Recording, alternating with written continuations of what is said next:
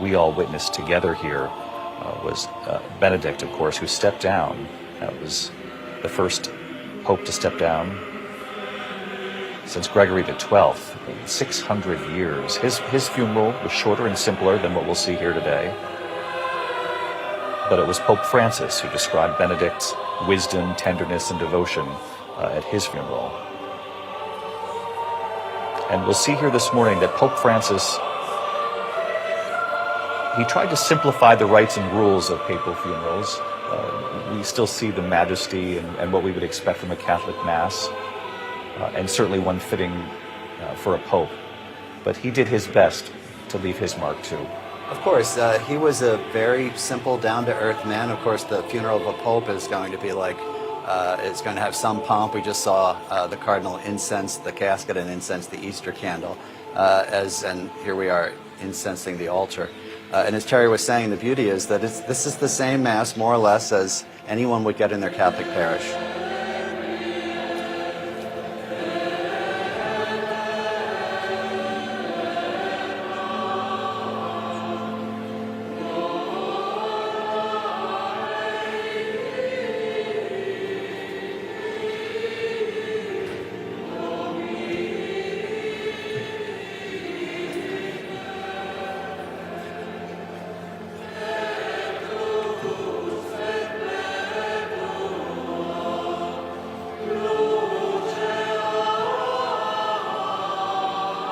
We saw just moments ago Cardinal Giovanni Battista Re. He, of course, is the Dean of the College of Cardinals. You'll see him throughout the funeral because he is overseeing the Mass, if you will. He's 91 years old now.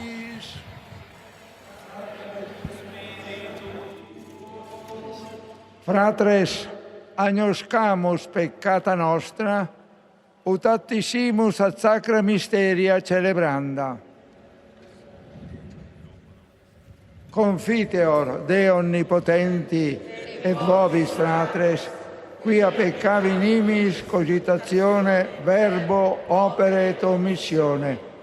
Mea culpa, mea maxima culpa.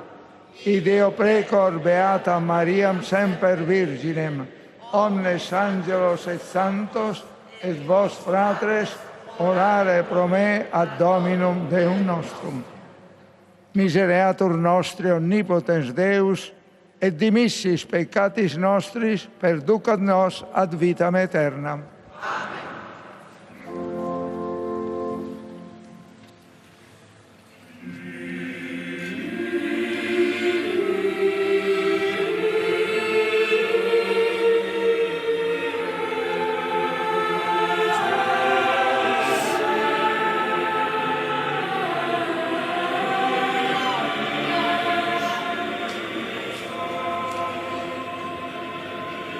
As I mentioned, that is Cardinal Battista Re, the Dean of the College of Cardinals. You know, it was during Francis's election, Cardinal Re, who was then the Deputy Dean, and it was Cardinal Re who actually asked the newly elected Jorge Mario Bergoglio of Argentina which name he would choose as Pope. And he told him Francis, after St. Francis of Assisi, and how fitting that name was. Well, and there's a great story that a Latin American cardinal, Cardinal Umes, Claudio Umes, said immediately after the election of Jorge Mario Bergoglio, grabbed his arm and said, "Don't forget the poor." And apparently that's one of the things that put into Francis's mind the idea of being named after Francis of Assisi, the first pope ever named after that great saint. Just extraordinary, the legacy of Pope Francis. Franciscus will be on his tomb, of course, his name in Latin. And what he would make of, look at this image right here, what he would make of this today, and the sea of faces, and the people from all over the world, the young people who have shown up. And as you said, someone grabbed his arm and said, "Don't forget the poor." And what we witnessed from Pope Francis, the washing of the feet of the prisoners, the women, people of Muslim faith, that he went back and paid his own bill after being named Pope Francis. He could have taken the limousine, but he took the van with the other cardinals who had just chosen him, and then rode around in that Ford Focus for quite some time. He did, much to the consternation of many in the Vatican Curia. He also said, I think a day or two after he was elected, how I want a church that is poor and a church that is for the poor. And in those 12 years, he really made good on that. I mean, he really fulfilled his promise there. By the way, we saw also many priests in the square, and he was also someone who really worked hard for priestly vocations, and he would be happy to see tens of thousands of priests in St. Peter's Square today. A man who surprised his parents by going into the priesthood. His mother thought he was going to become a doctor. His immigrant parents would have been so proud of that kind of an achievement. And his mother was thrown off when he decided to go into the priesthood. It was a surprise. His father was proud. His mother ultimately was. But he surprised his family by taking this role in life. Pope Francis became a priest at 32 years old after studying to be a chemist, and quickly made his mark on the Catholic Church in Buenos Aires. Becoming a cardinal and taking the subway in Buenos Aires to serve and help and pray for the poor. And as Father Martin said here, he made good on his promise to focus the church on those on the margins in his 12 years, 13 years as pontiff. Let's listen. Deus immortalis pastor animarum respice populo tuum supplicantem, et presta ut famulus tuus Papa Franciscus, qui ecclesiae tua in caritate prefuit, fidelis dispensatoris remunerationem, congregie tibi sibi credito misericorditer consequatur. Per Dominum nostrum Iesum Christum Filium tuum, qui te convivit et regnat in unitate Spiritus Sancti Deus per omnia saecula saeculorum. Amen.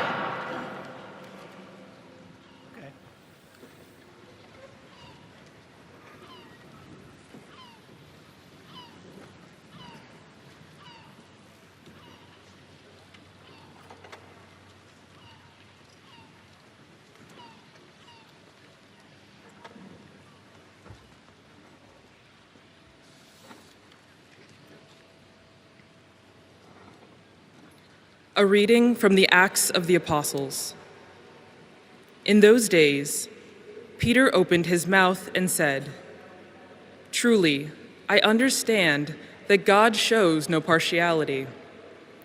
But in every nation, anyone who fears him and does what is right is acceptable to him. As for the word that he sent to Israel, preaching good news of peace through Jesus Christ, he is Lord of all. You yourselves know what happened throughout all Judea, beginning from Galilee after the baptism that John proclaimed, how God anointed Jesus of Nazareth with the Holy Spirit and with power. He went about doing good and healing all who were oppressed by the devil, for God was with him. And we are witnesses of all that he did, both in the country of the Jews and in Jerusalem. They put him to death by hanging him on a tree, but God raised him on the third day and caused him to appear, not to all people, but to us, who had been chosen by God as witnesses, who ate and drank with him after he rose from the dead. And he commanded us to preach to the people and to testify that he is the one appointed by God to be judge of the living and the dead. To him, all the prophets bear witness that everyone who believes in him receives forgiveness of sins through his name." Verbum Domini.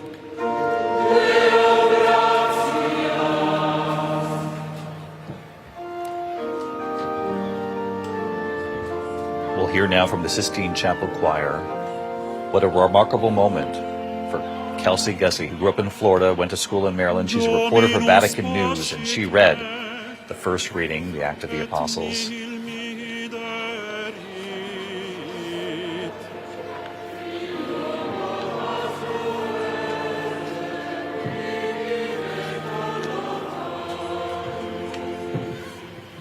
Super aquas pietis eduxit me, animam mea refecit.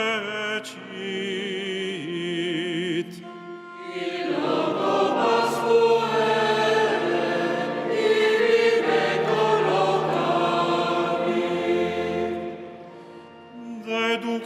me super semitas justitiae, propter nomen suum.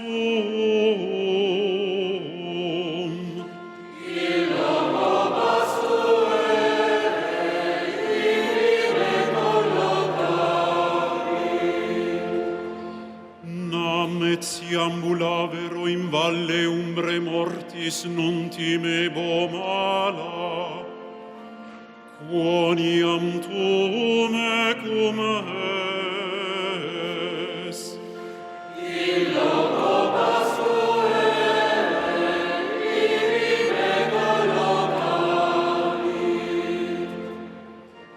Virga tua et baculus tuus, ipsa me consolata sunt.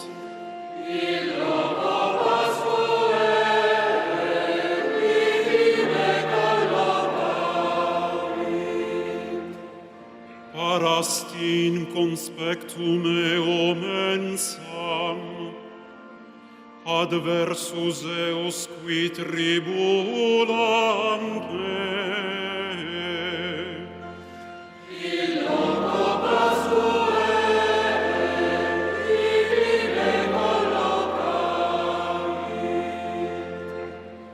Impinguasti in oleo caput meum, et calix meus redundat.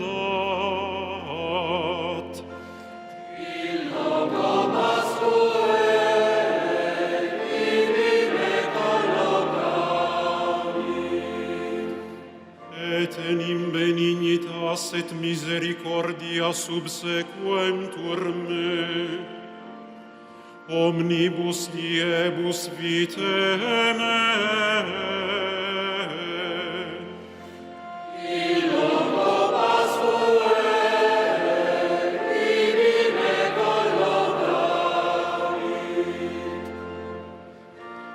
Et inhabitabo in domo Domini, in longitudinem dierum.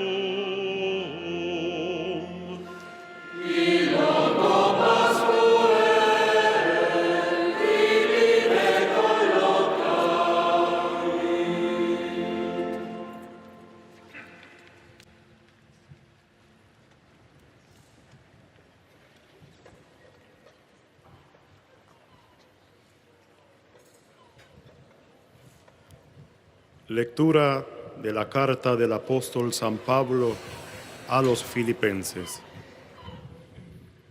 Hermanos, nosotros somos ciudadanos del cielo, de donde aguardamos un Salvador, el Señor Jesucristo. Who will Él transform our transformará lowly nuestro body cuerpo humilde to be like his según el glorious modelo de su body, cuerpo glorioso, con by the esa power that energía que enables him posee even para to someterse a subject todo. all things to himself. Así pues, hermanos Therefore, míos, my brothers and queridos sisters, y añorados, whom I love and long mi for, alegría y mi my corona, joy and crown, stand manteneos firm así thus en in el the Señor, Lord, my beloved. queridos. Verbum Domini. The word of the Lord. Thanks be to God.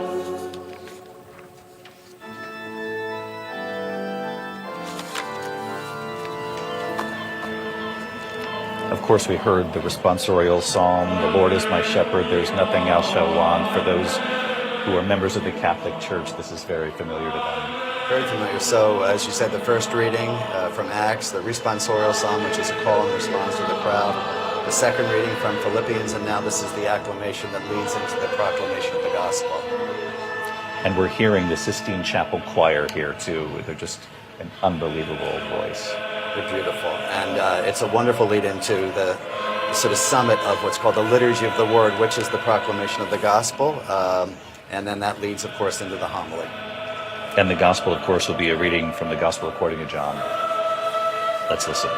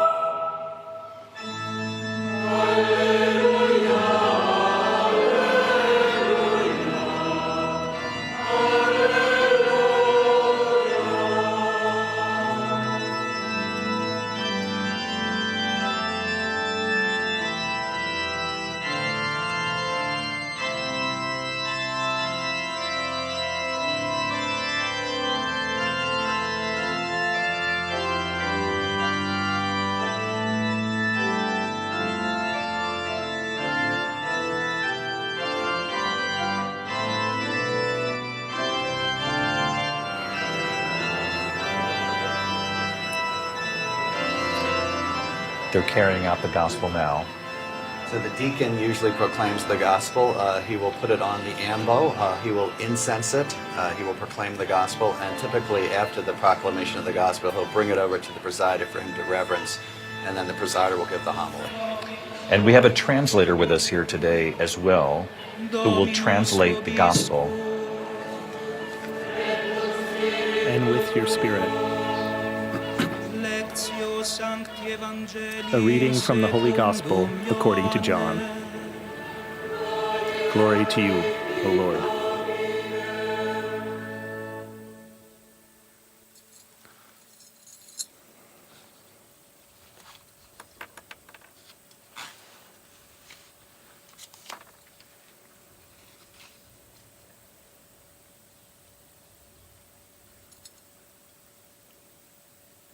When Jesus had revealed himself to his disciples, And they had finished breakfast, Jesus said to Simon Peter, Simon, son of John, do you love me more than these? He said to him, Yes, Lord, you know that I love you. He said to him, Feed my lambs. He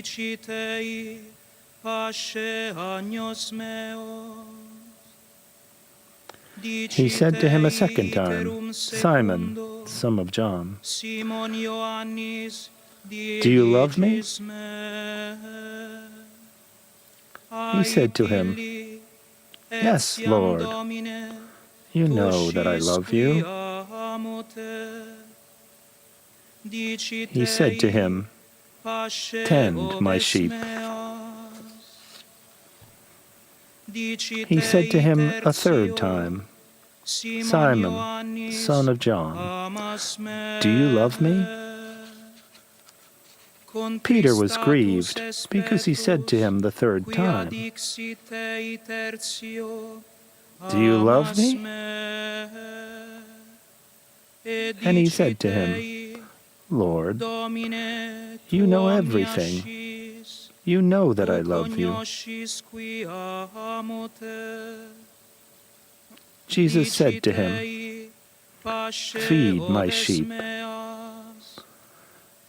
Truly, truly, I say to you, when you were young, you used to dress yourself and walk wherever you wanted. But when you are old, you will stretch out your hands, and another will dress you and carry you where you do not want to go. This he said to show by what kind of death he was to glorify God. And after saying this, he said to him, Follow me.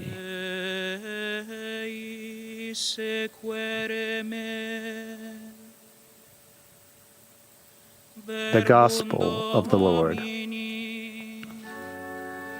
Praise to you, Lord Jesus Christ.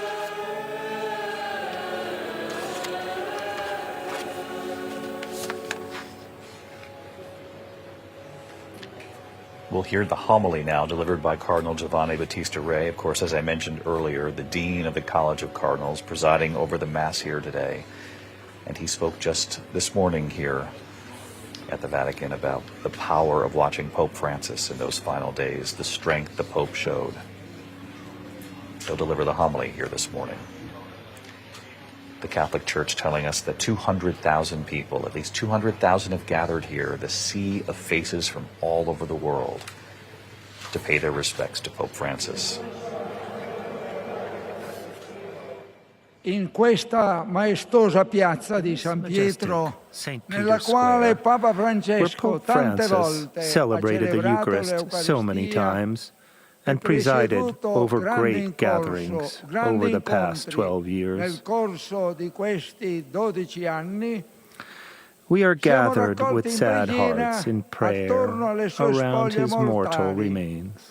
col cuore triste, Yet we ma are sorretti sustained by the certainty of faith, which assures us that human existence does not end in the tomb, but in the Father's house, in a life of happiness that will know no end.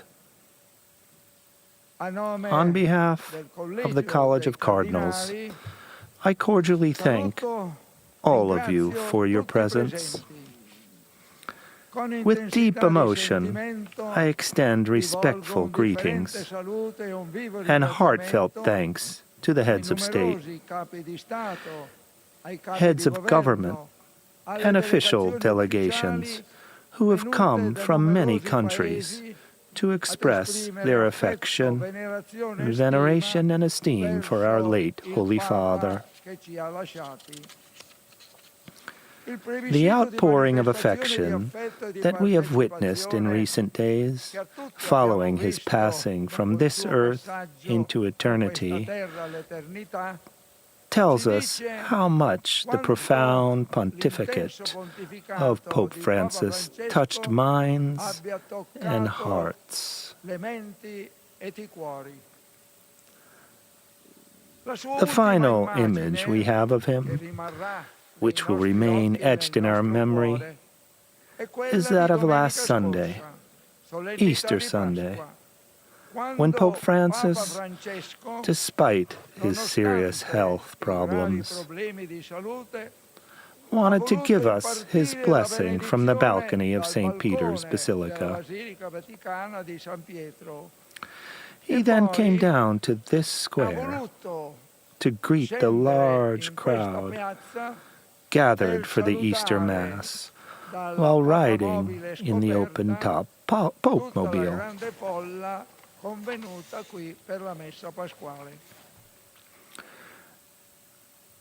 With our prayers, we now entrust the soul of our beloved Pontiff to God, that he may grant him eternal happiness in the bright and glorious gaze of his immense love. We are enlightened and guided by the passage of the Gospel, in which the very voice of Christ resounded, asking the first of the apostles, Peter, do you love me more than these? Peter's answer was prompt and sincere. Lord, you know everything. You know that I love you. Jesus then entrusted him with the great mission, feed my sheep. This will be the constant task of Peter and his successors, a service of love in the footsteps of Christ, our Master and Lord, who came not to be served, but to serve, his life a ransom for many. Despite his frailty and suffering toward the end, Pope Francis chose to follow the path of self-giving until the last day of his earthly life. He followed in the footsteps of his Lord, the Good Shepherd, who loved his sheep to the point of giving his life for them. And he did so with strength and serenity, close to his flock, the Church of God, mindful of the words of Jesus quoted by the Apostle Paul. It is more blessed to give than to receive. When Cardinal Bergoglio was elected by the conclave on March 13, 2013, to succeed Pope Benedict XVI, he already had many years of experience in religious life in the Society of Jesus, and above all, was enriched by 21 years of pastoral ministry in the Archdiocese of Buenos Aires, first as auxiliary, then as coadjutor, and above all, as Archbishop.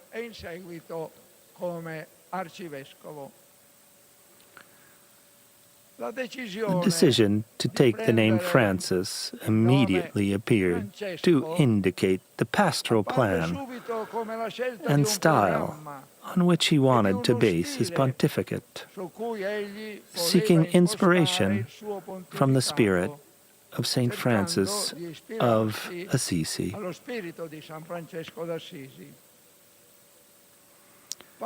He maintained his temperament and form of pastoral leadership, and through his resolute personality, immediately made his mark on the governance of the Church. He established direct contact with individuals and peoples, eager to be close to everyone, with a marked attention to those in difficulty, giving himself without measure, especially to the marginalized, the least among us. He was a pope among the people, with an open heart towards everyone. He was also a pope, attentive to the signs of the times, what the Holy Spirit was awakening in the Church.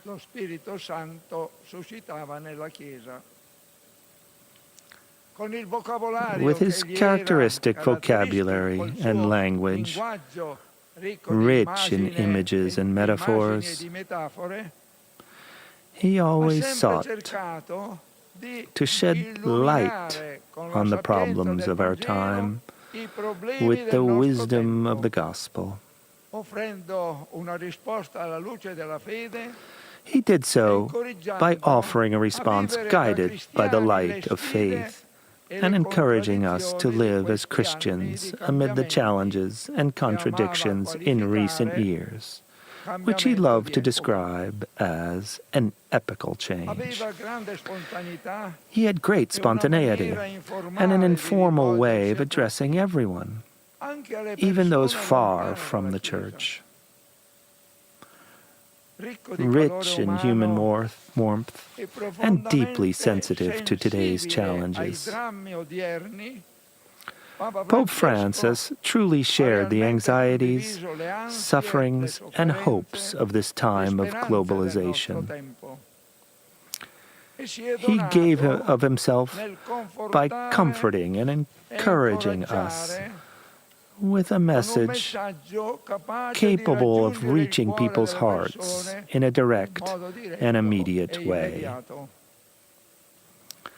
His charisma of welcome and listening, combined with a manner of behavior in keeping with today's sensitivities, touched hearts and sought to reawaken moral and spiritual sensibilities. Evangelization was the guiding principle of his pontificate. With a clear missionary vision, he spread the joy of the gospel, which was the title of his first apostolic exhortation, Evangelii Gaudium. It is a joy that fills the hearts of all those who entrust themselves to God with confidence and hope. The guiding thread of his mission was also the conviction that the Church is a home for all, a home with its doors always open. He often used the image of the Church as a field hospital after a battle in which many were wounded. A Church determined to take care of the problems of people and the great anxieties that tear the contemporary world apart. A Church capable of bending down to every person, regardless of their beliefs or condition, and healing their wounds. His gestures and exhortations in favor of refugees and displaced persons are countless. His insistence on working on behalf of the poor was constant. It is significant that Pope Francis's first journey was to Lampedusa, an island that symbolizes the tragedy of emigration, with thousands of people drowning at sea.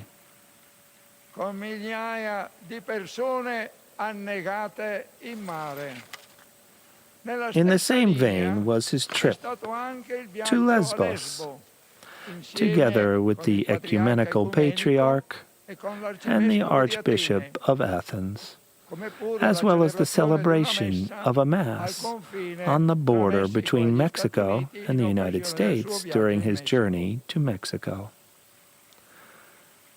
Of his 47 arduous apostolic journeys, the one to Iraq in 2021, defying every risk, will remain particularly memorable.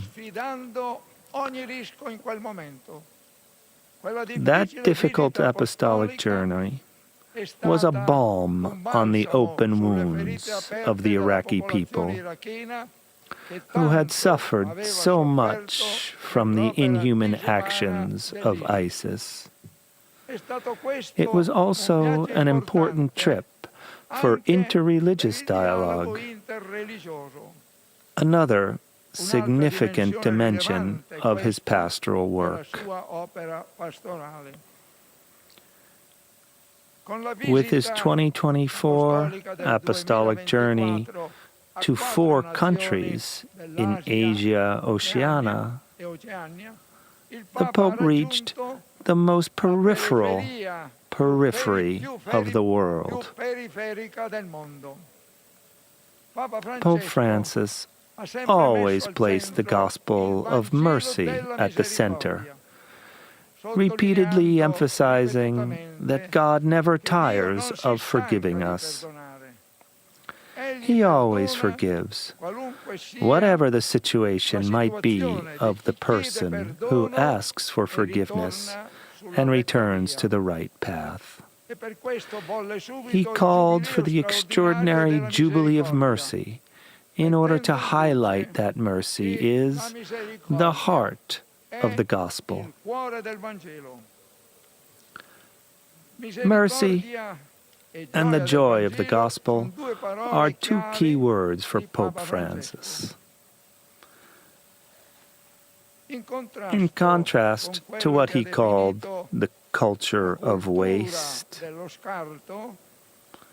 he spoke of the culture of encounter and solidarity.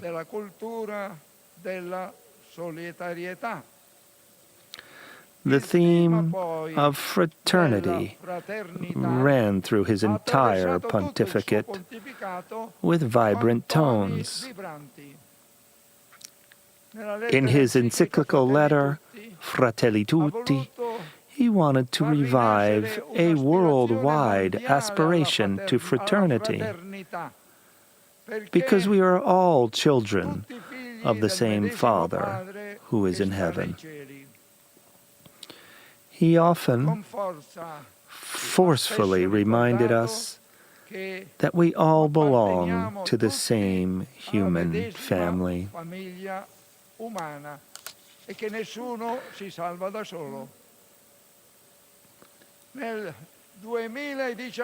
In 2019, during his trip to the United Arab Emirates, Pope Francis signed a document on human fraternity for world peace and living together, recalling the common fatherhood of God.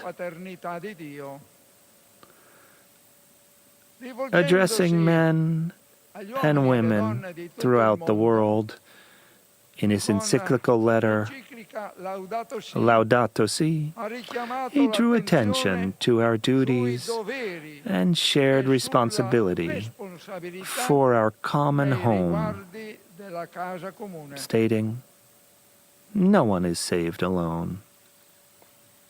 Di fronte Faced with the raging wars of recent years, with their inhuman horrors and countless deaths and destruction, Pope Francis incessantly raised his voice, imploring peace and calling for reason and honest negotiation to find possible solutions. Invitando alla ragionevolezza, invitando all'onesta trattativa per trovare le soluzioni possibili. Perché la guerra, War, he said, diceva, results in the death of people and the destruction of homes, hospitals, and schools. War always leaves the world worse than it was before.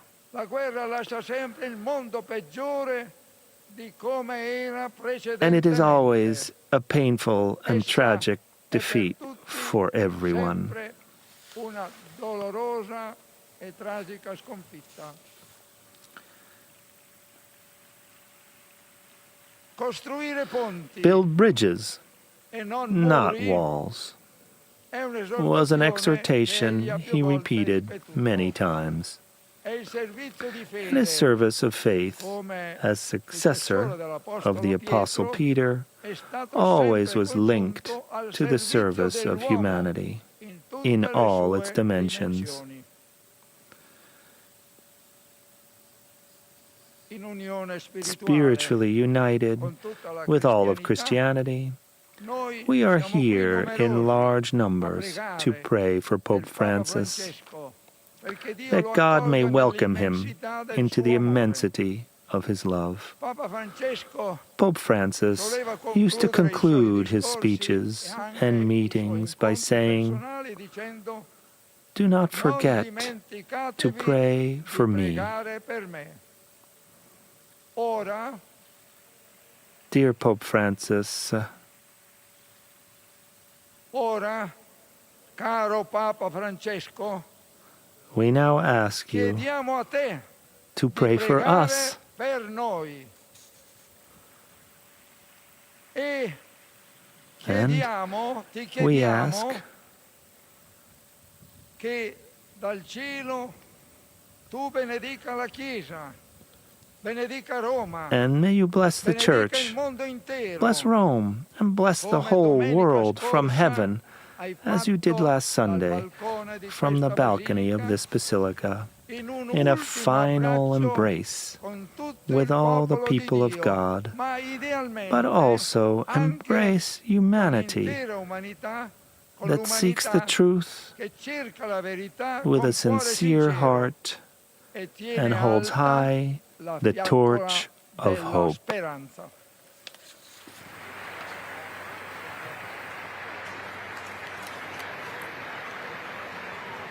A deeply moving homily from Cardinal Battista Re,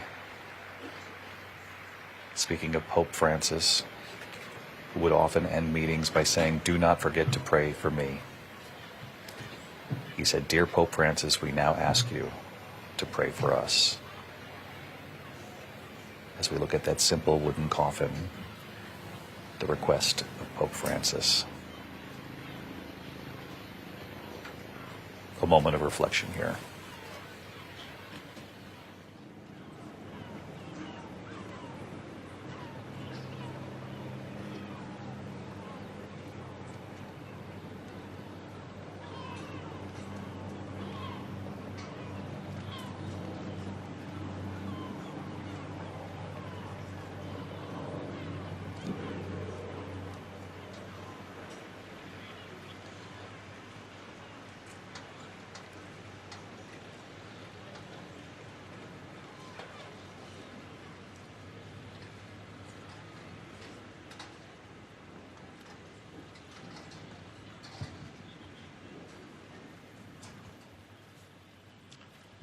Fratelli e sorelle, Preghiamo Dio nostro Padre, Pray to God che our oggi ci ha Father, riuniti who per today brings us celebrare il together mistero to pasquale del commemorate suo the Figlio Paschal mystery unigenito of His only nelle begotten esequie Son, del pastore della as we Chiesa celebrate the universale, funeral of the pastor of the perché Universal Church. lo accolga May He welcome nella him sua into eterna His pace peace e and di bestow gioia, every ed blessing arricchisca ogni upon the bene alla Church Chiesa e al and the whole mondo. world.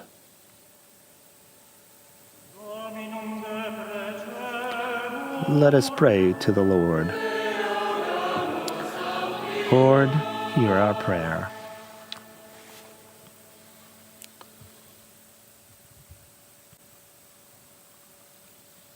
For the late Pope Francis, that the chief shepherd, who eternally lives to intercede for us, may welcome him into his kingdom of light and peace. Let us pray to the Lord. Lord, hear our prayer.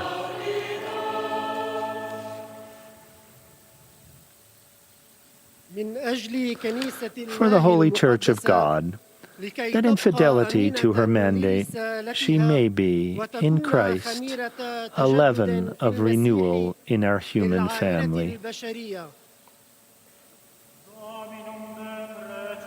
Let us pray to the Lord. Lord, hear our prayer.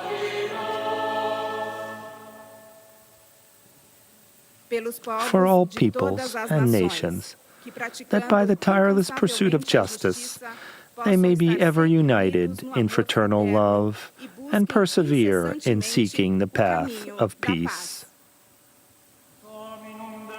Let us pray to the Lord. Lord, hear our prayer. For the souls of the deceased Roman pontiffs and of all those who in the Church proclaim the gospel and exercise the priestly ministry, that they may come to share in the heavenly liturgy, let us pray to the Lord. Lord, hear our prayer. For all the faithful departed, that they may be granted entrance into the kingdom of heaven. Let us pray to the Lord. Lord, hear our prayer.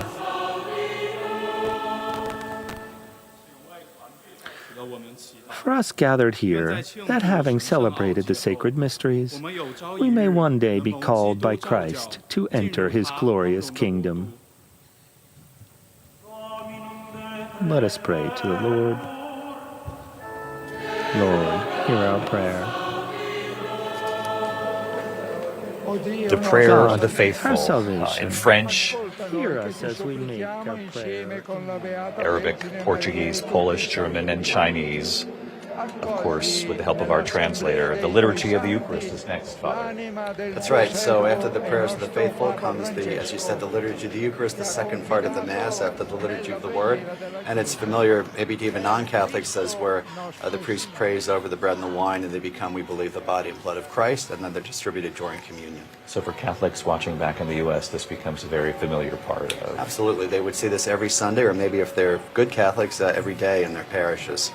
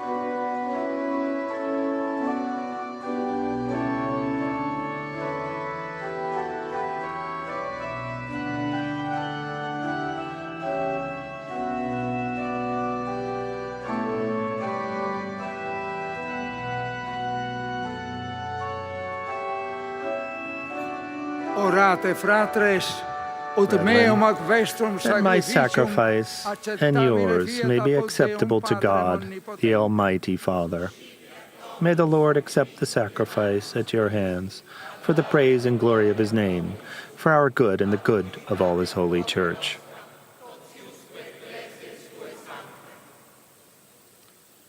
Oblationem pacificam populi tui, qui sumus Look with Domini, favor, we pray, O Lord, propitius in on the tuere, peaceful offering to your qui people, animam famuli tui, Pape with which we Francisci, confidently commit tue to your mercy the soul of your fidelium servant, Pope committimus, Francis. et presta, And ut grant, tue we caritatis pray, et pacis in that una having familia been fuit in the instrumentum, midst of the human family, earum fructu constantis an instrument tuis of your perpetuo charity and letarium peace, mereatur, per Christum he may merit to Dominum delight nostrum. in the same forever with all your saints, through Christ our Lord.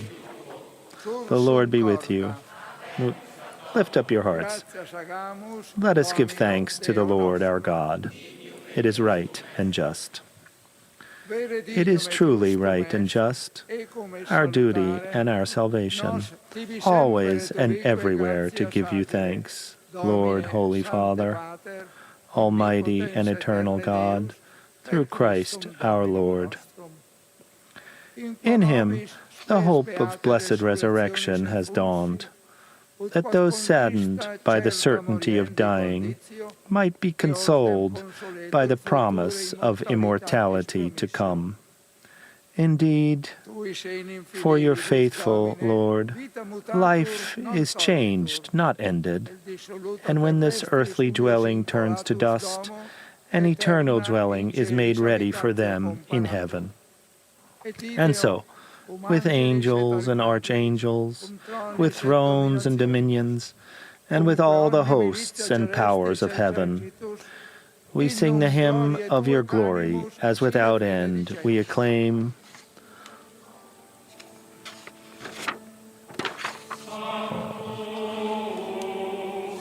Holy, holy, holy Lord, God of power and might. Heaven and earth are full of your glory. Hosanna in the highest.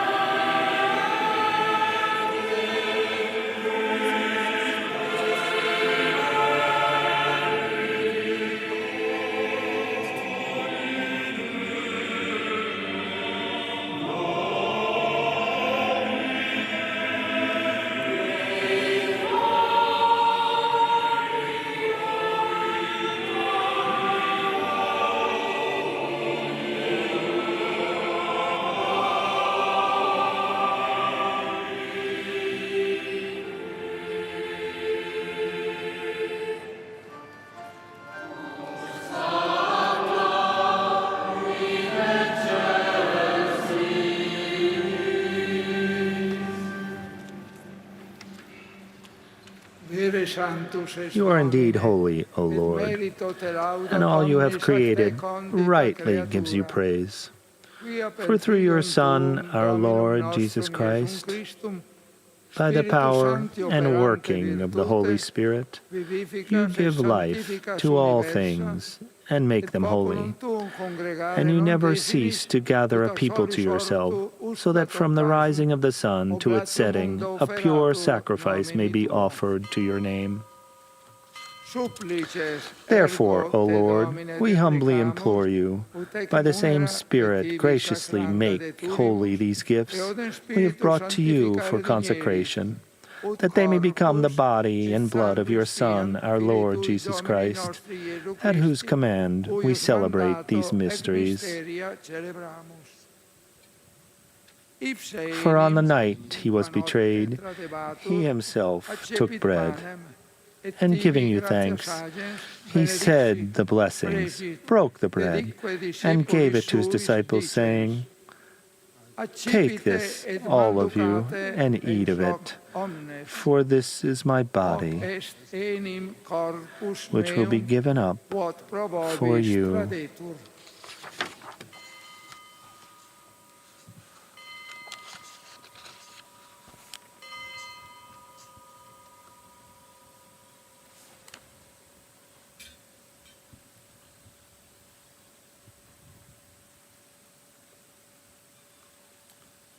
In a similar way, when supper was ended, he took the chalice, and giving you thanks, he said the blessing, and gave the chalice to his disciples, saying, Take this, all of you, and drink from it, for this is the chalice of my blood, the blood of the new and eternal covenant, which will be poured out for you and for many for the forgiveness of sins. Do this in memory of me.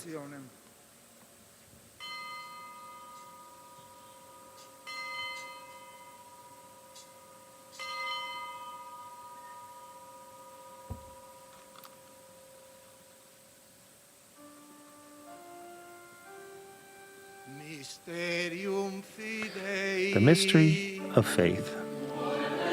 We proclaim your death, O Lord, and profess your resurrection until you come again.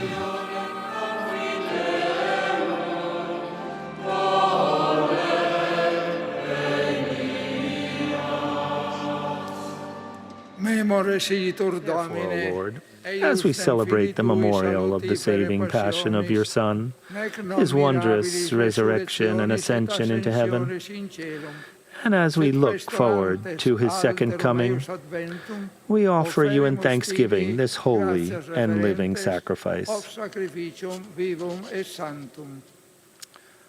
Look, we pray, upon the oblation of your Church, and recognizing the sacrificial victim by whose death you willed to reconcile us to yourself, grant that we, who are nourished by the body and blood of your Son, and filled with his Holy Spirit, may become one body, one Spirit, in Christ.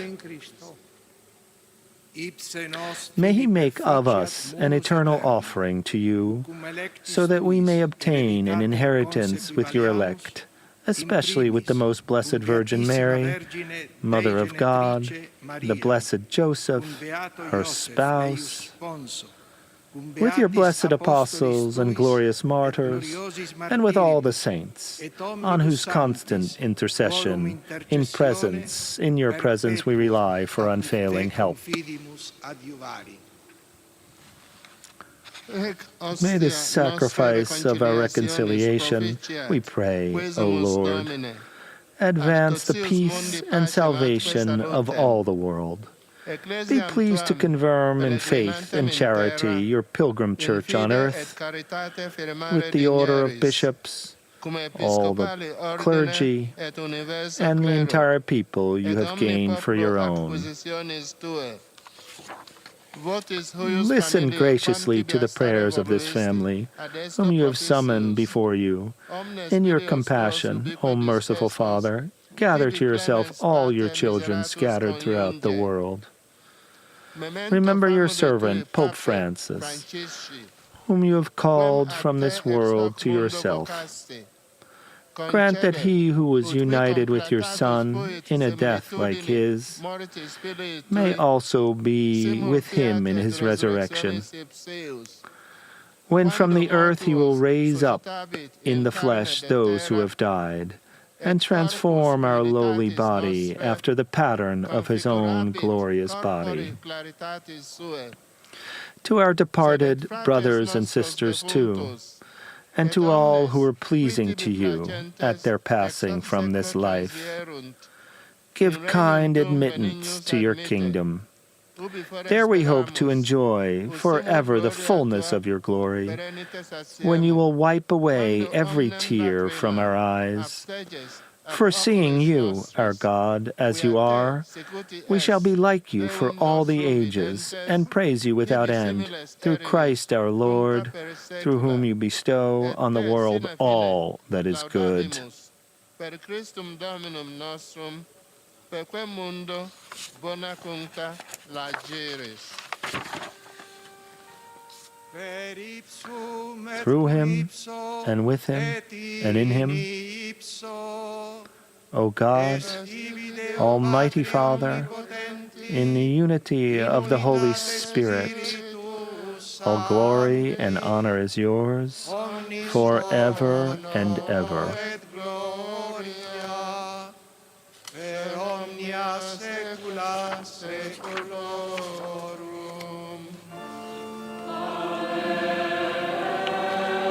Amen. At the Savior's command, and formed by divine teaching, we dare to say, Our Father, who art in heaven, hallowed be thy name. Thy kingdom come, thy will be done, on earth as it is in heaven.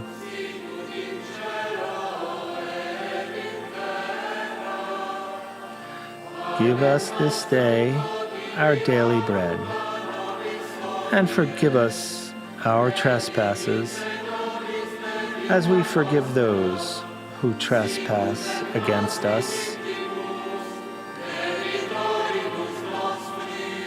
And lead us not into temptation, but deliver us from evil.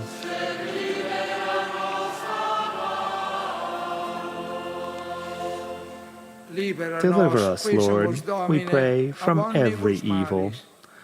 Graciously grant peace in our days, that by the help of your mercy we may be always free from sin and safe from all distress, as we await the blessed hope and the coming of our Savior, Jesus Christ. For the kingdom, the power, and the glory are yours, now and forever. Lord Jesus Christ, who said to your apostles, Peace I leave you, my peace I give you. Look not on our sins, but on the faith of your church, and graciously grant her peace and unity in accordance with your will, who lives and reigns forever and ever. Amen. The peace of the Lord be with you always, and with your spirit. Let us offer each other the sign of peace.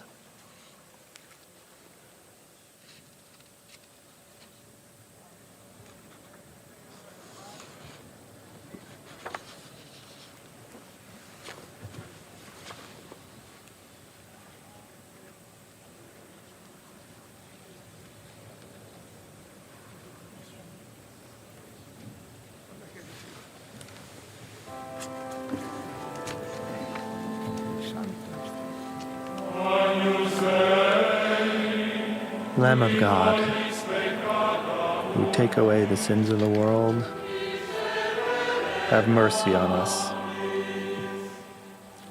Lamb of God, take away the sins of the world,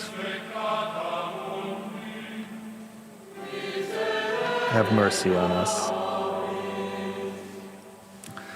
Lamb of God, who take away the sins of the world, grant us peace.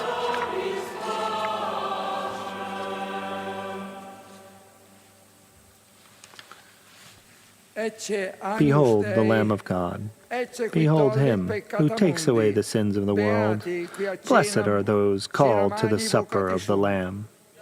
Lord, I am not worthy that you should enter under my roof, but only say the word, and my soul shall be healed.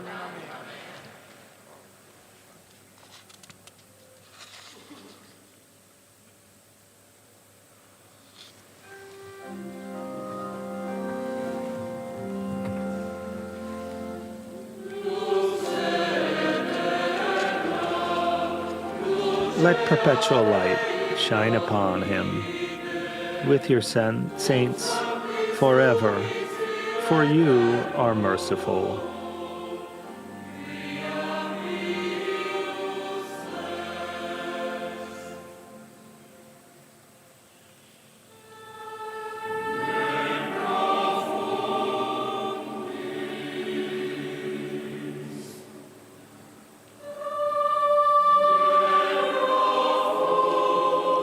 Out of the depths I cry to you, O Lord.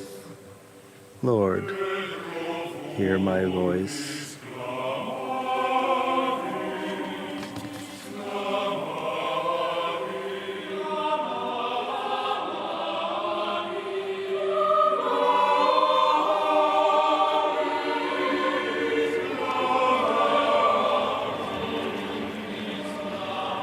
As we now witness communion here in St. Peter's Square,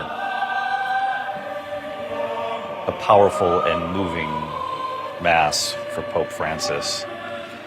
We saw the offering of a sign of peace there moments ago. We did it right here in the booth. Nothing like having Father Martin. I mean, it's rare that you get to shake the priest's hand, but we got that opportunity, Deborah, right here today. But I have to go back to the homily because it was so deeply moving, and there were a couple of moments right here at the Vatican when the tens of thousands who have gathered here broke out into applause when he talked about really what Pope Francis stood for. He said the guiding thread of his mission was also the conviction that the church is a home for all, a home with its doors always open. He often used the image of the church as a field hospital, and we've heard that often, after a battle in which many were wounded, but a church determined to take care of the problems of all of the people. And he said that Pope Francis often forcefully reminded us that we all belong to the same human family. And again, the thousands here breaking into applause. It was deeply moving, wasn't it, Deborah? It was so touching, David. I don't care whether you're Catholic, non-Catholic, non-believing.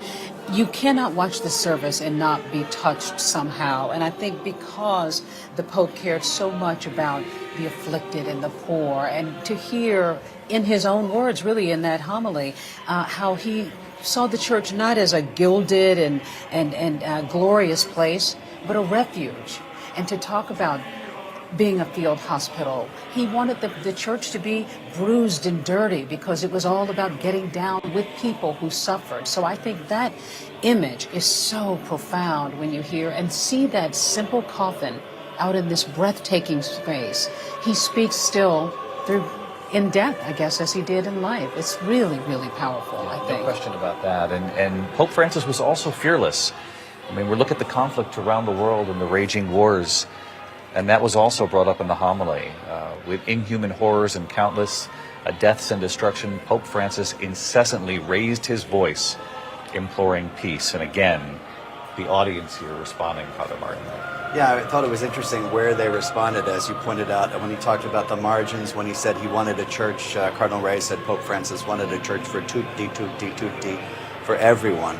The line that I just love, and was used actually by our Jesuit Superior General a couple of nights ago at the Church of the Jesu, is this idea that Pope Francis used to say all the time, and he would every time you would meet with him, pray for me, pray for me.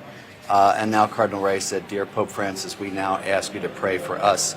May you bless the church, bless Rome, and bless the whole world from heaven, as you did last Sunday from the balcony of this basilica. What a beautiful image. And it is amazing to think that just on Easter Sunday, he was asking us to pray for him. And now he's praying for us. We believe as Catholics, he's in heaven, and we ask for his prayers, and he prays for us. And it's such a beautiful image. It's interesting, as a priest, a little bit more of a eulogy than a homily, right? And that's often it did feel that way. Yeah, that's often what you do at a funeral for a notable person. Now, there was a nod to the gospel, a beautiful gospel passage about where Jesus offers Peter forgiveness and then asks him to lead the flock. So kind of a nod to Pope Francis, always saying, I'm a sinner, but is asked to be, in this case, the successor of St. Peter.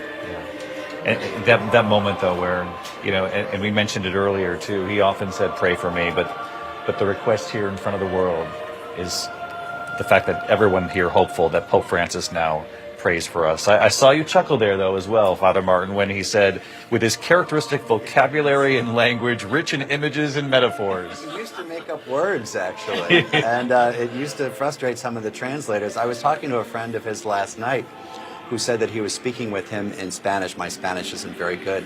And he said that Pope Francis talked about pastoralidad. And my friend went to the dictionary and realized it wasn't a word, pastorality, basically, to being a pastoral person. But he liked words, and he liked to, I think, provoke people a little bit by using new words and helping people think about things in a different way. You talked about the Catholics. I have to tell you, I was not raised in the Catholic faith. I grew up in the Baptist church. My father used to say, pray for me and I'll pray for you. And there was an old hymn that used to be sung at funerals a lot. May the life I've lived speak for me. May the work I've done speak for me. And you really feel that here, even in this Catholic setting. This man's life clearly is speaking such volumes here today. Well, and it did, and interestingly, it reminds me of something Francis of Assisi would say, which is preach the gospel always, use words when necessary. So his life was really a kind of embodiment of the gospel. Let your actions speak for you, and in the end, that is certainly the case for Pope Francis. Just a majestic view over the Vatican at this hour. 11:28 here. In Rome, and as we know, it's far earlier back in the States, and you're watching ABC News Live coverage celebrating Francis, the People's Pope. Communion now underway.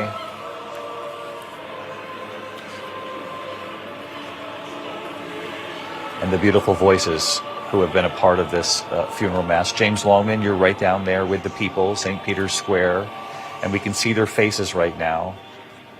Deeply moving. That's right, David. I think there are a few moments where people around us got more animated. As we were saying, there are a lot of young people here. So through the Mass, a lot of them were lying down, chilling out with their friends, enjoying it, but just sort of chatting. And then when the Eucharist began, which is obviously the most important time of the Mass, where the bread and wine is transformed into the body and blood of Christ, they got up, or they knelt. During the Lord's Prayer, which was sung, a lot of them stood up, put their hands out. And then, of course, the peace be with you.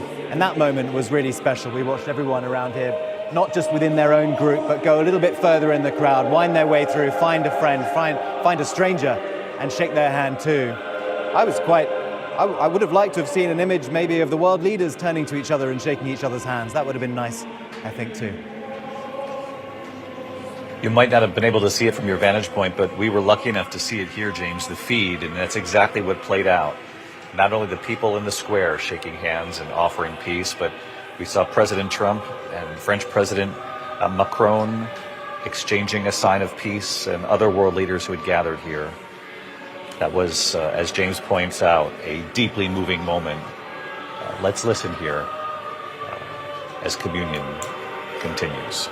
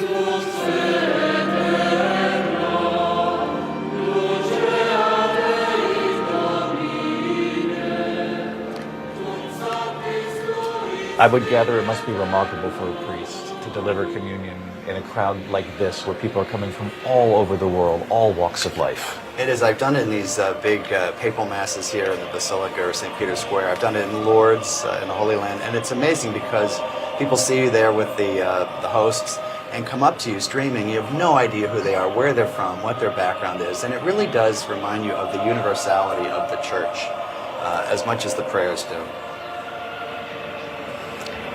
Every single time they show that simple wooden casket, it also reminds you of the wishes on this day, that this be about a mass not only for the Pope, but for the people. For the people. And we've seen them line up here.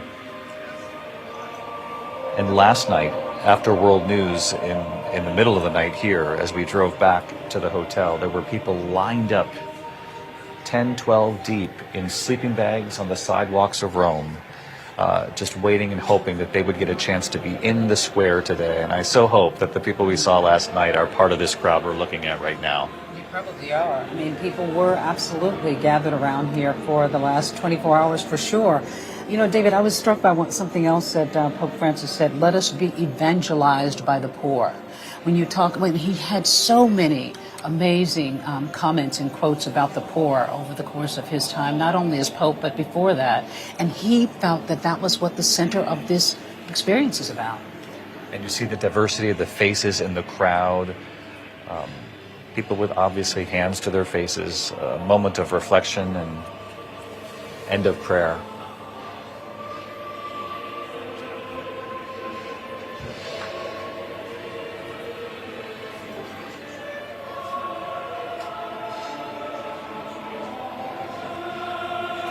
And it was fascinating throughout the week, through James's reporting and Terry's, and then Deborah, you and I both getting out into the square and around Rome to talk with the people, not just Americans, but from all over the world.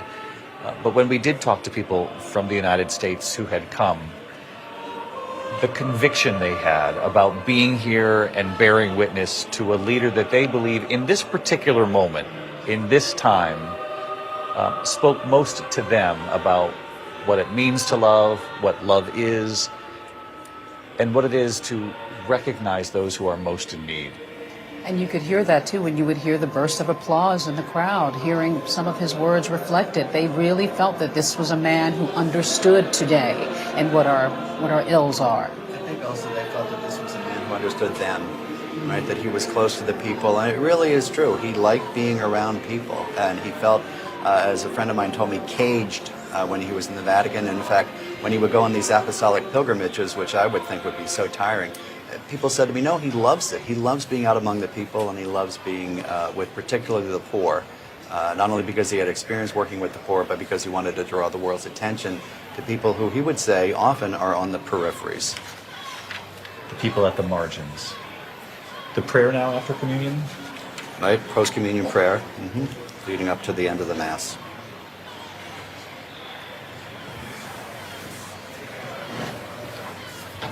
I don't know if you can hear at home listening in, but we can hear the birds over St. Peter's Square. And you can see the clouds now beginning to form.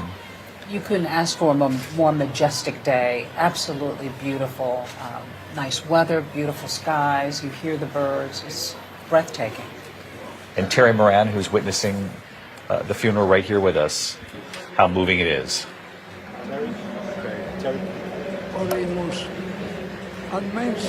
Very, very moving and very impactful. I was struck at that moment of reflection after the gospel, when the huge crowd hushed, and the city seemed to hush too. I couldn't hear a siren. I couldn't hear a horn. There wasn't any argument below, which sometimes you hear in Rome. This Mass, this ancient service, has an effect on the modern world. A world that has put aside so much ritual and so much ceremony. Radiating out of here is the truth that so many find in solemnities like this. A different way of being in the world, of understanding the world in this farewell to Pope Francis. Terry, thank you. Let's listen to the prayer here after communion.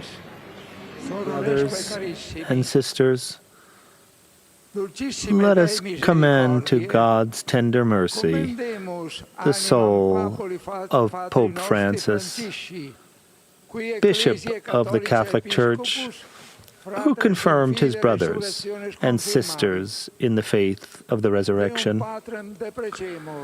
Let us pray to God, our Father, through Jesus Christ and in the Holy Spirit. May he deliver him from death, welcome him to eternal peace, and raise him up on the last day. Through the intercession of the Blessed Virgin Mary, Queen of Apostles and Protectress of the Roman people, may God reveal to our Pope the face of his beloved Son and console the Church with the light of the resurrection.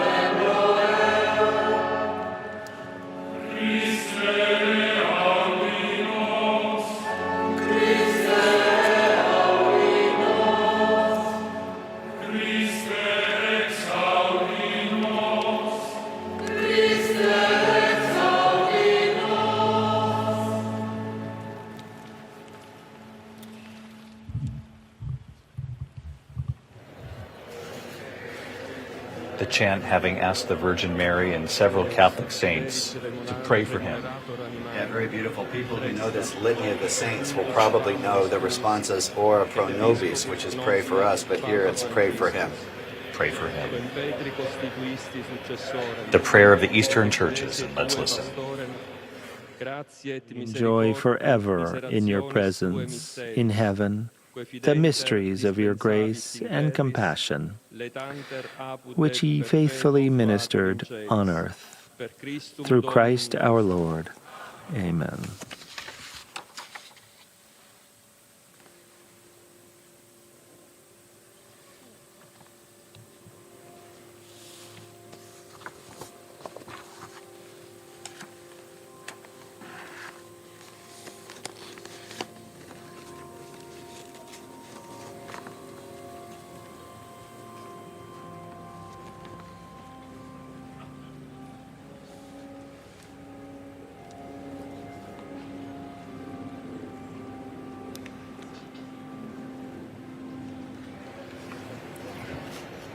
Father Martin, just talk us through what we're witnessing here.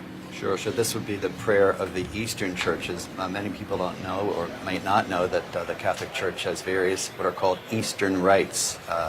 And so here are the representatives from these rites from different parts of the church in Melkite places and the Maronite places, and they will offer their own prayers now.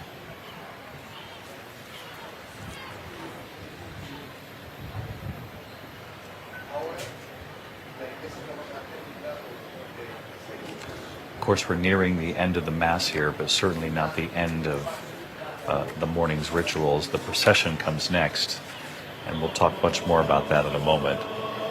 Also expected to be a beautiful part of today's farewell to the Pope. Let's listen.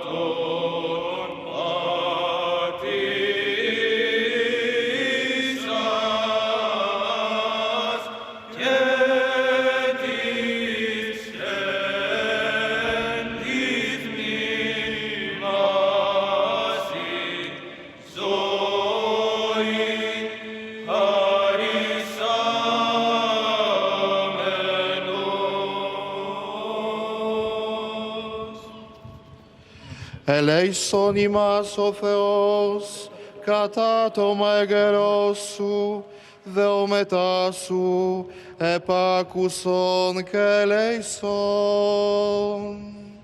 Κύριε ελέησον, Κύριε ελέησον, Κύριε ελέησον.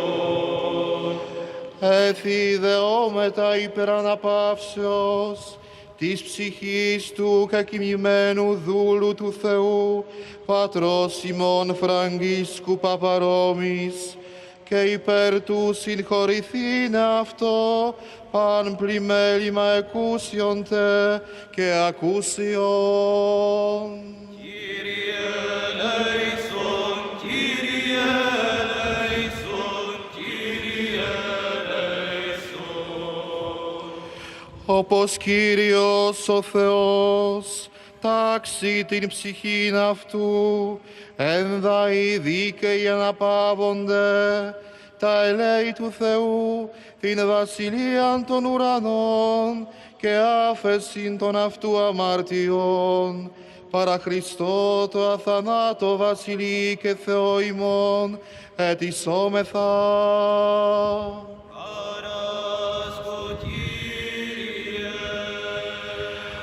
Του Κυρίου δεηθόμεν. Κύριε ελέησον. Ο Θεός των πνευμάτων και and of all πάσης flesh, σαρκός, who trampled death underfoot, vanquished the devil, and gave life to the world, grant repose of the soul of your departed servant, Francis, Bishop, in a place of light and joy, a verdant place, a place of blessedness, where suffering, pain, and sorrow are no more.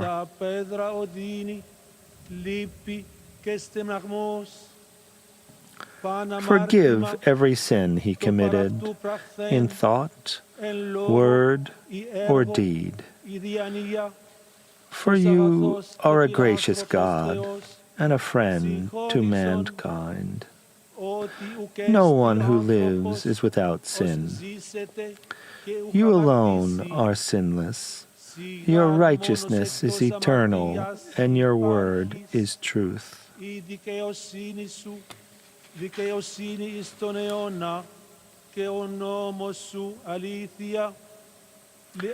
For you, O Christ our God, our resurrection, the life and the repose of your servant Francis, Bishop, who has fallen asleep, we give you glory with your eternal Father and your Holy Spirit, who is gracious and the giver of life, now and forever. Amen.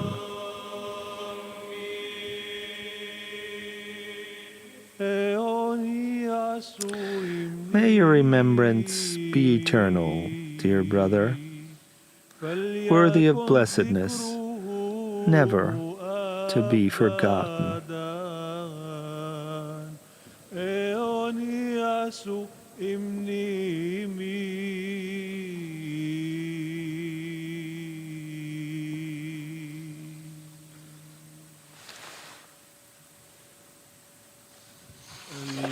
المسيح قام من بين الأموات ووطئ الموت بالموت ووهب الحياة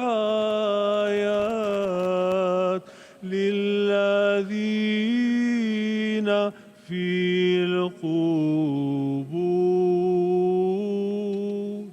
Cristo è risorto dai morti, con la morte calpestando la morte e donando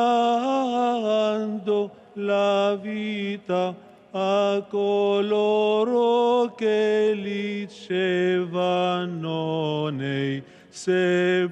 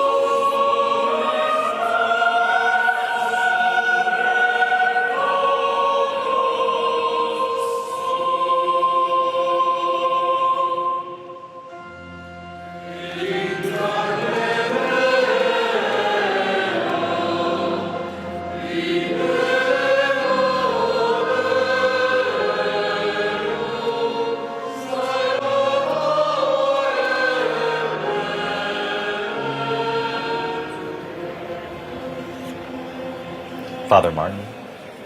Sure. So what he's doing now is he blessed the casket and the body with holy water, which was called the aspergillium. That was what he was throwing with the water with. And now he's incensing. And of course, the incense is a kind of blessing, but also a reminder that our prayers are going up to God. So this is a part of the funeral, I think, that many people would recognize. Yeah. It's also quite a sad part of the funeral, I find, because it's coming to the end. And then the body will be taken for the Pope to St. Mary Major, but for the rest of us to cemeteries. And so it's also a very emotional time of the Mass, of the funeral Mass. It marks the end. And the first Pope in more than 300 years to actually be buried over there, too. So to choose not to be buried here, right, very and significant. Initially I thought, well, it's kind of too bad because people won't be able to visit him as much as easily as they can visit St. John Paul and John the 23rd and Paul the 6th. But I think it's beautiful. He's with the people of Rome who he loved. He's near an icon of Mary that he loved. He's in a church that he loved, and it's a much simpler resting place for him. And of course, he'll be in the heart of Rome, so he'll be with the people. Exactly. And to see him with the incense and the blessing, and in the background, the faces of the people who gather here today, I think that is one of the lasting images here.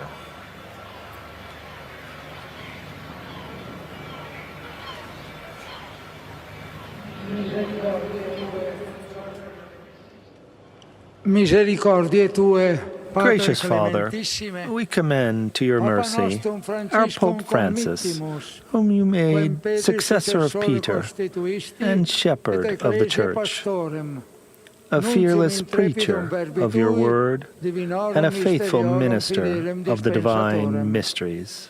Welcome him, we pray, into your heavenly dwelling place, to enjoy eternal glory with all your chosen ones.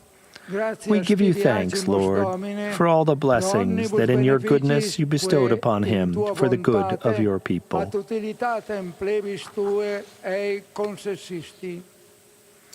Grant us the comfort of faith and the strength of hope.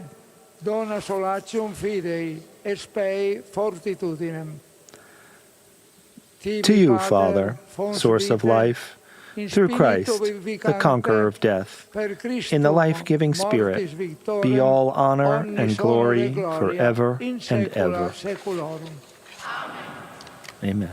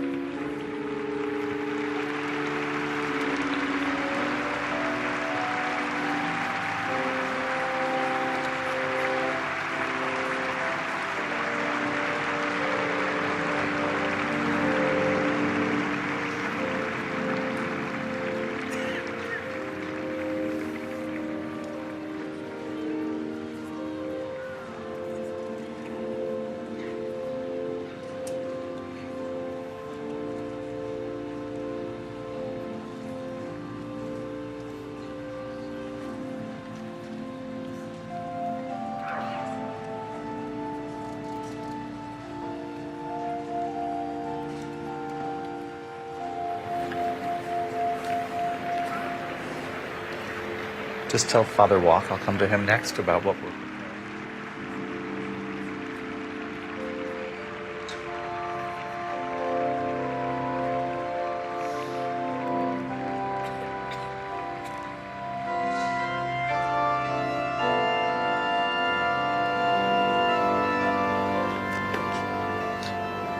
Father John Walk watching here with us today as well. And Father Walk, you could hear the applause from the tens of thousands who have gathered here in the square, and now we prepare for that moment that's coming when they'll bring Pope Francis the coffin back into the Basilica for this procession after the Mass. You could say that it's the world saying goodbye now to Pope Francis. They're seeing him for the last time. And we've been talking during this whole ceremony about how he came from the peripheries, he went out to the peripheries, and was interested in including everyone, tutti, were the object of his love and his concern. And I think it's a reflection what we see today, and the panoply of colors and the people from all these different countries, the different languages. It's all a way of reminding us of the Catholicity, the universality of the Church. That's what the word Catholic means. It means universal. It reaches out to everyone. And even the word church doesn't refer to a building, it refers to a gathering of people. And what we're seeing today, you could say, is the Catholic Church, but not of Catholics. It's the universe, the world, coming to pay their respects to the Pope. It's Catholic with a small c, Church with a small c, but very much the world paying its last respects to a father figure, as I say, not just for Catholics, but for the world, and those who are interested in spiritual and moral values. And Father Walk, to see the cardinals there as well, and as you say, bidding farewell to Pope Francis, but also knowing that the weight of the next chapter of the Church is now on their shoulders. Exactly. As we watch, the chapter is turning. Now we're starting to think about the future, and the cardinals realize that the responsibility is now falling on their shoulders to choose a successor of Francis, a successor of Peter. And James Longman, who's watching from the square. James, we know that a number of cardinals are, of course, here in Rome, the vast majority of them, though not all of them will be taking part in the actual ancient ritual of the conclave, simply because of age. That's right. To be under 80 in order to be eligible. That's why the Dean of the College is not eligible, Giovanni Battista Re, who presided here today. And that's why the man running the show essentially is Kevin Farrell, the former bishop from Dallas, who is essentially running the Vatican at the moment. But it is interesting that for the first time ever, I think you've got the sheer volume of non-eligible cardinals are spending time with these cardinals who are eligible, who are as young as 44. The youngest cardinal in the conclave is, I believe, a Ukrainian cardinal who's based in Australia, Mykola Vucic. But these older cardinals will now have the time, perhaps, to influence, to at least have conversations with those that are eligible, and that's why they're having these congregations every day. They are meeting here in Rome to discuss the future. We're hearing a round of applause now because we think Francis is now going to be lifted by the pallbearers.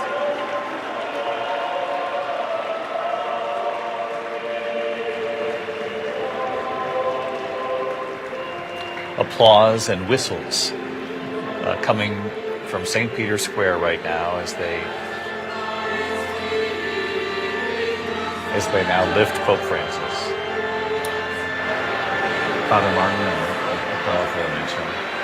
Very powerful, and a reminder that he's human like the rest of us, right? He needs God's help like the rest of us. He relies on our prayers like the rest of us, and he's no longer with us. He's in heaven praying for us. But quite a powerful scene, and just the image of the cross on the simple casket is quite moving. I think that says a lot about who he was as a person, a simple Christian, someone who worked hard for us, who reached out to those in the margins, and who really made good with all of his Jesuit vows of poverty, chastity, and obedience, his vows as a priest, and the vows and promises he took as a pope. I think of the line from the Gospels, well done, good and faithful servant.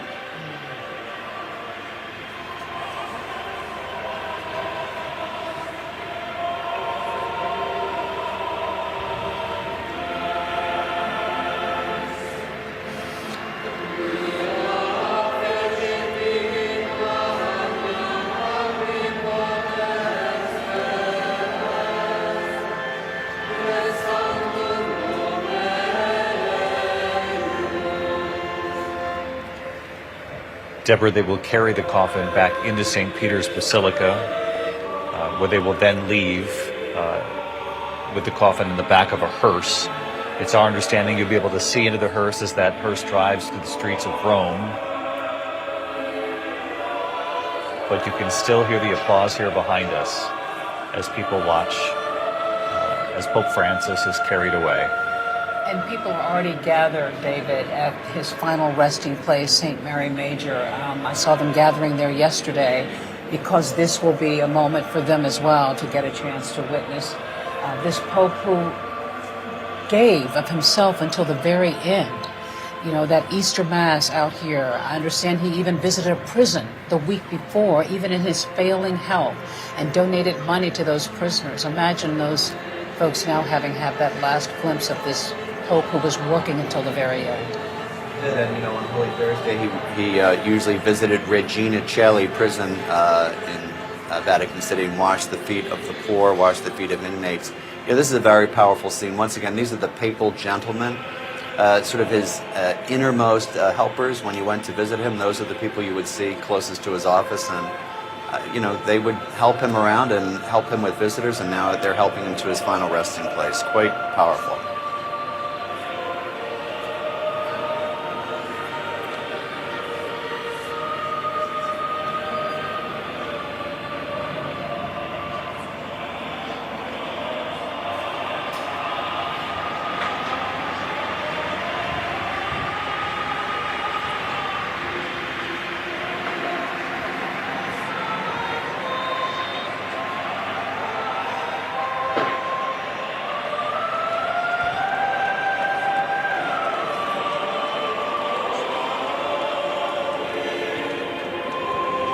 Father Martin.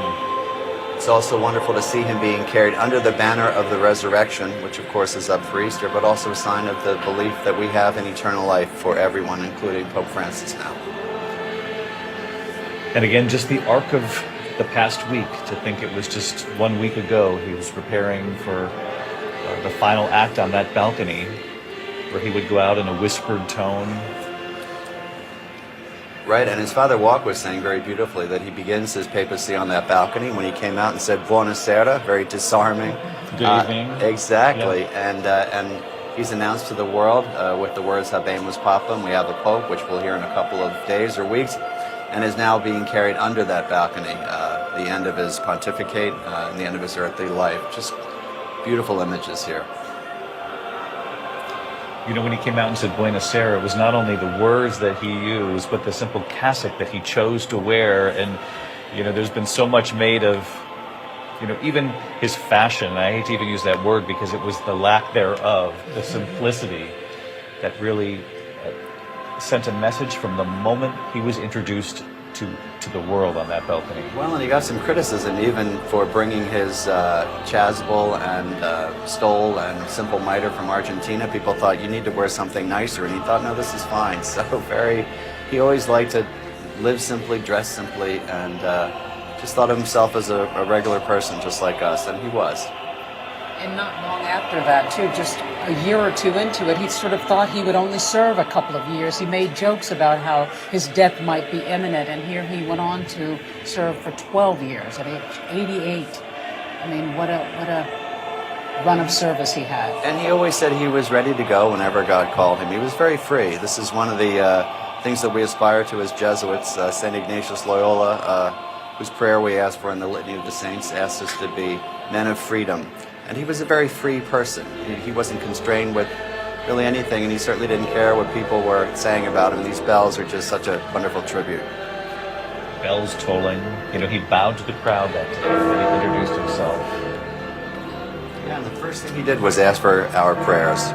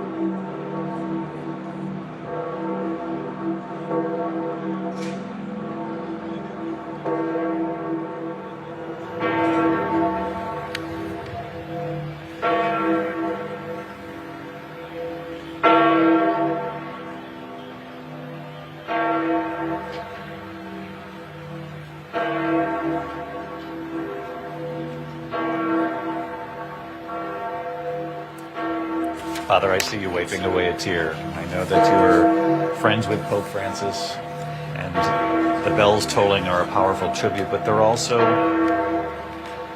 a bit of a final farewell, at least on earth, and in this moment, this chapter of the church, and it brings with it some uncertainty too, doesn't it? It does. You know, we're people of hope as Catholics, and so these bells will be ringing in a couple of days or weeks to announce a new pope. But it is the end of an era. For me, it's saying goodbye to a friend, someone I considered a friend, saying goodbye to a great pope, a great Jesuit, a great priest, and the first Jesuit pope. That's right, the first Jesuit pope, and as you know, a lot of people are joking, maybe the last Jesuit pope, since he was so kind of revolutionary. But you know, we in the Society of Jesus and the Jesuits always thought of him as our brother. He would often visit the Jesuit headquarters, which is just a few hundred yards away from here, on the Feast of St. Ignatius, our Jesuit feast day, and you know, we thought of him as our brother. When he would write to me, his letters would always start, "Querido hermano," dear brother, and so it's also saying farewell to a brother Jesuit.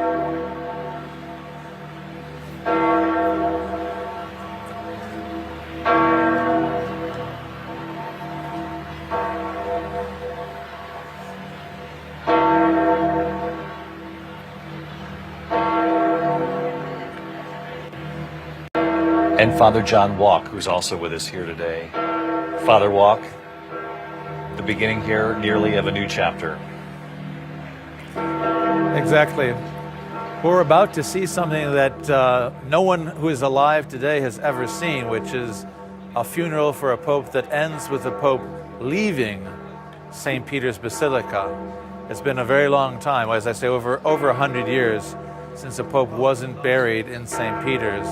And he's going to be transferred all the way across the city to the Basilica of St. Mary Major, which was such an important place in his papacy, where he visited every time he left and returned to the city, and is where he will stay for all eternity.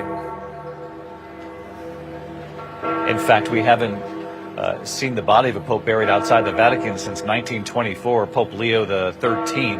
His coffin was actually taken from St. Peter's Basilica, but it was some 20 years after his death that the coffin was actually relocated. Had Pope Francis been buried here at St. Peter's Basilica, it would be just beneath where you see the coffin now inside the Basilica. Some of the images that they've been bringing to us showing it sitting there. You can actually see the stairs. Look for the stairs the next time they show it. But that was not what he was hoping for. He had asked that he be taken to the Basilica, where he would often go. In fact, he would go before every trip, and when he returned from that trip to pray again at that Basilica, St. Mary Major, he also went there after getting out of the hospital. He did. It's a lovely icon, also beloved of Jesuits. It's called basically the salvation of the people of Rome. He's of course very devoted to Mary, to the Blessed Mother, devoted to that depiction of her.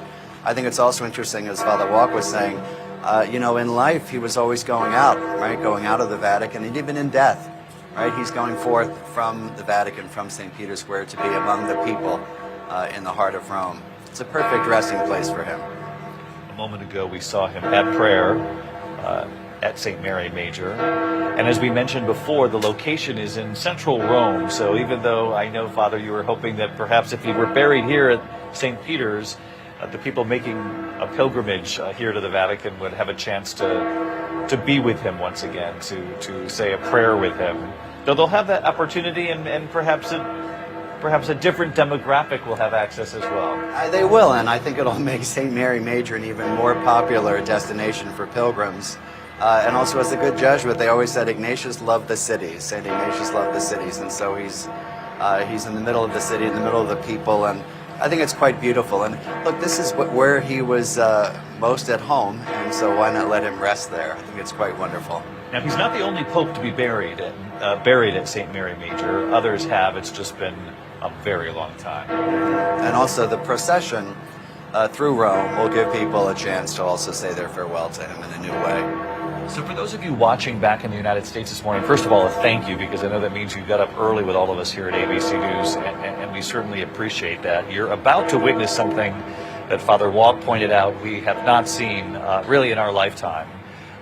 We're going to watch a pope taken to his final resting place outside St. Peter's Basilica. So what you're looking at, obviously, live pictures of the enormous crowd. The Vatican now saying at least 250,000 people have turned out to pay their respects today, to be part of this funeral mass for Pope Francis. They have now taken his coffin, that simple wooden coffin that he requested, a zinc-lined coffin, back into the Basilica. Moments from now, it will reemerge, being carried by a hearse, and will travel about a 4-mile route through the streets of Rome. And of course, we're going to carry that live here as well. In addition to the people who've gathered here in the square, Deborah, the faithful have lined the streets of Rome here on this beautiful day, hoping to catch a glimpse of Pope Francis on the final journey to his resting place. And David, it just speaks to the impact that he has had, not just in Europe, across the world. And so many people here have gathered from across the world. But we were speaking earlier about the young faces out there in that crowd of 200,000+. And this is the first time they've ever witnessed anything like this, the burial of a pope. So you have to imagine, too, he continues to have an impact. Many of them learned about his life. They learned about his dedication to the poor today. So a sermon of sorts about this particular pope, a man who broke with tradition, who revered the poor, felt that that's what our lives should be dedicated towards. So he has left a lasting impact, not only through the life he lived, but during this service today in death. I was in the elevator this morning in the hotel in the wee hours of the morning, coming to prepare for the funeral here with a mother and her children. And they were planning to travel here anyway because of the canonization of the youngest saint, which obviously is not happening because of what's transpired this last week. And so they had changed their plans, and she said, we didn't intend to bring our children to the funeral, but now they're going to witness something truly historic. And I said, so where's Dad? And she said, he's out getting us a place along the route. So hopefully they're out there and witnessing this too. You can see the cardinals here at the Vatican, and all eyes will be on them almost immediately after the procession here today. We know that it is known around the world, the ancient ritual within the Catholic Church, the conclave. And as James Longman was telling us earlier, you have to be under 80 to take part, which means the Dean of the College of Cardinals, who presided over the ceremony today, and I have to say did a masterful job in bidding farewell to Pope Francis. He spoke this morning, even before the service, the funeral, talking about how moved he was, especially by Pope Francis in the end in those final days, how determined he was to get out there, to be with the people. You know, we heard the story of him asking the nurse he was so close to whether or not he had the will to get out there. And he demonstrated not only to the nurse who had faith in him, but to everybody in the square and to people around the world that he did have that strength. And in the end, it was the people who drove him.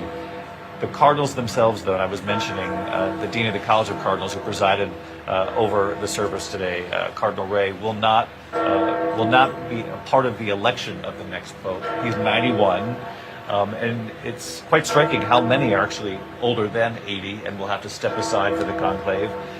Pope Francis appointed some 80% of those who will be voting. But again, as I mentioned earlier in our coverage, that's no guarantee that we're going to see someone similar to Pope Francis in this next chapter. As we often know, these conclaves can produce the unexpected. Yeah, the old Italian saying is, enter a papal candidate, leave a cardinal. And so I think that you're right that just because they are appointed by him, he appointed the majority of them, that doesn't mean they're in lockstep with him. He often tried to raise up people from countries that he saw were on the peripheries as a way of kind of giving a nod to them. So it's very hard to know what's going to happen. They've already started their conversations, though, in what's called the general congregations that, in a sense, precede the conclave. So they are already thinking about who the best successor to Pope Francis would be. We'll talk much more about the conclave here as the morning wears on. The procession is just about to begin, and this is going to be an extraordinary up-close view for those of you watching back in the States, not only of something we have not seen in our lifetime, obviously a pope being taken out of St. Peter's Basilica and instead to a different location at his request, St. Mary Major, the Basilica of St. Mary Major, where he would pray before and after every trip. There's the Pope-mobile right there, carrying the coffin. This is about a 4-mile route. You can hear some of the applause there as it begins its journey, taking Pope Francis. Please, Deborah. And a simple-looking truck, too, for this simple coffin. I mean, one could be, could mistake this just for a vehicle down the street. I mean, look how simple this is, and this is what he wanted. It is what he wanted, and he'll be returning to the Basilica where he would pray before and after every trip. And we heard about that in the homily today, too. A number of different corners of the world that he traveled to. Iraq, just one of them, brought up in the homily today, signaling his bravery and his determination, really, to reach those marginalized and in need. You can see the people on the sidewalk there as the Pope-mobile makes the turn. And I want to bring in Inez de la Guitara. She's an ABC News reporter. She's on the route. And Inez, what do you see? Hey, David, yes, you can see the amount of people who have gathered here. We are 6, 7.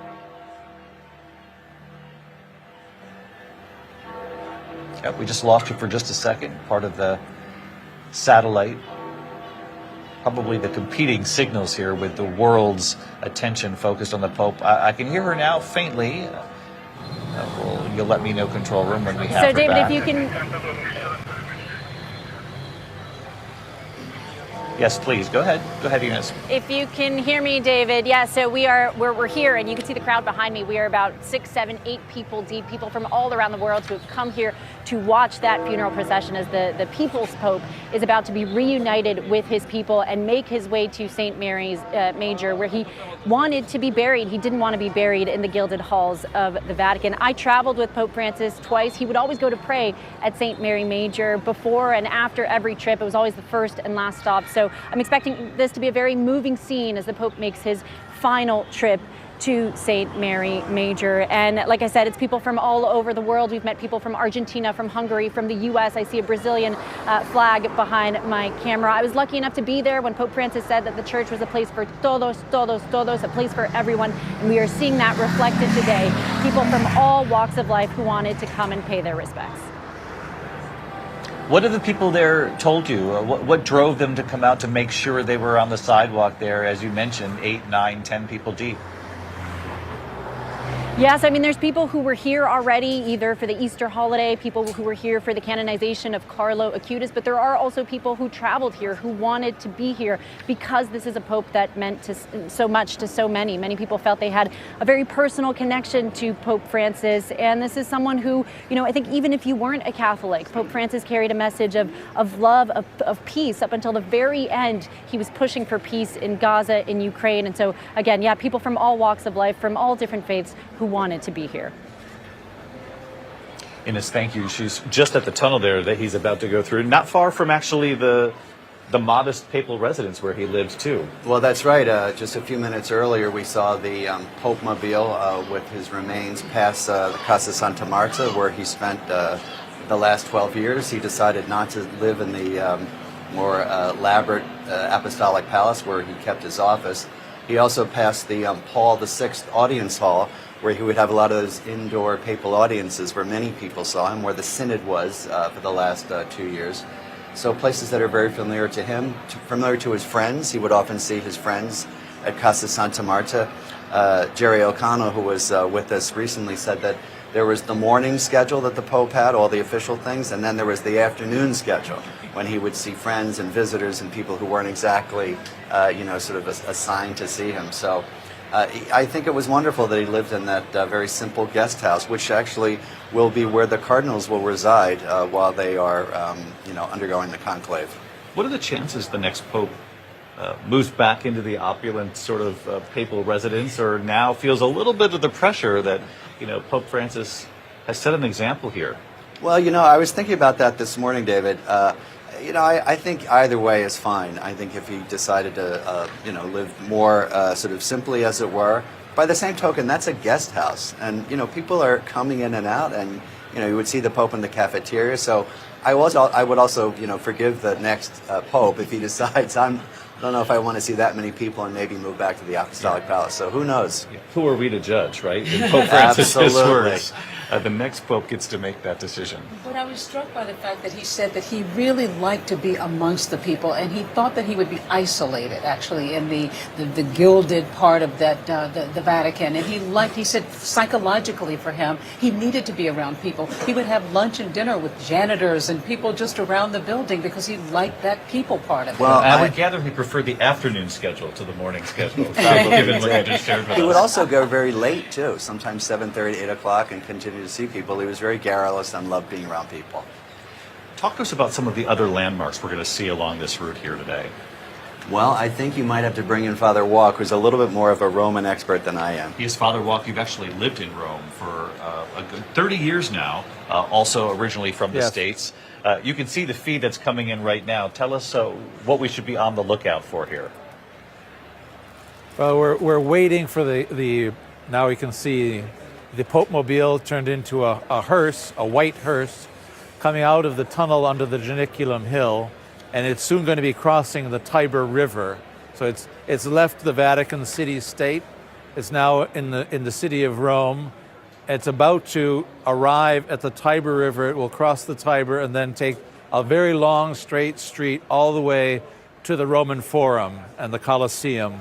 And that's where it'll go by the Colosseum and then to the Via Merulana, which will proceed up to Mary Major.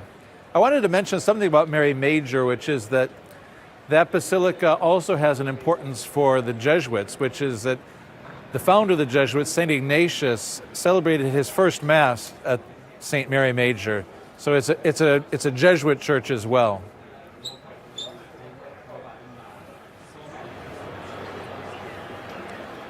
Let's go back to Inez, who's watching as the Popemobile travels past her with the coffin, and you can hear the applause there in the background. Yeah, David, the procession moving very slowly. There was complete silence up until the crowd broke out into applause. I heard people yelling out, "Grazie, thank you." And, I saw at least one woman wiping away tears. It's a very a powerful scene here as the Pope makes that final journey, that final trip to St. Mary Major in that simple wooden coffin. People from all around the world here who wanted to come and pay their last respects. It's quite emotional here, somber atmosphere, it's emotional, but I think very beautiful to see all these people who've come together to thank the Pope for what he's done, for his outreach, whether it was to younger generations, people on the peripheries of the Catholic Church. I traveled with him to Asia, to Papua New Guinea, to Timor-Leste, to Singapore, and that was the Pope really trying to reach out to those communities on the margins and wanting them to know that they too were a part of the church was also a place for them. And I think that's why you're seeing so many people today coming out to pay their respects. Inez, thank you. Father John, I want to bring you back in because what a gift the Pope has given the city of Rome today, too. This is now being seen by the world, this trip through what is just a stunningly beautiful city and an historical city. Talk to us a little bit about what you're seeing and what we should be looking for on this route here. That final blessing of the Pope was urbi et orbi, which means in Latin, to the city and to the world. And so when someone becomes a Pope, they become the Bishop of Rome. And Rome becomes part of their identity.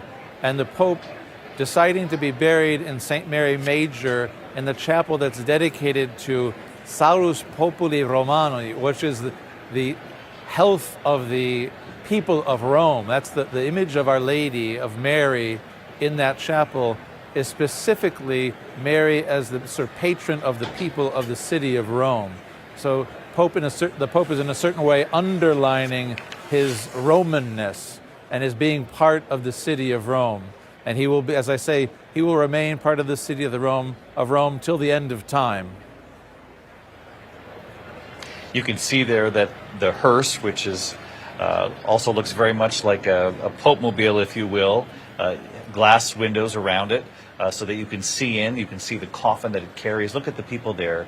And even Pope Francis would recognize in the times that we're in, people would have their phones in the air. They would be capturing maybe one last sort of selfie, if you will, and he wouldn't even be offended by that, I'm sure. A photograph of the coffin of Pope Francis, the People's Pope, on one last journey through this beautiful and historic city of Rome. We do know as part of the motorcade, it's a small group of cardinals, the Pope's relatives, secretaries, nurses, butlers who cared for him. They also are part of the motorcade following this ancient papal way through the city. This is actually the route that popes took in the Middle Ages when they traveled, usually on horseback from St. Peter's Basilica, though today moving at a somewhat slow pace so that people can take in the moment and the history of this. As we mentioned, having already passed the Pope's chosen residence, which was a guest house that he shared with others. I love the notion that you could bump into him in the cafeteria or at the dinner hour. Continued over the Tiber River, which we saw, that beautiful sweeping shot from the air of the city. It's a beautiful view of the city. Also, he'll be passing by the Church of the Jesu, which is the Jesuits' mother church, also very important to him. I think as Father Walk was saying, he is now going to be part of Rome. People sometimes forget he is also the Bishop of Rome. He is the local bishop. And I was always charmed when in the Eucharistic prayer at home you mention, your bishop and your pope, right? Here in Rome it's the same thing. So you would talk about our bishop and our Pope Francis. So it's wonderful that he's going to be, as Father Walk said very beautifully, part of Rome until the end of time. KBC's David Ono is also with us here covering this today, and he's along the route because we're also going to see this this motorcade, if you will, and certainly Pope Francis taking one last time past what was the Roman Senate, and of course the Colosseum, which draws so many people from around the world every year to visit this city. David, can you hear us?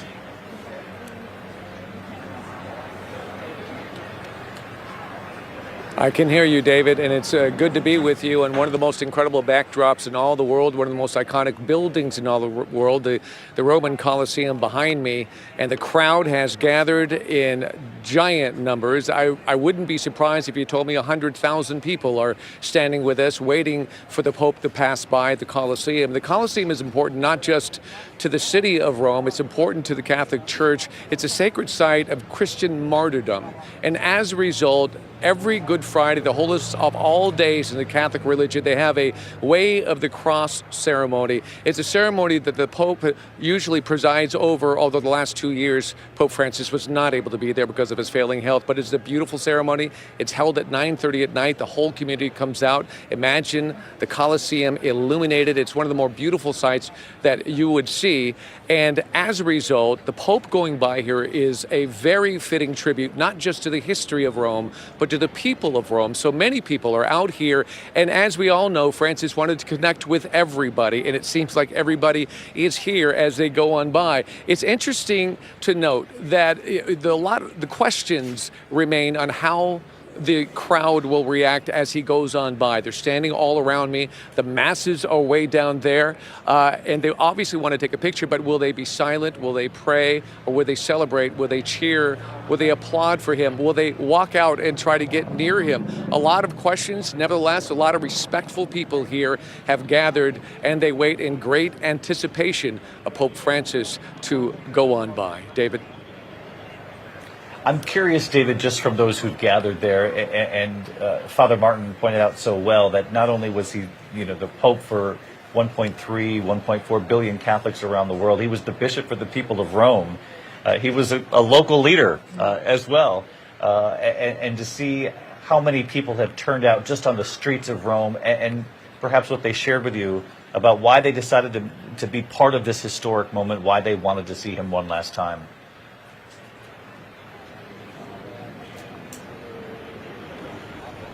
It's interesting. A number of people that we have talked to actually are not Catholic, but they respect what he stands for. And they tell us that with all that's going on in the world, it doesn't matter if you're Catholic or not. His message resonates with so much of the world when it comes to embracing each other as opposed to pushing each other away, building bridges, seeing the invisible. Those are messages that resonate with everybody, no matter the religion. And as a result, we see so many people, not just Catholics, coming out here, and not just Romans coming out here. We see many visitors from all over the world. Many of them just happened to be here when the Pope passed away, but they see this as a great opportunity to witness history. I myself am excited for this opportunity. It's almost a closing of a chapter. We were there live on the air when the white smoke came out when we were standing at St. Peter's Basilica 12 years ago. And to live through that poignant moment, to see the masses then enter the enter the square and wait for the 2 hours for the Pope to show himself on that balcony, and the elation that we heard when he did. And now, fast forward 12 years later, we see the end of his papacy as we prepare for a new Pope, but we understand all he represents, and I think what he represents resonates with the majority of people on this earth. David? David Ono, good to have you with us here too, and as it comes back by, we might check back in with you. We can see Piazza Venezia there. In fact, it just passed a very dear and special place to Jesuits. Yes, he just passed the Church of the Jesu, which is the mother church of the Society of Jesus. Pope Francis was a Jesuit. And at the Church of the Jesu is the tomb of St. Ignatius Loyola, the founder of the Jesuits. We never thought there would be a Jesuit Pope. And I remember when he was elected, someone asked Father Lombardi, who was the papal spokesperson and also a Jesuit, what does this mean? And Father Lombardi, who had seen many things, said, I have no idea.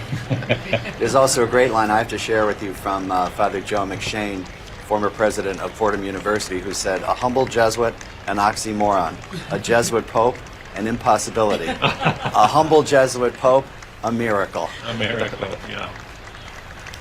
Well, it's interesting. He certainly has made his mark. And looking back at the conclave that elected Pope Benedict, correct me if I'm wrong, but history has revealed over time that Pope Francis, who obviously wasn't Pope Francis at that point, did receive a number of votes. And was he not second at the end of that conclave? He was second. And if you read our America Vatican correspondent Jerry O'Connell's book on the election of Pope Francis, he has the tallies. And Cardinal Bergoglio came in second. And finally he said, I want people to not vote for me because I feel like I'm blocking the election of Cardinal Ratzinger, who he felt was the obvious choice. And so in an act of humility, he sort of ceded his votes to Cardinal Ratzinger, something we see, sometimes in the movie in Conclave. Sometimes these things happen. And then, of course, we had Pope Benedict, who then stepped down the first time we saw that in our lifetime, and Pope Francis then, who was the second vote getter, the previous conclave, then emerging. So it couldn't have been entirely a surprise to have a Jesuit pope finally, given how well he did in the previous conclave. But you're looking at we saw the Colosseum here, just passing through. We'll go back to David Ono of KABC. David, have you had a chance yet to see the Pope pass by?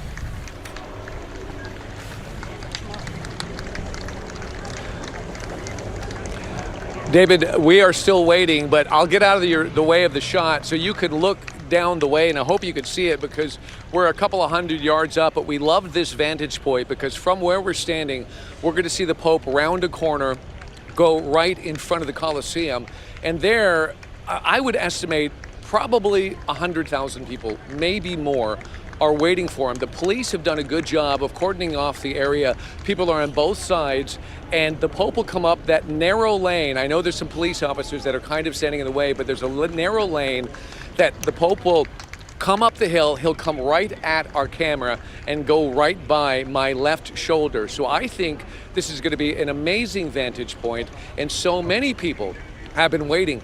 We see a bunch of motorcades going by, and everybody kind of jumps to attention and takes a good hard look to see if that is the Pope coming by, but it hasn't been so far. So we're waiting right now, and we think we see him. Dave, the Pope will be coming up. Let me see if I can get a view. Yes, he's about to turn the corner of the crowd, and you can see some of the early motorcade going by right now, and then there's a very slow motorcycle coming up the hill, and you see everybody's camera, everybody's cell phone is up in the air. So the early parts of the crowd are starting to see Pope Francis as he comes up the hill, and the anticipation right now is enormous. The people that are standing around me are so excited. Here's the first car coming right at us. Stand by, David, and we're going to see the Pope in a matter of seconds.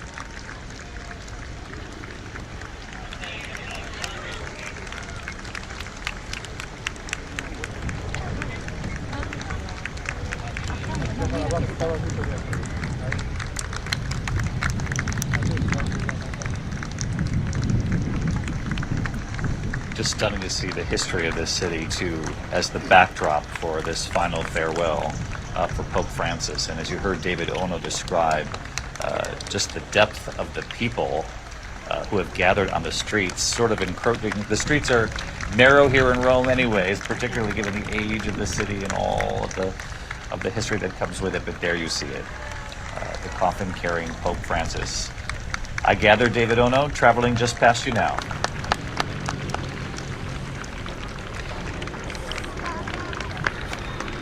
He just went by me a matter of seconds ago. Everybody got a shot, a lot of applause, but a lot of tears as well. I'm watching people being emotional and wipe their eyes.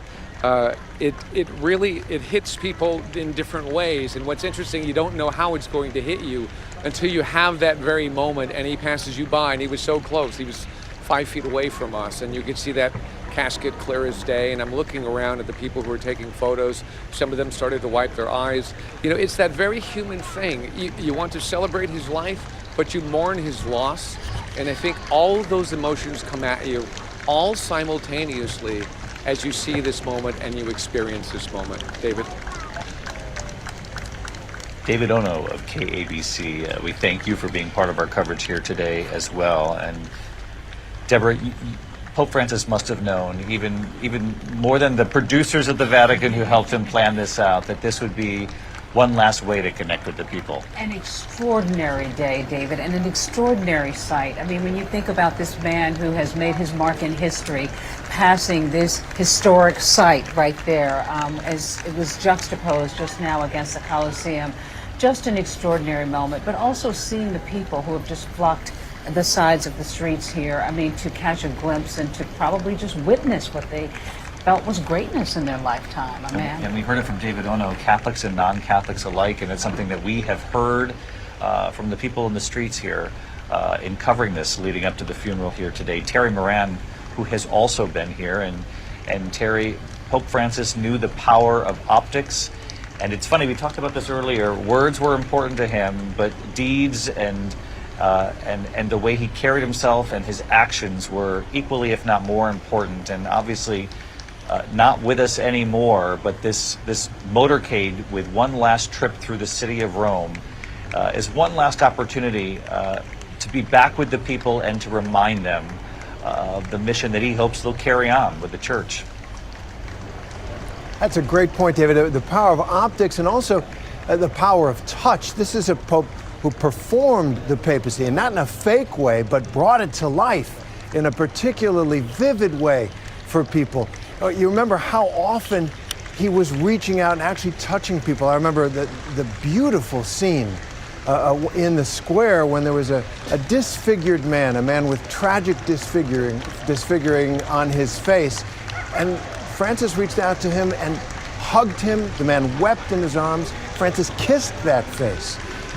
He had that gift of living his faith in a physical way, in a performative way. Once again, not a false way, but to bring it to life. And this is very much like that, this journey past the people. And I'm also thinking, as you have pointed out, so many people here will not be Catholics. Rome, like most Western cities, is predominantly secular. Church attendance is low. But people of all backgrounds felt that connection to a man who was trying to walk the walk of his faith, walk the walk of the Gospels. People recognize that. And whatever the church does next, that's a gift he's given the Catholic Church, this sense that it can connect with people simply by returning to that action that Francis did over and over to reach out and touch people.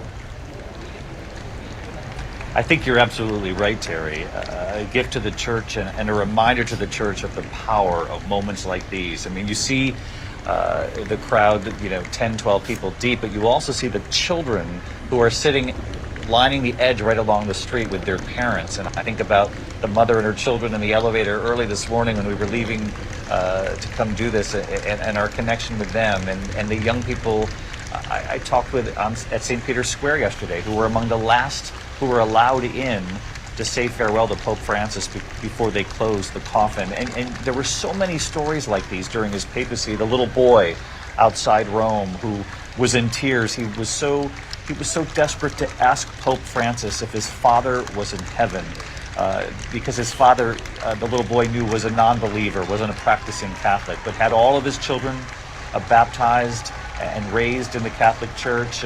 And the boy was so fearful in the moment, so angst-ridden, that the Pope waved him up to the stage. And that little boy walked up on stage, and Pope Francis reached out to him, and they just hugged. They hugged at first for a long time. He was able to ask Pope Francis about his dad, and his dad said if he raised you that way and did that for you and connected you with God, well, then he's with God too. And obviously I paraphrase, but that was the powerful message from Pope Francis to one little boy. And there were so many stories of this connection. James Longman, I just wanted to go to you as well, because I know you've talked to so many people who have come here to the Vatican, come here to Rome, just in the course of the last week, just to make sure that they somehow were able to say a prayer and to quietly say thank you to a leader they were convinced sort of transcended the church, reached people beyond the Catholic Church. I mean, he absolutely did, David. And I'm reminded, actually, watching this funeral procession, you and I spoke at length during Queen Elizabeth's funeral, her procession through the streets. She was someone who transcended the institution she was meant to represent. People fairly ambivalent about monarchy, but they loved her. They loved her sense of duty, sense of patriotism. With Francis, it's the same. People reasonably ambivalent around the world about necessarily the religion or the Catholic Church, but Francis was someone different. He spoke to them on a human level. I traveled with him when he went to Bangladesh and Myanmar. It was a very long journey. He came to the back of the plane, and he had that quality, that star quality. Everyone wanted to be close to him. James Longman with us here as well. I want to go to Mike Marza from WABC, also with us for our coverage at St. Mary Major, the final resting place for the Pope. And Mike, set the scene for us. David, just incredible. We've been out here for more than 6 hours, and when we got out here, only a dozen people were here. We're now joined by thousands and thousands, and just moments ago, the body of Pope Francis made that final climb up Meriu Luna, the path he's taken so many times, 126 visits to the Basilica of St. Mary Major, and he just made his 127th and final climb up this famed roadway. In fact, over my shoulder, you can see people hanging out of these windows that are flanked by those old school shutters you see all over Rome, with their modern day devices taking pictures of what is happening. I want to bring Vito in because Vito is from Florence. And Vito, you just saw the moment. You've been out here hours waiting to see. What is going through your mind right now? I believe Francesco is the only Pope. We rejoin all the people in all the world without distinguish. And above all, for the homeless, for the humble, for the different people. And we love for this. I know this is an emotional moment. I appreciate you sharing it with us. Thank you so much. People now making their way, David, towards the Basilica of St. Mary Major to try to get closer to see the moment that Pope Francis is carried inside. David? Mike Marza from WABC, part of the team here with us. And Mike, we appreciate it. You can see the papal gentleman lifting the coffin off of the back of the truck. The Popemobile now at St. Mary Major. And of course, St. Mary Major was obviously an historic site for so many people making the pilgrimage to the Vatican, to Rome. But now it will be an even more popular site. And Pope Francis surely knew that in making this choice. But he wanted to be there because of his connection to that basilica, and he'd been there many times, before and after every journey, and most recently there after getting out of the hospital, and what those prayers must have been. Sure, and devoted to Mary, devoted to this place. Father Walk reminded us that this is where St. Ignatius, the founder of the Jesuits, celebrated his first Mass, and a very personal spot for him. I think we need to recognize once again his great devotion to Mary. He would always talk about Mary. Mary would often be part of his encyclical letters. And I thought it was very touching that before and after every visit, he would visit her icon, pray to her. And then even when he was going in and out of the hospital, he would go to this icon. So it's wonderful to think of his final wishes being close to Mary, who he was close to his whole life. I want to bring in Valerie Herrera. She's 26 years old. She lives in Illinois. She's a nurse outside of Chicago. And you might be wondering, so why are they going to Valerie now? And as we stay with these live pictures, Valerie, I'm going to remind everybody at home that you were at the time a saddened young girl who got a chance to talk to the Pope during our American town hall, the first ever town hall with a Pope. Pope Francis agreed to do it in 2015, and you stood before him and you were in tears as you asked him a question from the United States. There we see you in the video from several years back, and I was with the Pope here at the Vatican, and you asked him about what your challenges had been. You had dealt with a skin disorder, you had dealt with bullying, you said you had turned to music to escape the bullying, and the Pope then broke into English and said, "Will you sing for me?" And Valerie, I thought, oh no, I'm feeling for this girl who's just been asked to sing in front of millions by the Pope, and you did it. We were all so proud of you, and I wanted to bring you back into the conversation all these years later, because our audience would be so interested in hearing what that moment meant for you, what you make of this day and saying farewell to the people's Pope. Yes, thank you again for having me join in this historical moment. I didn't imagine, I couldn't imagine that it's already been about 10 years since that very blessing moment for myself and for my family. And to this day, I still can't really believe what had happened, and still trying to process and grieving the great loss of our Pope Francis, who really did touch my heart, touched my family, and it helped us all a lot. Touched your heart. Thank you, Valerie, for giving us your thoughts all these years later. Thank you. Touched her heart and touched the hearts of so many watching that town hall. And as we watch the coffin now being carried into St. Mary Major, the Basilica, where Pope Francis would visit so often. Helen Alvarez, an ABC News contributor, watching our coverage right along here with us. And Helen, an extraordinary request from Pope Francis. There were a number of them, from the simple wooden coffin to the final resting place. What do you make of not only today's funeral, but this chapter right here, the end of this chapter? Yes. The being buried in St. Mary Major is touching to me, not only as a Catholic, but as a Catholic woman. You know, we say that Mary is the most perfect human being. Yes, Jesus is human and divine. But as a human, Mary is the person to whom we all look up. And that includes being the most perfect human being in whom both men and women should find a model. So, you know, throughout your broadcasting of proceedings this week, we see cardinals and bishops and everybody singing songs to Mary. We see them begging Mary for mercy. And now here being buried at St. Mary Major, you know, the mother of the church, the mother of us all, and the woman to whom Pope Francis, too, looked up to. And Helen, what do you think this will do for the next chapter? And does it put any pressure, some of what we have seen celebrated about Pope Francis today, does it put pressure on the cardinals who now decide the next chapter of the Catholic Church and deciding who it is they will choose to lead the way? Well, you know, we know that the majority of cardinal electors for John Paul I and II were from Paul VI, and yet those popes were in a different mold. Even the majority of electors that elected Francis were appointed by Benedict. It really does depend on reading the signs of the times, allowing the Holy Spirit full reign in your mind as to what the church and the world needs now. We have to remember, too, that every pope brings a sensibility from the country and the region where he came from. Francis's sensibilities were definitely formed as a priest in Latin America, right? With, you know, suspicion of unbridled capitalism, care for the environment, a particular care for the poor. The next pope will bring his sensibilities as well, and of course the needs of the church and the world all together. So we don't know exactly what that will look like. And it's very interesting, Helen, that you bring that up, because he also reflected the times, the moment that he was elected Pope, what the world was going through, the migrant crisis in Europe, and certainly immigration back in the United States has become a key political topic.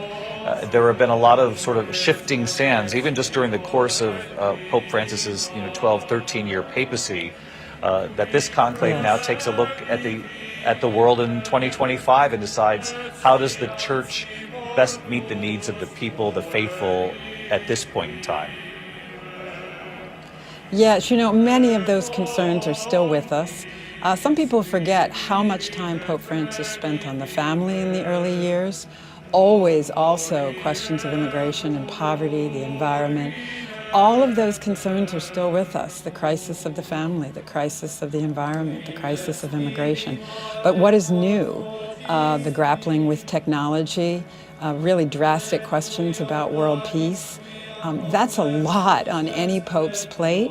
And what will be given more priority or time, we don't really know yet. Valerie, Helen with us as well, and in addition to Valerie Herrera. We thank you both, and I just want to ask Father Martin what you make of this powerful picture here at St. Mary Major. Well, as part of the final farewell, Pope Francis has asked various groups from different, what he would call marginalized groups, migrants and refugees, transgender people, all sorts of people to pay tribute to Mary and to join in this final farewell. So even in death, he's bringing in people from the margins. You know, Helen was just talking about how many of the people at the margins, the periphery that Pope Francis believed were the issue of our time, and certainly the issue for the Catholic Church to reach those people. Helen points out that still very much many of those issues remain, if not all of them. And to make this one of the final images of this day, he knew what he was doing in making that request. Well, sure, and as Helen was talking about Mary, Mary herself is kind of a person from the margins. She's in a small town in Nazareth. She's probably illiterate. She's probably a 14, 15-year-old girl, and this is to whom God chooses to bear the Son of God. And so Mary herself, and in her Magnificat, talks about raising people up from the lowly, and gives her thanks to God. So it all fits together. The place, the woman to whom we're all devoted, and Pope Francis's final resting place. You know, it's thoughtful. The whole day has been thoughtful. The final part of this journey has been extraordinary to watch unfold, given what Pope Francis's wishes were. And we know that he'll be in a tomb made of marble from the part of Italy where his own grandparents were from. That was his request as well. And it will simply be marked with Franciscus, his name in Latin. And his grandmother from Italy had such an impact on him, which may have led him to the priesthood. And that simple life that he actually aspired to will be reflected here too, David. Simplicity, no decor around that final resting place, just a simple Franciscus, as you said. The tomb is located near the altar of San Francesco in a niche between Pauline and the chapels there. And in his will, he said, "I wish my final earthly journey to end precisely in this ancient Marian sanctuary, what I would always stop to pray at the beginning and end of every apostolic journey. The tomb should be in the ground, simple, without particular ornamentation," as Deborah pointed out, bearing only the inscription, Franciscus. And as we know, he'll be buried with the scarf-like garment inside that coffin that we watched in that final ceremony in the last 24 hours, a symbol of his status as a good shepherd, some of the coins minted during his papacy, and then that deed, if you will, that written account of what he accomplished in his papacy. Yes, and isn't it wonderful for us Catholics who believe in eternal life that he is enjoying life in heaven with Jesus and with Mary now? Which I always like to think about, the people that he was so devoted to and whom he followed on earth. He now is welcomed into heaven by them. On the steps of the Basilica, as the coffin was carried in, were members of that group that Pope Francis had requested be part of this. We heard Father Martin speak of the young children who placed flowers there, part of this group of 40 or so people from the community that Pope Francis reached out to so often. Families who need help, who need us, migrants, prisoners, the homeless, and as you mentioned, his reaching out to the transgender community as well. People who feel marginalized. The Pope was convinced that in the end, people need to be reminded of the kind of people that he was out to make sure they felt seen and heard by the Catholic Church. Really, really powerful. And Father Martin, I want to give you a final chance to talk about your friend here today, what you would like people back in the United States to remember about him most, even if you're not Catholic, if you felt touched by his leadership and his message. I would like people to remember that he was a good man, a good priest, a good Jesuit, a good archbishop, a good pope, who really tried his best to follow Jesus Christ. That was really the heart of the message. He tried to embody the message of the Gospels, and to proclaim it to everyone, no matter who you were, and to create a church for tutti, for everyone to feel welcome. For everyone. And Deborah, your thoughts? I was struck by the fact that this man who had lived such a big life but had such a simple message at the beginning of his papacy, somebody asked him how he wanted to be remembered, and he said, as a good guy who tried to do good. Simple message, good guy who tried to do good, and today it's pretty obvious that he did a lot of good. He did, and I would just say we will never forget the ABC town hall that he agreed to do when we told him that American families back home would be waiting to ask him questions, parents with their children. He agreed to do it. He walked across that courtyard after asking me those few questions in Spanish behind the closed door, but I was up to it, and certainly so was he, and he moved so many back in the States, and so we thank Pope Francis for that opportunity and the Catholic Church for allowing us to connect him with American families back home. We thank you back home for getting up early with us for this historic and somber farewell to Pope Francis. I'm David Muir, along with Deborah Roberts and Father Martin here at the Vatican, and our entire team, Terry and James. Everyone has just been extraordinary here. We leave you with some of the lasting images from here in Rome and from all of us here at ABC News. For many of you, Good Morning America is up next, and of course I'll see you Monday for World News Tonight. Have a good day.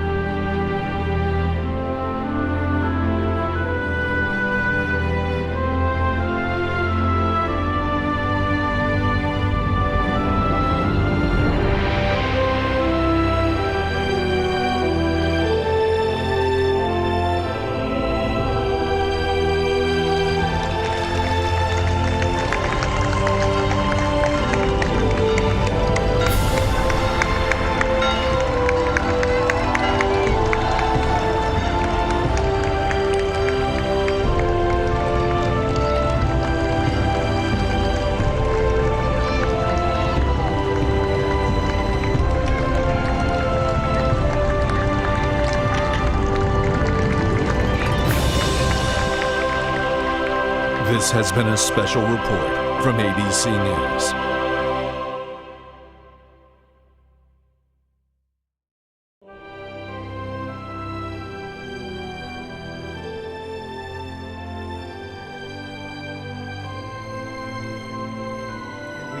Good morning to you. I'm Gio Benitez. This morning, the world mourns and celebrates the remarkable life of Pope Francis. The pontiff has been laid to rest at the Papal Basilica of St. Mary Major.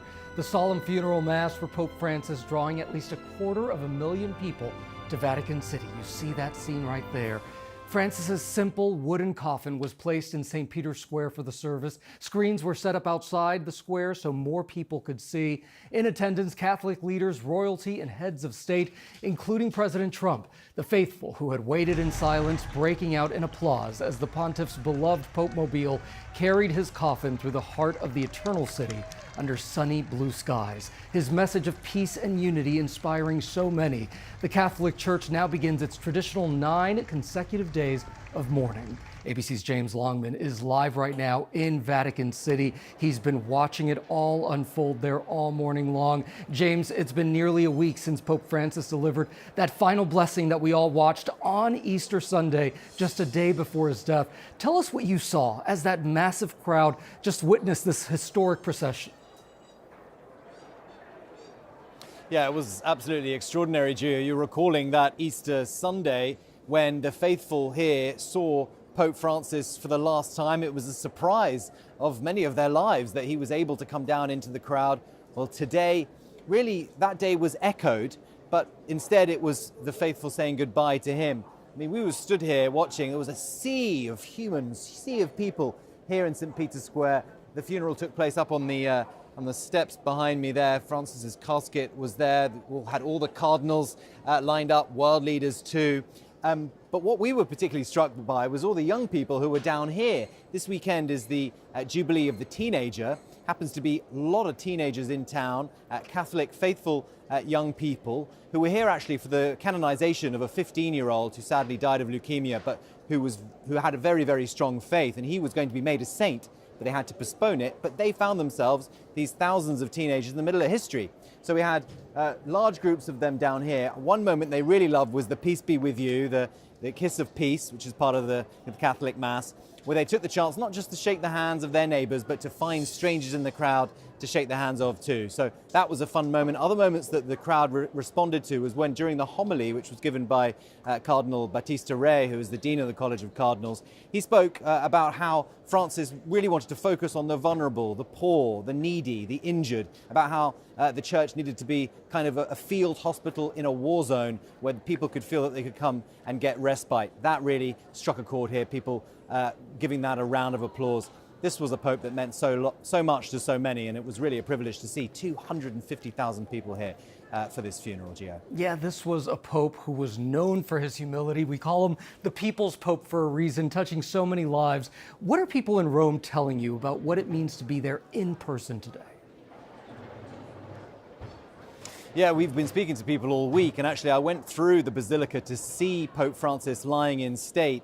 It's an extraordinary experience because you have this man, this kind of small, old man who's in this wooden casket, very simple, as per his instructions, in the vaulted beauty of St. Peter's Basilica, a church built to represent the power, the wealth, the tradition, the history of the church. And then you have that kind of contrasted with this man who really had very simple tastes and wanted to take the church out into and out to the margins. And when I spoke to people who had seen him, they were really struck by that contrast as well. It meant so much to them to be able to see him because this was someone who punched through, not necessarily just to Catholics, but to people of all faiths. He rose above the institution he represented. And for people here, it was just, for them, an honor of a lifetime to witness all this. And we saw all of the world leaders who were there present for this. Before his death, the pontiff called for world peace, and he was very vocal about issues like immigration. He even criticized the policies of some of the very leaders who were right there present to pay their respects. Yeah, that's right. Well, the contrast was extraordinary, actually. You saw the world leaders up there, the cardinals as well. He's been critical of both sets of largely men, obviously all cardinals are men, but world leaders too. And he's clashed with a number of these men, notoriously Donald Trump. It was back in 2016 when then candidate Trump spoke a lot about building a wall. Pope Francis criticized him directly for that, saying that we should not be building walls, we should be tearing them down, something Donald Trump did not like. But then a year later, in 2017, Trump met with the Pope here in the Vatican, and actually the Pope gave Trump his Laudato Si, which was his book, the second book he wrote about the world, about what he believes, but most specifically he was kind of anti-consumerism, pro the environment, lamenting global warming. So he had these kind of moments in his life of these sort of symbolic moments where he would go up against world leaders and just sort of subtly, and sometimes not so subtly, criticize them. So he wasn't afraid of that. But what comes next now? Because do these men of the conclave, these cardinals, choose someone who's willing to go up against world leaders in the same way, to be a revolutionary, to be a soldier of God, as so many people describe Francis, because he was a Jesuit, and that's what Jesuits did. They went out into the world to preach.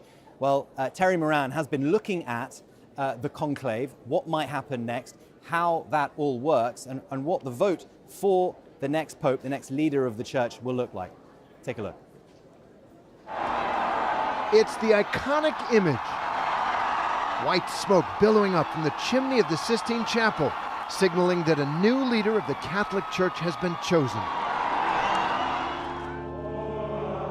It's an ancient process shrouded in tradition and secrecy, the papal conclave.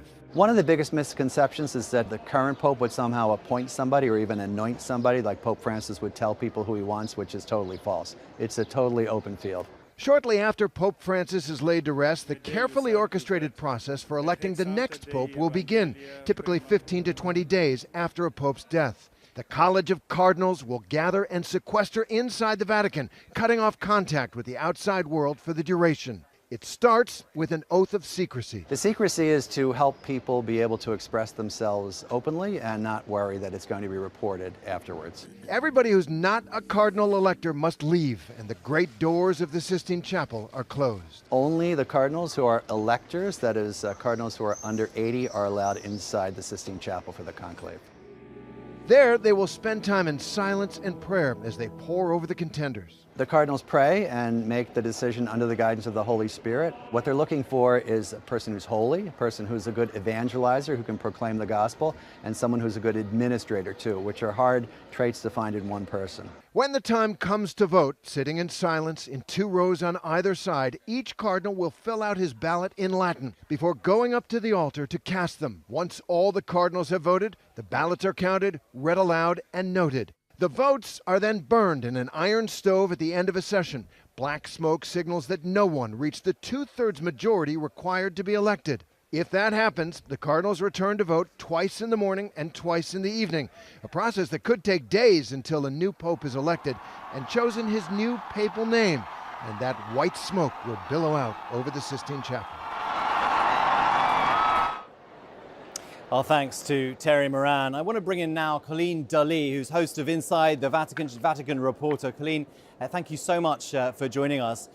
What did you make of what you witnessed today? It was historic, it was very moving. It was an extraordinary day. Yeah, I was down at Santa Maria Maggiore awaiting the Pope's burial, and it was incredible to see just how excited people were. I think a really defining factor of this was that it is the Jubilee of teenagers. So it was basically, this is the big celebration for teenagers during the Jubilee year. They're all invited to come to Rome this weekend, and they were anticipating seeing the canonization of the first millennial Saint Carlo Acutis, but instead they all came out to the Pope's funeral. And it was beautiful to see how excited they were to wish the Pope farewell.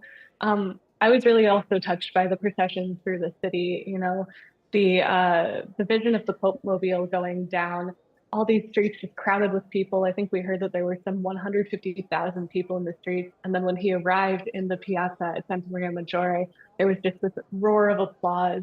And it was a really beautiful moment. I definitely shed a few tears in the press box as the pallbearers kind of raised him up for his last salute, and then carried him into the basilica.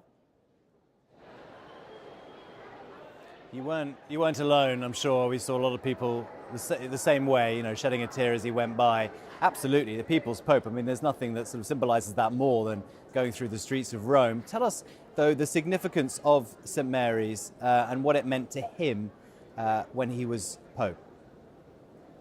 Yeah, of course. So this is a pontifical basilica, so it's important to the role of Pope, but it's personally important to Pope Francis because he has a great devotion to this icon, Byzantine icon, Salus Populi Romani, the health of the Roman people, health and salvation of the Roman people, which is linked to, in the Middle Ages, being carried around Rome as basically a blessing against the plague, and which Pope Francis himself took out to St. Peter's Square during that extraordinary blessing that he gave at the height of the COVID lockdown. And it was also there at the funeral today. And so, yeah, this is a really important place for the Pope. He goes there or went there to visit. I'm sorry? Hello? Sorry, that wasn't for you. I didn't realize my mic was open. I apologize for interrupting you there. No, that's okay. Yes, so St. Mary Majors is a very important place for Pope Francis. He would often go there to pray before and after every papal trip. He also went there right after he got out of the hospital. So he had his driver kind of take a route that had been previously unannounced, which I have heard caused some consternation among Vatican security. He also went there in the last 2 weeks of his life. So he went there on a surprise visit, and he would often lay white roses before the icon. And today we saw a special group of papal invitees.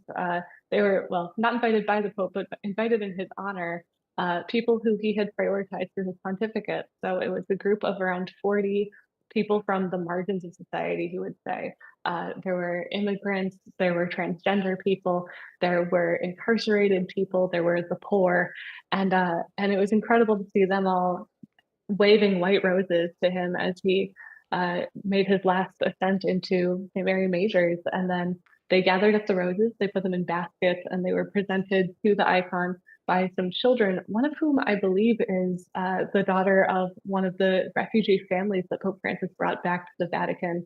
So it was just a really beautiful moment to see him now laid to rest in this special place that always meant so much to him.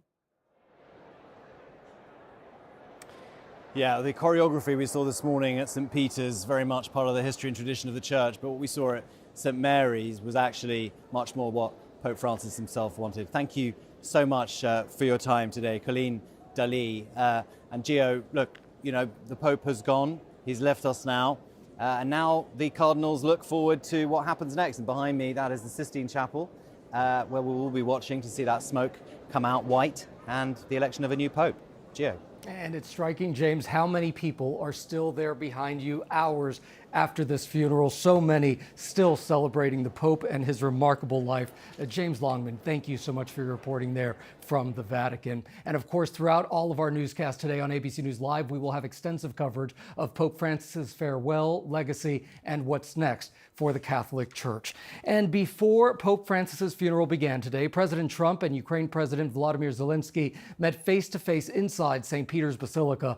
This comes after a week of the Trump administration pressuring Ukraine to accept the terms of a peace deal with Russia and after multiple deadly Russian strikes in Ukraine. Meanwhile, as he was leaving for Rome yesterday, President Trump said that he has spoken with the Chinese President Xi, but would not say if that happened since he announced massive tariffs on China. China denies any talks on trade are happening. ABC's senior White House correspondent Selena Wang joins me live now from Washington with more. Selena, thank you for being here. This is the first time President Trump and President Zelensky have met since that tense face-off that we all remember in the Oval Office back in February.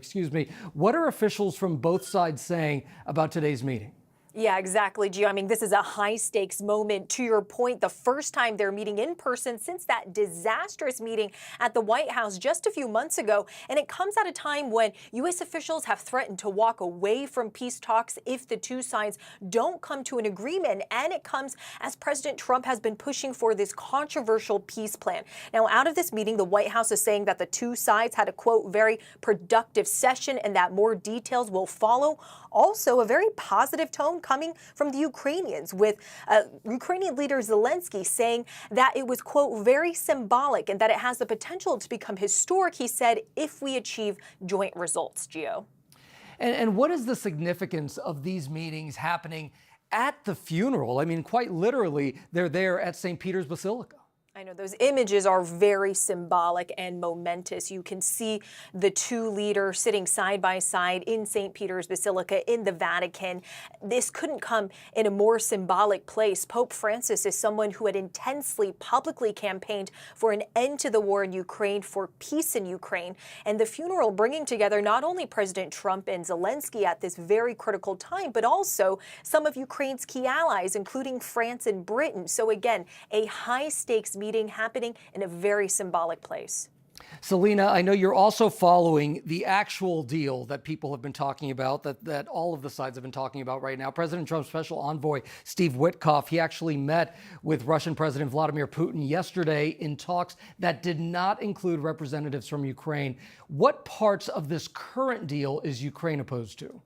Yeah, so this is quite a controversial deal. The Trump administration's peace framework would have Russia keeping the territory it currently holds and potentially have Ukraine recognize Crimea. Now, Ukraine has already made it clear that recognizing Crimea is out of the picture, but Ukraine also put forward its own plan, its own framework, and while there are differences, there appears there is some room for possible concessions because Ukraine's plan does not explicitly mention retaking all of its occupied territory or rejoining NATO. But the bottom line here is that we don't really know if a deal is close, where these real negotiations actually are. And interestingly, President Trump just this morning, he is out with a Truth Social post, and I want to read it to you. But in that post, Trump is saying that Putin may not actually want to end the war in Ukraine. And this comes after for days, Trump has been saying the opposite. So he says the following. He said, there was no reason for Putin to be shooting missiles into civilian areas, cities and towns over the last few days. It makes me think that maybe he doesn't want to stop the war. He's just tapping me along and has to be dealt with differently through banking or secondary sanctions. Too many people are dying. Again, this comes after Trump has repeatedly said that he believes Russia wants to end this war and wants to make a peace deal. That tone from his Truth Social post, Gio, very different.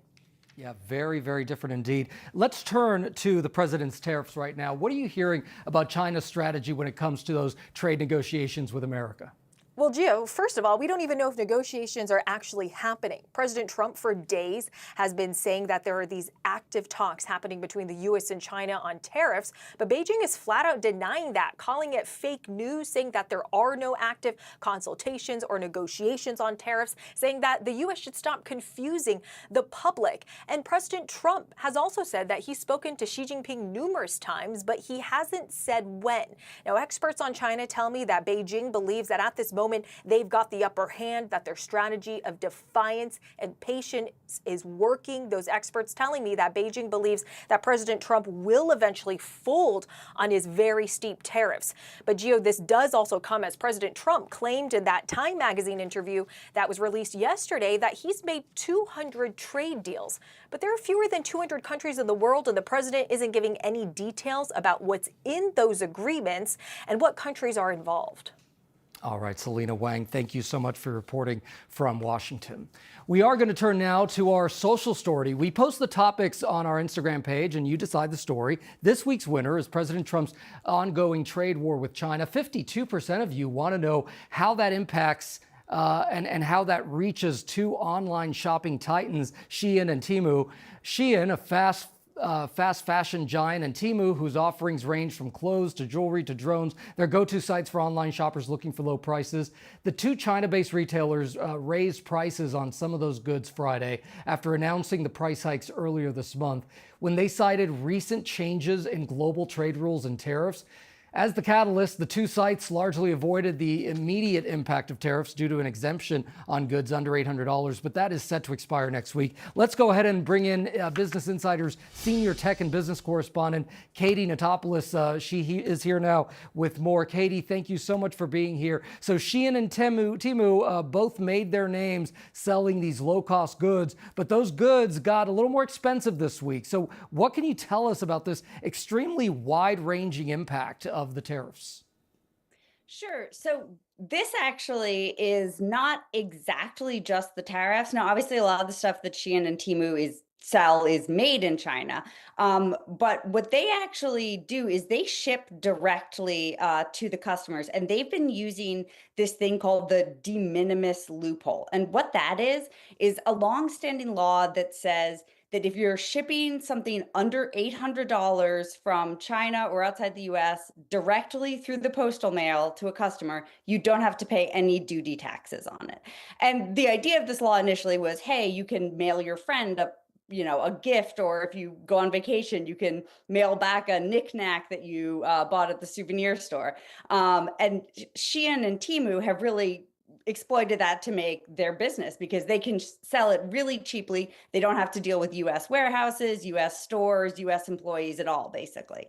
And what President Trump has done is he said, done, no more of this loophole. Anything that's going to be shipped, even if it's a small amount, a $20 package, it's going to have to be subject to duty fees.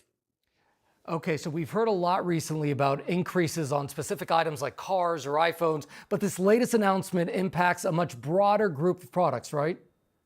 Right. So the stuff that Shein and Temu sell, it's a lot of small household goods, a lot of clothing, shoes, apparel, things that are generally kind of low priced. I think people are tending to spend $20, $50 on their orders from these kind of sites. What's going to happen is instead of the orders coming, even if they raise the prices a little bit, people may be hit with a really significant charge when their package arrives. So that could be either, I think, $30 or going up to $50 or 30% of the entire order. That could actually get pretty expensive. So basically that would be like a duty tax that the post office collects from you after your package arrives. All right, Katie Natopoulos, thank you so much for joining us from Business Insider. We so appreciate it. Meanwhile, we are going to turn now to the FBI's arrest of a judge in Milwaukee. She's accused of helping an undocumented man evade immigration authorities. Attorney General Pam Bondi speaking out on this to our ABC News Live anchor, Kira Phillips. Take a listen.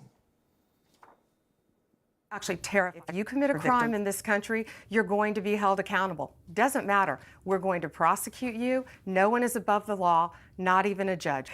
That has a chilling effect on all victims around a country, that a judge who is supposed to be impartial, unbiased, protected a criminal, you can't make this up, protected a criminal defendant in a court of law during the day. That's what actually terrifies me. And ABC's Perry Russum has more on this. Good morning, Perry. Gio, good morning to you. Yeah, this judge, her name is Hannah Dugan. She is facing 2 charges that includes obstruction as well as concealing someone to prevent their arrest. Officials say on April 18th, ICE was getting ready to arrest Eduardo Flores Ruiz, who they say is in the country illegally. He was set to be arraigned on 3 counts of battery in Dugan's courtroom. And according to court documents, investigators say Dugan heard about ICE officers in the hallway, left the bench, walked out of the courtroom, and told the officers to leave. Dugan is accused of then escorting Flores Ruiz through a jury door to avoid getting arrested in the hallway. According to the complaint, he was ultimately arrested by ICE outside the courthouse as he was trying to run away, and Dugan was arrested by the FBI agents early Friday morning. She was seen leaving court after her arrest. Our affiliate WISN was there asking her if she had anything to say. She said nothing as she got into the back of the SUV right there. Dugan's attorney is responding this morning, saying she will defend herself vigorously and looks forward to being exonerated, Gio. All right, Perry. There was another arrest this week also. The FBI taking into custody a former judge and his wife in New Mexico for allegedly harboring illegal immigrants who are accused of being Venezuelan gang members. What's the latest on that? Yeah, so investigators say this former judge, Joel Cano, and his wife were housing 3 Venezuelan men that officials say had well-known ties to Tren de Aragua. Both of them are now facing 1 charge of tampering with evidence. No pleas have been entered, but investigators for the Department of Homeland Security say the former judge, Cano, admitted to investigators about destroying one of the men's phones with a hammer and then throwing it in the trash. Investigators say there were some incriminating pictures on that phone of one of the men, one of the Venezuelan men, possibly holding a gun, Gio, so we have to keep an eye on that. All right, Perry Russum, as always, thank you so much. Meanwhile, former Republican Congressman George Santos must report to prison in July after being sentenced to more than 7 years for wire fraud and aggravated identity theft. A tearful Santos told the judge yesterday he regrets defrauding voters, but prosecutors pointed to Santos's social media blitz attacking the Justice Department days before his sentencing as one of the reasons he should serve the maximum sentence of 87 months behind bars. Santos was expelled from Congress after he was indicted. Okay, coming up here on ABC News Live Weekend, summer travel taking off. The airfare bargains that you can expect to see next season. Also ahead here, a legendary upset. Sanders remains undrafted and the internet is reacting big time. Stick around, you're watching ABC News Live Weekend.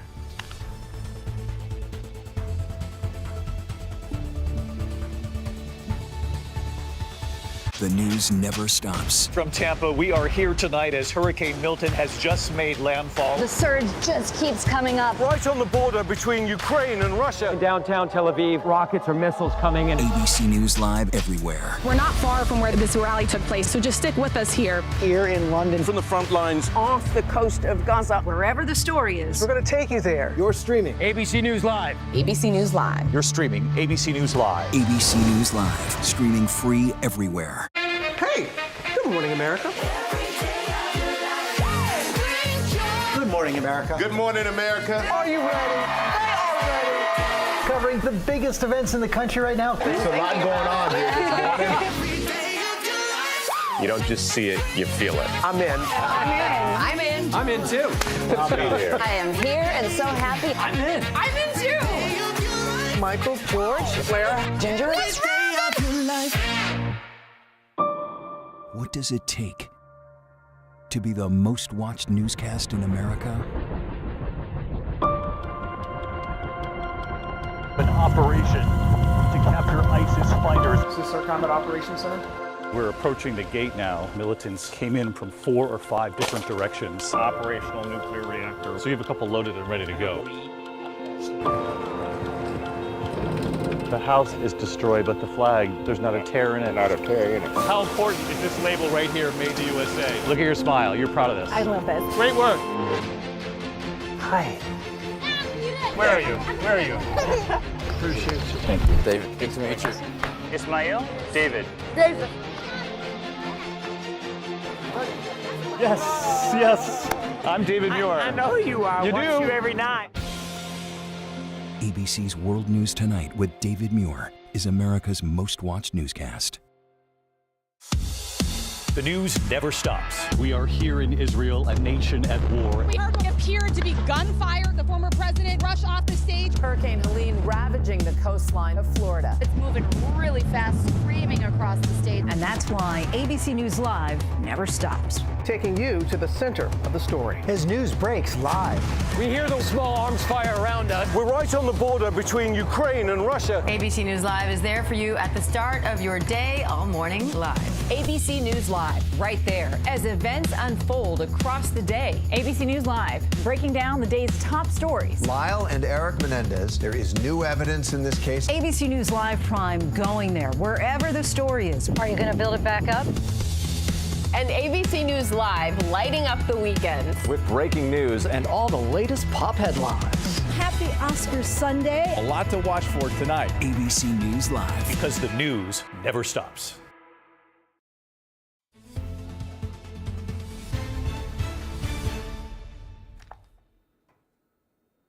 And welcome back here. Summer is just around the corner. Can't wait for that. But before you start planning your dream vacation, you probably want to make sure you can get through airport security, right? Well, starting May 7th, TSA will require travelers to have what's called a Real ID compliant driver's license, or another form of federally compliant ID. Without it, you won't be able to fly domestically. Travel expert Katie Nastro joins me now. Katie, it is so good to see you. So good to see you. But Missy, you do not have your Real ID yet.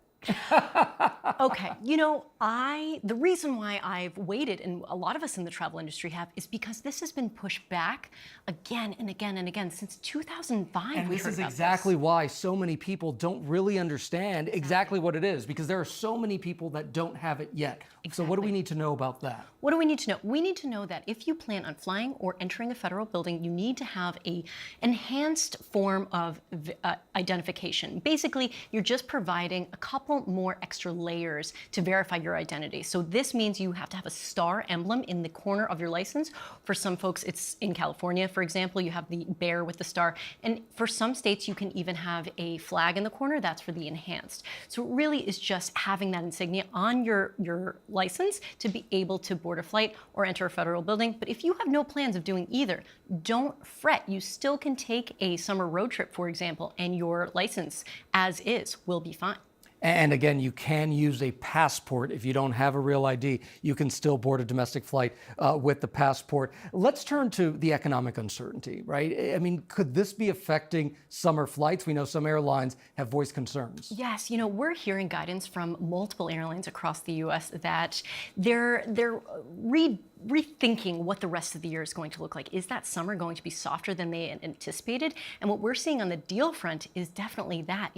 Right now in April, we typically wouldn't see fares in the 300s and 400s to go over to Europe, for example. But we're still seeing those stick around for peak summer dates, as well as domestically. Perfect example, Cincinnati to Charleston. $78 round trip available on the Going app right now. And that's all just perfect examples of what's currently happening in the market. People are saying, should I be traveling right now? Is it really smart of me to spend discretionary funds on if we don't know what's going to happen in the future? So this summer could potentially be softer, but more affordable if you are planning to travel. And what about, Europeans? There are fewer Europeans coming over because of this economic uncertainty and all of that. Could that affect prices as well? It definitely is. We're seeing on specific European carriers, for example, SAS, still those $300 and $400 airfare, Baltimore to Madrid, for example, $417 at the end of July into August. We're seeing a lot of availability across specific cities, and that partly is due to the fact that there are less Europeans choosing or opting to travel to the U.S. this summer. And so, sort of a secondary point to that is we're seeing affordable fares for us to travel abroad, us Americans, to go over to Europe. So it's bad on the front of the tourism within the U.S. This is definitely going to hit tourism businesses and then other businesses as just as collateral damage, so to speak. But on the flip side, we are seeing these stellar fares. If you haven't booked your tickets yet and are considering Europe, we know from our going state of travel, it is still that top most coveted region that people want to travel to. So 2025 is a pretty interesting year, affordable, and a lot more availability if you are planning and have the funds to travel. All right. Well, as always, we thank you so much. Katie Nastro from Going.com, thank you. We appreciate you. And coming up here on ABC News Live, we're talking the NFL Draft, rounds 2 and 3 overnight, the newest rookies for the pro teams, who was called and who wasn't. Stick around.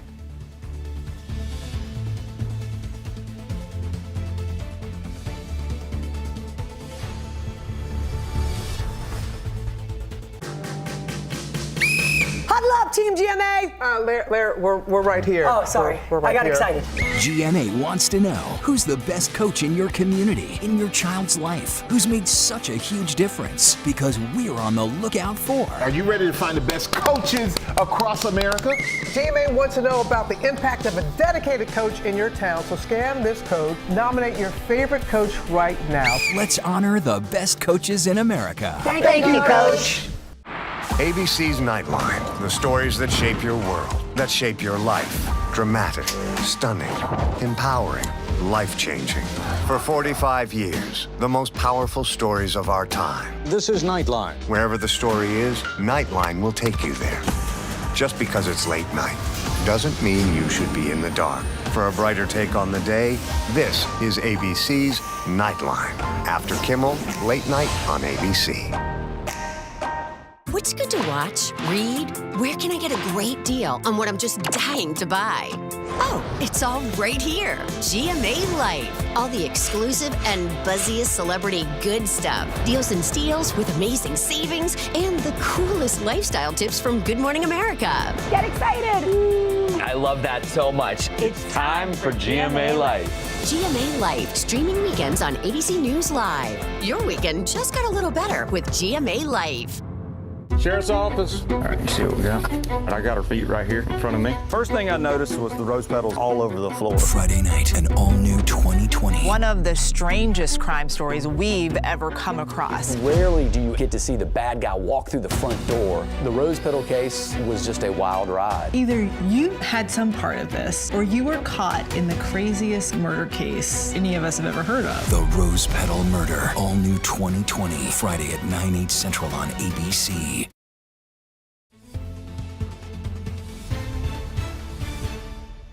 All right, welcome back to ABC News Live Weekend. 2 nights of the NFL Draft are in the books, with enormous crowds coming out in Green Bay, Wisconsin, with heartwarming stories of football players' dreams coming true.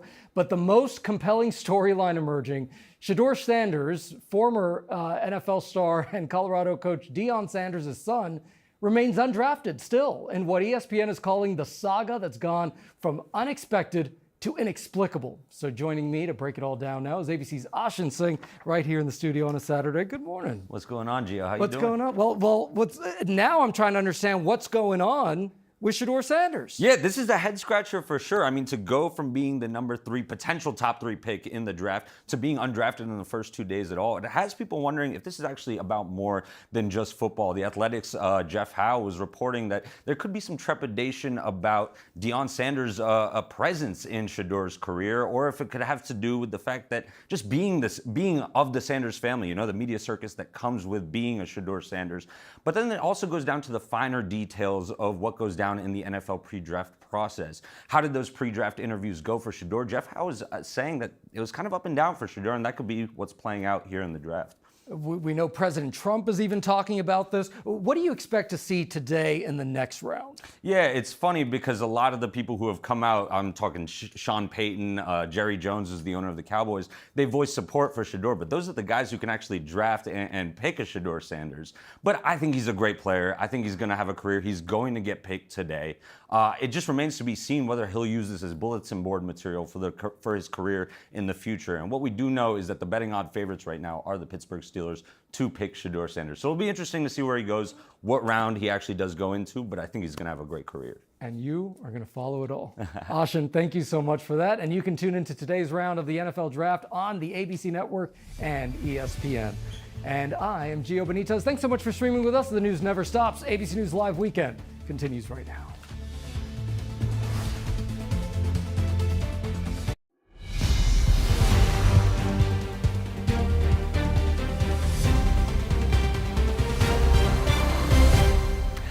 Hi, everyone, and thanks a lot for joining us. I'm DeMarco Morgan, and welcome to ABC News Live Weekend. Let's take a look at your top headlines right now. More than 1 billion Catholics around the world are mourning the loss of Pope Francis. Thousands gathering in the Vatican to pay their respects, and now the world's attention is shifting to the cardinals and the secret ritual of choosing the next pope, the conclave. More than 100 cardinals will convene inside the Sistine Chapel and vote to choose Pope Francis' successor. The candidate must win 2/3 majority, which could take multiple votes. The conclave is expected to start sometime between May 6th and May 11th. We'll have more details about that conclave next. And student loan forgiveness is coming to an end. The Department of Education announced it will resume collection on more than 5 million defaulted loans, and it's starting in less than 2 weeks. Impacted borrowers could see their wages garnished. The Trump administration says that taxpayers shouldn't be the ones to pay for these loans. And Health Secretary Robert F. Kennedy Jr. said he wants to phase out artificial food dyes, asking all major food manufacturers to remove petroleum-based food colorings from their products. These dyes color many food products at our grocery stores, and they are found in popular candy too, including Cheetos, M&Ms, and Skittles. The dyes are FDA approved and safe for consumption. The secretary has long raised concerns about them and said he wants them removed by the end of 2026.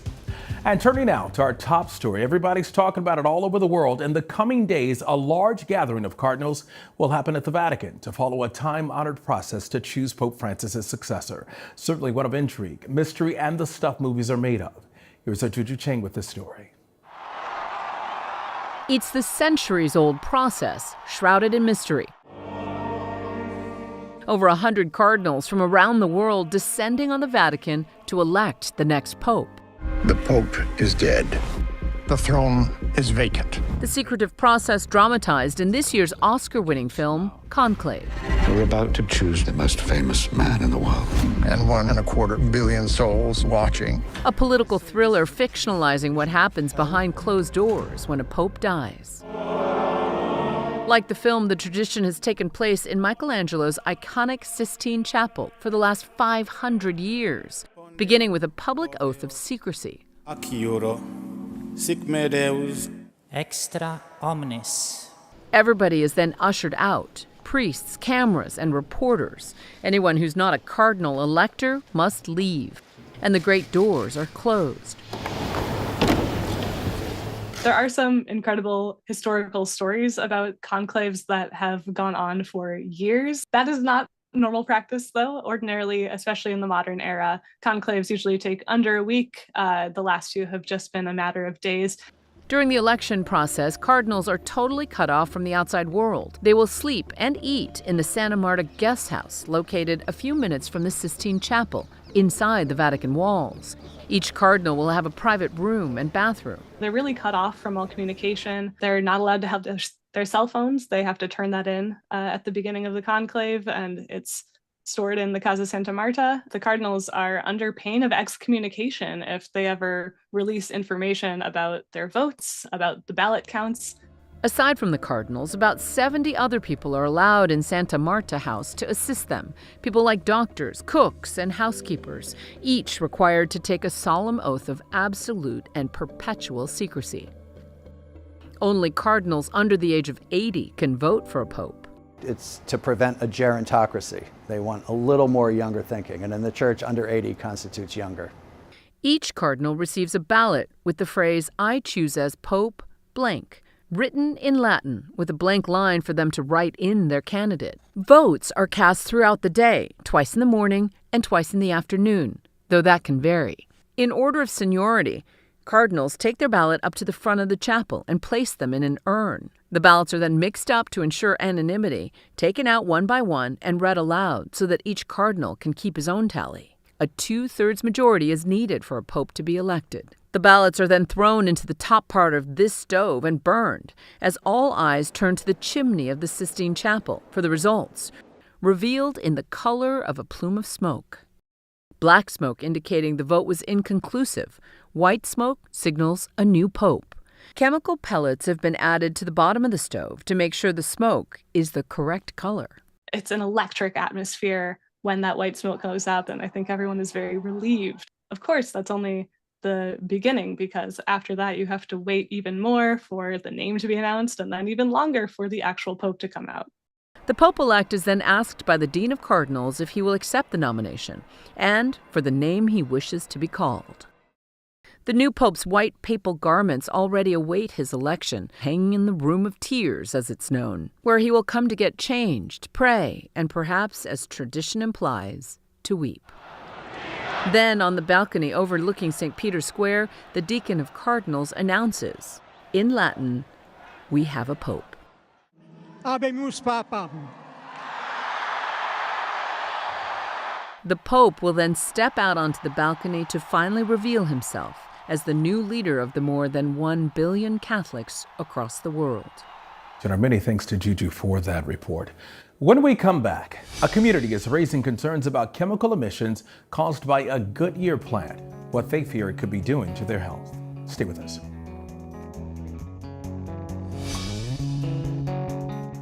The news never stops. From Tampa, we are here tonight as Hurricane Milton has just made landfall. The surge just keeps coming up. Right on the border between Ukraine and Russia. We're in an artillery position about 2 miles away from Gaza. And ABC News Live is right there everywhere. We're not far from where this rally took place, so just stick with us here. Traveling with the president to the U.S.-Mexico border. Here in London today, off the coast of Gaza. Downtown Tel Aviv, rockets or missiles coming in. From the most devastating disaster in Hawaii. Some areas are still smoldering. Wherever the story. From the front lines, the ruins of Rafah. From the FBI. Reporting from Capitol Hill. In western Portugal. Outside of Mexico City. In Iceland. Let's go. Here in France. The eclipse across America. Just stunning. Unbelievable. Streaming live to you. Wherever the story is. Wherever the story is. We're going to take you there. You're streaming. ABC News Live. ABC News Live. You're streaming ABC News Live. ABC News Live. Streaming free everywhere because the news never stops. The news never stops. We are here in Israel, a nation at war. Hurricane Helene screaming across the state, and that's why ABC News Live never stops. Taking you to the center of the story. As news breaks live. ABC News Live is there for you all morning live. Right there. As events unfold across the day, breaking down the day's top stories. ABC News Live Prime going there wherever the story is. And ABC News Live lighting up the weekend. ABC News Live. Because the news never stops. Next week, now that Pope Francis has been laid to rest, who will succeed him? Choosing the next pope. The world waits as the Vatican prepares for a conclave. World News Tonight with David Muir is America's most watched newscast. If it's war, I want to win. This is do or die. Make it worth it. Andor Season 2. New episodes Tuesdays. Only on Disney+. ABC News Live. Because the news never stops. Welcome back. You've almost certainly heard of the iconic brand Goodyear, but what you probably haven't heard about is one of its factories and concerns about potential health impacts in the surrounding neighborhood. ABC News Investigates takes us there to find out what's happening on the ground, and we hear from people who say their lives have been changed forever. Aaron Katursky has this report. Early morning in Niagara Falls, New York, a neighborhood where industry weaves among family homes. As the community wakes, it's shift change at one of the area's remaining factories. For decades, Goodyear has been one of the local mainstays, a place to make an honest living, says retiree Harry Wiest. When did you start working at Goodyear? December of 1977. It was a good job. We played jokes at each other, went to football games. We were really a tight-knit bunch. Goodyear, one of the world's biggest tire makers. A big player on the racing circuit. Known around the world for its iconic symbol of Americana, the Goodyear blimp. For more than 30 years, Harry clocked in at the Niagara plant, where one of the jobs is making a chemical additive then sent to other factories to produce the Goodyear tires. Harry was still on the job in 2004 when he noticed something wrong. I went into the doctor because I was having trouble peeing. He says, "Where do you work?" I said, "I work at Goodyear." He's like, "Oh boy, I got a lot of paying customers. I got a lot of patients from Goodyear." The doctor delivering tough news. I'm case number 37 of this Goodyear bladder cancer thing. What do you mean you're case 37? Well, at Goodyear, We have had so many cases. Just a short drive from the midst of those world-famous falls, the Goodyear factory remains operational today. What happened beyond those walls, under those stacks, has been the subject of investigation for decades. Early 80s, mid 80s, started hearing about a number of people who had worked there or who worked there that were getting bladder cancer. We had a nickname for it, and it was called the Ginch. And they say, hey, you got the Ginch. And then we started doing some research, started asking some questions. One chemical used by workers at the plant to keep those tires from cracking came under scrutiny, something called orthotoluidine. Probably most people have never heard of it before. Attorney Steve Wodka, now retired, spent years representing dozens of Goodyear workers with bladder or related cancer, including Harry. The suppliers, the manufacturers of the orthotoluidine, had much more knowledge about the carcinogenicity of orthotoluidine than Goodyear had. Most of those cases settled out of court with the chemical manufacturers, but questions did arise. Who knew what, when? And through some fact-finding and investigation, found out that Goodyear had been notified previously that we were working with a product that could cause bladder cancer. Jim Briggs worked at Goodyear for 18 years. At the time, he was on the executive board. But they had never said nothing to us. Harry says he, too, was never warned. No one ever said to you, hey, this stuff could be toxic, this could be bad for you. They didn't. In a statement, Goodyear said orthotoluidine exposure levels in Goodyear's Niagara Falls plant have historically and consistently been far lower than the standards set by government regulators. When Goodyear learned of concerns associated with the use of orthotoluidine, the company put additional engineering controls in place to further reduce exposure. A federal agency called NIOSH, the National Institute for Occupational Safety and Health, began examining worker exposures at the factory in the late 1980s. A study in 2014 identified at least 50 workers with bladder cancer, and while doctors can't say with certainty that any one toxin caused someone's cancer, the study estimated exposed workers had a 3 times higher risk of developing bladder cancer compared to the average person in New York. Goodyear says it regularly performs industrial health sampling and monitoring in this facility and tracks current bladder cancer cases through its workers' compensation program. There is now a screening program for all employees, active and former, and current workers are tested every 6 months to measure pre- and post-shift levels of orthotoluidine. And it shows generally that there's an increase in their post-shift levels, meaning that they're absorbing it into their bodies. It's come down. Why isn't that acceptable? It needs to come down further. The goal should be 0, and that's what we're shooting for. Briggs retired and went to work with the United Steelworkers Union, which continues to work with Goodyear on health and safety controls. When people are hired, we tell them this is a risk here. We want people to know. We want them to be informed. Bladder cancer cases, he says, have dropped off in employees hired after 1990. I see the work we're doing, and I definitely feel the workers there today are far more safer than I was and the people before me that went to work at Goodyear. And what happened here, he hopes, is a cautionary tale. I'm hearing about a lot of regulations going away, and I'm hoping we're not going to get back to that culture because it's scary. I lived it.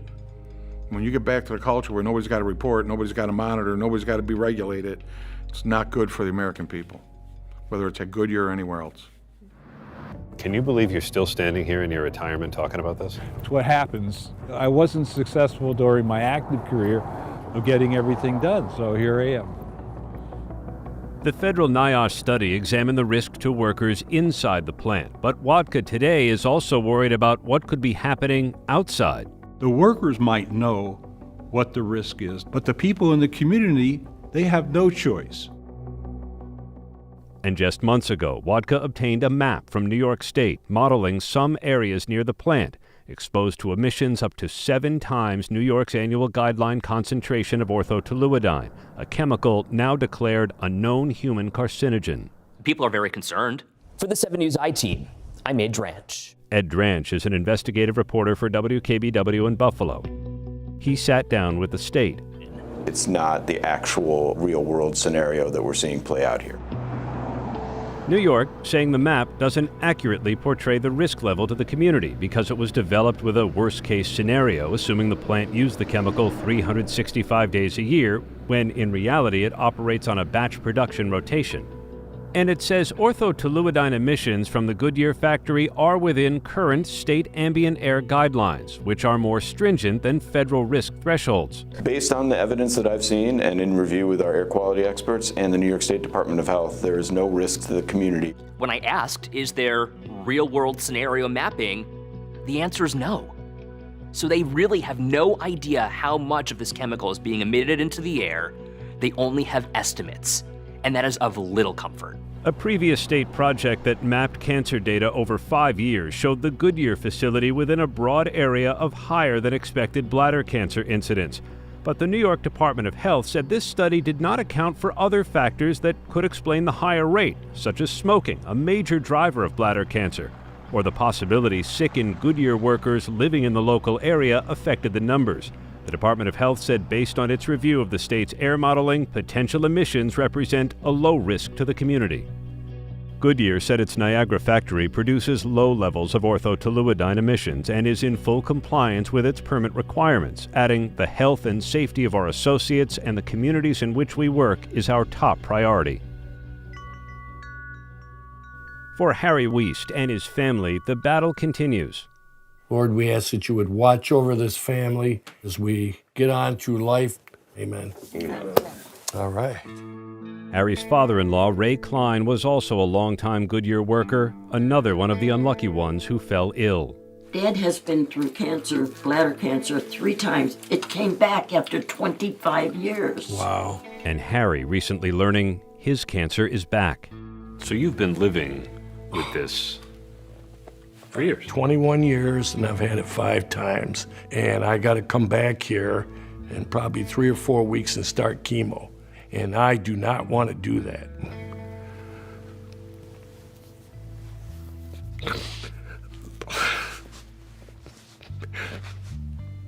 It's unrelenting. It is unrelenting, and it's tough because it always brings all this stuff back, you know.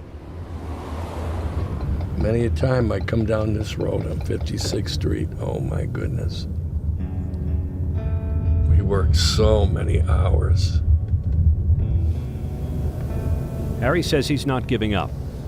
Today, paying his respects to a Goodyear co-worker who lost his cancer battle. People don't realize the devastation. He had a daughter, had grandkids, such a blow to the family. The graveyard nearly framing the factory in the distance. I can see the steam coming out of the stacks. Just so full of irony that he is here, and Goodyear is just right down the street.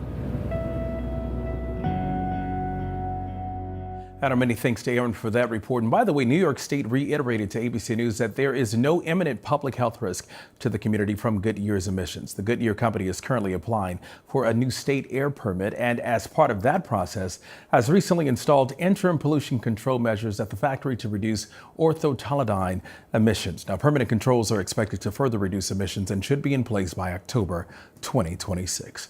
When we come back, secrets, spoilers, and Ryan Gosling's childhood dreams. We'll give you all the intergalactic details on the new Star Wars movie. Stay with us.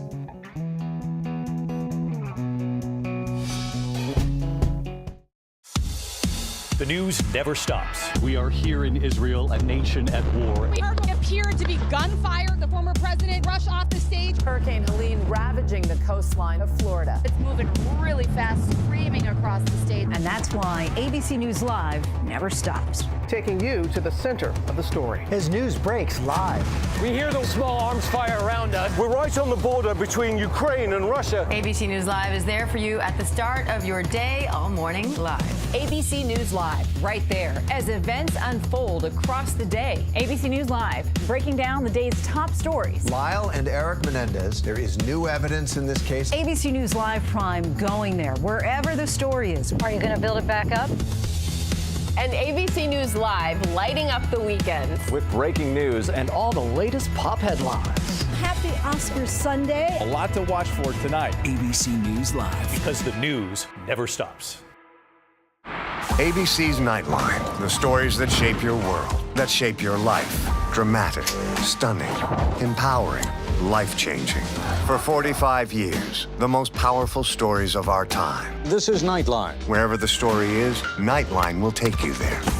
Just because it's late night doesn't mean you should be in the dark. For a brighter take on the day, this is ABC's Nightline. After Kimmel, late night on ABC. Now you can listen to a podcast version of Good Morning America, available free wherever you listen. Sunday morning, the president's first 100 days. From the economy and tariffs to mass deportations and foreign policy, Trump's Treasury Secretary and Biden's former national security advisor on Trump's first 100 days. Sunday morning on ABC's This Week. ABC's David Muir, the most watched newscast in America. More Americans watch World News Tonight with David Muir than any other newscast. I'm Faith Abube in Tampa, Florida for the 2025 NCAA Women's Championship game. Wherever the story is, we'll take you there. You're streaming ABC News Live.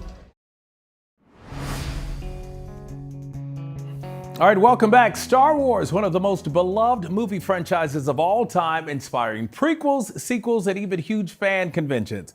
We went halfway around the world to get in on the secrets of the next installment from the galaxy far, far away. Eva Pilgrim has this story. In a galaxy not so far away, over 100,000 fans from 125 countries gathered in Tokyo for Star Wars Celebration Japan, a 3-day extravaganza for fans. Star Wars Celebration Japan! If only we could see you walking around Costco with it. Where are you going next?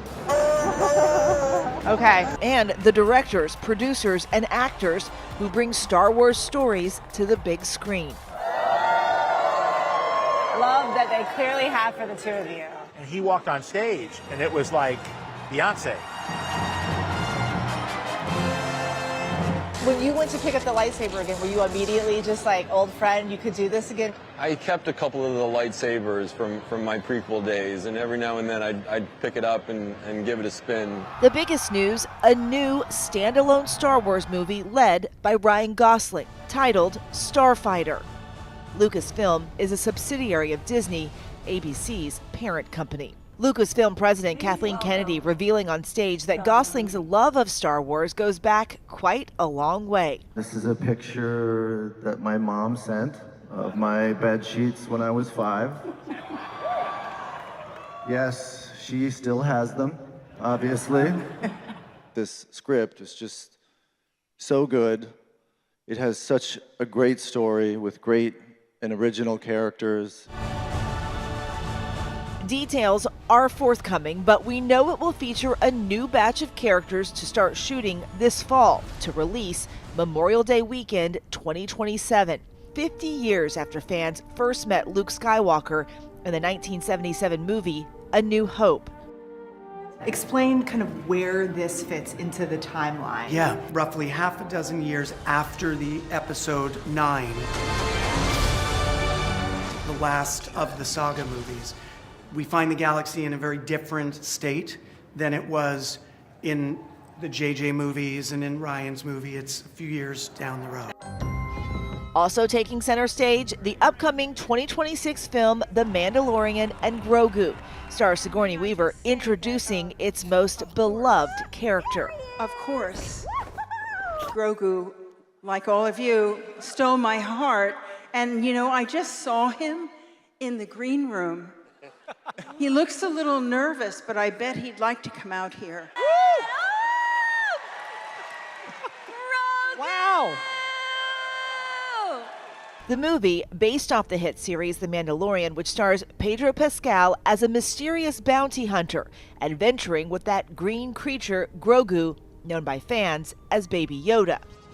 The new film, directed by Jon Favreau and co-written by Favreau and Dave Filoni. Yeah, so we got to work together, writing on this together and producing together, and that's a big treat for me. What they've created, Grogu, the Legacy team made a puppet that became so alive, we didn't end up doing CG. It was like, oh great, well we can make this look really real. This is where the fun begins. And another huge reveal, Hayden Christensen, who famously starred as Anakin Skywalker, returning for the second season of Ahsoka, starring Rosario Dawson. We got him. There's not much that I can share, but Anakin will be back for season 2.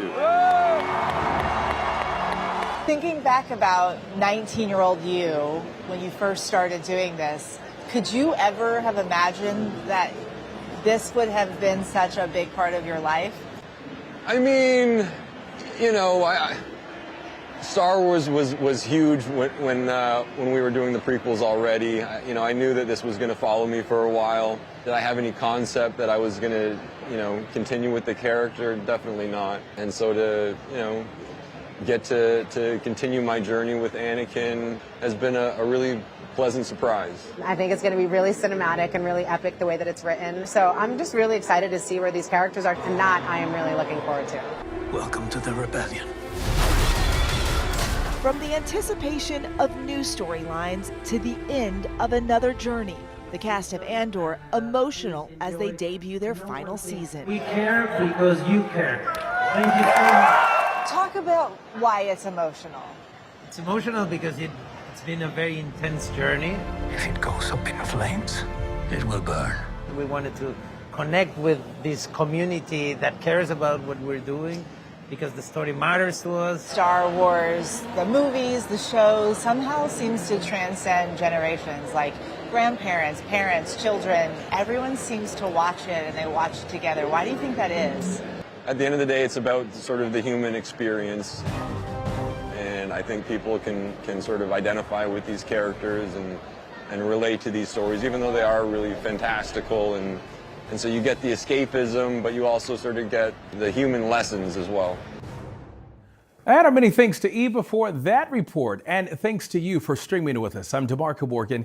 ABC News Live is here for you anytime with the latest news, context, and analysis. And you can catch me and my friend Eva on GMA3, What You Need to Know at 1 o'clock weekday afternoons on the ABC Television Network. And you can also find ABC News Live anywhere that you stream live news, included on Disney+, Hulu, and the ABC News app, and of course on abcnews.com. The news never stops. Keep it right here, and we'll see you next time. Thanks for watching.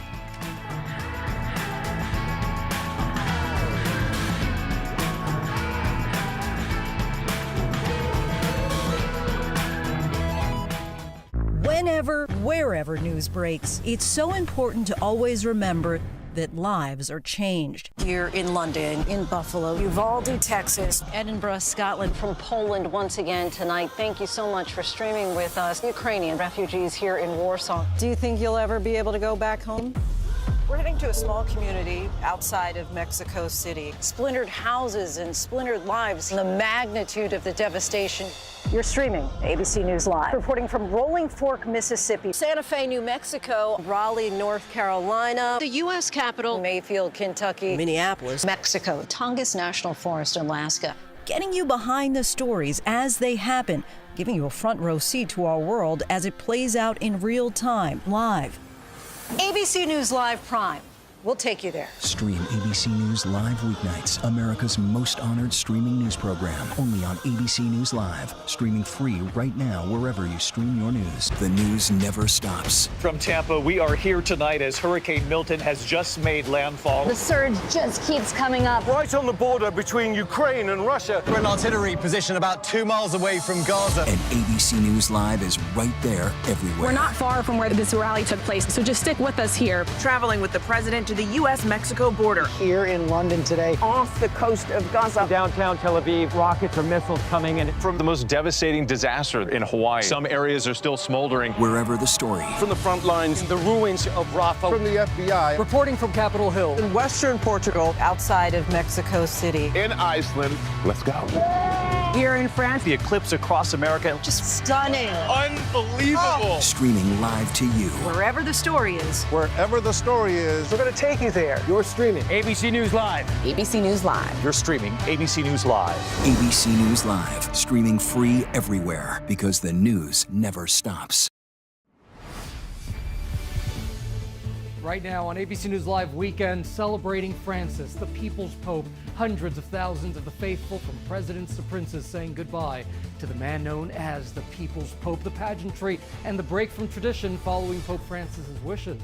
Plus, the new study reportedly linking chicken to cancer. Why medical experts say it needs a closer look. We're going to have Dr. Alok Patel on standby to explain this. And Weekend Watch, the hottest shows to binge right now, and the one movie getting a lot of attention following the Pope's funeral. ABC News Live Weekend starts right now.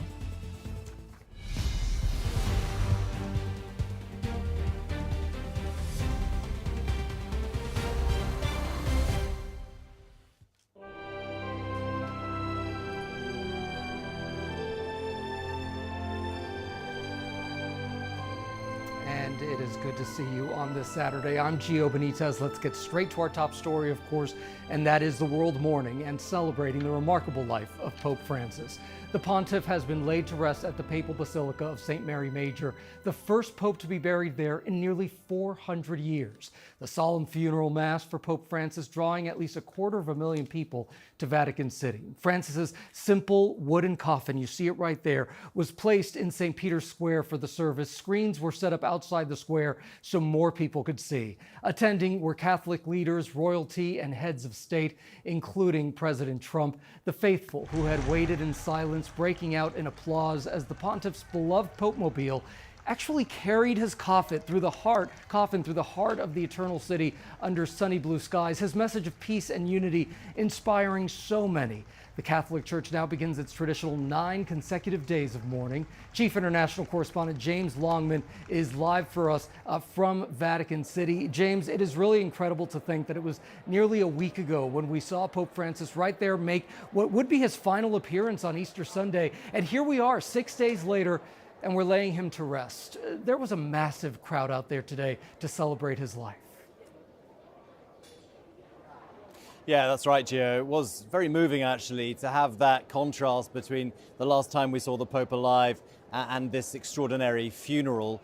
Battista Re, actually the Dean of the College of Cardinals, who gave a very moving homily today, gave an interview in which he said he'd never seen the Pope so enthused to go out among the pilgrims as he did on that Easter Sunday, and for him to have died at Easter, the most important time for Christians, was incredibly symbolic. Today was magical. There's no other word for it. There was a sea of people behind us here.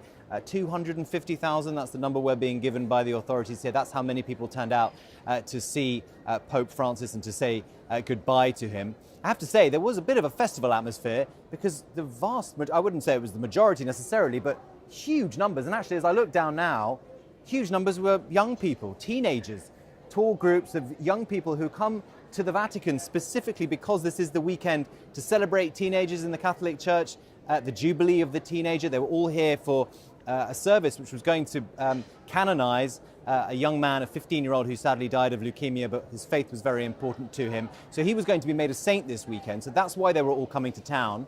The Pope died, plans changed, but they all still came. And so we saw these kids kind of lying down, chatting. It was really lovely to see. And then during the moment in the Mass, where people are asked to offer peace to one another, you saw them kind of shaking hands, hugging, and then running to find strangers in the crowd. And that was just really nice. And it kind of reminded me a little bit of Pope Francis, I have to say, because this was who he was. He was casual. He didn't really want protocol. What he wanted was just kind of living your ordinary everyday life. And that's why he spoke so much to young people, Gio. Absolutely, and I'm glad you mentioned how much he spoke to young people, because during Easter Sunday, the Pope called for world peace, specifically mentioning Gaza. And I watched your incredible interview with the priest of the only Catholic church in Gaza, and it was incredible to hear him talk about the Pope FaceTiming to speak with the children of the church every single day. And I think it was, just 2 days before his death that he called, even during his time in the hospital. Yeah, he did not miss a call, really, broadly speaking. I mean, there may have been a night here or there, but basically for 18 months he has called that parish, it's the Holy Family Parish, the only Catholic parish in Gaza, to offer his support to the community there. I spoke to Father Romanelli, who told me this community has lost a fifth of its congregation to the violence. And these young people, they have known nothing really other than killing and bloodshed and really humiliation, humility is what Pope Francis preached, humiliation. They feel like the world is not paying attention to them, doesn't take them seriously. They have just been left, really, to suffer, he said, and he felt that Pope Francis, by calling them, FaceTiming with them, it just gave them so much hope. The video that you're talking about was taken actually in December of last year, where they called to wish him a happy birthday. And so you've got video of them singing happy birthday in Spanish and in Arabic for him, and it gave them so much joy. And yes, the last time he called was on Saturday night, 2 days before he died. It was a 30-second call, but that's how much it meant to those young people in Gaza. Yeah, what a striking man. And James, I know that you're there, of course, in St. Peter's Square, where the funeral happened, but he was actually buried, as we've been talking about, at St. Mary Major. The folks who were there at St. Mary Major awaiting the Pope's coffin, what do we know about them? Yeah, I mean, look, what we saw here at the St. Peter's Basilica was very much the choreography of the Vatican. It was the kind of formal funeral for a pope. What we saw at St. Mary Major was what Francis wanted. And he made sure that when his coffin arrived, the simple wooden coffin that we've all seen so much of over these last few days, there were people on the margins. That's what the phrase has been used many, many times. These are the people that Francis really wanted to put back into focus, make the world see them in a way that perhaps they don't get seen enough. So we had groups of migrants, groups of people who had been in prison, so those incarcerated, and also transgender people. I mean, this is a man who was not afraid to make these sorts of statements, and they were waiting for him. They were the last to see his casket before it was interred in that very simple tomb. This was the kind of man he was. He understood the power of a gesture like that. And now the conclave has to decide about the man who they will elect to follow him. Will he be someone who wants to push the boundaries, to make these sorts of statements, which some people say have been too political? He had a lot of detractors inside the church. Or will they go for someone a little safer in terms of, you know, the kind of person that the Vatican might like? We have absolutely no way of knowing. Gio is speaking to people all week here. They say if anyone tells you they know, they're lying, because we cannot know. But when we see that white smoke emerge from behind me where I am now, the Sistine Chapel, then we will know who takes over from Pope Francis as the leader of the Catholic Church. A lot to watch here over the next several weeks. James Longman, thank you so much for your heartfelt reporting there from Vatican City. We appreciate it. Let's go ahead and bring in ABC News Papal contributor Gloria Purvis for more on this extraordinary day. Gloria, let's go ahead and start with the significance of St. Mary Major, where Pope Francis was laid to rest. Again, he's the first pope to be buried there in nearly 400 years. Why was it so important to Pope Francis? Well, first of all, before he was even Pope, he regularly went to St. Mary Major because of the icon of the Blessed Virgin Mary. He, in his last will and testament, said that he had entrusted his not only his papacy, but his episcopal life, his life as a priest, to the Blessed Mother. So that's what makes St. Mary Major so important to him. Additionally, he's not the first pope to be buried there. There's 7 other popes buried there. But also St. Jerome is buried at St. Mary Major. And for viewers, St. Jerome is the gentleman that was the first one to translate the Bible from ancient Aramaic and Hebrew and Greek into Latin. So it's known as the Vulgate. So there's some very important people at St. Mary Major as well. Another thing that's interesting about St. Mary Major, at least in terms of where the Pope chose to be buried, it used to be a candelabra closet. He happened to notice it one time when he was in there. It used to have a wooden door. It's a closet. How simple and humble can you get? Another touching thing about St. Mary Major is that the Pope chose stones from the land of his grandparents to be his tomb. So he has stones from Liguria to be his tomb. So just so many touching pieces about St. Mary Major and the Holy Father. And he also has his burial spot in between 2 confessionals, which again takes us back to this Pope emphasizing mercy, which is so important to us as Catholics. With that very simple inscription, Franciscus, there on his tomb. Yeah. Gloria, we were talking about the next steps for the Catholic Church, the secret conclave that's about to be underway. Where does the Catholic Church go from here? Well, first of all, we are still going to do 9 days of mourning before we even get to the conclave. It is a part of our spiritual works of mercy to pray for the living and the dead, and that everybody gets to participate in that with us. So right now we're praying, we'll be praying it for the Holy Father's soul as we prepare for the conclave. Now, the cardinals are going to have to get together and think about where is the church right now? What are the needs of the world? And in prayer, be hopefully inspired by the Holy Spirit to choose the right person to lead the church into the future. All right, Gloria Purvis, thank you so much for joining us on this momentous day, really, for not just Catholics, but Christians and everyone all across the world. Thank you so much. Thank you. Thank you. And remember, throughout all of our newscasts today on ABC News Live, we will have extensive coverage of Pope Francis's farewell, legacy, and what's next for the Catholic Church. And before Pope Francis's funeral began today, President Trump and Ukrainian President Vladimir Zelensky met face-to-face inside St. Peter's Basilica. You see that photo right there. This comes after a week of the Trump administration pressuring Ukraine to accept the terms of a peace deal with Russia. But after the funeral, Trump posted on social media that he thinks maybe Vladimir Putin doesn't want to stop the war and that he may have to deal with the Russian president differently. All of this happening as the war rages on, with Putin now saying that his forces have taken back Russia's Kursk region on the border with Ukraine. The Ukrainian army is calling Putin's claim a, quote, propaganda ploy. Senior White House correspondent Selena Wang is in Washington following all the developments here, and there are so many, Selena. This is the first time President Trump and President Zelensky have met since that tense face-off in the Oval Office. What are officials from both sides saying right now about that meeting inside the Vatican?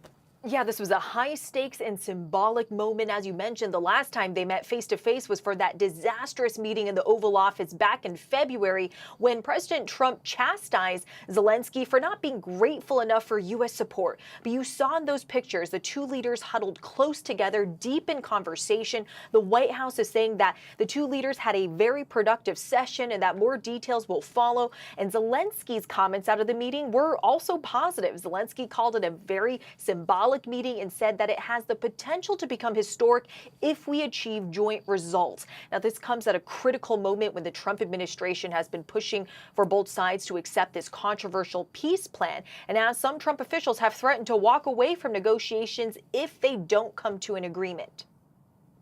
And you know, Selena, it's just really striking to look at these pictures because, again, this is inside St. Peter's Basilica right before this funeral. Why? I mean, the images are really just striking. Totally. I mean, the symbolism there. I mean, first of all, you have them sitting alone inside St. Peter's Basilica in the Vatican, bringing together not just President Trump and President Zelensky, but also, as you saw from those images there, two critical allies in Europe of Ukraine's, including the leaders of the UK and France. But the symbolism goes beyond them just being in the Vatican. This is also, they're brought together by Pope Francis's funeral, someone who relentlessly pushed for peace, relentlessly called for an end to the war in Ukraine. So these very high stakes talks happening in a very momentous place as well, Gio. Ukraine has said it's just not going to sign this deal that's on the table right now. What is Ukraine opposed to in this current deal? So this deal is viewed as being more favorable to Russia. So in this deal, it would prohibit NATO membership for Ukraine. It would also force Ukraine to give up land that Russia has seized since its invasion, in addition to giving up Crimea. And Ukraine has ruled out giving up Crimea. They're rejecting that proposal. So the bottom line here is it's unclear how close we are to a deal, despite President Trump campaigning on ending this war in 24 hours. Now we are several months into his term. And in a post this morning on Truth Social, President Trump is saying that Putin may not want to end the country's war in Ukraine. And I just want to read to you again part of this quote from his Truth Social post. He said, with all of that being said, there was no reason for Putin to be shooting missiles into civilian areas, cities, and towns over the last few days. It makes me think that maybe he doesn't want to stop the war. He's just tapping me along and has to be dealt with differently through banking or secondary sanctions. Too many people are dying. Now, this is certainly a shift in tone in the president in that post, suggesting that he's threatening sanctions on Russia. This comes after President Trump has repeatedly said that he believes Russia does want peace and does want an end to this war. It's a lot to get a handle of, and you are helping us through it. Thank you so much, Selena. As always, we appreciate you. And coming up here on ABC News Live Weekend, it is a soggy start for the Northeast when the rain will clear up and the severe weather outbreak on the radar. Also ahead here, measles cases in the U.S. nearing 1,000, the concern as vaccination rates decline. Stick around. You're watching ABC News Live Weekend.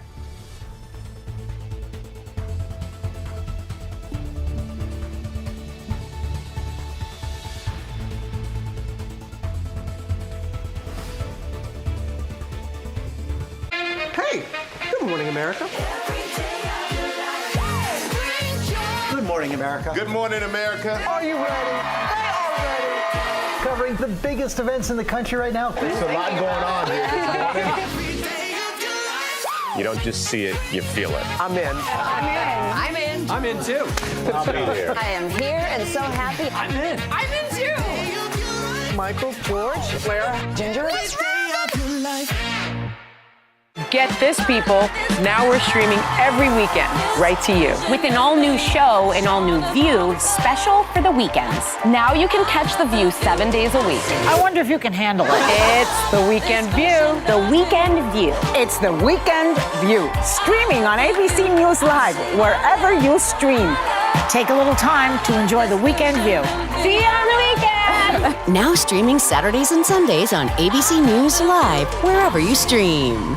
The news never stops. We are here in Israel, a nation at war. Hurricane Helene screaming across the state, and that's why ABC News Live never stops. taking you to the center of the story. As news breaks live. ABC News Live is there for you all morning live. Right there. As events unfold across the day, breaking down the day's top stories. ABC News Live Prime going there, wherever the story is. And ABC News Live lighting up the weekend. ABC News Live. Because the news never stops.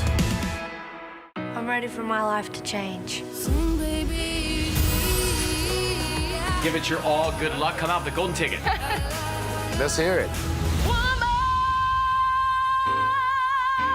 My goodness.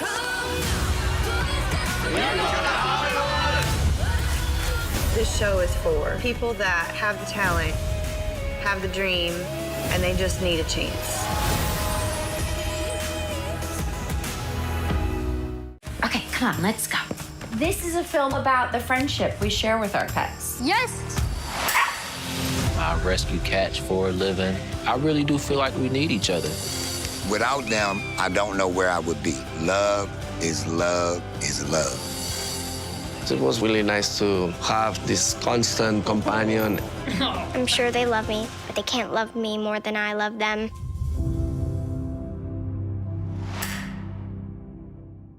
Next week, now that Pope Francis has been laid to rest, who will succeed him? Choosing the next pope, the world waits as the Vatican prepares for a conclave.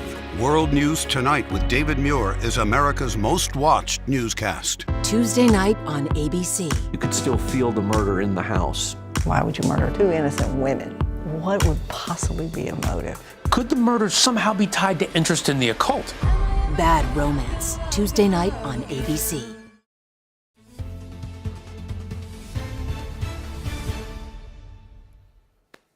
All right, welcome back to ABC News Live Weekend. Let's get a check of your weekend weather right now. Meteorologist Samara Theodore is here with that. Samara, what are you watching? Well, I'm keeping a close eye on this rain. That's much needed, Gio. You've probably already seen the wildfire footage out of New Jersey. We had the Jones Road fire earlier this morning, 60% containment. I imagine that containment continues to grow. The Thompson Hollow fire and the Hammonds Rocks fire had burned about 1,350 acres earlier this morning, but the rain is working in our favor. So we need this to keep going, and we will see this rain continuing to persist through this afternoon and evening. Now, by tonight, just after dinner time, we're really drying out along the I-95 corridor. So if you have weekend plans and you're like, hey, Samara, I really wanted to get out, but it's been a soggy day, not to worry. Sunday's going to be the better half of your weekend if you live in the Northeast. Just give it some time. Now, as far as our next big story goes, this is going to be the severe weather, potentially severe weather outbreak for those living in the red zone here. So let's time it out. Monday, And we have Tuesday, Monday afternoon into Monday night. If you live in Fargo, Marquette, anywhere to the left of this red line, you have the threat for severe weather. Specifically in this red zone, that's where we have a very elevated risk of severe weather. It's there that we could see destructive winds, strong tornadoes are possible, and we could even see a bit of a tornado outbreak, something to watch for. That's from Minneapolis south to Des Moines, just to the west of Green Bay there. Now on Tuesday, we see this severe weather threat shift farther east. By Tuesday, it's hitting places like Syracuse, Detroit, Pittsburgh, Indianapolis, down to Dallas, where we could see damaging winds, large hail, and maybe a few tornadoes. Gia. Okay, a lot to watch there, Samara. Thank you so much. Meanwhile, a new study is raising alarms about eating chicken after it was linked to higher rates of gastrointestinal cancer. However, medical experts say that the study needs a closer look. ABC's Lionel Moise has more. Headlines in recent days have raised concern about the potential risk of eating too much chicken and the risk of cancer. They cite a new study conducted in one Italian region, which collected data on the diets of nearly 5,000 adults and tracked their health for nearly 2 decades. Researchers claim to have found a link between those who ate more than 300 grams of poultry, or about 3 servings per week, and increased mortality risk and gastrointestinal cancer, but experts warn not so fast. Observational studies such as these can indicate associations, but they do not establish causation. This study in no way proves that eating chicken causes cancer. The study did not look at how chicken was prepared, such as whether it was fried, grilled, or baked. Cooking methods, processing, overall dietary patterns of the individuals who were involved in this study, all of these things were not fully accounted for and could potentially influence outcomes. Experts warn this was a study of only one Italian population, not applicable to a U.S. population sample. The amount of chicken consumed was also self-reported by the participants, making it vulnerable to recall bias. Other studies and medical consensus show that chicken and lean meat can be part of a healthy diet. While this study certainly sparks an interesting discussion, it does not in any way provide definitive evidence to eliminate chicken from our diet. Instead, it underscores the importance of moderation, balanced nutrition, and the need for further research to understand nuances of diet and health outcomes. All right, Lionel, thank you so much for that report. Let's go ahead and bring in ABC News medical contributor, Dr. Alok Patel, right here to break this all down with more in this week's Health Roundup. Okay, Dr. Patel, let's talk about this because this study was based on an Italian community. It suggests eating chicken may be linked to a higher rate of gastrointestinal cancer, but experts say it doesn't necessarily take into account those lifestyle factors as well. What do you make of it? Gio, you basically nailed it. You don't even need me. I think people who saw this headline initially were scared and said, oh my gosh, a potential link between consuming chicken and cancer. But this is just one study that shows a small correlation. It does not show cause and effect. And the researchers even acknowledge that they don't really look at the type of chicken people were eating. Was it processed? Is there sauce on it? Is it charred? They also don't pay attention to lifestyle factors such as physical activity. And then there's also genetics. So you can't just look at this one study and make a conclusion that eating chicken causes cancer. This is another reason why journalists, doctors, scientists want people to look beyond the headline.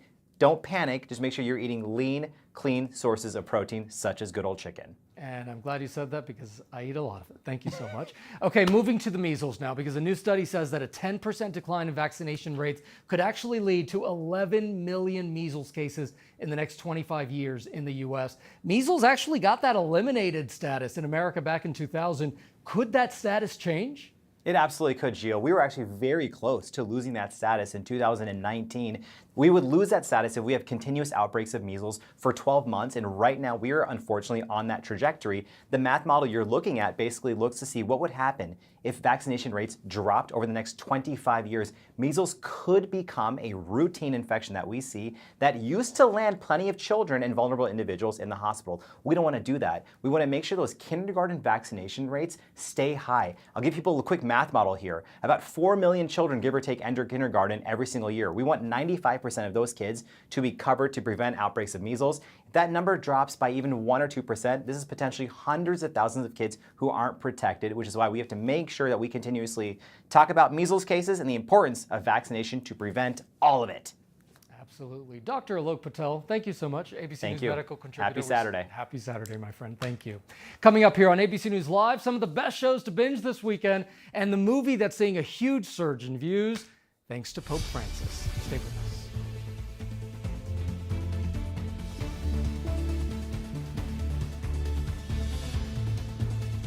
What's good to watch, read? Where can I get a great deal on what I'm just dying to buy? Oh, it's all right here. GMA Life. Get the latest celebrity buzz, deals and steals, and the coolest lifestyle tips from GMA. I love that so much. Streaming weekends on ABC News Live. Amanda Riley was a mother, wife. Everybody loved her. I heard the words, "You have stage 3 blood cancer." We gave our hearts, our prayers. We thought she was God's gift, but she was a liar. Why would somebody fake cancer? There's all these pictures of her in the hospital with IVs, tubing. It was only a matter of time until Amanda's whole world came tumbling down. Oh my God! Scamanda. All episodes now streaming on Hulu. Okay, come on, let's go. This is a film about the friendship we share with our pets. Yes! I rescue cats for a living. I really do feel like we need each other. Without them, I don't know where I would be. Love is love is love. It was really nice to have this constant companion. I'm sure they love me, but they can't love me more than I love them.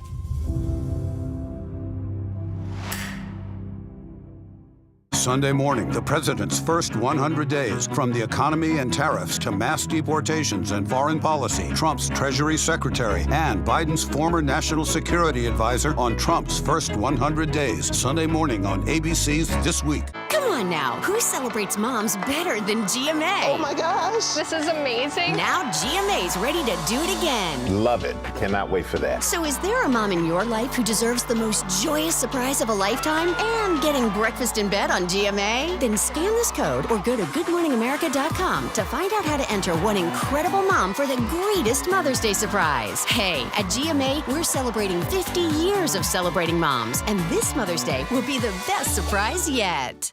Nightline. The stories that shape your world, that shape your life. Dramatic, stunning, empowering, jaw-dropping.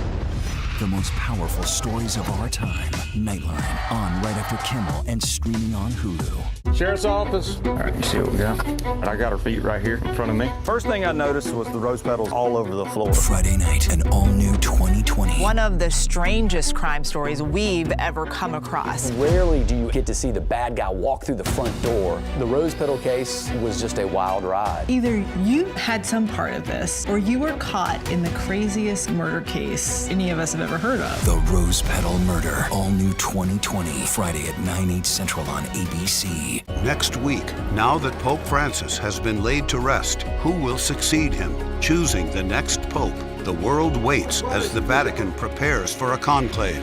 World News Tonight with David Muir is America's most watched newscast. I'm Robin Roberts in Southern California, covering those devastating wildfires. Wherever the story is, we take you there. You are streaming ABC News Live.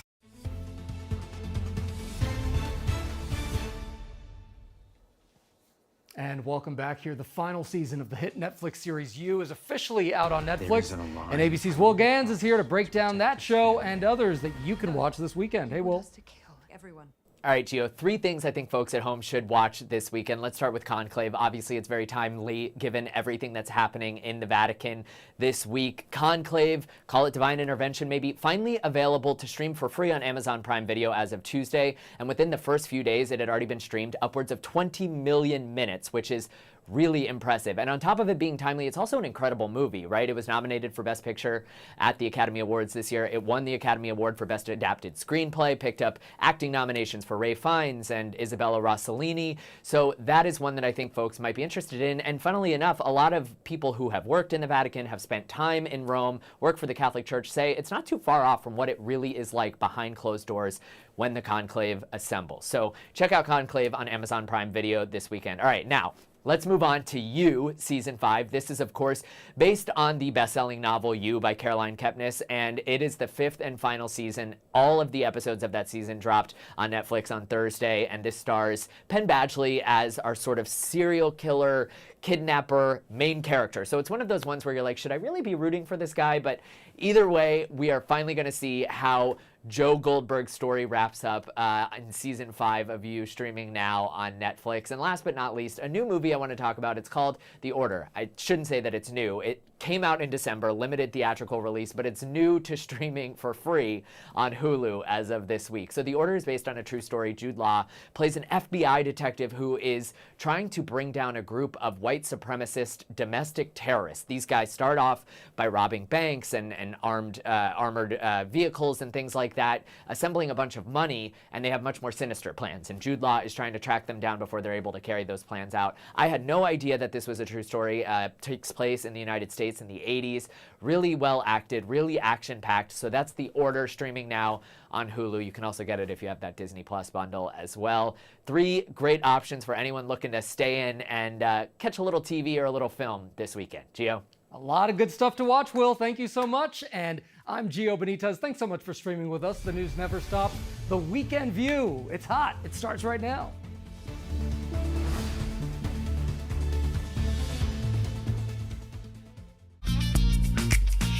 Coming up on The Weekend View, Beyonce's mom, Tina Knowles, tells Oprah the biggest lesson she learned about relationships and herself after 2 divorces. Why a marriage counselor says taking a month-long sabbatical from being a wife helped save her relationship, and how George Clooney swears that he and his wife hadn't had a single argument after 10 years of wedded bliss. Really? It all starts now on The Weekend View.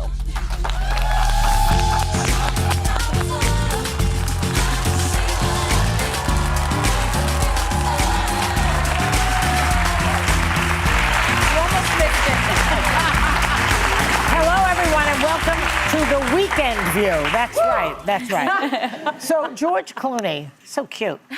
He was just on CBS Mornings promoting his play Good Night and Good Luck, which is about the legendary journalist Edward R. Murrow.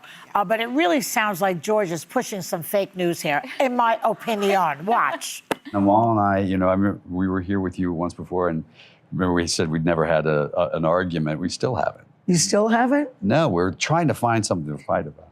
I feel so extraordinarily lucky to have met this incredible woman. And I feel as if I hit the jackpot. And there isn't a day that goes by that I don't think I'm the luckiest man in the world.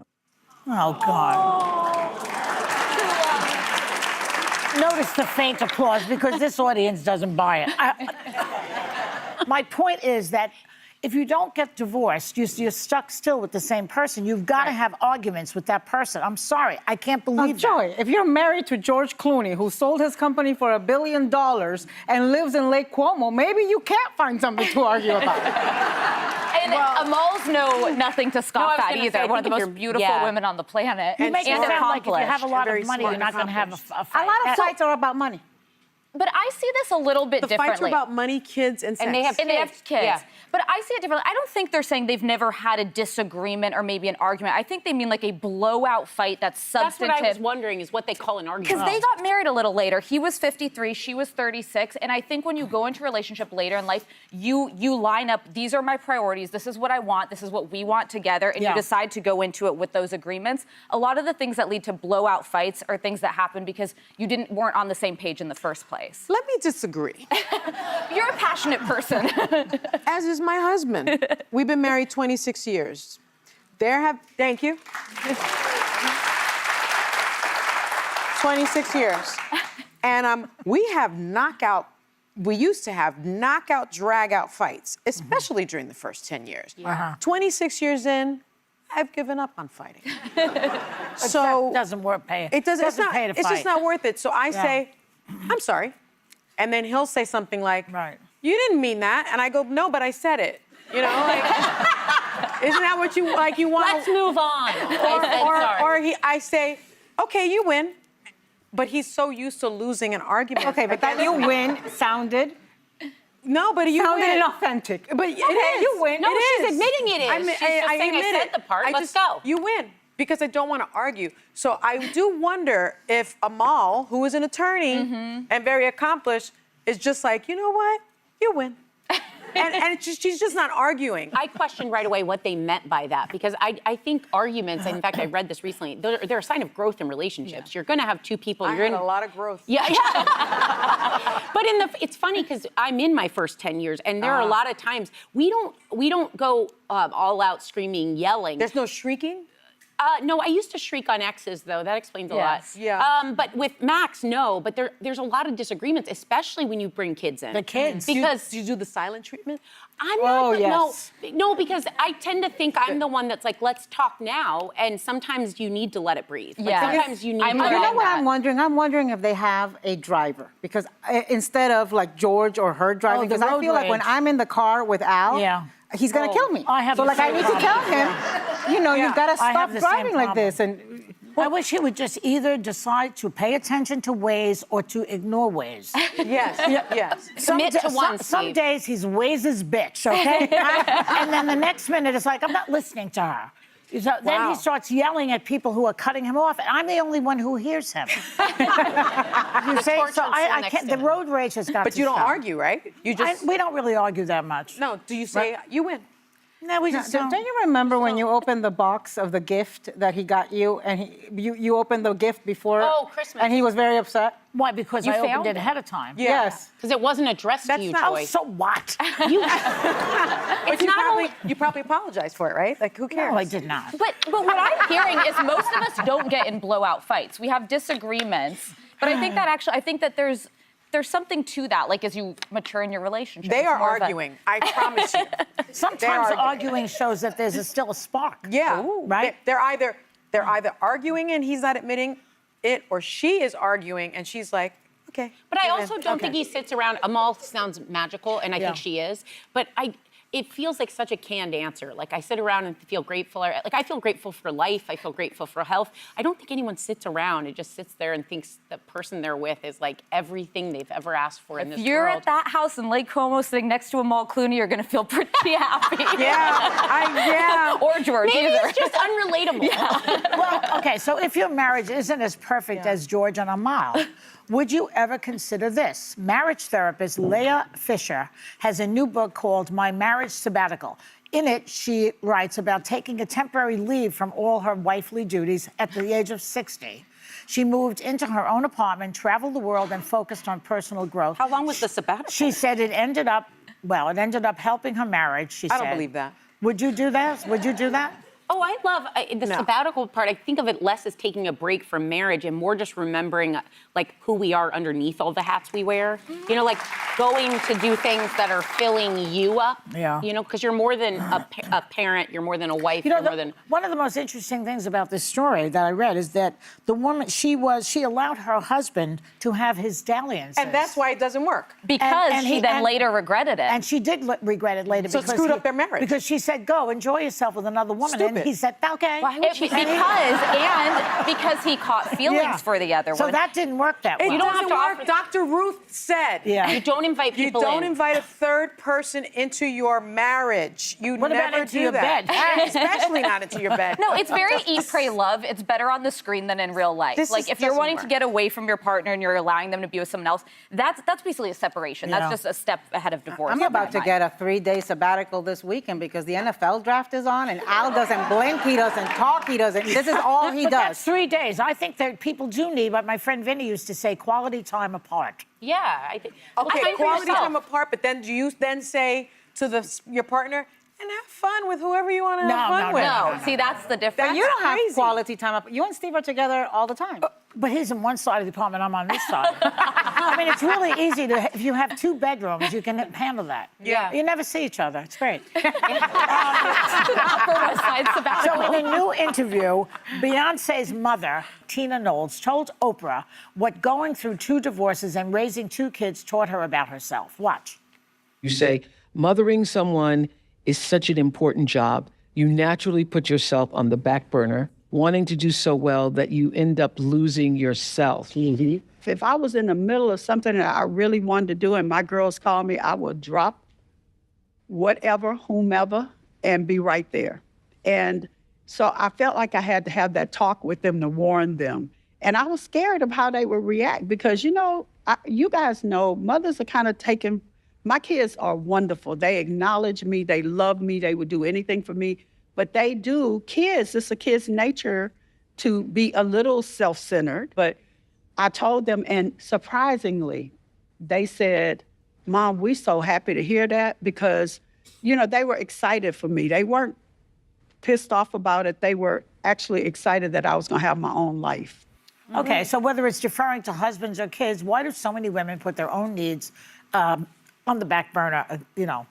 Well, isn't that what being a mom is? I mean, once you become a mother, in my view, once you become a mother, you are never first. You have to put this other human being before you. Yeah, but they say that you have to put your husband first. I don't agree with that. I do. I actually do agree with that. We haven't gotten to that phase yet, but Oprah once did an amazing show, and the whole thing starts with a woman that writes an article saying, it's just to catch eyes. I love my husband more than my children. And they put her in the center of the stage. We talked about that. Yes, and then there are women out here, so it sets the whole show up, and everyone's like, oh my God, you're awful. By the end, you start to see the martyrdom of these mothers that they were like watching TV while their husbands are having sex with all this stuff. The love for the children comes from the parents, and your partner will be there when your kids leave. So if you do not honor and love that person and continue to work on that relationship, what did you do it for? Well, but who says that you have to put your husband first? It's about putting the Bible does say honoring. that. Yeah, it's the marriage. The marriage Not just must, the Bible. A lot of marriage other counselors books will that tell Joy you that. reads. The marriage must. The marriage. I do agree with the premise that your marriage is the foundation for your entire family, right? So, and you model what love is for your children, but. Part of that is also giving of yourself. And so when you become a wife and a mother, unfortunately, part of the deal is that you're no longer. You know something I want to highlight that self-centered. she did? She talked, and she said it was a struggle for her when she decided to do this. She shared that she was diagnosed with breast cancer.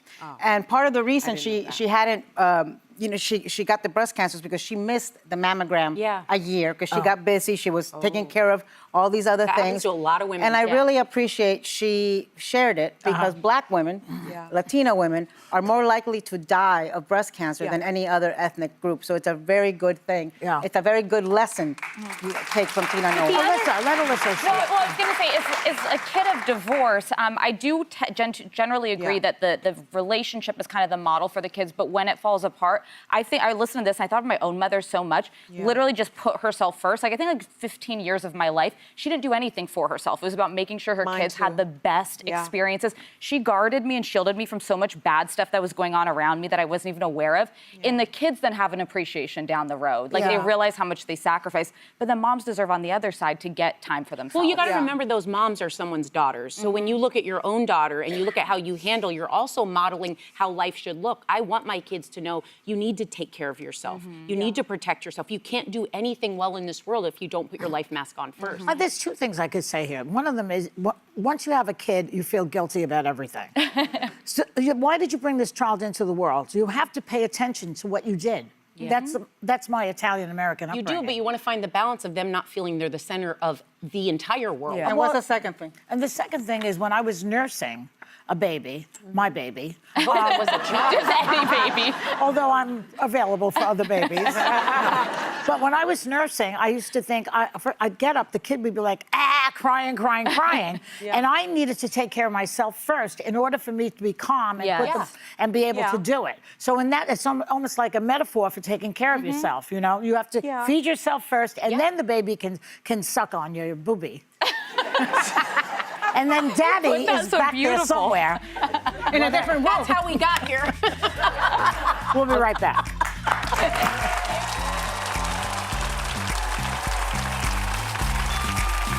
The Weekend View is sponsored by Rock Skincare, clinically proven.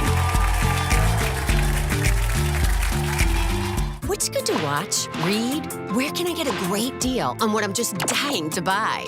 Oh, it's all right here. GMA Life. All the exclusive and buzziest celebrity good stuff. Deals and steals with amazing savings and the coolest lifestyle tips from Good Morning America. Get excited! I love that so much. It's time for GMA Life. GMA Life, streaming weekends on ABC News Live. Your weekend just got a little better with GMA Life. It was a kidnapping, torture case. A crime of greed and cruelty. The men tortured the victim by beating, tasing, and burning him. And this is where it gets really horrible. The guy was cutting off my roommates. It was like a bad dream. This crime was horrific. He's a psychopath. How could you possibly defend somebody like that? This was a story about greed, sadism, evil. Wicked Game, Devil in the Desert, only on Hulu. Sheriff's office. All right, you see what we got? I got her feet right here in front of me. First thing I noticed was the rose petals all over the floor. Friday night, an all-new 2020. One of the strangest crime stories we've ever come across. Rarely do you get to see the bad guy walk through the front door. The rose petal case was just a wild ride. Either you had some part of this, or you were caught in the craziest murder case any of us have ever heard of. The Rose Petal Murder, all-new 2020, Friday at 9/8 Central on ABC. I love this version of me. America's #1 most watched daytime talk show is ABC's The View. You all heard it here first. I love it. I'm there for it. Hot topics, political views. That's what we're about. Voices that matter. It all goes down right here. That's why it's called the what? The View. I love it. I'm all in. Second that. This is going to be must-see TV, and so much could happen.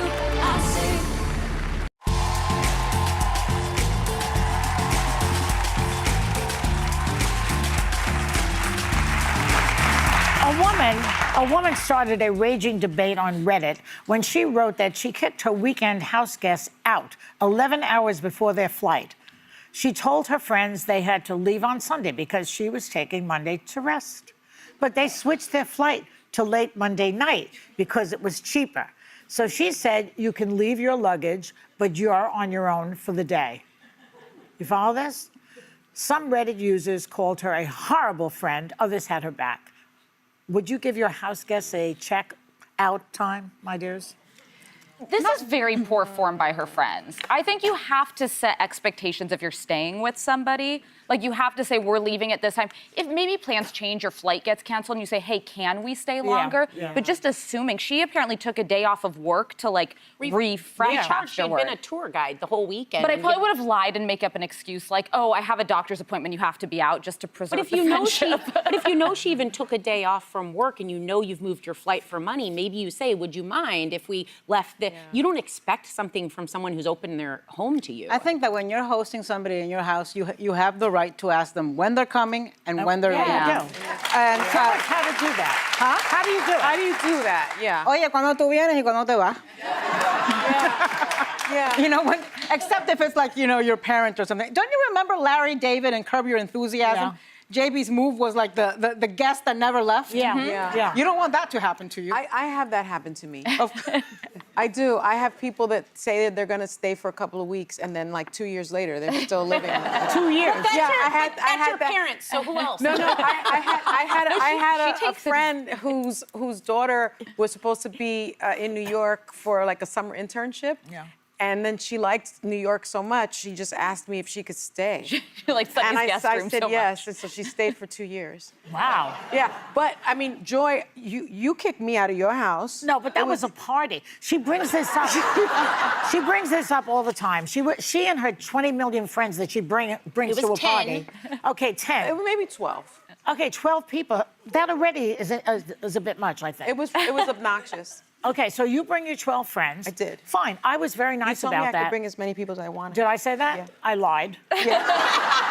But let's just say that it was okay. She didn't think it was going to be 12. Okay, let's say I said it was okay. That's fine with me. I have some hors d'oeuvres, lots of wine, lots of booze, Yeah, we whatever you ate, want. drank. Okay, so they start talking. Sherry Shepherd says and- you don't have food in your house. No, Shut up. she has food. So anyway, they're downstairs having a good time with each other. We were having a great time and with I get you, tired. too. I don't know them that well, and I'm tired already. It's like 9 o'clock. I'm ready to watch Law and Order reruns. And I want to go to bed. So I just leave. She left. In my own house. I love an Irish exit. I totally respect that. It's an Irish exit. She left me. But you were having And I don't think you take down the I was energy. extraneous to the party. No, didn't you were need the me. host of the But party. she didn't kick you out. Well, she never invited me again. She I don't kicked think. herself out. That's not true. You always are invited to my house. You kicked yourself out. I did. I kicked myself out of the house. Okay. All right. Anybody else have anything to say on this topic? No. Okay. We'll be right back.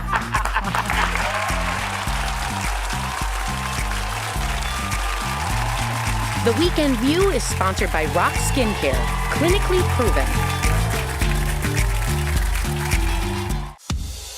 The news never stops. We are here in Israel, a nation at war. We heard what appeared to be gunfire. The former president rushed off the stage. Hurricane Helene ravaging the coastline of Florida. It's moving really fast, screaming across the state. And that's why ABC News Live never stops. Taking you to the center of the story. As news breaks live. We hear the small arms fire around us. We're right on the border between Ukraine and Russia. ABC News Live is there for you at the start of your day all morning live. ABC News Live, right there, as events unfold across the day. ABC News Live, breaking down the day's top stories. Lyle and Eric Menendez, there is new evidence in this case. ABC News Live Prime going there, wherever the story is. Are you going to build it back up? And ABC News Live lighting up the weekend. With breaking news and all the latest pop headlines. Happy Oscars Sunday. A lot to watch for tonight. ABC News Live. Because the news never stops. Nightline. The stories that shape your world, that shape your life. Dramatic, stunning, empowering, jaw-dropping. The most powerful stories of our time. Nightline. On right after Kimmel and streaming on Hulu. Get those signaling devices ready. The new season of Jeopardy Masters is here. I made flashcards. I should have worked more on the buzzer. Wednesday. 9 elite champions. What is a ginkgo? You got it. I'm wearing them. Oh, look at that. But who has what it takes to become the 2025 Jeopardy Masters champion? I love all Jeopardy contestants. But you like me more than Matt? It's good to have somebody in my corner.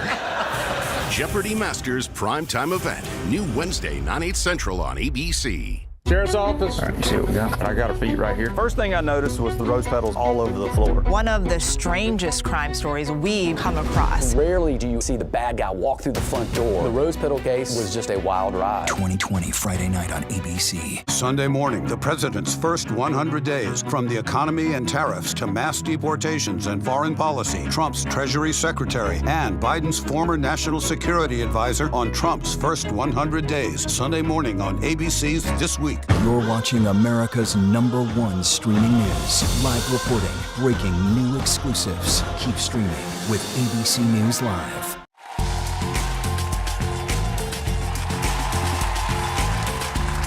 And we're back. So I had my weekly sit down with Brian on the Behind the Table podcast this week. So here's a clip. We have another question from someone in New York. I was on TikTok just now, and I saw a clip of Joy hosting the Mob Wives reunion. Oh, yeah. I have That was to say, several years ago. It was the funniest thing in the world. My question is, how did this opportunity come about, and what memories do you have from that experience? I don't know how it came about. They just asked me to do it. Mm-hmm. And I had not really watched the show previous to that. But then I started boning up, and I watched it a little bit. And, you know, those women were hostile a little bit towards each other. They would get into arguments, and I was sitting there. I thought maybe one of them would hit me, maybe by mistake. Right. But, you know, I get those women. I grew up with women like that. Whether they were actual mob wives, no, not necessarily. But they were that style of female. Yeah, I sure. grew up in an Italian neighborhood. No, I mean, you know, even watching The Sopranos, you think about people you grew up with Yeah. that had nothing to do with the mafia, No. but they have certain affectations. Yeah, I think that's that right. feels That's right. similar. You ever see on TikTok or whatever? Yeah. These little Italian kids talking. Mhm. They're hilarious. Yeah. They're just like their mothers. Yes. Well, that's where you get it from. Little kids like that. It's Yeah. hysterical. So what I noticed is that Brian has a better angle for the camera than I do. I need all the help I can get. It's a different situation. I mean, I need a new angle, okay? Okay, we'll work on it. So there was a moment during that Mob Wives reunion where I was a little worried I was going to get whacked. I did. I got scared for a second. I think they have that. What are you doing? What do you want to do? Why don't we just fight? You want to fight? Anyway, all we're doing is we're going to talk about it. The same way you try to block everything. True, fine. What you've never even been there. What's true? Drita, can you? Drita. This is why it's going like this. You do this in front of a grown woman who doesn't need. She didn't come here for us to act like animals. No, I didn't. There was just. Oh my God, Joy, your face alone. They meant it. They were not kidding, those women. That was hilarious. I was scared. You remind me of the therapist in The Sopranos. You're just there with your glasses. I have it. And I had it going through your mind. Well, I was thinking these girls are going to hit each other, and I could be the collateral damage. You were like a total precursor to the Real Housewives reunions, because I mean, they can get a little. I really enjoyed those girls, though. Besides that part, smile on your face as it all broke out, you're like. They were like, they were telling the truth to each other. These girls, they were not were holding truth back. tellers? Yeah, That's what they were. They didn't hold back. And Joy, you showed your legs. I hadn't seen your legs in like 30 years. I have legs. I know. I watched that show back in the day. I was definitely too young to watch Is there it. a show that you would like to see a reunion of and host like that? Is there any show like that? I like the Real Housewives of New York because I'm obsessed with Jenna Lyons. Oh. I would like them. I would like Sunny to be a cast member on. Wow. I wouldn't mind You'd doing be very that. good at that. I wouldn't mind doing that. Oh, Sunny. I would need a seance, because I you know what I'd like to I'd like to host like dead bad boy musician reunion, right? Like Elvis and Johnny Cash and Prince. Give me that, you know? Really? Yes, that's like the one guy I wish I had seen in concert, Johnny Cash. Johnny Cash. Yes. I'm obsessed with him. I saw Prince in concert. It was I saw him at the Super Bowl. fantastic. We all had his spirit in the last studio, remember? Yes, we did. What about you? Well, you love You the guys Housewives. wouldn't appreciate it. I'd do any Housewives franchise, and I would do the Vanderpump finale that we never got. Because the last reunion, we didn't know that this was the end of this cast, and I would love to bring them all back one time. I see. To let sparks fly. Ava? Yeah, that's good. Oh, so I have such a throwback. You can't do that on television, Nickelodeon. Oh, it's a that's totally a great different one. time. Thank you for the 3 people that remember that. This was just something I grew up on and watching it in the diner and the burger and like all the slime on them though. Yeah, well, every time they said I don't know, or was it me? Was it I don't know? They got slimed. But also the show. Do you guys remember Small Wonder? No, Regina, do you remember? They didn't have that in Nicaragua. There was like just these nostalgic shows that you look back and you're like, oh my God, I almost forgot. Like Boy Meets World. Those are the whitest people I've ever seen. Well, I've never seen. Wait, Little Girl's a robot, though. What about his View co-host reunion? Come on. I've never seen this. They're like little white box. Oh, wow. Joy, would you host a View co-host real reunion? people? I think we did little have one one once. There's going to come a day when we're going to bring back Star and Meredith and Debbie. Did you see what Sarah said? One of those people it's not real. The little it's a robot. girl. She's Really? a robot. What do you mean? That Oh, with little the girl's bangs? a robot. Which one? Yeah, it's got to be the bangs, right? Which one? They're not She's real not, people. well, Vicky is playing robot. I don't know who Vicky is. We've never watched the show. Which one is Vicky? You need to catch up. The little girl in the dress in the front. They always center the sexual All right, we're character descending first. into chaos. Okay, sorry. They all look like robots. So we have to go. And you can get behind the table wherever you stream your podcast or watch us on YouTube. Have a great day, everyone. Take a little time to enjoy the Weekend View.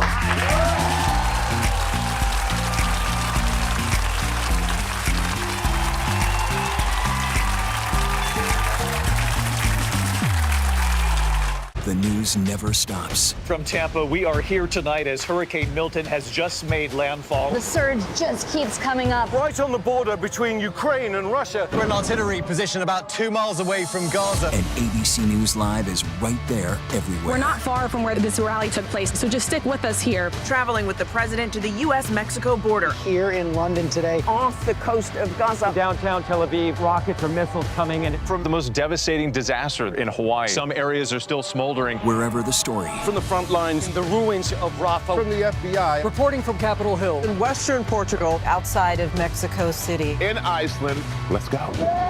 Here in France. The eclipse across America. Just stunning. Unbelievable. Streaming live to you. Wherever the story is. Wherever the story is, We're going to take you there. you're streaming. ABC News Live. ABC News Live. You're streaming ABC News Live. ABC News Live, streaming free everywhere because the news never stops.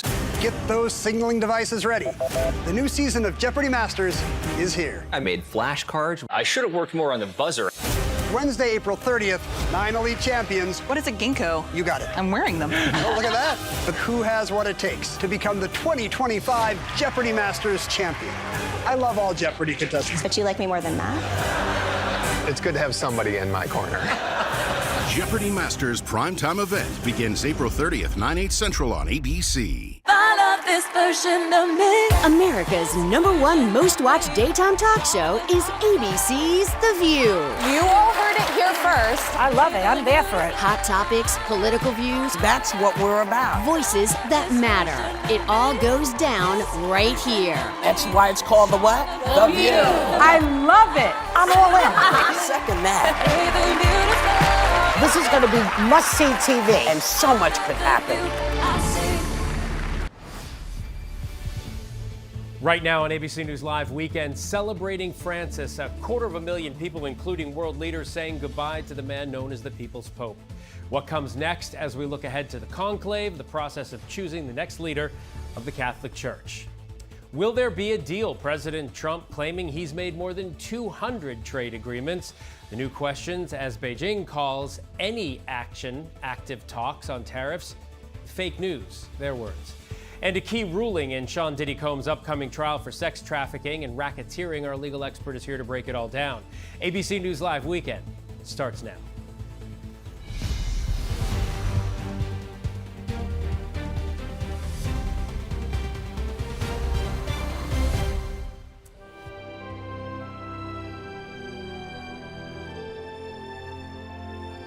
Hi, I'm Phil Lipoff.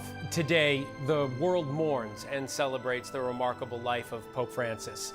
The pontiff has been laid to rest at the Papal Basilica of St. Mary Major. The solemn funeral mass drawing at least 250,000 people to Vatican City. Francis's simple wooden coffin was placed in St. Peter's Square for the service. In attendance, Catholic leaders, royalty, heads of state, including President Trump. The faithful, who had waited in silence, began to break out in applause as the pontiff's beloved Pope-mobile, carrying his coffin throughout the heart of the Eternal City under sunny blue skies. His message of peace and unity inspiring so many. The Catholic Church now begins its traditional 9 consecutive days of mourning. ABC's Inez de la Cutera has more on the Pope's procession to his final resting place. The world watching as Pope Francis, who led the Catholic Church for the past 12 years, is laid to rest. The 88-year-old pontiff died Monday just hours after making his final public appearance on Easter Sunday in St. Peter's Square. Bells tolling in that very same square today, where the Vatican says more than 250,000 people gathered for his funeral. His coffin carried under the same balcony where he was first introduced as Pope in 2013. More than 160 foreign delegations, including dozens of world leaders and monarchs in attendance, among them President Trump and the First Lady. Francis was often called the People's Pope. Groups of poor and disadvantaged people invited to the ceremony. Pope Francis spending much of his papacy advocating for the poor, visiting with them and washing their feet. Signs in the crowd reading Grazie Francesco, thank you Francis. It was very touching, very somber. Papa Francesco. The Dean of the College of Cardinals, Cardinal Giovanni Battista Re, delivering the homily. Cardinal Re speaking of Pope Francis's final appearance on Easter, saying even though his health was failing, Francis chose to follow his path of self-giving until the last day. And he highlighted the impact Francis had on the Catholic Church, saying the guiding thread of his mission was the conviction that the church is a home for all, with its doors always open. Holy water sprinkled on the coffin, followed by incense. Applause erupting as the Pope's coffin was carried away, bells tolling once again. The streets of Rome lined with people as the funeral procession made its way from St. Peter's to the Basilica of St. Mary Major. Francis choosing to be buried there, marking the first time in more than a century a Pope will be laid to rest outside the Vatican walls. Preparations will soon be made for cardinals to hold a conclave to elect a new pope. It's a very secretive and ancient ritual, but a date for that has yet to be set. All right, Inez, you're in Vatican City. It is incredible to think, really remarkable, that nearly a week ago we saw Pope Francis make what would be his final appearance on Easter Sunday. Very poignant, a poignant moment. What was it like to see the faithful gathered there today to say goodbye? Hey, Phil. Yeah, such an emotional day here at the Vatican, an emotional week, really. You know, we started off with that announcement on Easter Monday that came as such a surprise to so many Catholics. And then we had the 3 days of public viewing with hundreds of thousands of people coming out to pay their last respects. And today, that final goodbye with the beautiful funeral, ceremony and then the funeral procession. I got to see the funeral procession going past me a few hours ago, and it was really quite something. You had so many people who had gathered there. We were about 7, 8, 9 people deep. When the casket went by, this simple wooden coffin, everybody kind of fell silent, and then all of a sudden the crowd broke into applause. I heard one woman shouting, "Thank you, Francis," and then I saw at least one woman wiping away tears. It was a very moving moment as Pope Francis made that final trip from the Vatican to St. Mary Major. Yeah, the entire celebration of his life has been quite moving and emotional. Now that Pope Francis's funeral is over, the Roman Catholic Church's attention shifts to its future, as it always does. Do we know when the conclave choosing of the next pope will begin? I know there's 9 days of mourning now. That's right, yeah. So there's going to be a period of mourning. We don't yet know when the conclave is going to be held. They're going to start preparations to kind of figure everything out. We know cardinals have now made their way to Rome, and the conclave itself to elect the new pope is a very secretive, very ancient ritual. We know it's going to be held inside the Sistine Chapel. We know that they need 2/3 of the vote to elect a new pope. They're going to be locked up in the Sistine Chapel, kind of hunkered down until they can reach that consensus. Interesting to note, Phil, that 80% of the cardinals that are allowed to vote, you have to be under 80 years old to be able to vote, 80% of those cardinals were appointed by Pope Francis. All right, Inez de la Gutera from a really remarkable day in Vatican City. Thank you. I want to bring in ABC News Papal contributor Gloria Purvis now for more. And Gloria, thanks for being here. Let's just start with the big question. How is he going to be remembered? Oh, he's going to be remembered as the Pope of Mercy, the Pope that asked us to go to the margins, and the Pope who loved the Blessed Virgin Mary. And so much of that character of the Holy Father can be seen in where he's chosen his burial. He chose to be buried in St. Mary Major, and there's a very popular icon of the Blessed Virgin Mary that he visited from the time he was a priest, then a bishop, a cardinal, and then pope. And one very touching thing during his burial is when the papal gentlemen brought him to St. Mary Major, they had him make his last visit, when they put his coffin down, a last visit to that icon of the Blessed Virgin Mary before they picked him up and put him over into his burial spot, which, by the way, used to be a storage closet for candelabra, again, showing the humility of this Pope. Yeah, it really is amazing that he chose that specific place. And I heard you say that it's between confessionals, right? There's significance there. Yes, there is. Well, first of all, at one point in his pontificate, the Holy Father went to confession publicly, which, we all go to confession, including the popes, but it was just such a big deal when he went to confession publicly. It again is to emphasize God's mercy. And so for his tomb to be between two confessionals again touches into another theme of his pontificate, is that of mercy. And it's why he can say todos, todos, todos, everyone come to the church, receive God's mercy and love. Just a really beautiful thing about the Holy Father. And he also had the stone for his tomb picked from the land of his grandparents in Liguria. I love that. And Gloria, you speak so beautifully and compassionate about him. I'm wondering, you say big shoes to fill. It always is when a pope passes, but what kind of pressure lies with the cardinals now as after the 9 days of mourning, they begin this process to pick the next leader of the Catholic Church? Yeah, I think what they are doing is they have to talk about, where is the church now?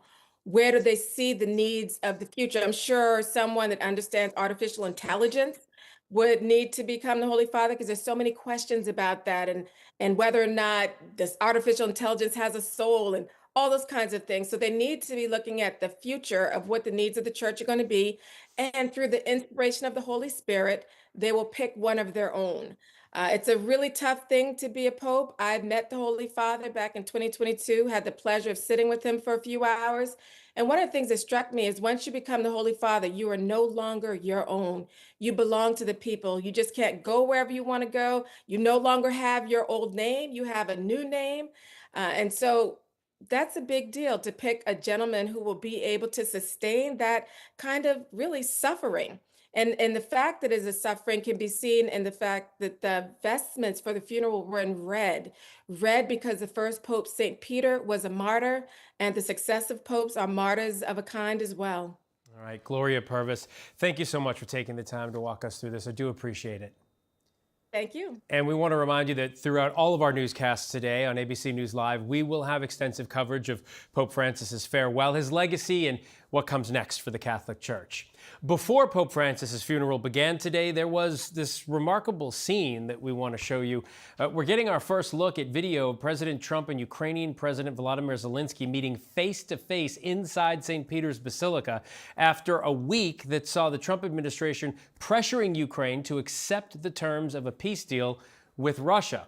But after the Pope's funeral, Trump posted on social media he thinks maybe Vladimir Putin doesn't want to stop the war and that he may have to deal with the Russian president differently. Senior White House correspondent Selena Wang tracking the story from Washington. Selena. Hey, Phil, this was a powerful moment. President Trump and President Zelensky sitting together side by side in the Vatican, brought together because of the Pope's funeral. And the symbolism goes beyond simply being in St. Peter's Basilica. Pope Francis is someone who relentlessly called for peace and an end to the war in Ukraine. And it's President Trump's and Zelensky's first face-to-face meeting since that disastrous meeting in the Oval Office back in February, when President Trump had publicly chastised Zelensky for not being grateful enough for U.S. support. So that symbolic high-stakes meeting in the Vatican coming as the Trump administration is pushing for a controversial peace plan, and as Trump officials have threatened to walk away from talks if the two sides don't agree on a deal. The White House is saying that Zelensky and Trump had a very productive session, and Zelensky's comments coming out of this meeting in the Vatican were also positive. Zelensky called it, quote, very symbolic, and said it has the potential to become historic if we achieve joint results. Now, the Trump administration's peace framework that they put out would prohibit NATO membership for Ukraine and force Ukraine to give up land that Russia has seized since its invasion, in addition to giving up Crimea. Ukraine has rejected that deal. And in a post on Truth Social today, President Trump now saying Putin may not want to end the war in Ukraine. The president saying the following, quote, with all of that being said, there was no reason for Putin to be shooting missiles into civilian areas, cities and towns over the last few days. It makes me think that maybe he doesn't want to stop the war. He's just tapping me along. It has to be dealt with differently through banking or secondary sanctions. Too many people are dying. This is a change in tone from President Trump, who has repeatedly said that he believes Russia does want to end the war and make a peace deal. The bottom line here is that we still don't know if that a deal is close or even possible, given how far apart Russia and Ukraine currently are. Phil? All right, Selena, thank you. 5 people are dead, more than 700 injured after an explosion at a port in Iran. That's according to the Iranian state media, which says it happened on the country's southern coast. Look at this video. The blast reportedly being linked to a shipment of chemicals used in ballistic missiles. The explosion occurred as Iran and the U.S. met in Oman for a third round of talks over Tehran's nuclear program, but there is no indication that that explosion was any sort of attack. Turning now to the FBI's arrest on a judge in Milwaukee who is accused of helping an undocumented man evade immigration officials. Officials say authorities were preparing to arrest Eduardo Flores Ruiz, who they say is in the country illegally and was set to be arraigned on 3 counts of battery. Her courtroom, according to court documents, Judge Dugan told the officers to leave, then escorted Flores Ruiz through a jury door so he could evade arrest. Judge Dugan was charged with obstruction and concealing someone to prevent their arrest. Her attorney says she will defend herself vigorously and looks forward to being exonerated.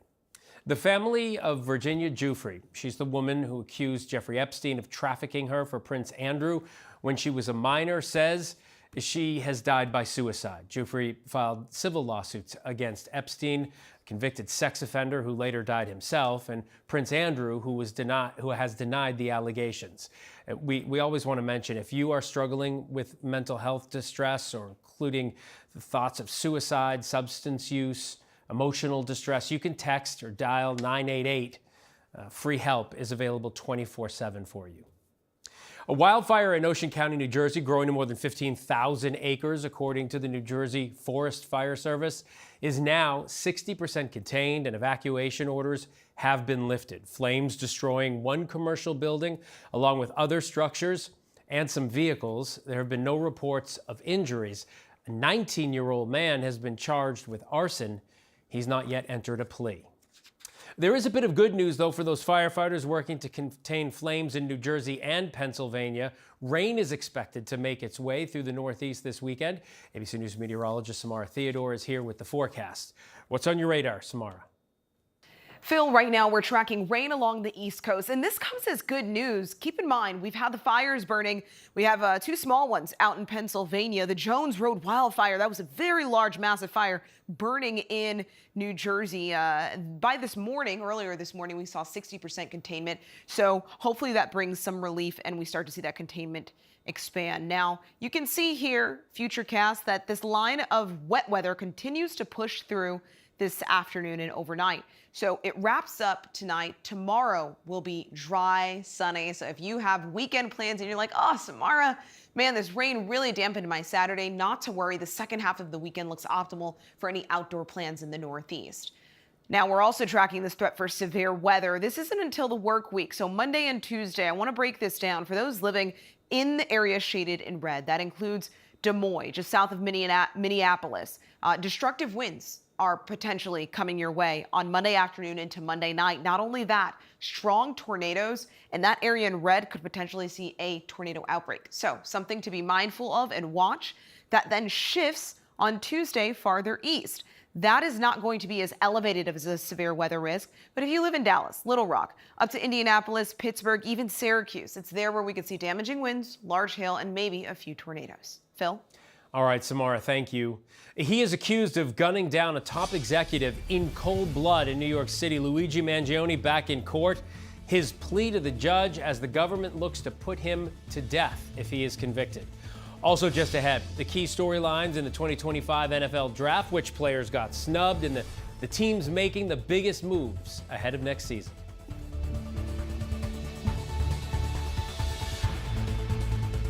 Whenever, wherever news breaks, it's so important to always remember that lives are changed. Here in London, in Buffalo, Uvalde, Texas, Edinburgh, Scotland, from Poland once again tonight. Thank you so much for streaming with us. Ukrainian refugees here in Warsaw. Do you think you'll ever be able to go back home? We're heading to a small community outside of Mexico City. Splintered houses and splintered lives. The magnitude of the devastation. You're streaming ABC News Live. Reporting from Rolling Fork, Mississippi. Santa Fe, New Mexico. Raleigh, North Carolina. The U.S. Capitol. Mayfield, Kentucky. Minneapolis. Mexico. Tongass National Forest, Alaska. Getting you behind the stories as they happen, giving you a front row seat to our world as it plays out in real time, live. ABC News Live Prime. We'll take you there. Stream ABC News Live weeknights, America's most honored streaming news program, only on ABC News Live. Streaming free right now wherever you stream your news. I'd never seen that many skeletal remains. Thousands. This killer, he's the dumber you've never heard of. There were mannequins, almost like it was a club. I felt the presence of evil. Never before a face-to-face interview with a camera. Why now? Let me ask you, am I the evil culprit, the accomplice? I'd like to know how the audience views me. The Fox Hollow Murders, Playground of a Serial Killer, only on Hulu. Hey, good morning, America.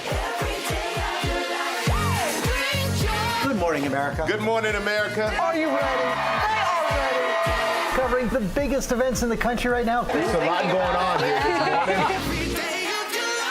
You don't just see it, you feel it. I'm in. I'm in. I'm in too. I'll be here. I am here and so happy. I'm in. I'm in too. Michael, George, Clara, Ginger. The news never stops. From Tampa, we are here tonight as Hurricane Milton has just made landfall. The surge just keeps coming up. Right on the border between Ukraine and Russia. We're in artillery position about 2 miles away from Gaza. And ABC News Live is right there everywhere. We're not far from where this rally took place, so just stick with us here. Traveling with the president to the U.S.-Mexico border. Here in London today. Off the coast of Gaza. Downtown Tel Aviv, rockets or missiles coming in. From the most devastating disaster in Hawaii. Some areas are still smoldering. Wherever the story. From the front lines, the ruins of Rafah. From the FBI. Reporting from Capitol Hill. In western Portugal, outside of Mexico City. In Iceland. Let's go. Here in France. The eclipse across America. Just stunning. Unbelievable. Streaming live to you. Wherever the story is. Wherever the story is. We're going to take you there. You're streaming. ABC News Live. ABC News Live. You're streaming ABC News Live. ABC News Live. Streaming free everywhere because the news never stops.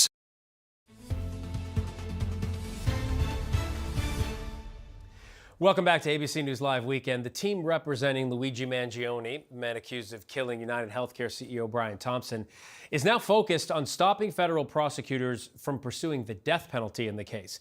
It comes after Mangione pled not guilty to federal charges yesterday. Prosecutors argue he deserves the death sentence for allegedly stalking and killing United Healthcare chief executive Brian Thompson on the streets of New York. But his attorneys call the push barbaric and have until June to say why the government should not be allowed to seek his execution. The judge says she expects to set a 2026 trial date. For more on the Mangione case and other top stories from the legal world, it's time for our segment, Burden of Proof. And joining us today is attorney Ariva Martin. Ariva, good to see you. Thanks for joining us. Let's begin with Mangione. Do you think there is enough here for the death penalty?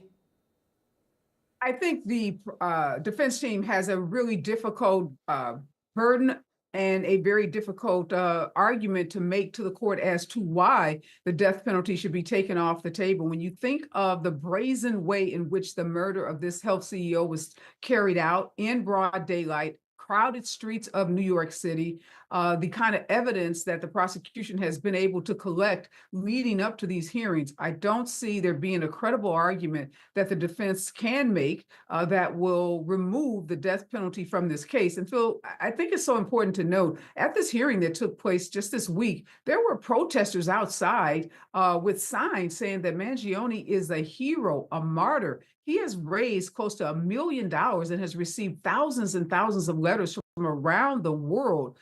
This is not your typical murder case where the murderer is often seen as the villain. In this case, many people see him as a hero, and that is very disturbing and troubling. Yeah, our Aaron Katersky was in court, and he said there were actually a couple rows in court of supporters for him as well.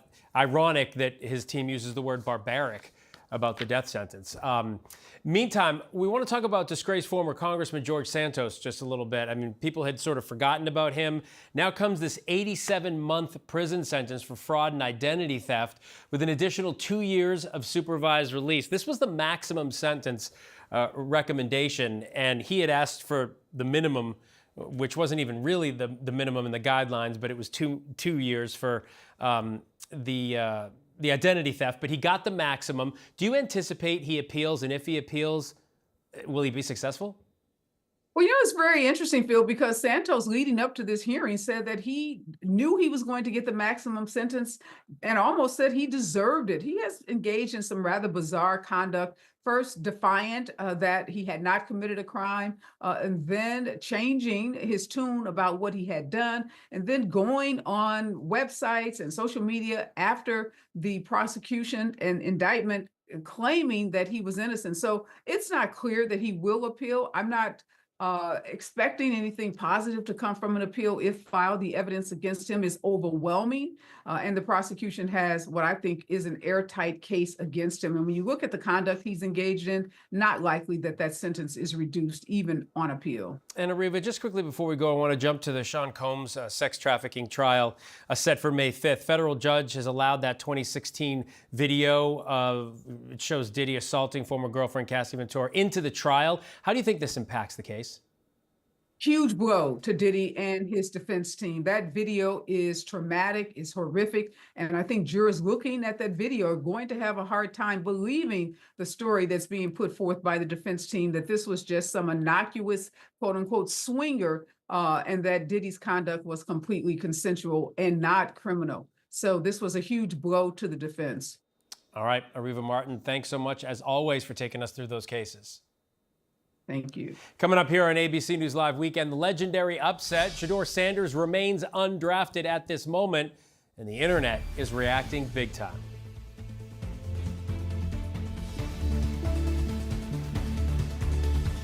Sheriff's office. All right, you see what we got? I got her feet right here in front of me. First thing I noticed was the rose petals all over the floor. Friday night, an all-new 2020. One of the strangest crime stories we've ever come across. Rarely do you get to see the bad guy walk through the front door. The rose petal case was just a wild ride. Either you had some part of this, or you were caught in the craziest murder case any of us have ever heard of. The Rose Petal Murder, all-new 2020. Friday at 9/8 Central on ABC. Come on now, who celebrates moms better than GMA? Oh my gosh. This is amazing. Now GMA's ready to do it again. Love it. Cannot wait for that. So is there a mom in your life who deserves the most joyous surprise of a lifetime and getting breakfast in bed on GMA? Then scan this code or go to goodmorningamerica.com to find out how to enter one incredible mom for the greatest Mother's Day surprise. Hey, at GMA, we're celebrating 50 years of celebrating moms, and this Mother's Day will be the best surprise yet. Okay, come on, let's go. This is a film about the friendship we share with our pets. Yes! I rescue cats for a living. I really do feel like we need each other. Without them, I don't know where I would be. Love is love is love. It was really nice to have this constant companion. I'm sure they love me, but they can't love me more than I love them.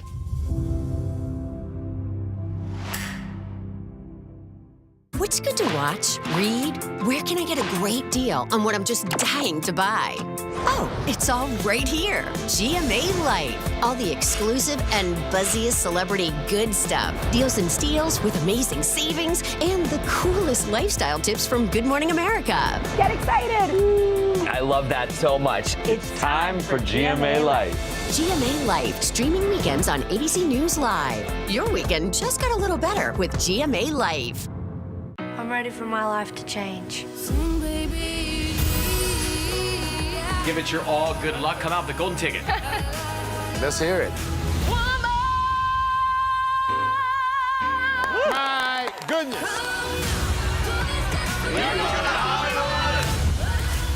This show is for people that have the talent, have the dream, and they just need a chance.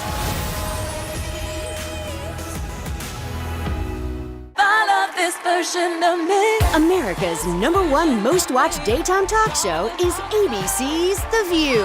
You all heard it here first. I love it. I'm there for it. Hot topics, political views. That's what we're about. Voices that matter. It all goes down right here. That's why it's called the what? The View. I love it. I'm all in. Second that. This is going to be must-see TV, and so much could happen. Reporting from Las Vegas, I'm Mo Lalengi. Wherever the story is, we'll take you there. You're streaming ABC News Live.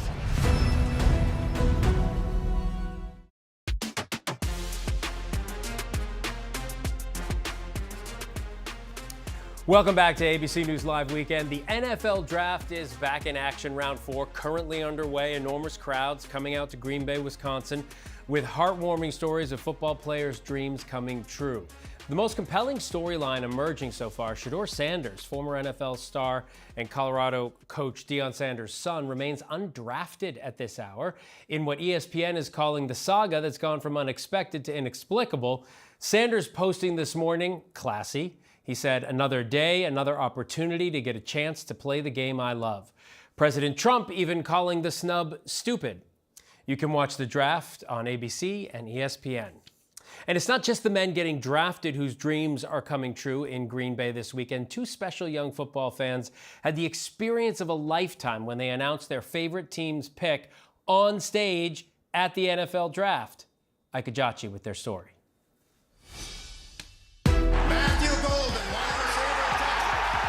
The NFL Draft, a once-a-year event that puts fans on the edge of their seats to see where the football stars of tomorrow will make their rookie debut. The Dallas Cowboys select Tyler Booker. And this year, for the first time, it's all going down in one of football's most storied cities, Green Bay, Wisconsin. Over 250,000 people leaping into Lambeau with hopes their team makes the pick that transforms their franchise's fortune. But for Broncos fan Sam Barrett and Bills fan Tommy Parzamiso, it's about so much more. Both dreamed of announcing the first-round draft pick for their teams. Make-A-Wish, the NFL, and ESPN making those wishes come true. How about you announce our first pick this year? I'm going to be doing it, and I don't know. It was just a bunch of emotions, like excited, nervous. Like, I just couldn't believe it was happening. They're both in great shape after harrowing medical ordeals. 16-year-old Tommy Parzamiso is confined to a wheelchair stemming from a neuromuscular disorder. And 17-year-old Sam Barrett is recovering following surgery to remove a brain tumor. VIPs at the big event going behind the scenes with ESPN and on stage to let the world know their team's draft picks. The Denver Broncos select Jahdae Barron, DB, Texas. The Buffalo Bills select Maxwell Harrison. Let's go! A night of wishes fulfilled for rookies and fans alike and two very deserving Make-A-Wish teams. Ike, thank you. What a beautiful way to end the show. I'm Phil Lipoff. Thank you for streaming with us. The news never stops. GMA Life starts now. It's time for GMA Life! We're keeping the Bring a Kid to Work Day fun going. Our staff's mini-me's getting the job done. Plus, Tori Johnson has amazing deals and steals, and an assist from her daughter Emma. Then, things are getting strange around here. Will Gann's taking us behind the scenes of the Stranger Things Broadway play. And Star Wars secrets revealed. All the news from the ultimate fan experience. Hello and welcome to GMA Life. I'm Lori Bergamato. And I'm Ashin Singh, and right now we're backstage in the GMA Green Room, and it's a kids takeover. We've got little helpers behind the scenes and in front of the camera right here for GMA Life this week. That's right, coming up on GMA Life. We're taking you to a galaxy far, far away for the Star Wars celebration. But first was Take a Kid to Work Day, and Lori kicked off the celebration on GMA. Take a look. There have been so many memorable moments, and we love a Bring Your Kid to Work Day at GMA. Of course, they're not shy in front of the camera, right, guys? They're GMA kids. Take a look. What is happening in our control room? Here at GMA, we are happy to bring our kids to work, whether it's for a big celebrity. Hi, Pets! I'm so happy to see you today. Breaking kid news. Bring out the dog, guys! Or viral food trends. It's delicious, Mom. These kids always understand the assignment. Miles and Adrian are going to help me out with the weather. Adrian, take it away. It's cold today. They've asked tough questions. George, how often do people spell your last name incorrectly? Hyped up audiences. Give me thunder! Yes! And landed exclusive interviews. You're going to get to interview First Lady Michelle Obama. Will you please convince our dad that we need a dog? Dad, let them have a dog. While some can be camera shy. My daughter Elliot is studying over here, so I was here for spring break. Oh no, she got shy very fast. Hi. So I decided to put her to work today. Most are not. These models really do it all. Oh yes, Mia, you bring it, bring the glam. We've watched them anchor, Breaking news! spot a great deal, and even join the GMA family. How is it having your dad have to boss you around at work? Just like home life, I guess. But the best part about these kids, they put the good in. Good morning,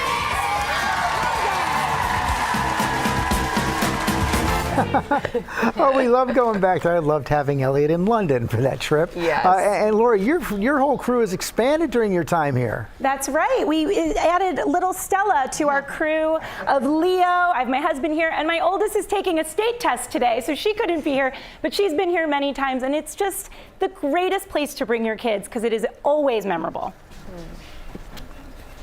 So memorable and also great. We always see Lori's kids, by the way, in her segments because they always get to be testers as well. And Brandon, we see your entire family there. Tell us about what's going on. We met working here at GMA 17 years ago. And so it feels like we grew up on set together. And so to bring our kids has been so special, such a dream. Did you think that life would work out like this when you be back here? I don't think we could have imagined it, but it really is such a special place to work, and to be able to share it with our girls is really great. Oh, we love the picture of everyone at the desk this morning, too. Hi, Luna. How are you doing this morning? Good. Good. Well, we're doing great as well. Your dad, Solomon Lang, is a stagehand here. He does amazing work for us behind the scenes at GMA. We couldn't do this. I feel happy. You feel happy? Do you think you want to do what your daddy does someday? No. Thanks, Lori. And Zachary and Justin, what's been your favorite part of Take Your Kid to Work Day? My favorite part was probably shaking Michael Strahan's hand. I think that's the coolest part about going to the workday as well. Now let's talk about the 12-time Emmy-winning hit series Stranger Things. It's been adapted into a Broadway musical. And Will Gans went behind the scenes. So when I was these kids' age, I remember going to see shows that blew my mind, right? The chandelier crashing in Phantom of the Opera, or when Elphaba flies at the end of Act 1 of Wicked. Well, there are moments like that every 5 minutes in Stranger Things on Broadway, and we went to see how all of that magic comes to life in Hawkins. On a scale from 1 to 10, Stranger Things is an undeniable 11. Okay. Well, my name's Mike, short for Michael. The Netflix fan fave shattering viewership records. And now, after 3 long years, it's back and turning Broadway upside down. Hey, Will. Welcome to Hawkins. Welcome to Hawkins, man. Stranger Things: The First Shadow is a bold new Broadway play. A prequel about the evolving evil in Hawkins in 1959. I'm like, there is no world in which I'm going to be rooting for this horrible monster, and yet the audience is rooting for y'all. The message is it's okay to be you. I'm a scared boy and I don't know what to do. And this connection between Patty Newby and Henry Creel, it's so Stranger Things. It's these two characters just fighting for what they want and not caring about what anybody else thinks. They're both wounded spirits. And I hope that through the show, we get to allow audiences to fall in love with Henry Creel. The special effects in this show are absolutely mind-flaying. I don't know what that is. Oh, check your mirror, man. Oh, boy. Hey, what's going on? I think we need to get out. We need to go. I think we should go. Yeah, we need to go right now. This is crazy. This doesn't feel great. Luckily, some hometown Hawkins heroes aren't too far away. Burke Swanson as Hopper, Allison Jay as Joyce, and Juan Carlos as Bob Newby. Burke, you thank David Harbour in your bio. When you are working simultaneously along an icon, it would be silly of me to think that David Harbour is not a massive influence on this piece. All of us take the best from these unbelievable actors who played these roles and bring to life what it was like to be a teenager in Hawkins, Indiana. I didn't even know I wanted to be an actor when the show came out, but I was such a fan of season 1, and I asked my mom, and she got me a Hawkins AV Club shirt, and now I'm the guy who created the Hawkins AV Club, which is... Newbies, check, and some TV veterans returning to the stage, like T.R. Knight, swapping his Grey's Anatomy scrubs for something stranger. This is not about you and me. I love the blend of just the highly cutting-edge technical aspect married with some old school like sleight of hand. Every stage has been such a learning curve for me. That it's been nice to see it all come together to finally grasp it. Right. Because it's massive. Dr. Brenner, aka Papa in the show, plays a big role in the play too. You have this incredible moment where you come out on stage, you say who your character is. That's right. And the audience acts as if Beyonce herself has just appeared on stage here at the Marquee. It's a reaction I could get used to. I think any connection where it's a promise to the audience that Act 2 is going to bring them further into the origin story, I think people kind of love that. Alex also plays a role in season 5 of the TV show, but he and playwright Kate Treefry are keeping plot details locked in the Upside Down. I was working on season 5 and the play at the same time. They're so in conversation with each other. So I'm really excited for people to consume it as a whole thing. And when asking nicely fails, bring in your bad guy bestie. You're gonna go, I guess you go, turn around, you're gonna go, Tell me about season 5. Give me details on season 5.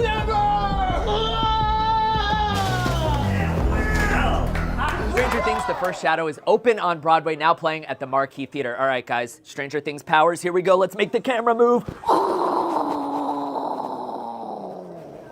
And when GMA Life returns, Tori Johnson and her daughter have big savings with deals and steals.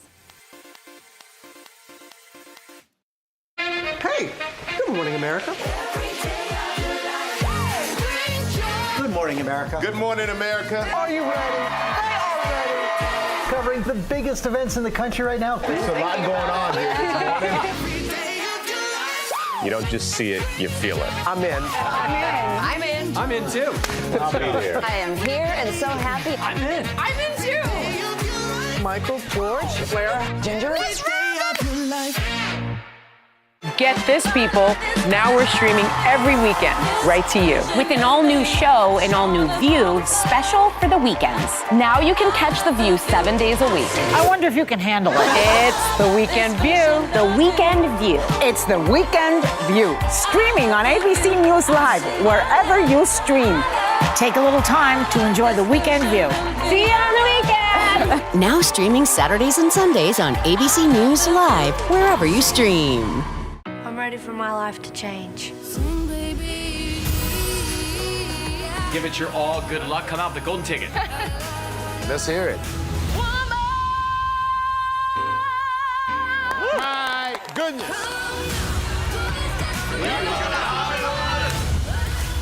This show is for people that have the talent, have the dream, and they just need a chance.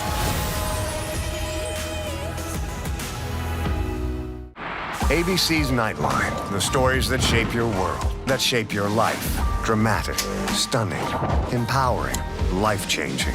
For 45 years, the most powerful stories of our time. This is Nightline. Wherever the story is, Nightline will take you there.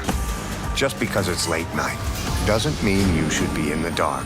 For a brighter take on the day, this is ABC's Nightline. After Kimmel, late night on ABC. Okay, come on, let's go. This is a film about the friendship we share with our pets. Yes. I rescue cats for a living. I really do feel like we need each other. Without them, I don't know where I would be. Love is love is love. It was really nice to have this constant companion. I'm sure they love me, but they can't love me more than I love them.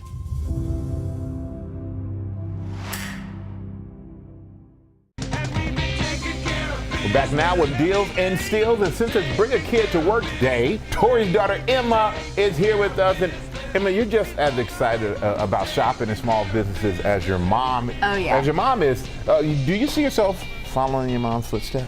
100%. I want to be her when I grow up. I do too, actually. Yeah. Seriously, she's my role model, best friend, everything. Well, you're on the right track because She's mine. We were talking about how when you do this, you're flawless at it. Like it's just, apple falls right from the tree. Thank you. Well, she is a product junkie like I am, so it comes naturally. It's it's true. easy. And you bought us some great products. Right, you want to get to it? This is beautiful. Sterling Forever? Sterling Forever, yes. It's really classic jewelry that never goes out of style. We're both wearing this sterling silver heart pendant. Fun fact, my dad bought my mom a diamond heart for a holiday many moons ago. She got so many compliments that we went to Sterling Forever and said, you need to make a pave CZ version of it. Oh. I swear you couldn't tell the difference. When we put them side by side, the diamonds versus this, you really looks can't identical. tell the difference. So this is a sterling It's beautiful. Sterling silver version that's gorgeous. Plus, we were saying like we love like layering it up. Everything. I mean, earrings. Yeah, you've got all the little stones like these. Bracelets. You know, you're a jewelry it's guy. something for everybody. Something for and everybody. I love the gold and I love the sterling silver there. Both look good. There you go. And you know What's what? the You'll deal? also like the prices because everything is 50 to 86% off, starting at $13.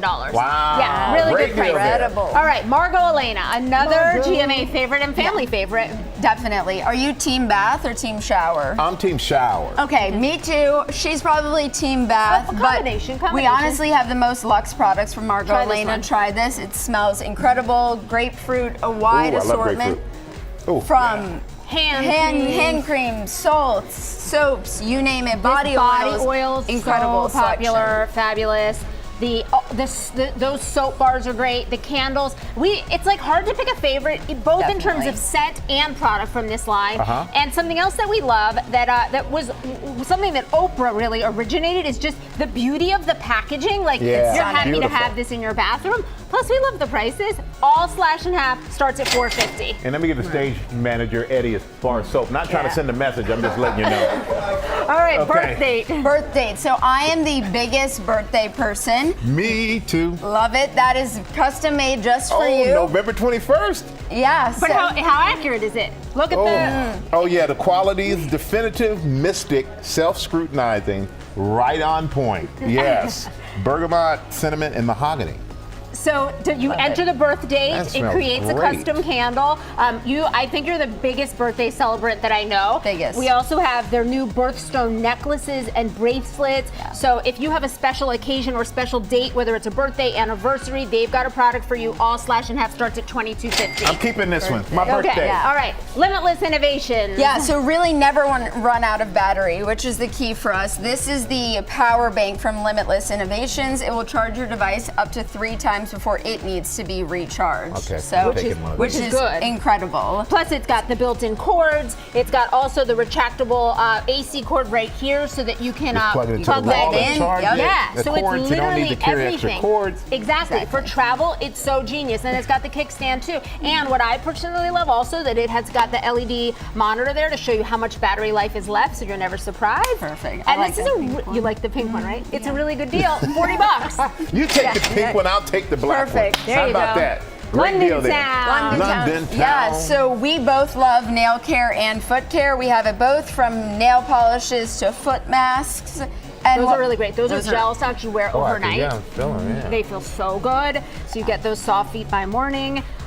They're polished, and have a no chip formula in them, so it really leaves that nice shining glow. No chip formula. No chip formulas that strengthen your nails. All slash and half starts at $6. That's a great deal. That's $6. And then one of our absolute favorites. You gotta tell Michael the story about this. Check this out. So ever since I was born, my dad has made every family meal, and one of his— He's the cook, like Chef Stray over here. Exactly. So some of his best dishes include thinly pounded chicken breast. So I grew up hearing him pound chicken breast in the kitchen. So I made him this custom gift from Sophistiplate. You can upload a note, a recipe. It really makes for the perfect gift for an occasion or just because. Just because is always good. You don't need a reason. Just because. And look at how beautiful. Like these recipes on here are fabulous. So you chose personal note to dad, your favorite chef, but the handwritten recipes are gorgeous. I mean, every one of their boards are beautiful. Everyone loves these in their kitchen, and they're all slash and half today, starting at $37.50 for a customized gift. 50% off. That for customized especially. That is incredible. Emma, Tori, thank you. You're phenomenal. You can bring her to work any day you want. You don't have to wait for this special day with the kids. You know, we partner with all of these companies on these great deals. You can get them on our website, goodmorningamerica.com. Thank you, Michael. And now to the right stuff. To put an end to bad hair days, we have everything you need to get that salon style at home. Everything here is shoppable on our website, so let's get into it. We're gonna start with the Shark Flex Style. This is a magic wand. It has a bunch of different attachments. It's the ultimate all-in-one, dries hair fast, multi-styles, all with just this one magic wand, you guys. It has the brush, the roll brush, different air wrap curlers, and it really reduces heat damage because it just uses air dry styling. I actually used it this morning. My stylist Greg used it on me when he washed my hair, and he was able to dry it with less time, no heat damage, and give me those great curls. It truly was effortless, and I know that it's something that I could easily use. Lightweight, powerful, and it really does give you those curls that looks like a pro did them, but like I said, truly effortless. This is definitely worth the money. Next up is a dream to travel with because it allows you to bring two tools together for the size of one. This is the Bondi Boost. We got this at Sephora. It is the mini multi-styler, has one base, two attachments. So it has a hot brush for silky straight hair or a curling iron to get bouncy waves. Our social media producer, Angelica, actually used this on her hair, and she loved that it gave her really beautiful beach waves. She does have a lot of hair, and she raved about, even though the fact that it was very mini, it was mighty and was able to, really give her entire head of hair that beautiful curl. It heats up really quickly. And the straight brush, you just want to make sure if you have really, really curly hair, you might want something a little more powerful. But if your hair is wavy or just needs a little bit of smoothing, this is the thing to get from Bondi Boost. Now let's ride the waves. This is all about getting beautiful wavy hair without any of the heat damage. So if you want that style without the heat, this is no problem. Our GMA producer Jillian tested this curling set from Kitsch, which has gone viral on TikTok many a times, and she loves this kit, especially if your hair already has that natural wave or curl or a little bit of texture. She said it works great. It takes a minute to learn how to do it because you do need to put it on top of your hair and wrap it, but once you get the hang of it, it is a breeze, and it gives you soft waves in about a couple of hours. Or a lot of people like to use it overnight, and so you wake up with beautiful, bouncy waves, prevents frizz and breakage. It's really effortless, and I love this also for those tween girls or teen girls because they're able to get those styles without any of that heat damage, and it's under $20 on Ulta. And finally, these rollers from Conair will bring you lots of bounce. They are a classic for volume. If you're looking to give hair movement, but you're really not skilled with a curling iron, these are your new best friend. They take all of the guesswork out of styling, and we actually had our producer Nicole put them to the test. She says they gave her a gentle curl and they didn't damage her hair at all, and that's largely in part to the 1-2 punch of their ceramic technology, which provides an even heat transfer and also the velvety covering on all of the curlers that prevents the hair from getting fried. This is a bestseller on Amazon, has over 21,000 positive reviews, and these are ready to go in under 90 seconds, so it's a great staple to have in your house for long-lasting curls all day. So you can get these products on our website, and now let's head over to my kids, Stella and Leo. Thanks, Mom. When GMA Life returns, we're traveling to a galaxy far, far away. Now you can listen to a podcast version of Good Morning America, available free wherever you listen. Nightline, the stories that shape your world, that shape your life. Dramatic, stunning, empowering, jaw-dropping. The most powerful stories of our time. Nightline, on right after Kimmel and streaming on Hulu. ABC's Nightline, the stories that shape your world, that shape your life. Dramatic, stunning, empowering, life-changing. For 45 years, the most powerful stories of our time. This is Nightline. Wherever the story is, Nightline will take you there. Just because it's late night doesn't mean you should be in the dark. For a brighter take on the day, this is ABC's Nightline. After Kimmel, late night on ABC. ABC's David Muir, the most watched newscast in America. More Americans watch World News Tonight with David Muir than any other newscast. ABC News Live. Because the news never stops.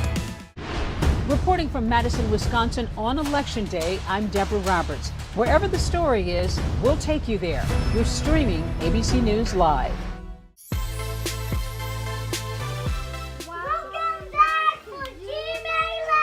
That's right, and over the weekend, so many stars, creators, and fans of the Star Wars universe were all gathered together in Japan for Star Wars Celebration 2025. That's right, Eva Pilgrim was there and has all the headlines. As the ever-wise Yoda says, do or do not. There is no try. And the Star Wars celebration did the thing, building excitement about what's to come in a galaxy far, far away. The Force is strong and ever expanding. Anakin will be back for season 2. Wow! My movie is going to star Ryan Gosling. A new movie coming to the Star Wars universe, Starfighter, starring Ryan Gosling. This time period post Episode 9 has not yet been explored in movies and shows, and so to bring that to the screen feels like a huge opportunity. This is the way. Fan favorite The Mandalorian and Grogu jumping to light speed, arriving on the big screen in May of next year. Let's show you what we've been up to. Is that all right if we do that? So you guys actually got to show like a little secret clip here that other people don't get to see. Yeah, because this is every 2 years, and we're coming out in May of 2026, Memorial Day. So these people are very dedicated, and it's good to come out with some of the cast and to say hello, but they always love to take a look. When you see all of this out here, the sort of love that they clearly have for the two of you. And he walked on stage, and it was like Beyonce. Well, maybe not Beyonce, but I He know walked these on, people. Yeah, I know these cheered. Every joke he made, they laughed. It's the only venue where my jokes I was play. like, oh, he's the only connected with this I've been his here- audience. Together, they use their shared love for Star Wars to guide their storytelling. John and I are on the same wavelength about what we like about Star Wars, and that makes it come together rather easily. I grew up, you'd see the movie as many times as you could in the theaters, but you'd spend orders of magnitude more time playing with the toys. So that was, Darth Vader was that, Boba Fett was that. That childhood wonder out in full force here in Japan. You see so many kids out here. Mhm. So many of us have children that are big fans. What is it about the Star Wars world that just family, age after age? Yeah, it's always been generational, and I think it's because it's grounded in values and ideas that I think appeal to all ages.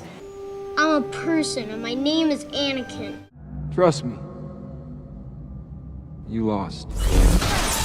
The Chosen One returning to Ahsoka. Hayden Christensen is back as Anakin Skywalker. When they called you to say, hey, will you come back and do this again, play Anakin again, were you like, okay?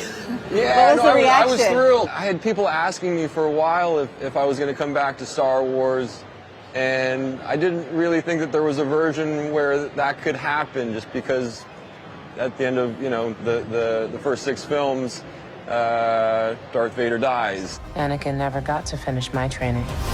You guys are leaving from here to go start filming for season 2. Yeah, we'll have 4 days actually when we hit the ground, so then start filming. Is there anything that surprised you so far? Obviously, there was a lot of, we had that ellipses at the end of our show. There was a lot of cliffhangers there. I know that was like such a tease for so many people to just see them standing next to each other and, like what happens from there. Welcome to the rebellion. And it's the end of the journey for Andor, the cast emotional and nostalgic as season 2 marks their finale. You know what? This guy was allowed to improvise because his face was going to be replaced, but not ours, So that make it hard working with him? Oh, impossible sometimes. I mean, come on. He just says one thing after the other, and he was like, he was invited to improvise, to find, yes. Anyway, but I'm going to miss you. I'm going to miss you too. As for any inside scoops, you're not going to give us anything. No, of course not. No, I would love to. Deep inside, I'm a good person. I would like to tell you everything, but Is he a good guy or a bad guy? I'm saying nothing. I know, we're very tight-lipped about this stuff. I also don't even have all the scripts, so I don't even know how it ends, so don't ask. I told you when I do this, you take over, didn't I? I did that, and what did you do? Nothing. He laughed at you. He left you hanging. It couldn't have been clearer. He can't talk. If he talks, he will give spoilers, and we don't want to. Oh, you don't let him? This is your way of saying, please save me because Help I'm me, about help to. me. Congratulations. You are being rescued. We can give an exclusive here. He's in the film. Oh, really? I'm in the film, and I wear this hat.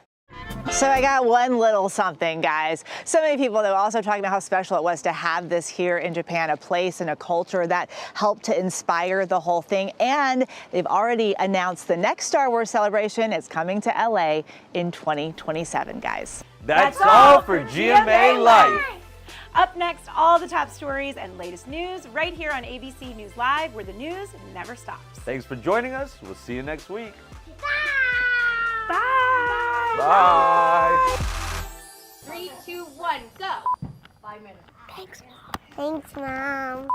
Okay, bye. Whenever, wherever news breaks, it's so important to always remember that lives are changed. Here in London, in Buffalo, Uvalde, Texas, Edinburgh, Scotland, from Poland once again tonight. Thank you so much for streaming with us. Ukrainian refugees here in Warsaw. Do you think you'll ever be able to go back home?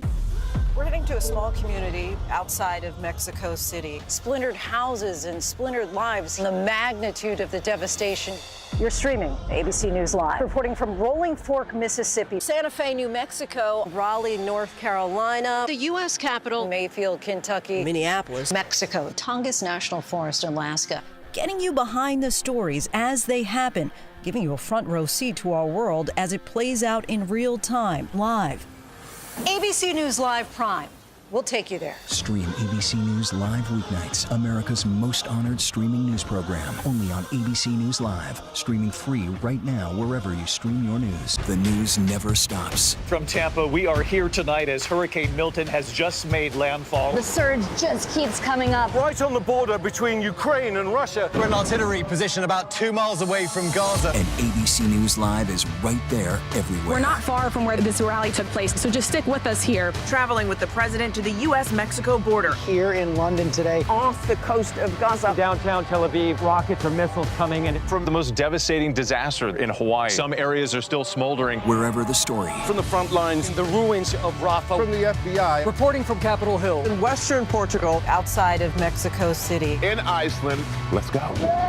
Here in France. The eclipse across America. Just stunning. Unbelievable. Streaming live to you. Wherever the story is. Wherever the story is. We're going to take you there. You're streaming ABC News Live. ABC News Live. You're streaming ABC News Live. ABC News Live. Streaming free everywhere because the news never stops. Hi, I'm Phil Lipoff. Here are some of the top headlines we're watching for you at ABC News Live at this hour. The world mourning and celebrating the remarkable life of Pope Francis. The pontiff has been laid to rest at the Basilica of St. Mary Major. The solemn funeral mass drawing at least 250,000 people to Vatican City. Francis's simple wooden coffin was placed in St. Peter's Square for the service. In attendance, Catholic leaders, royalty, heads of state, including President Trump. The faithful, who had waited in silence, began to break out in applause as the pontiff's beloved Pope-mobile carried his coffin through the heart of the Eternal City under sunny blue skies. His message of peace and unity inspiring so many across the world. Catholic Church now begins its traditional 9 consecutive days of mourning. And just before the funeral began today, President Trump and Ukrainian President Vladimir Zelensky met face-to-face, as you see in this picture here, inside St. Peter's Basilica. This is the first time the two have met since their tense face-to-face in the Oval Office, and it comes after a week of the Trump administration pressuring Ukraine to accept a peace deal with Russia. After the funeral, Trump posting on social media he thinks maybe Vladimir Putin doesn't want to stop the war and that he may have to deal with the Russian president differently. All of this happening as the war continues to rage on, with Putin now saying his forces have taken back Russia's Kursk region on the border with Ukraine. The Ukrainian army is calling Putin's claim a, quote, propaganda ploy.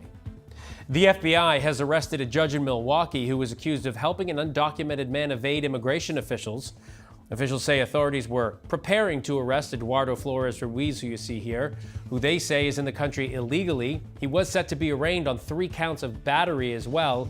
In her courtroom, according to court documents, Judge Dugan told the officers to leave, then escorted Flores Ruiz through a jury door so that he could evade arrest. Judge Dugan was charged with obstruction and concealing someone to prevent their arrest.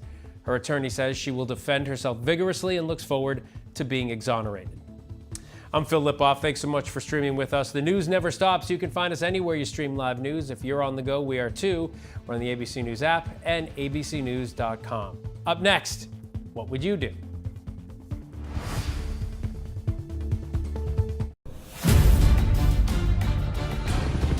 Here we go. I'm John Quinones, and this is What Would You Do?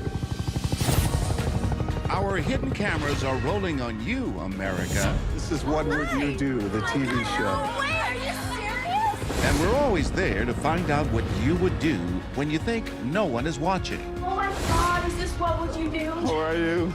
I love you. I love your job. We're soaring into our biggest season yet and traveling to every corner of the country.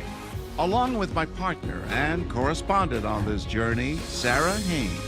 Tonight, the threat of child abduction. Sitting here by yourself? My dad said not to talk to strangers. Oh, I'm not a stranger. Come on, we can walk around and... I don't know you. A slip and fall cash grab. Oh my gosh! Oh my God! A bad influence butts in. Are you doing drugs? Is that why she's so mad? Like, everybody does drugs. Really? Yeah. And more. I'm 2 years sober. I'm in recovery. One drink is not gonna hurt you. Stop being a wuss. Cheers, man. Come on. Everyday people will prove to be heroes. But the question is, what would you do?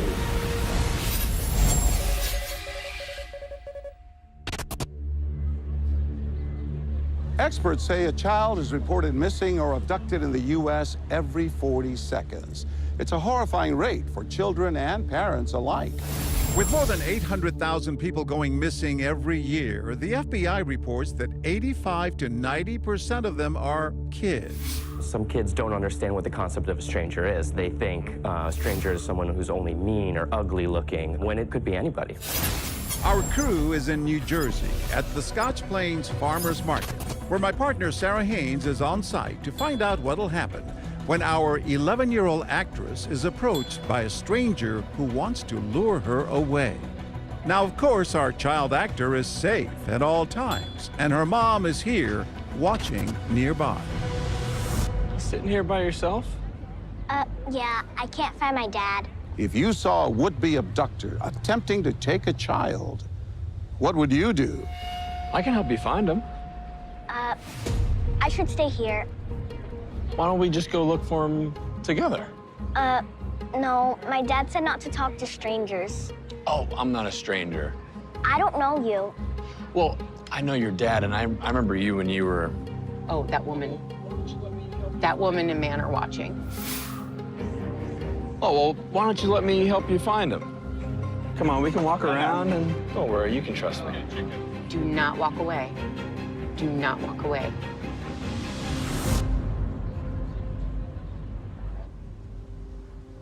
Do you remember what clothes your dad was wearing? He was wearing a yellow shirt. He was wearing a yellow shirt. And he had curly hair like me. Yellow shirt and curly hair like you. I'm gonna help her find her dad. Before we got the police coming. Oh. I'll stay with her. I got it. I got it. You can enjoy and shop, you know. Fine. I've got it. I know her parents. She doesn't remember me, but I know her parents, so... That's all right. We're looking I for don't her know dad you. right now. She doesn't know you, she said. You just don't remember me? You stay right here. We got you. Hey, why do you care? Why do you care? I just want to help her out. Because I'm a mother and a grandmother. That's why I care. And this other lady is also watching her. So I can sit next. Let's go break this. He was making me not feel safe. I was very uncomfortable. Yeah. Thank you. My name is Sarah Haynes, and I'm with ABC's What Would You Do? And I don't want to do this. This young lady's having a tough time. Right? No. She's an actor. Oh, she is. This is, we saw you lock in, and you came right over. What made you step in? I'm a grandma. There's so many children being abducted. Yeah. They never get a chance to grow. You went 1 for 1 with our actor, who is also not a bad man. He was making us very nervous. Yeah, and you didn't let up. And I would hate to see a child abducted. So I have to say, I'm just gonna side hug here. You were amazing. Oh, thanks. In this year alone, there's already almost 1,300 active reports of missing children. Can you stand up, please? Oh. So the threat to our child actor is all too real. I don't know what to do. Sit right over there. Sir, I got this. It's fine. It's okay. I'm just here to make sure you got it. Go and sit on the bench. I'm scared. Don't worry. You're okay. You're okay. Yeah, sir, I don't know why you think you need to involve yourself. I was helping her. I just don't need a strange man hanging around a little girl telling her you can help her. I'm just gonna take her and walk around and find her. No, you're not. Yeah. You're not taking her anywhere. Listen, I can help you find your dad. No, you cannot.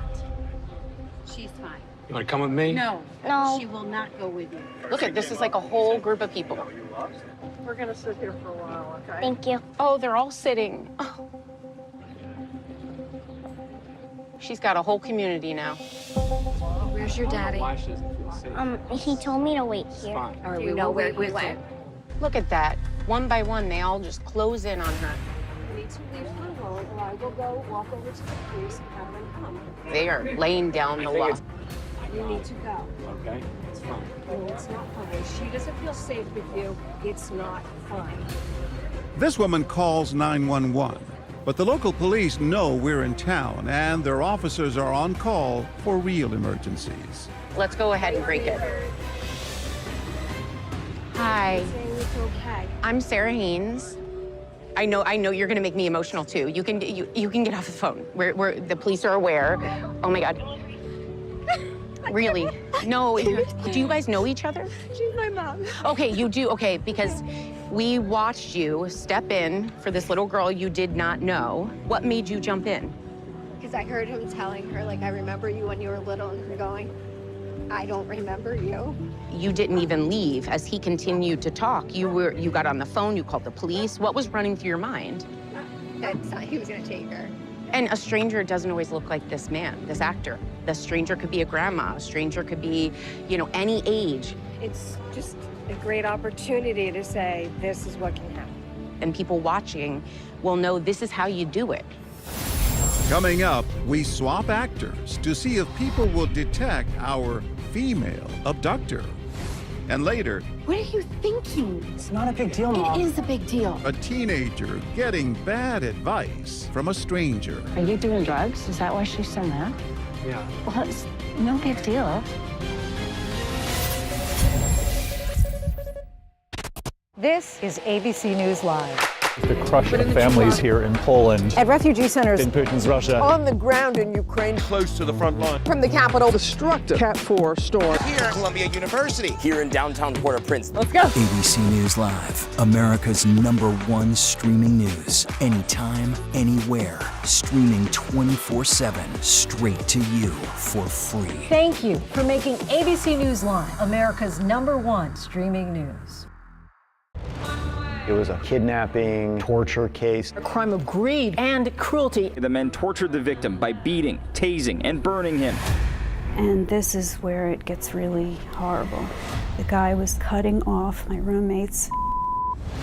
It was like a bad dream. This crime was horrific. He's a psychopath. How could you possibly defend somebody like that? This was a story about greed, sadism, evil. Wicked Game, Devil in the Desert, only on Hulu. Huddle up, Team GMA! Larry, we're right here. Oh, sorry. We're right I got here. excited. GMA wants to know who's the best coach in your community, in your child's life, who's made such a huge difference, because we're on the lookout for. Are you ready to find the best coaches across America? GMA wants to know about the impact of a dedicated coach in your town, so scan this code, nominate your favorite coach right now. Let's honor the best coaches in America. Thank you, Coach. Get those signaling devices ready. The new season of Jeopardy Masters is here. I made flashcards. I should have worked more on the buzzer. Wednesday, April 30th, 9 elite champions. What is a ginkgo? You got it. I'm wearing them. Oh, look at that. But who has what it takes to become the 2025 Jeopardy Masters champion? I love all Jeopardy contestants. But you like me more than Matt? It's good to have somebody in my corner. Jeopardy Masters primetime event begins April 30th, 9/8 Central on ABC. What's good to watch? Read? Where can I get a great deal on what I'm just dying to buy? Oh, it's all right here. GMA Life. All the exclusive and buzziest celebrity good stuff. Deals and steals with amazing savings and the coolest lifestyle tips from Good Morning America. Get excited! I love that so much. It's time for GMA Life. GMA Life, streaming weekends on ABC News Live. Your weekend just got a little better with GMA Life. Get this, people. Now we're streaming every weekend, right to you. With an all-new show, an all-new View, special for the weekends. Now you can catch The View 7 days a week. I wonder if you can handle it. It's The Weekend View. The Weekend View. It's The Weekend View. Streaming on ABC News Live, wherever you stream. Take a little time to enjoy The Weekend View. See you on the weekend! Now streaming Saturdays and Sundays on ABC News Live, wherever you stream.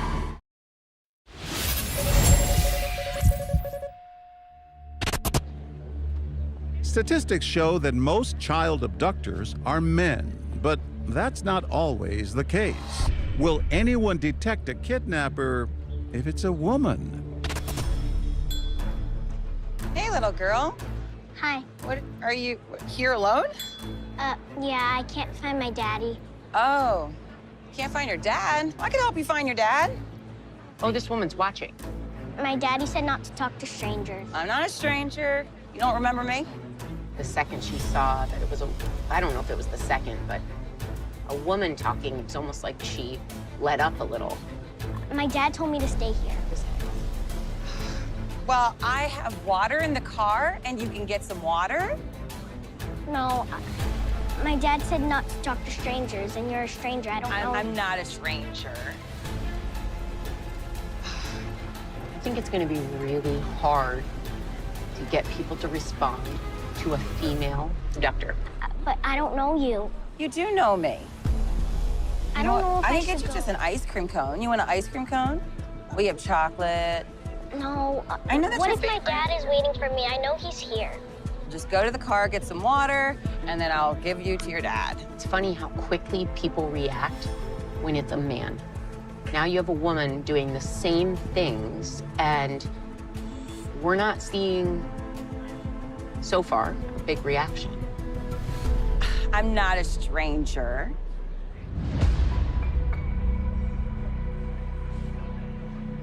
Remember me? No. Well, I do have water in the car, and you're really hot out here. So we should just go. Yeah? I don't feel safe. I don't feel safe right now. You're safe with me. I don't feel safe right now. You are safe with me. I don't feel safe. Yes, right you now. are. She's okay. Yeah, I'm just trying to help her find her dad. I don't know her. I know. You're okay, sweetheart. I do know her. She just doesn't remember me. You're scary. I'm sorry. Yeah, I just wanted to make sure she was safe. That's thanks. Thank you. Yeah, you know, that's what we do. But I have water in the car, and I wanted to give her some water. Yeah, okay. Well, maybe go find out what Yeah. is on there. Oh, but why? Because I just want to help her. Look at him reassuring her. He's like, I'm not going anywhere. You know, Come sit over here, sweetheart. I mean, I know her dad, so it's okay. Good for you. Good for you. I'm gonna stay with you. Oh. I know my dad's here. Yeah, he'll come back. Just stay here. You're fine. We're breaking it. Let's go. I'm just gonna go look for your dad, and I'll be right back. Thank you. You're welcome. It's gonna be okay. What's your name? Chris. Thank you, Chris. You're welcome. I'm Kate. Kate? Hi, my name is Sarah Haynes, and right now, John Quinones and I are going across the country to find our everyday heroes, and you are absolutely one of them. Oh my God. You jumped in here. What made you step in? Because I could tell she was scared. And this woman did not sound stable. Where are you going, Kate? Oh, this is an actor. Oh. Natalie, wait, sit down here. Sit down here. Let's just get scheduled. What? You don't know her? No, not at all. But I have 3 daughters, so I would not want my daughter to be in that situation. You did a good job. Thank you so much. Coming up, a slip and fall spectacle Oh my gosh! in hopes of a crooked cash grab. I'm taking pictures, and I'm gonna call my lawyer. Oh. I'm ready for my life to change. Give it your all. Good luck. Come out with the golden ticket. Let's hear it. My goodness.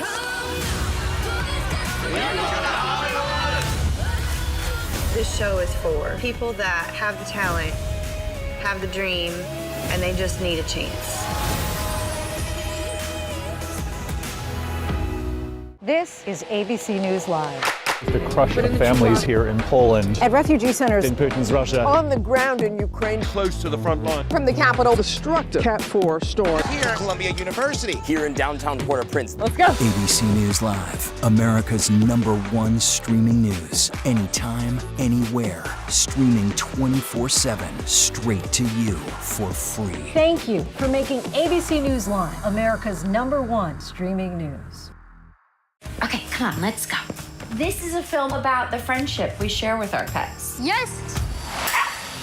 I rescue cats for a living. I really do feel like we need each other. Without them, I don't know where I would be. Love is love is love. It was really nice to have this constant companion. I'm sure they love me, but they can't love me more than I love them.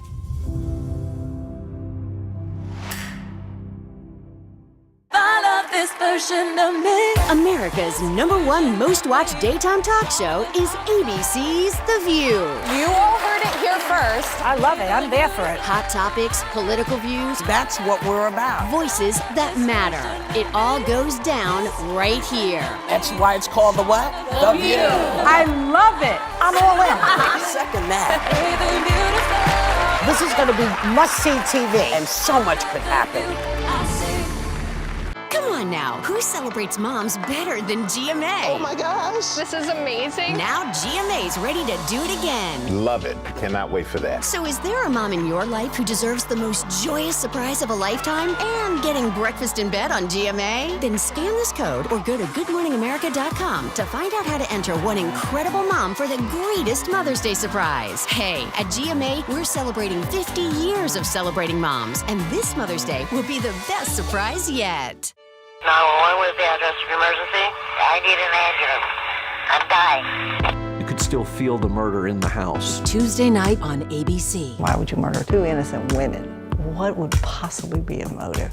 Could the murder somehow be tied to interest in the occult? I was terrified. I didn't know what was going to happen next. Then, the most bizarre twist yet. She's about to break the case. Bad Romance, the 2020 True Crime Limited Series, Tuesday night on ABC.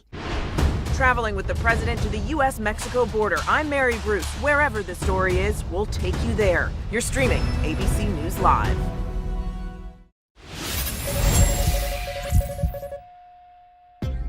We've all experienced an occasional slip and fall. And if social media is any indication, Americans are having trouble staying on their feet. But of course, there are those who would fake their falls in hopes of a cash grab. A New Jersey man has been charged with insurance fraud for allegedly staging a slip and fall. Most people have strong opinions about these con artists. About somebody who tries to stage an accident. That's not right. I mean, you know, we all work hard for our money. It's not a good thing that they're trying to make a living like that, but I feel like in this economy, it's like you're trying to make a living as how you can. It feels morally wrong to do that. So we're in Queens, New York, at Bel Air Diner.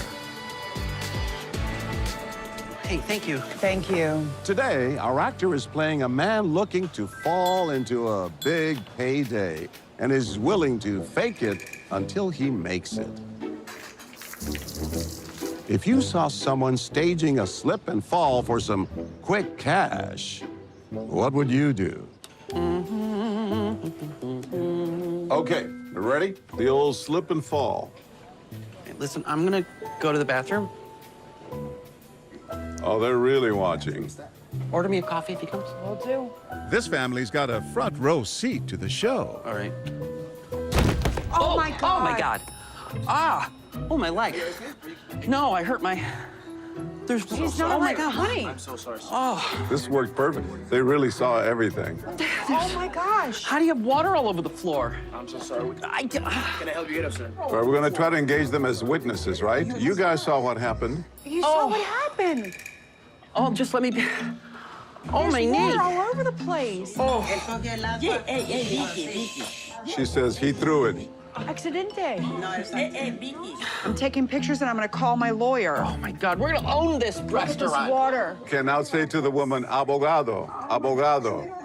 Necesita abogado. Can you help? Oh, no. We can sue. He threw the water on the floor. No. Yeah, he threw it. I saw. Yes. Look, No. I saw. Leave it. Oh, he just always has water. But no. Yeah, break it now? Oh, my gosh. It's in my neck now. Oh, please. ¿Qué pasó? Drama. Are you sure? 200%, 1,000%. Espera. Let me say. Escucha. You know the show, right? I know. Tell your wife what this is. ¿La cámara? Es una película. It's a show. Es un show. Are you really a lawyer? ¿Es abogada? No. Some New Yorkers won't let our slip and fall scams slide, but we never know just how they might react to our scene. All right, now we got it. Oh, my gosh. Oh my God. Oh my God. You okay? Are you okay? Oh. I'm going to call our lawyer. Look at all this water that you guys have here. Please don't No, call I'm gonna anybody take right some now. We're just pictures. gonna. Oh my God. Look at all this water. What is this? They're out of there. Boy, they're out of there. It's okay that I'm moving him? He shouldn't be on the floor. This couple moves to the other side of the restaurant. But then, There we go. You're saying that he did it on purpose? he makes sure to tell the manager, so our fraudster is out of luck. That was great. Let's go break it, right? Hola, ¿cómo están? My name is John Quiñones, and it's a TV show. Son actores.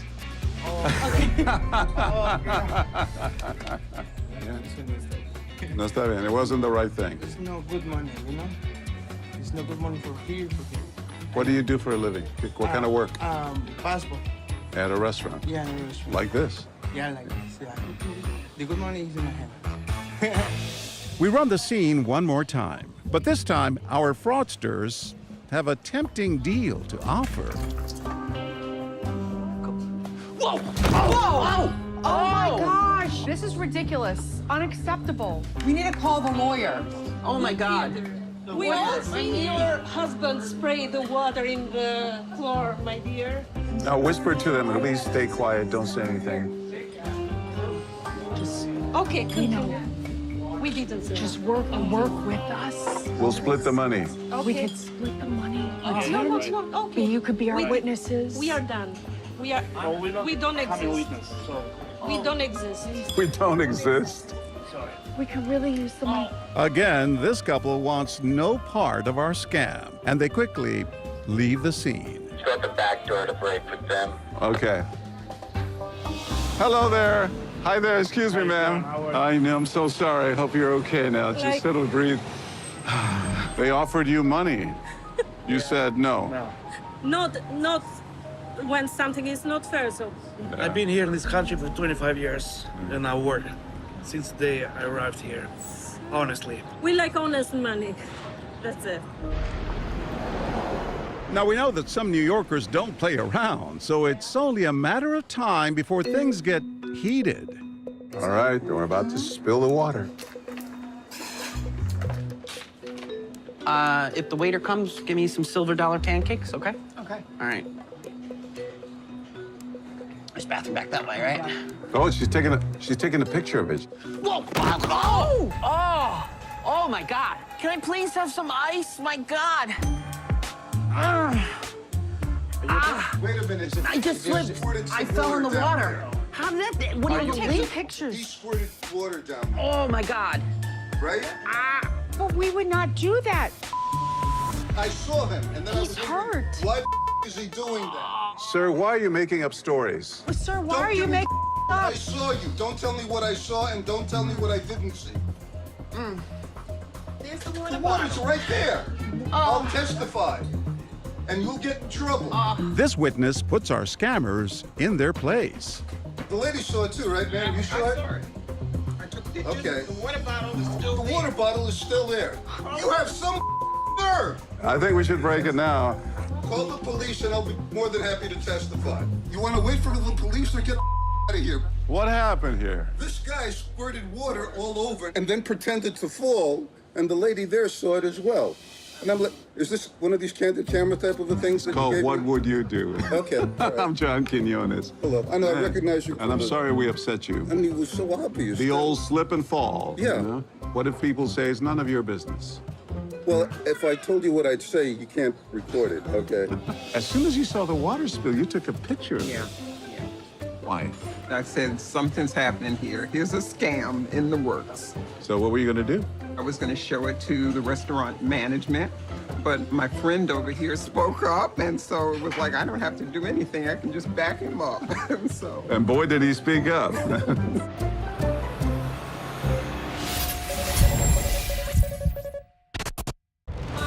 It was a kidnapping, torture case. A crime of greed and cruelty. The men tortured the victim by beating, tasing, and burning him. And this is where it gets really horrible.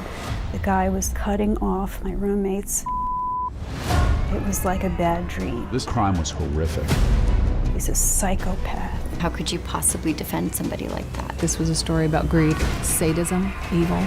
Wicked Game, Devil in the Desert, only on Hulu. What's good to watch, read? Where can I get a great deal on what I'm just dying to buy? Oh, it's all right here. GMA Life. All the exclusive and buzziest celebrity good stuff. Deals and steals with amazing savings and the coolest lifestyle tips from Good Morning America. Get excited! I love that so much. It's time for GMA Life.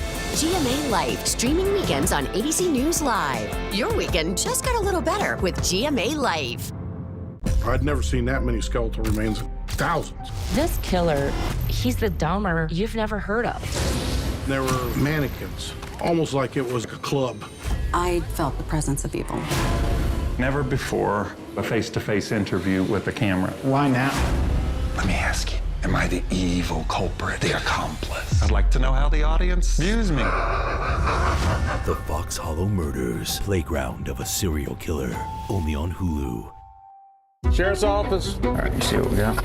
I got her feet right here in front of me. First thing I noticed was the rose petals all over the floor. Friday night, an all-new 2020. One of the strangest crime stories we've ever come across. Rarely do you get to see the bad guy walk through the front door. The rose petal case was just a wild ride. Either you had some part of this, or you were caught in the craziest murder case any of us have ever heard of. The Rose Petal Murder, all-new 2020, Friday at 9/8 Central on ABC. The news never stops. We are here in Israel, a nation at war. Hurricane Helene screaming across the state, and that's why ABC News Live never stops. Taking you to the center of the story. As news breaks live. ABC News Live is there for you all morning live. Right there. As events unfold across the day, breaking down the day's top stories. ABC News Live Prime going there, wherever the story is. And ABC News Live lighting up the weekend. ABC News Live. Because the news never stops.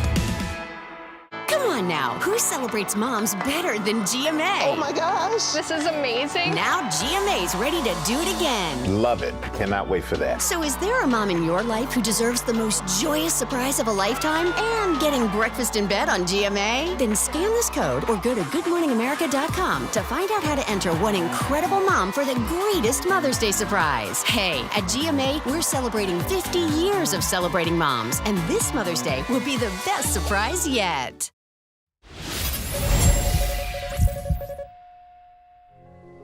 Nearly half of all American teens try illicit drugs by the end of high school. And with more states legalizing marijuana and other drugs, drug use is arguably more normalized than ever before.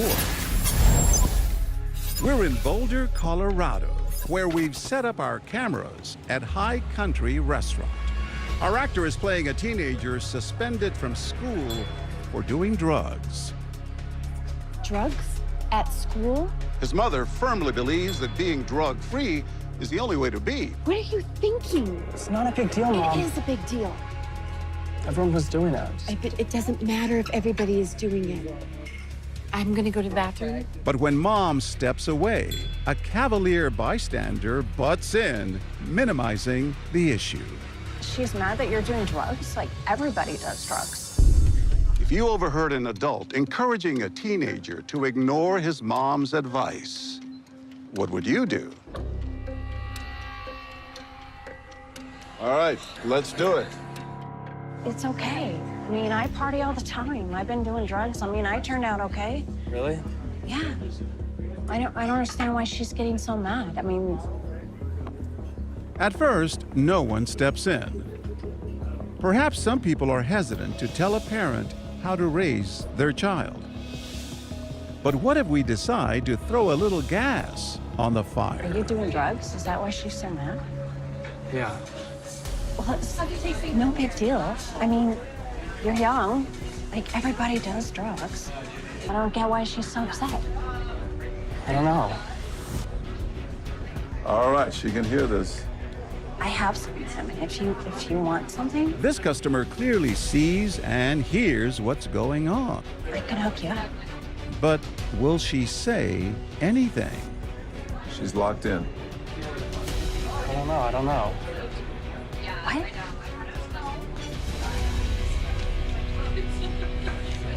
Excuse me, ma'am. This woman is offering drugs to this child. No, I wasn't. No. Okay. No, I didn't. Very upset by this. Okay, let me grab somebody to help handle that situation. Yeah, definitely. Just give me 1 second. Bring mom back. Bring mom back. I just want to let you know this woman heard this conversation and leaned over and told your son that there's nothing wrong with kids doing drugs and offered him drugs.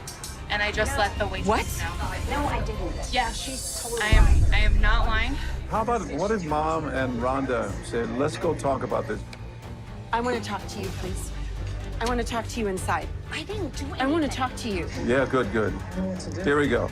I'm a little shaky and nervous about that because that's really scary that somebody would just lean over and say something like that. Right. I thought everybody experimented.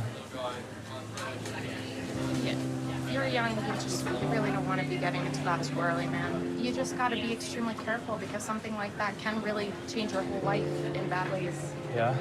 This is beautiful. Okay, break it, right? I'm really sorry that you saw that. This is an entirely weird vibe. Hi, how are you? I'm John Quinones with the show What Would You Do? Oh my God, really? So other actors. Well, we wanted to see if someone would say something. You're one of the first ones to say something. Yeah, I'm sorry. You're one of the first ones to speak up. I got really nervous. Because you care for these strangers. Because I would never want that to happen. Just somebody doesn't know any better. No second thoughts about saying something, huh? To the mom. They're so amazing. Really, you're really special. Saying something concerning someone else's child can be risky. Drugs at school. Okay, I'm sorry. Okay, she goes to the ladies' room. Let her go. I gotta go to... I'm sorry. I'll be right back. I couldn't help it over here. Is she pissed because you're doing drugs? Yeah? Every kid your age does drugs. That's what I said.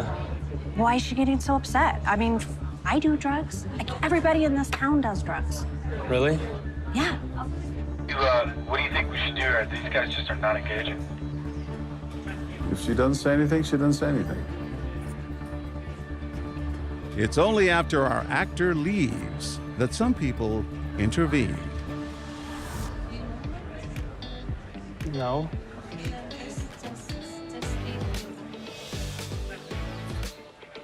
So wait. She's having a conversation with your son. This woman? Yes. What is she saying? About how it's okay to do drugs and everyone does drugs. What? It's crazy. Well, watch her around your son because they're having some sort of conversation. Okay. Thank you so much. It's hard to tell other parents how to parent, no? I didn't want to get involved. I didn't want to tell, but it was kind of a crazy situation. Yeah. We run the scene one last time, and this time we up the stakes again by having our actor pressure our young teen to get high with her. You know, I have some with me if you want to meet me out back. Really? Yeah. Once you guys eat and everything. I don't know. I don't know. I got anything you need. I won't.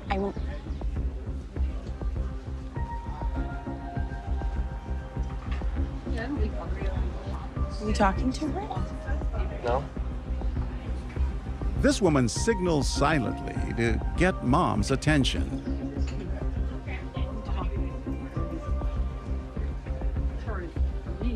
Were you talking to my son? No. She said that you were. That you were talking to my son when I went to the bathroom. Who? Tell that woman you should mind your own business. You know, you should mind your own business. Stop getting me involved in something. Yeah. Okay. My apologies. All right, we send Ned away? Excuse me. And then Rhonda follows. Yeah. What did she say? She said, they used to get this every day. Why is she? I know, I'm sure she just went after it. I thought I overheard something about meeting out. Okay, I'm gonna go check on him. Okay, thank you. Thank you. I'm sorry. Oh. You might want to just speak with me. Oh, yeah. Thank you so much. How are you? How are you? Hi. You know, that was What Would You Do? Oh, this one? Yeah, what This is a setup? Yes. Yes. That mother is the best actress I've ever seen in my life. Yeah? Yes, baby, I did what I should have, right? You did. What were you thinking? I wouldn't want to be in her shoes. You got to protect that kid at all costs. It brings tears to your eyes. It does.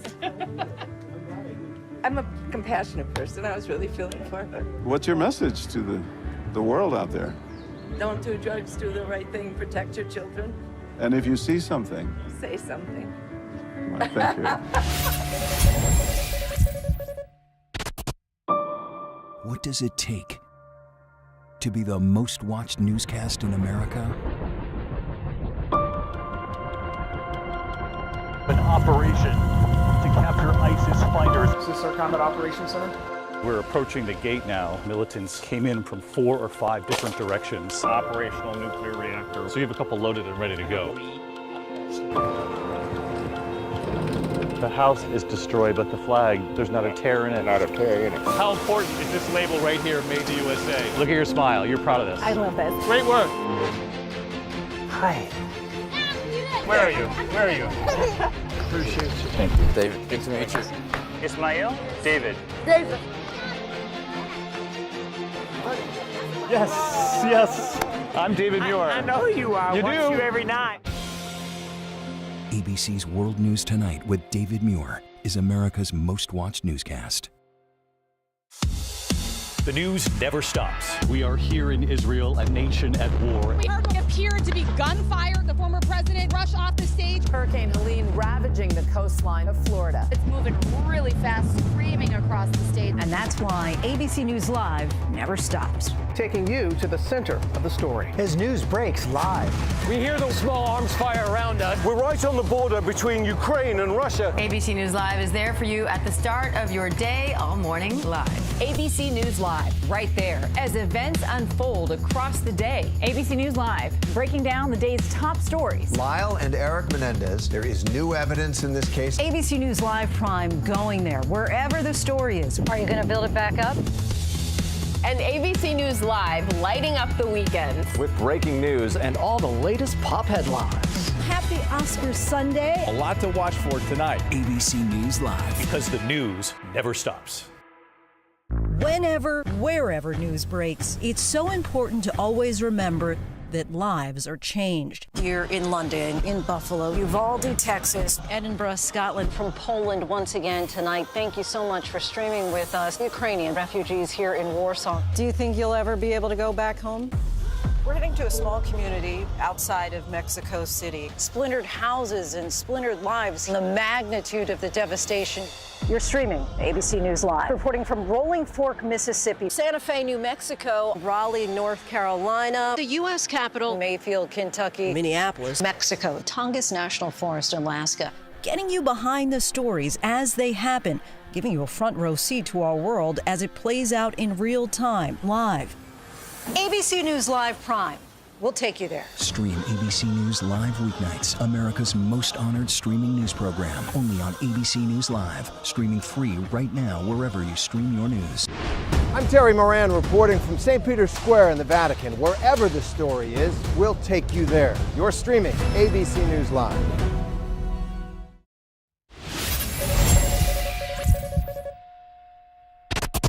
Peer pressure to use drugs and alcohol is not just an issue for teenagers. In fact, researchers have found that more than 20 million people live in recovery from substance abuse, including alcohol. It's a topic that for us hits close to home. I spoke to our executive producer, Joel Relampagos, who knows firsthand what it's like to stay sober after rehab. Why is it important that we do this scenario? It's important because when I was struggling with addiction, I had a very duplicitous life. People knew me as just happy outside, but when I was alone in my house, I was drinking, and it was a big secret. I didn't have anyone to look up to that was open about talking about recovery, much more a person of color. And so to have this opportunity and to do it with you, it means the world. Our actor, Richard, who's also Filipino, I really can't wait to see it go down. We're in St. Louis, Missouri, at Schlafly's Taproom, where our sober actor is meeting a drinking buddy that he hasn't seen in years. His friend insists that he join him for a drink, but that would mean a relapse. 2 bourbon on the rocks, please. Just one's fine. Yes, thank you. I'm 2 years sober. I'm in recovery. I thought we were gonna be celebrating. I haven't seen you in years. Can we get this guy a shot? Just a bourbon, just a singular bourbon. No, it's fine. Seriously, Eric, I'm not drinking, okay? It's been 2 years. If you saw someone trying to pressure their sober friend into drinking alcohol, what would you do? 1 drink is not gonna hurt you. Just stop being a wuss. Oh, this couple's really noticing. Seriously, I wouldn't have come here if I knew it was gonna be like this. We are gonna make this a fun night. 2 shots of bourbon, please. Our actor is faced with a life-changing decision. Dude, you remember the old times we used to crush these? We used to knock them back. Stay sober. Those are the best years of our lives. Or take the drink. Cheers, man. Come on.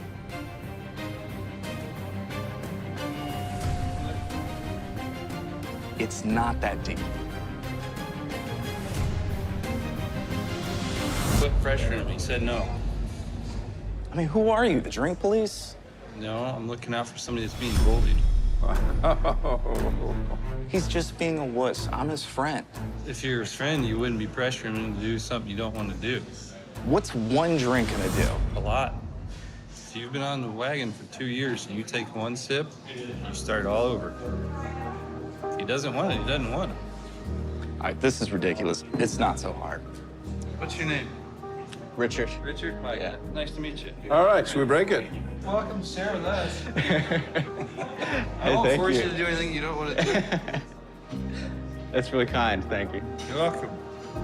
Hopefully your day goes pretty well. Thank you. Hi there. I'm John Quinones with the TV show What Would You Do? And they're both actors. Okay. But we wanted to know what someone would say if a so-called friend is pressuring him to get off the wagon.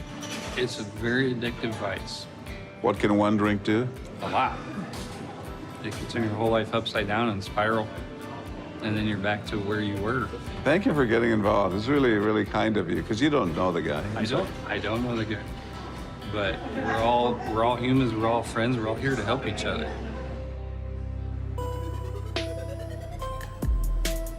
As the bar fills up with the lunch crowd, we find that some people just want to enjoy their meal. Seriously, what's 1 drink gonna do to you? Whatever. I'm gonna go pee or something. Sorry about that. While others are quick to stand up for our sober actor. It's not a big deal. Don't do that, man. Don't do that? That sober chip they get at their meetings, I'm sure he probably goes to meetings. That means a lot. Having to get that back is a big deal. This is so lame. It's cool. I'm just trying to have a good night. And this is my friend I used to drink with. Used to. Whatever, man. Dude, you're lame. I'm out of here. This is ridiculous. Where you going? I can't hang out with him. He's not drinking with me. You don't got to. Look, don't ruin relationships and friendships with people over your demons, man. You tell me not So to. you're telling me to stay? Yeah, stay and talk to your friends. You got involved. Yeah. You didn't have to. Why? If your friend telling you I'm in recovery, I came out here to see you from college, we haven't seen each other in years, and the first thing you want to do is shove a drink down the stove, that ain't no real good friend. Because if you really love somebody and care about them, love and care about them, man. If they don't want to drink, don't drink. He's a stranger. We all are. We all are. Until we take the time out, we all are. Love that, man. The people of St. Louis offered support to our recovering actor. But how will people respond in a different city? This time, we're in Idaho at Boise Brewery, where our actress is already a few drinks in and pushing her sober friend to join her. Would you rather have a beer instead? No, I'm Is good that with what water. you're saying? No, I'm good with water. Just one is not going to derail 2 years. It's barely a glass. It looks like it's half a glass. If I have one, I'm gonna have 10, and I cannot do that. Whoa. Yeah. Here we go. There we go. How about just one sip? I do miss it. You do miss it, see? I do miss it.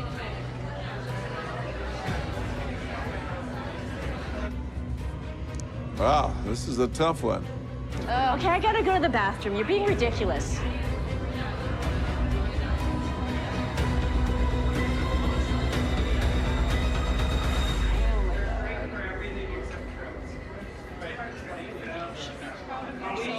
Really?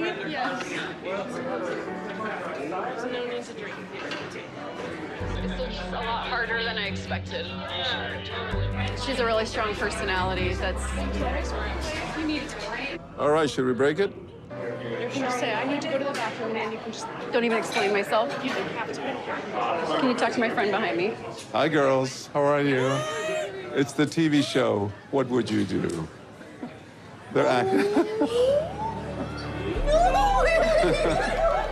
I'm John Quinones. Good to meet you. Nice to meet you. You told her you'd be proud of your sobriety, right? Yes, absolutely. Yeah. There's no reason to be ashamed of it. You know, and if someone's pressuring it up, then maybe that's not your friend. Yeah. You know. Why is it important to speak up? I don't know. I think you should respect people's autonomy to make decisions, and for sure. Ah, great.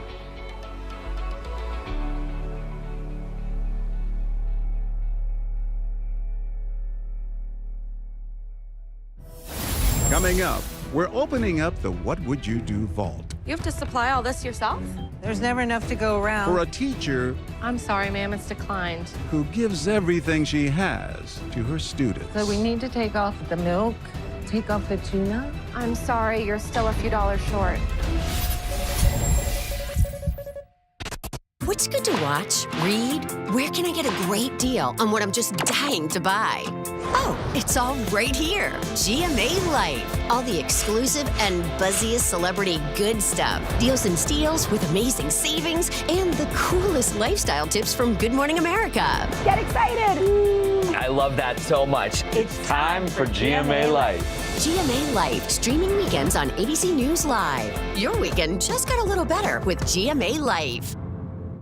ABC's Nightline. The stories that shape your world, that shape your life. Dramatic, stunning, empowering, life-changing.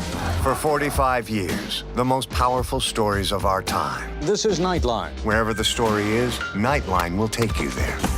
Just because it's late night doesn't mean you should be in the dark. For a brighter take on the day, this is ABC's Nightline. After Kimmel, late night on ABC. Get this, people. Now we're streaming every weekend, right to you. With an all-new show and all-new View, special for the weekends. Now you can catch The View 7 days a week. I wonder if you can handle it. It's The Weekend View. The Weekend View. It's the Weekend View, streaming on ABC News Live, wherever you stream. Take a little time to enjoy the Weekend View. See you on the weekend! Now streaming Saturdays and Sundays on ABC News Live, wherever you stream. I've placed information vital to the survival of the rebellion into the SAR 2 unit. Rebellions are built on hope. fight? Or you want to win? We have to beat them. I believe you have purpose in making that happen. If we do not stand together, we will be crushed. The Empire cannot win. Andor, the final season. New episodes Tuesdays, only on Disney+. Now you can listen to a podcast version of Nightline, available free wherever you listen.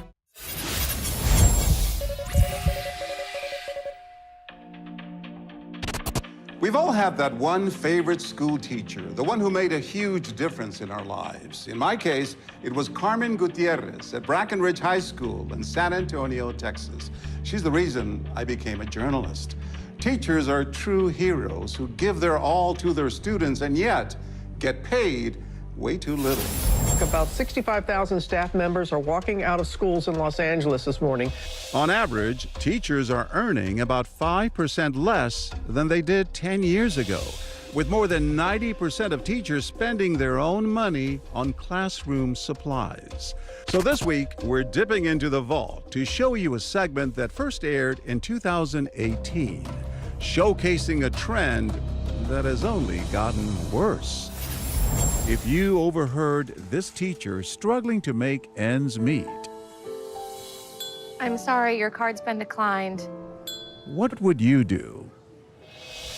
Are these school supplies for your grandkids or your kids? My class. You're a teacher? Yeah. Our teacher is buying her own groceries and stocking up on supplies for the new school year. So you're spending your own money on your students' supplies?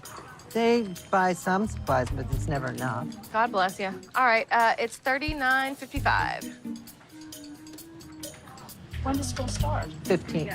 This woman joins the conversation just in time to hear this. I'm sorry, ma'am, it's declined. To have some cash.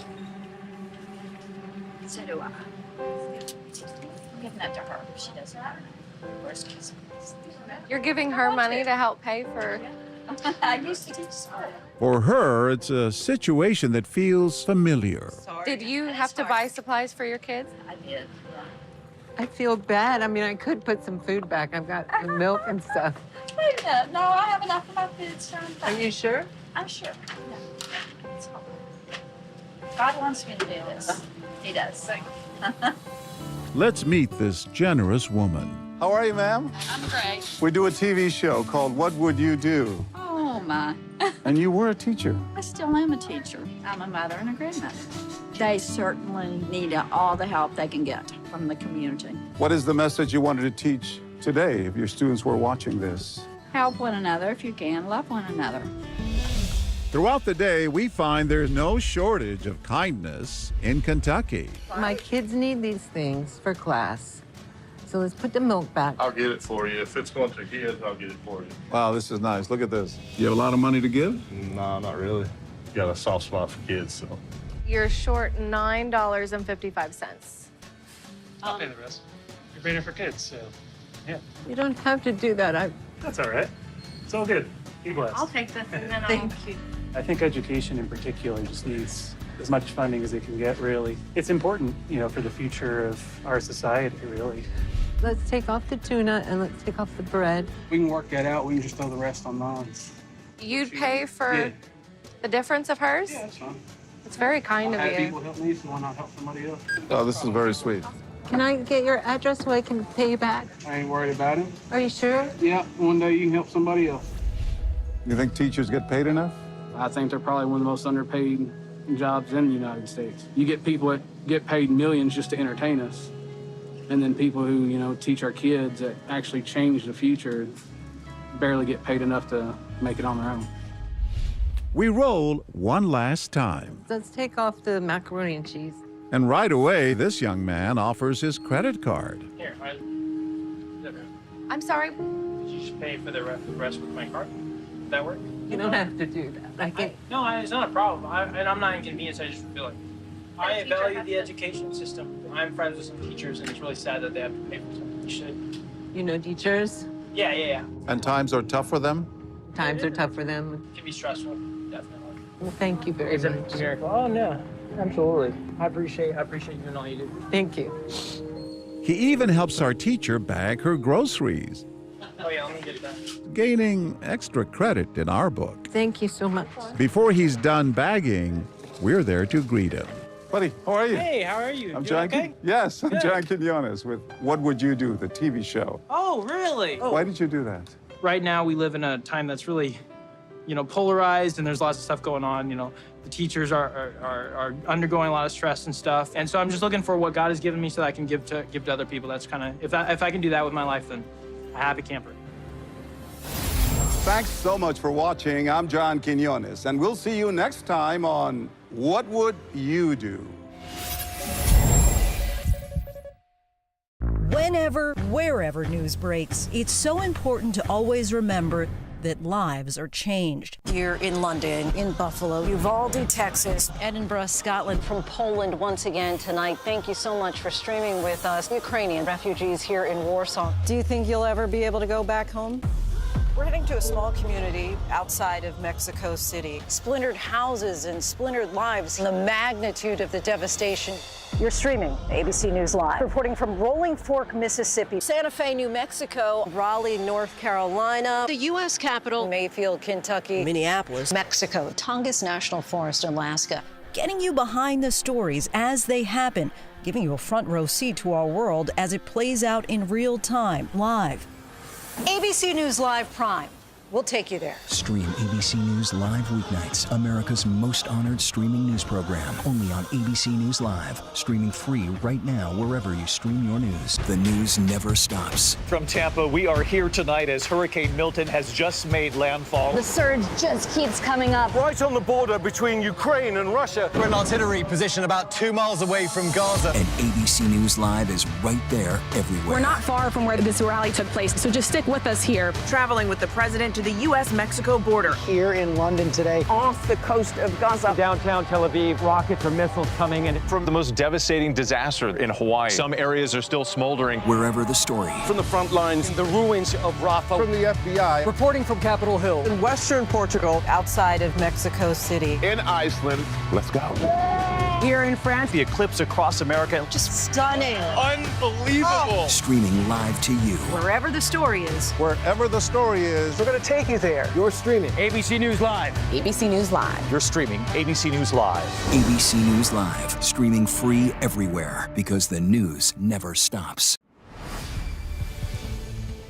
Hi, I'm Phil Lipoff here. Some of the top headlines are watching for you at ABC News Live at this hour. The world mourning and celebrating the remarkable life of Pope Francis. The pontiff has been laid to rest at the Basilica of St. Mary Major. The solemn funeral mass drawing at least 250,000 people to Vatican City. Francis's simple wooden coffin was placed in St. Peter's Square for the service. In attendance, Catholic leaders, royalty, heads of state, including President Trump. The faithful, who had waited in silence, began to break out in applause as the pontiff's beloved Pope-mobile carried his coffin through the heart of the Eternal City under sunny blue skies. His message of peace and unity inspiring so many across the world. Catholic Church now begins its traditional 9 consecutive days of mourning. And just before the funeral began today, President Trump and Ukrainian President Vladimir Zelensky met face-to-face, as you see in this picture here, inside St. Peter's Basilica. This is the first time the two have met since their tense face-to-face in the Oval Office, and it comes after a week of the Trump administration pressuring Ukraine to accept a peace deal with Russia. After the funeral, Trump posting on social media he thinks maybe Vladimir Putin doesn't want to stop the war, and that he may have to deal with the Russian president differently. All of this happening as the war continues to rage on, with Putin now saying his forces have taken back Russia's Kursk region on the border with Ukraine. The Ukrainian army is calling Putin's claim a, quote, propaganda ploy.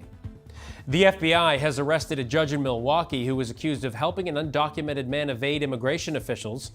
Officials say authorities were preparing to arrest Eduardo Flores Ruiz, who you see here, who they say is in the country illegally. He was set to be arraigned on 3 counts of battery as well. In her courtroom, according to court documents, Judge Dugan told the officers to leave, then escorted Flores Ruiz through a jury door so that he could evade arrest. Judge Dugan was charged with obstruction and concealing someone to prevent their arrest. Her attorney says she will defend herself vigorously and looks forward to being exonerated. I'm Phil Lipoff. Thanks so much for streaming with us. The news never stops. You can find us anywhere you stream live news. If you're on the go, we are too. We're on the ABC News app and abcnews.com. Up next, what would you do?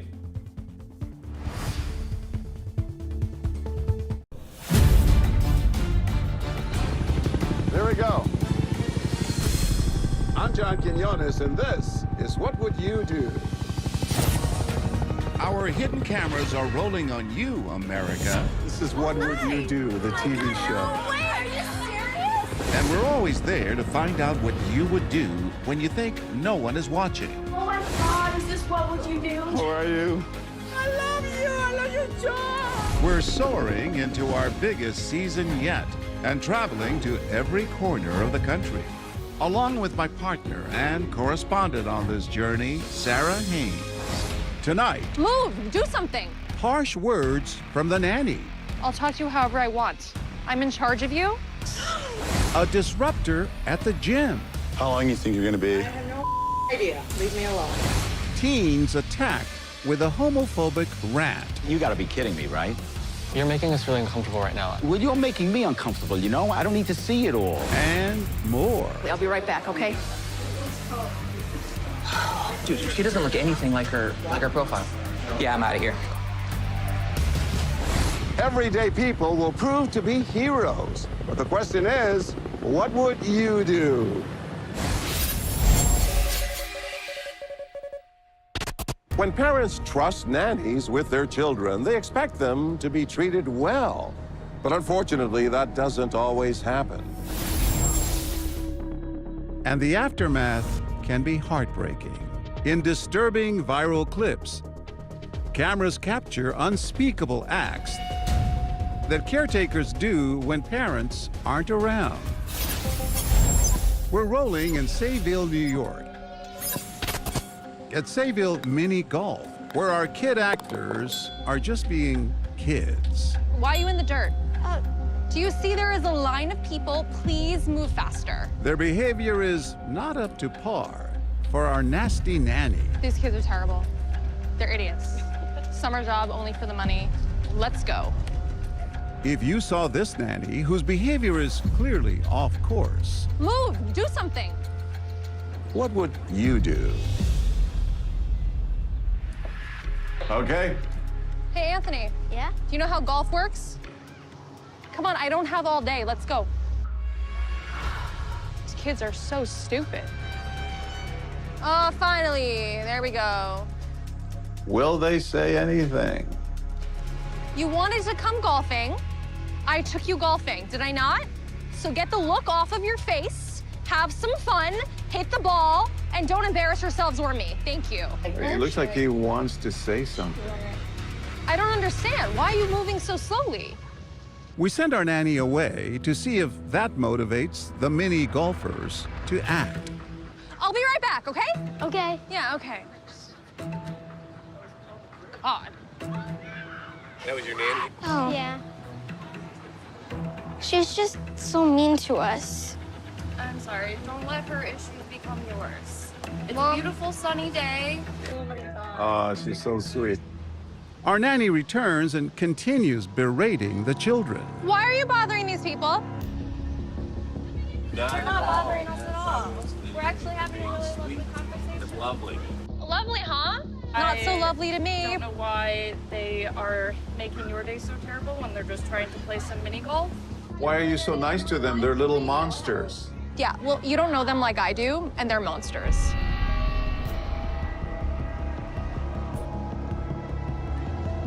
The only monster I see right now is you, the way you're talking to these children. Oh, whoa, whoa, whoa. Because you cannot see their beauty. But how you're treating them is so wrong. So wrong. So wrong. I don't know who you think you are, but the way you're treating them is abusive. Bring Mom in. Is that Mom? Mom's here. Everything's fine. Hey! Mom! Tell them we're having such a fun day. Go. How are ya? Hi. You got here early. Hey, come on. They've been wonderful. The kids have been wonderful. They've been wonderful. Come on. Thank you. Come on. She's just excessively abusive to these children. Pardon? Calling them stupid and yelling at them. The nanny? Yes, it was terrible. Your kids were like ready to cry. She's been horrible the whole time. This is the greatest gift you have in this world. And to see somebody treat them like that? Oh, that's beautiful. All right, let's go out there. I think you should find somebody else to take care of the kids if you need to have somebody take care of them, and stay with them until you do. How are you? You were breaking my heart. How are you, ma'am? I'm so sorry. I'm sorry I put you through this. But what an example, huh? You are. I'm shaking. Wow. That It was touched you rough. that much. Children are our future. You didn't have to get involved. No, we did. We did. We really did. You had to tell the mother. I had to. She had to know what's going on. Even though you're probably not their mother. I'll talk to you however I want. The nanny can be intimidating. So will others choose to stay silent or fill mom in on the treatment of her kids? What's that? She was a little mean. She was yelling at him. She was yelling at them? Yeah, I wouldn't recommend her. You wouldn't recommend them? No. She's not very nice to them. I know you're their mom. She's really nasty to them when you're gone. I'm like shaking because I have so much anxiety from how she treated them. Are you guys kidding? You're still here? Why are you talking to them? You're idiots. You guys are idiots. You should be done by now. Why are you back here? That's not, you don't need to speak to them like that. They're just children trying to have a nice time. It's okay, we're not in a rush. Just let them finish and then they can move on. They're idiots and they don't listen.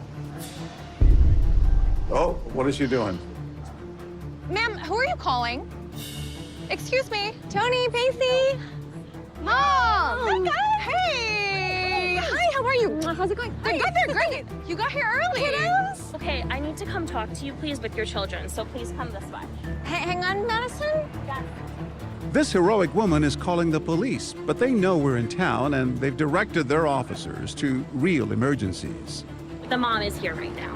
These two kids were with the nanny, but mom is here right now and the kids are safe. Thank you so much. Oh my God. I'm sorry. I'm a mom of two kids. What My son is happened? 3 and 6. Okay. She was calling them idiots. I'm telling you, you're safe now.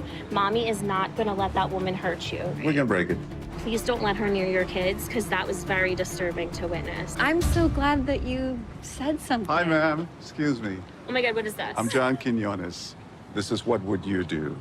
Oh my God, no, it's not. Yes, they're okay. They're out I just there. called the police department. That's okay. They Are know. you kidding? They know we're here. Oh my God. Wow, you were amazing. The way you stepped in. God, no. Just seeing these kids and how upsetting they were and how scared they looked, it just, you know, we live in a crazy world, so I just feel like they didn't look safe, and that concerned me. What should people do when they see this?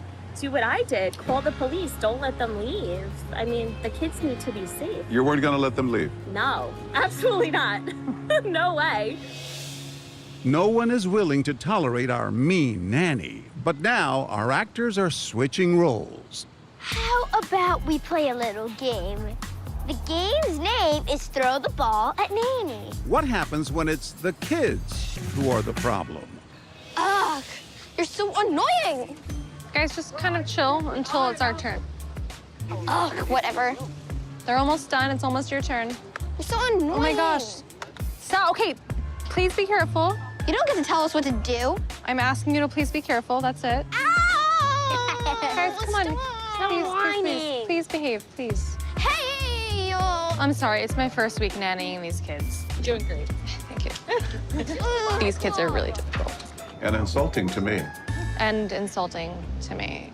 Nanny, stop bothering these kind people. They don't want to listen to you. She's good. She's not good. Our last nanny was way better than her. Okay, come on. Please, please. We're gonna get you fired. We're gonna get you fired! These kids are not letting up. Such an idiot. I really can't. And we're wondering, will the golfers stay quiet when we bring back Mom? Mom! Hey, guys! Hi. I'm sorry. She was being so mean to us. Yeah, and she called me stupid for not catching it. Mom, you should fire her. Mom, you should fire her. Mm-hmm. Madison's been terrible to us. She's been yelling at us all day. Excuse me, yeah, I'm sorry, I don't want to step in here, but like, She didn't do anything wrong. Oh, sweet. Good. Wow. Yeah, like Because I've been a little disrespectful towards her, and she's just tried to maintain her composure, honestly. We felt very bad for her. All right, I'll come out, okay? Let's break it. I know this is probably a personal thing. I don't want to, like, get in the middle of it. Hi, guys. How are you? I'm John. How's it going? You okay? I was like, this is gotta be. It took a while for you guys to say something. It did. Because- I didn't want to butt in with the mom and the children. You never know what someone's going through and how to handle those situations. So you gently stepped in and said, excuse me, but Yeah, exactly. they're not telling the truth. Yeah, Exactly. yeah. If this was real, you would have really saved the nanny's job. I hope so. That was the goal. Yeah, I mean, Coming up, a first date I'll be right back, okay? goes ghost. I can't do this. I can't do this, dude. Screw it. And later, Young guys like you make me worried about what's going on. an angry boomer rails against queer teens. You see pride flags all over. You don't see an American flag, right? The whole country's just gone apart. What's good to watch, read? Where can I get a great deal on what I'm just dying to buy? Oh, it's all right here. GMA Life. Get the latest celebrity buzz, deals and steals, and the coolest lifestyle tips from GMA. I love that so much. Streaming weekends on ABC News Live. With so much at stake in our world right now, more Americans turn here to David than anywhere else. And now, America's most trusted, most watched newscast, ABC's World News Tonight with David Muir, is available to you on YouTube. Nightline, the stories that shape your world, that shape your life. Dramatic, stunning, empowering, jaw-dropping. The most powerful stories of our time. Nightline, on right after Kimmel and streaming on Hulu. This is not just any killer. Pure evil. He's the best serial killer that ever existed. I'm more sane than most Americans. This guy is evil genius. Wild Crime, 11 Skulls, only on Hulu. This is ABC News Live. The crush of families here in Poland. At refugee centers. In Putin's Russia. On the ground in Ukraine. Close to the front line. From the capital. Destructive Cat 4 storm. Here at Columbia University. Here in downtown Port-au-Prince. Let's go. ABC News Live, America's #1 streaming news. Anytime, anywhere. Streaming 24/7, straight to you for free. Thank you for making ABC News Live America's #1 streaming news. Get those signaling devices ready. The new season of Jeopardy Masters is here. I made flashcards. I should have worked more on the buzzer. Wednesday, April 30th, 9 elite champions. What is a ginkgo? You got it. I'm wearing them. Oh, look at that. But who has what it takes to become the 2025 Jeopardy Masters champion? I love all Jeopardy contestants. But you like me more than that? It's good to have somebody in my corner. Jeopardy Masters primetime event begins April 30th, 9/8 Central on ABC. ABC's Nightline, the stories that shape your world, that shape your life. Dramatic, stunning, empowering, life-changing. For 45 years, the most powerful stories of our time. This is Nightline. Wherever the story is, Nightline will take you there. Just because it's late night doesn't mean you should be in the dark. For a brighter take on the day, this is ABC's Nightline. After Kimmel, late night on ABC.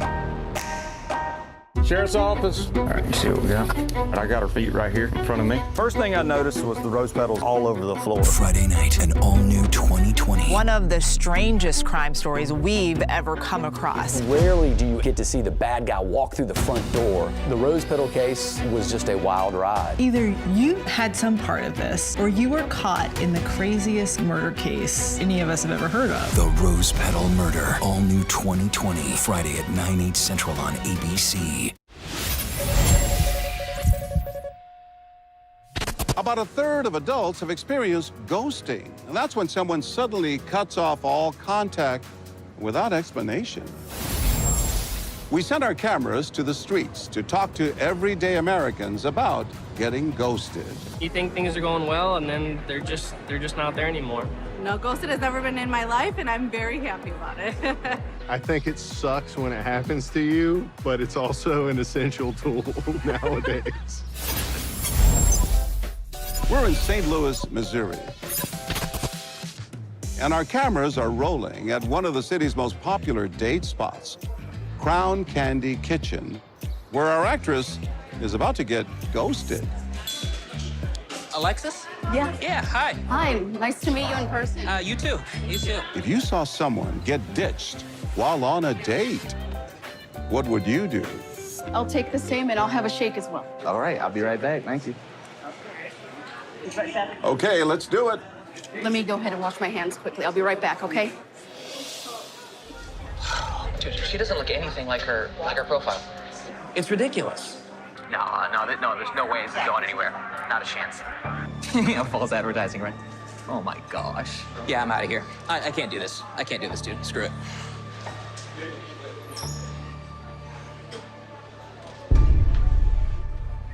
Now that this woman has seen him leave, will she clue in our actress or leave her waiting? Did you see where he went, ma'am? I don't know. Oh, okay. Oh my God. Dating is hard, and witnessing rejection in real time is even worse. And it can be difficult speaking up to a stranger. Can I ask you an honest opinion? Okay. Does this woman look anything like her? I have to look at her again. I can't give you a full opinion. I think she's catfishing me. I'm out of here. I can't do this, so. Enjoy your meal, guys.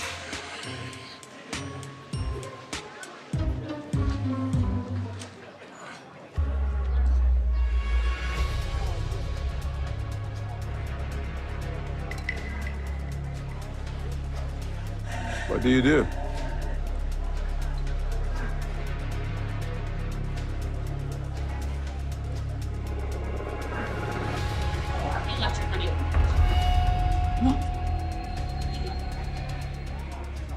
He said, see ya. I'm just being honest with you. He left.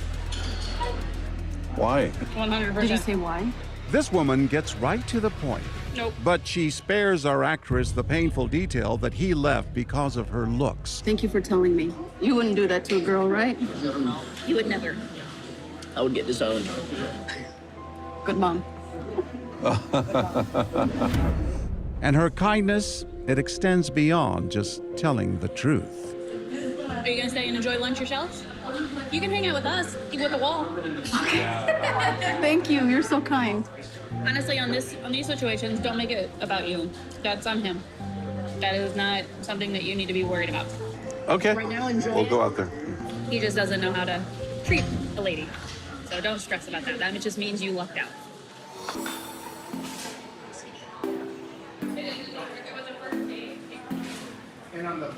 It's What Would You Do, the TV show. Oh, wait. They were actors. It's What Would You Do? Oh, dear Lord.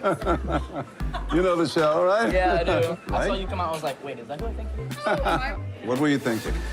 I just felt bad. What do you hope your son learns from this experience? Don't ghost anybody. I won't do that.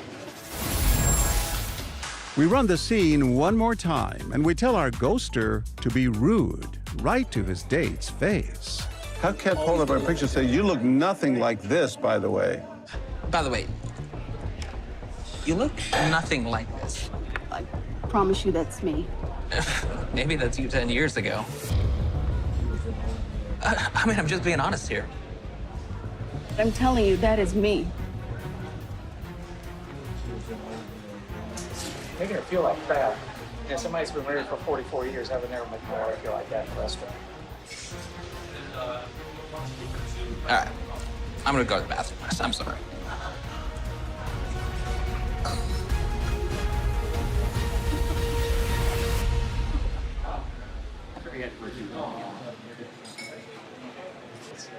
I don't know if he's from St. Louis or not, but St. Louis guys don't act like that. It's our first date and it's clearly not going well. No, you guys will just take off. I would. Wow, they're suggesting that she leave, huh? I give this bozo the Evo real quick. Yeah, it's not worth it. I would enjoy the rest of your day. He has some inner issues within himself, obviously. Wow, wow, wow, wow. You're beautiful and I just would leave. He's not worth it. I wouldn't waste your time for sure. I think I might just leave. I'm gonna get out of here, guys. I will. Thank you. Thank you, guys. Good luck. Thank you so much. Thank you. Bring him back, bring him back. Where'd the fraud go?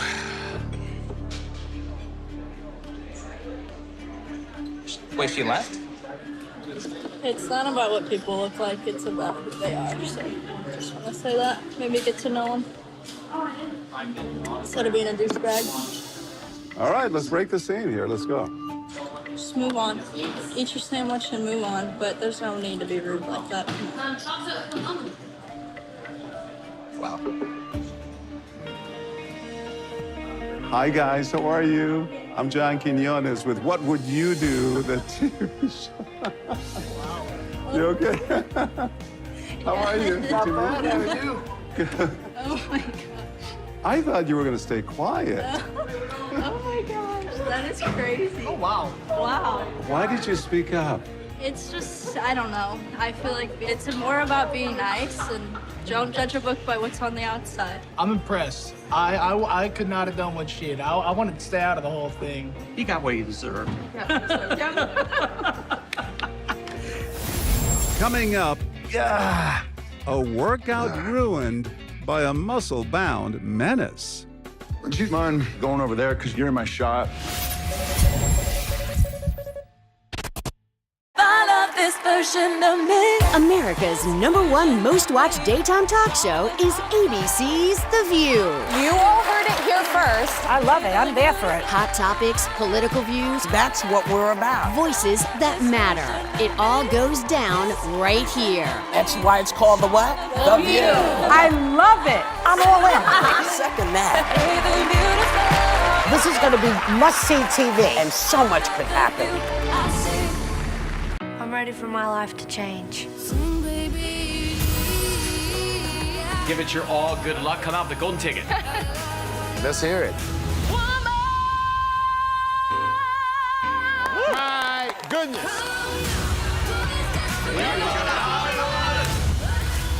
This show is for people that have the talent, have the dream, and they just need a chance. Get this, people.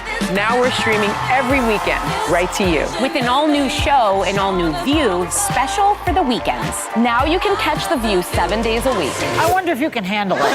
It's The Weekend View. The Weekend View. It's The Weekend View. Streaming on ABC News Live, wherever you stream. Take a little time to enjoy The Weekend View.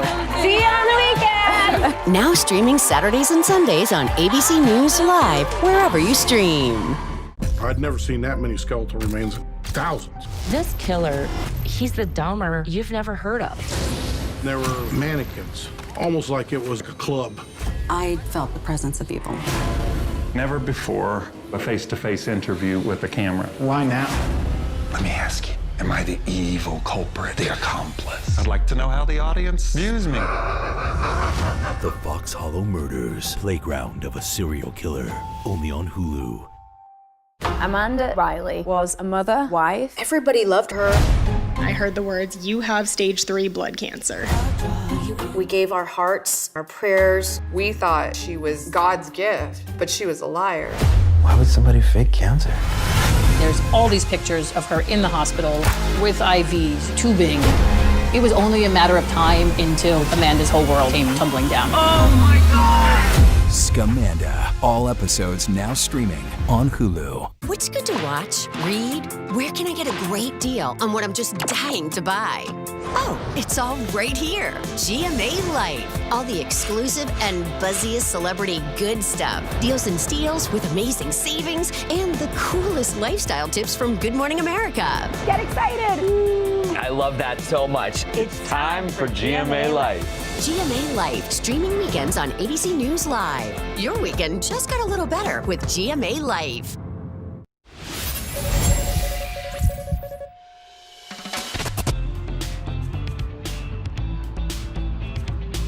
If you're one of the nearly 83 million Americans who work out at a public gym, you know how much gym etiquette matters. And if you're on social media, you've noticed that cameras are there too. Some videos even address manners and etiquette.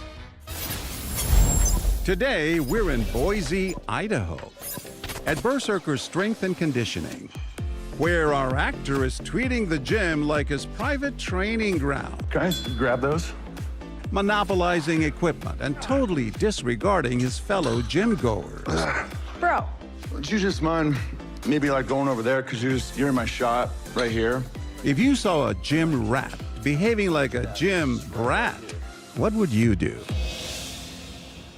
What's up, guys? Back for another one. We're in Berserker here, getting ripped in Boise, Idaho. Hold on, you're still in my, there we go. Check out the tag. You guys already know. And you're still in my shot. Yeah, thank you. It'll take 2 seconds. Don't you see I'm filming? Yeah, thank you. You want up there or do you want that? Actually, a little lower would be good. Okay. Do you want to jump in? No, I was just wondering why you were like harassing her so much. I'm doing my workout. I got a quad set going on. Okay. So, you know, I mean, you get it. Like, I think you're being a Is this like candid camera? What's going on here? well, I don't see what the problem is. No, I just don't want you within about 10 feet of her. Okay, can I finish my set? Just leave her alone. Thank you. Sometimes, guys, people are gonna interrupt and you just have to figure it out. You gotta focus in. Don't let them stop you. This annoyed gym goer alerts the manager to our actor's antics, while his wife starts a workout of her own. Are those 15s? 10s. I was gonna use those. I don't give a I'm using them right now. Okay. How long you think you're gonna be? I have no idea. Leave me alone. Okay. Like 2 more sets, or? Do you want a spot? My husband's here. He can swap if I need it. Stop talking to my wife. I don't know where you're from. I'm from Denver. Okay, we'll go back. Oh, wow. I thought this was a place for filming and like...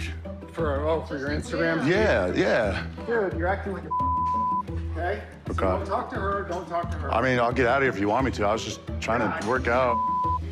All right. Let's break this. Enjoy your workout, guys. I do have a 10% off code if you want it. Hey, I could be your 4th follower. Actually, it's part of What Would You Do? Hey. She's an actor. She's okay. Okay, yeah, because I said that. Is this candid camera? I know. What's going on here? And you called him out. Yeah, it was just bullying. Yeah. Well, you were really tough on him. Well, it's like I don't like to see people bullied. No, not at all. What's your wife's name? Michelle. Michelle. I'm John Quinones. It's What Would You Do? They were actors. That's what I said. It's a candid camera. What's going on here? You were great. Boy, you weren't taking anything from him, huh? Well, I went over there on purpose, and I know my husband's gonna jump in at some point. Even before you jumped in, he was already on Yeah, it. that was completely intentional. We let our actor loose again. Look at that. The nicest. Daddy loves you. Yeah. Like, comment, subscribe, swipe up. You guys want to take a video together? You want to do a video with me? Yeah, what do we do? Your gains. Showing off your gains. What do you think? Well, I don't know what that looks like. You're just saying, like, we're here in Boise representing. It'll be on my YouTube channel. All right. Welcome to Boise. That's right. We're representing. That's right. That's it. Subscribe. So it doesn't bother you that people are taking pictures of themselves, videos of themselves? You do you. Yeah. As long as it's not affecting my world, I support what you're doing. As our gym rat continues his intrusive workout, we wonder if other regulars will be as understanding. Here we go. Yep. Dumbbells up, come on. So a lot of you have been asking me what I eat, what supplements I take. So link in bio, use code Ryan, 5% off. Looking intently. I'm really about that life. You are not. Unless you want to be. Do you want to be about that life? I think this guy is going to say something. Oh, here he comes. Oh, no. Coming up, will reactions change when we swap our muscled male actor for a fit female? Hi, guys. It was a kidnapping, torture case. A crime of greed and cruelty. The men tortured the victim by beating, tasing, and burning him. And this is where it gets really horrible. The guy was cutting off my roommates. It was like a bad dream. This crime was horrific. He's a psychopath. How could you possibly defend somebody like that? This was a story about greed, sadism, evil. Wicked Game, Devil in the Desert, only on Hulu. I'd never seen that many skeletal remains. Thousands. It's a serial killer case. This killer, he's the Dahmer you've never heard of. More and more men are going missing, and then the lead broke the case open. They discovered the farm. The whole place was so bizarre. There were mannequins, almost like it was a club. I felt the presence of evil. The largest number of unidentified human remains, second only to the World Trade Center. Not many people live to tell about their involvement with the serial killer. Everything we know about this case comes from you. Absolutely. Let's not do that. Oh, I'm sorry. Never before a face-to-face interview with a camera. Why now? Let me ask you, am I the evil culprit, the accomplice? I'd like to know how the audience views me. The Fox Hollow Murders, Playground of a Serial Killer. Only on Hulu. Whenever, wherever news breaks, it's so important to always remember that lives are changed. Here in London, in Buffalo, Uvalde, Texas, Edinburgh, Scotland, from Poland once again tonight. Thank you so much for streaming with us. Ukrainian refugees here in Warsaw. Do you think you'll ever be able to go back home? We're heading to a small community outside of Mexico City. Splintered houses and splintered lives. The magnitude of the devastation. You're streaming ABC News Live. Reporting from Rolling Fork, Mississippi. Santa Fe, New Mexico. Raleigh, North Carolina. The U.S. Capitol. Mayfield, Kentucky. Minneapolis. Mexico. Tongass National Forest, Alaska. Getting you behind the stories as they happen, giving you a front row seat to our world as it plays out in real time, live. ABC News Live Prime. We'll take you there. Stream ABC News Live weeknights, America's most honored streaming news program, only on ABC News Live. Streaming free right now wherever you stream your news. What's good to watch? Read? Where can I get a great deal on what I'm just dying to buy? Oh, it's all right here. GMA Life. All the exclusive and buzziest celebrity good stuff. Deals and steals with amazing savings and the coolest lifestyle tips from Good Morning America. Get excited! I love that so much. It's time for GMA Life. GMA Life, streaming weekends on ABC News Live. Your weekend just got a little better with GMA Life.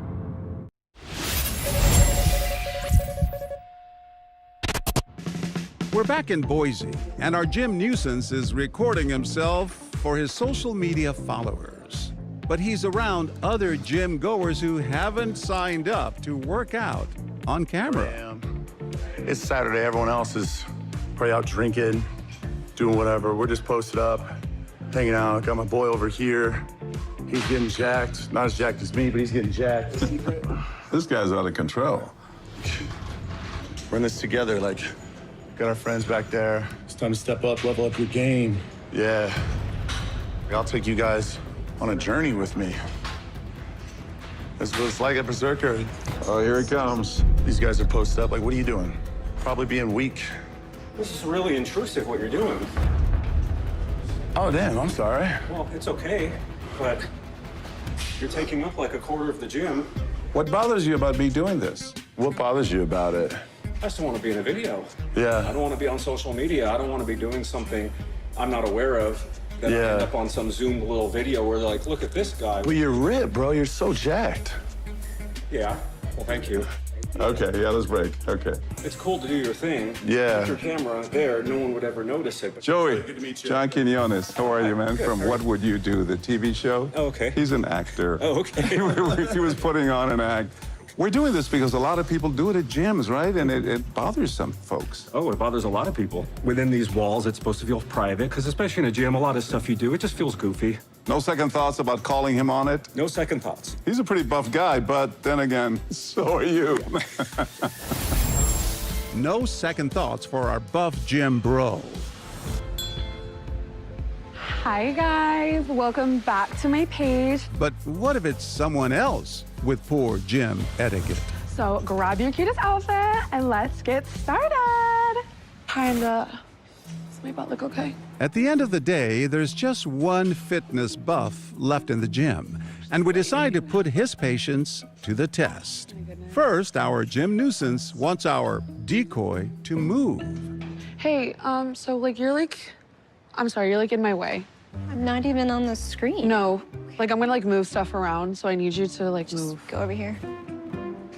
Next, we have her take the weights right out of her hands. These ones? No, these are like from my video. I think he's noticing. Okay, guys, sorry about that. Hey, you're like in my shot. You're in my shot. Can you go to the other side of the room? And finally, we put her to work. Can you hold that up? Okay. Can you actually like carry that for me? The light, everything, the tripod. Like carry this. Hold this. No, that's not her job. Leave her the alone, dude. She's helping me. It's not her job. She's just helping me out. No, she wasn't. She was just working out, and you were being super rude to her. Do you want to hold it for me? No. You don't want to be in my video? I have like 10,000 followers. Right? Like I have a 10% coupon. Let her work out. I'm trying to work out too. Go in your corner, work out. Is it bothering you? No, but it's bothering me that you're being rude to her. Wow, okay. I can hear you being rude to her for no reason. She was in my way. Okay. She pays her money to come here. She can work out here, here, here, here, just like I can. Okay, well, just like you can.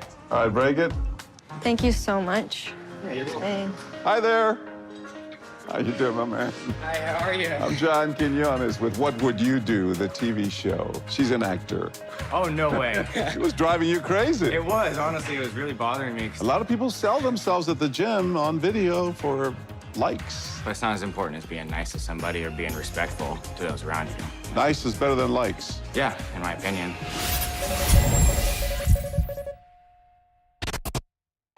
This version of me. America's #1 most watched daytime talk show is ABC's The View. You all heard it here first. I love it. I'm there for it. Hot topics, political views. That's what we're about. Voices that matter. It all goes down right here. That's why it's called the what? The View. I love it. I'm all in. Second that.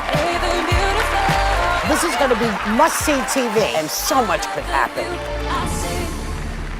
Get those signaling devices ready. The new season of Jeopardy Masters is here. I made flashcards. I should have worked more on the buzzer. Wednesday, April 30th, 9 elite champions. What is a ginkgo? You got it. I'm wearing them. Oh, look at that. But who has what it takes to become the 2025 Jeopardy Masters champion? I love all Jeopardy contestants. But you like me more than that? It's good to have somebody in my corner. Jeopardy Masters primetime event begins April 30th, 9/8 Central on ABC. Huddle up, Team GMA! We're right here. Oh, sorry. We're right I got here. excited. GMA wants to know who's the best coach in your community, in your child's life, who's made such a huge difference, because we're on the lookout for. Are you ready to find the best coaches across America? GMA wants to know about the impact of a dedicated coach in your town, so scan this code, nominate your favorite coach right now. Let's honor the best coaches in America. Thank you, Coach. The news never stops. From Tampa, we are here tonight as Hurricane Milton has just made landfall. The surge just keeps coming up. Right on the border between Ukraine and Russia. In downtown Tel Aviv, rockets or missiles coming in. ABC News Live everywhere. We're not far from where this rally took place, so just stick with us here. Here in London. From the front lines. Off the coast of Gaza. Wherever the story is. We're going to take you there. You're streaming ABC News Live. ABC News Live. You're streaming ABC News Live. ABC News Live, streaming free everywhere. Amanda Riley was a mother, wife. Everybody loved her. I heard the words, "You have stage 3 blood cancer." We gave our hearts, our prayers. We thought she was God's gift, but she was a liar. Why would somebody fake cancer? There's all these pictures of her in the hospital with IVs, tubing. It was only a matter of time until Amanda's whole world came tumbling down. Oh my God! Scamanda. All episodes now streaming on Hulu. Whenever news breaks. We are here in Israel, a nation at war. In Rolling Fork, this tornado tore through this town. Lewiston, Maine. The scene of a horrific mass shooting. From the scene of that deadly missile strike. Wherever the story is. We're going to take you there. ABC News Live. You're streaming ABC News Live. ABC News Live, streaming free everywhere. Who else is ready for the Karen Reed trial 2.0 to begin? One sensational trial ending in a hung jury, and now a second trial. You ready for the second round, Karen? Reed, Karen Reed! I think that she hit him. I think that she knew she hit him. Karen Reed was framed. Did you kill John O'Keefe? Secrets in the Snow, the murder retrial of Karen Reed, now streaming on Hulu.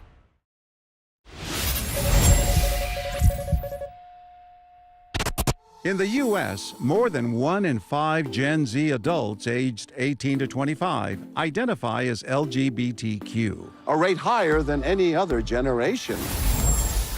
If you look at one generation to the next, from silent, boomers, Gen X, millennials, and then Gen Z, you see a doubling of identification. But some see this as a dangerous demographic change. Our crew is in Hoboken, New Jersey, at the Gravity Vault climbing gym. And Sarah Haynes is behind the scenes to see what climbers will do when they witness our actors' 2 teenage friends at the gym being berated by an opinionated older man. So how do you feel? I mean, like, you came out and everything. I know that's gotta be crazy. Honestly, I was really scared that people weren't gonna be accepting, but everyone's been pretty nice, so. Yeah. Yo. Well, look, I'm proud of you. Go. Thank you. Yeah. You gotta be kidding me, right? Excuse me? Just amazing. I mean, how old are you guys? 16. Your parents are okay with this? When I was growing up, this never would happen. This is why I didn't want to come out. This is the exact reason.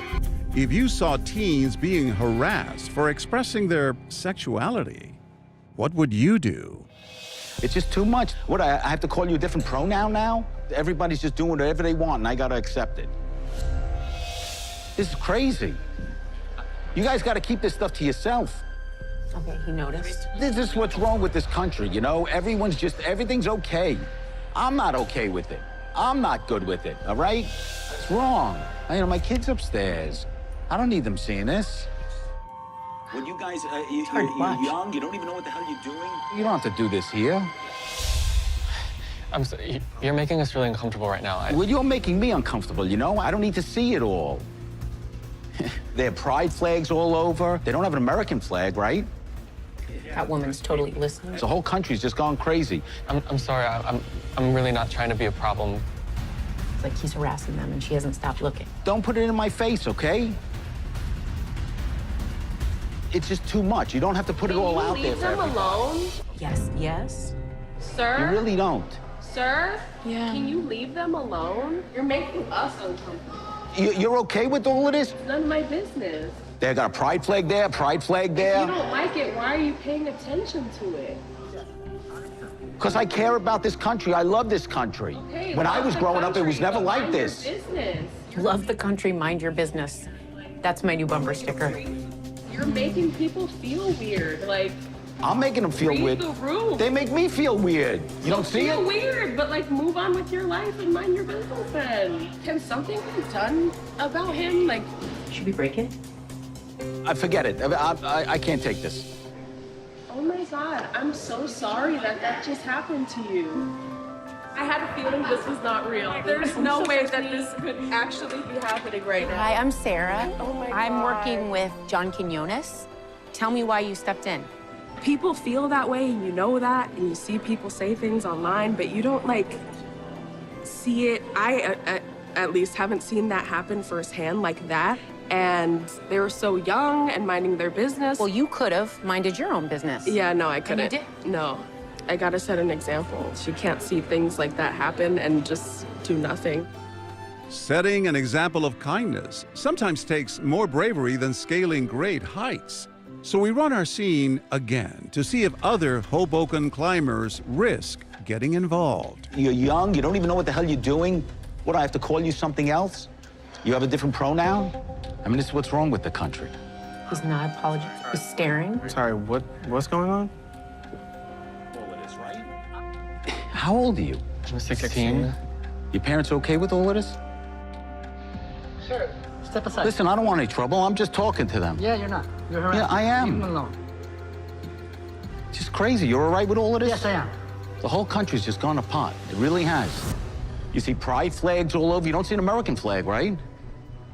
Sir, keep your convictions to yourself. Step aside. Just craziness. There's a pride flag over there, and you're okay with all of this. I am married to a man, okay? So... Yeah, but they don't have to put it in my face. It's a free country, for leave it be. They're just talking to each other like friends. That's all they're doing. They got to put it in my face like this? Oh, my God. You know, I have to deal with all of this, right? I have to deal with you. I've been having to deal with you for 50 years. Good for you.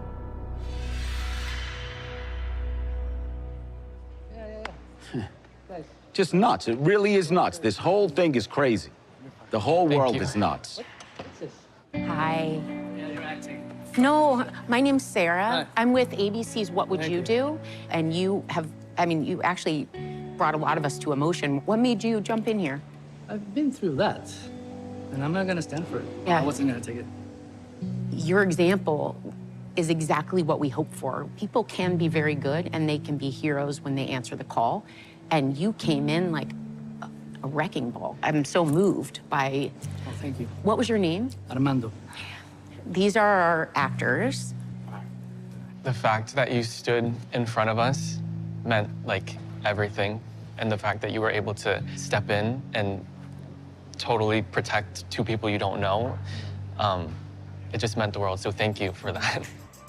Reactions like these are inspiring. But if we take our actors from friends to a couple exhibiting some PDA, will other gym goers be as quick to support them? We're just, like, really proud of you. Thank you. You know, it was, like, really scary, but... I know. Okay. This is not for real, right? Look at you guys. I mean, like, what are you? You're Asian and you're gay? It's, like, not enough, right? It's just gross. I don't know what the hell you guys are doing. I don't know. This is... Yo, man, just leave him alone. Who I am. Seriously. You're okay with this? You guys are okay with this? I'm not okay with you. You're not okay with me? Yeah. Harassing them for, like, holding on to each other? It's too much. It's the whole country. What? I hold my wife all the time here. I hold my wife all the time here. I love that. We hold hands and whatnot. The whole falling apart. It's crazy. 24, grow up. I mean, you're okay? You okay with this? There are kids around. My kids have been to gay weddings. My aunt's gay. There should be no need to hide anything, anywhere, anytime. And I think your attitude is one of the things that's wrong. Many people take our actor to task. This stuff makes me sick. I don't know why you got to bring it out in the open like this. Come on. Excuse me. That's so rude. That's rude. What are you doing? And this woman appeals to management as well. Who works here? Oh, they are calling everyone to task. I need to leave, but I want to make sure they're okay. Is okay? And I shouldn't be the one saying anything. That was awful.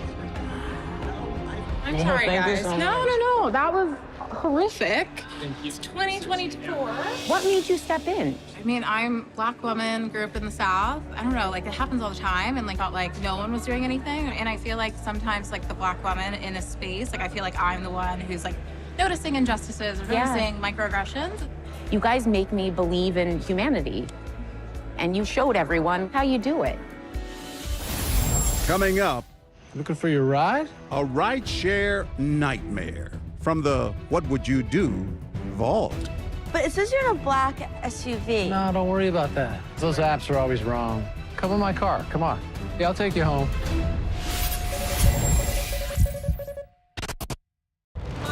It was a kidnapping, torture case. A crime of greed and cruelty. The men tortured the victim by beating, tasing, and burning him. And this is where it gets really horrible. The guy was cutting off my roommates. It was like a bad dream. This crime was horrific. He's a psychopath. How could you possibly defend somebody like that? This was a story about greed, sadism, evil. Wicked Game, Devil in the Desert, only on Hulu. Whenever, wherever news breaks, it's so important to always remember that lives are changed. Here in London, in Buffalo, Uvalde, Texas, Edinburgh, Scotland. from Poland once again tonight. Thank you so much for streaming with us. Ukrainian refugees here in Warsaw. Do you think you'll ever be able to go back home? We're heading to a small community outside of Mexico City. Splintered houses and splintered lives. The magnitude of the devastation. You're streaming ABC News Live. Reporting from Rolling Fork, Mississippi. Santa Fe, New Mexico. Raleigh, North Carolina. The U.S. Capitol. Mayfield, Kentucky. Minneapolis. Mexico. Tongass National Forest, Alaska. Getting you behind the stories as they happen. Giving you a front row seat to our world as it plays out in real time, live. ABC News Live Prime. We'll take you there. Stream ABC News Live weeknights, America's most honored streaming news program, only on ABC News Live. Streaming free right now wherever you stream your news. What's good to watch? Read? Where can I get a great deal on what I'm just dying to buy? Oh, it's all right here. GMA Life. All the exclusive and buzziest celebrity good stuff. Deals and steals with amazing savings and the coolest lifestyle tips from Good Morning America. Get excited! I love that so much. It's time for GMA Life. GMA Life, streaming weekends on ABC News Live. Your weekend just got a little better with GMA Life. You're watching America's #1 streaming news. Keep streaming with ABC News Live.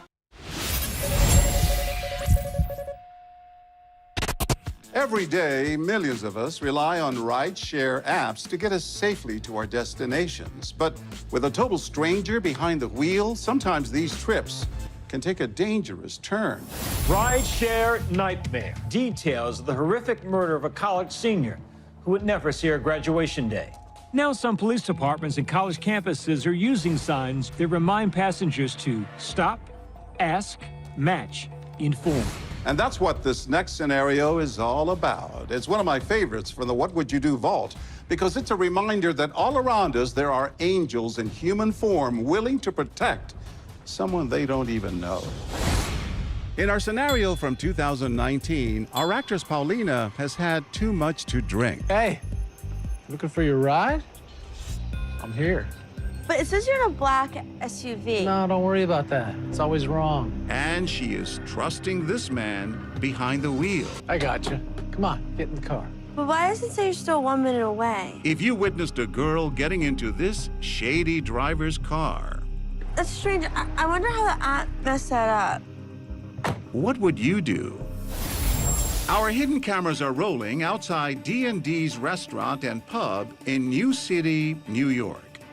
Come on, sweetie, I'll take you home. This woman sees Paulina looking for her ride and shares her concerns. How are you getting home?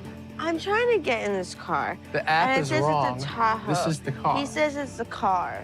Okay, so what's her name? She starts grilling our driver. Her name? Yeah. Don't tell me your name.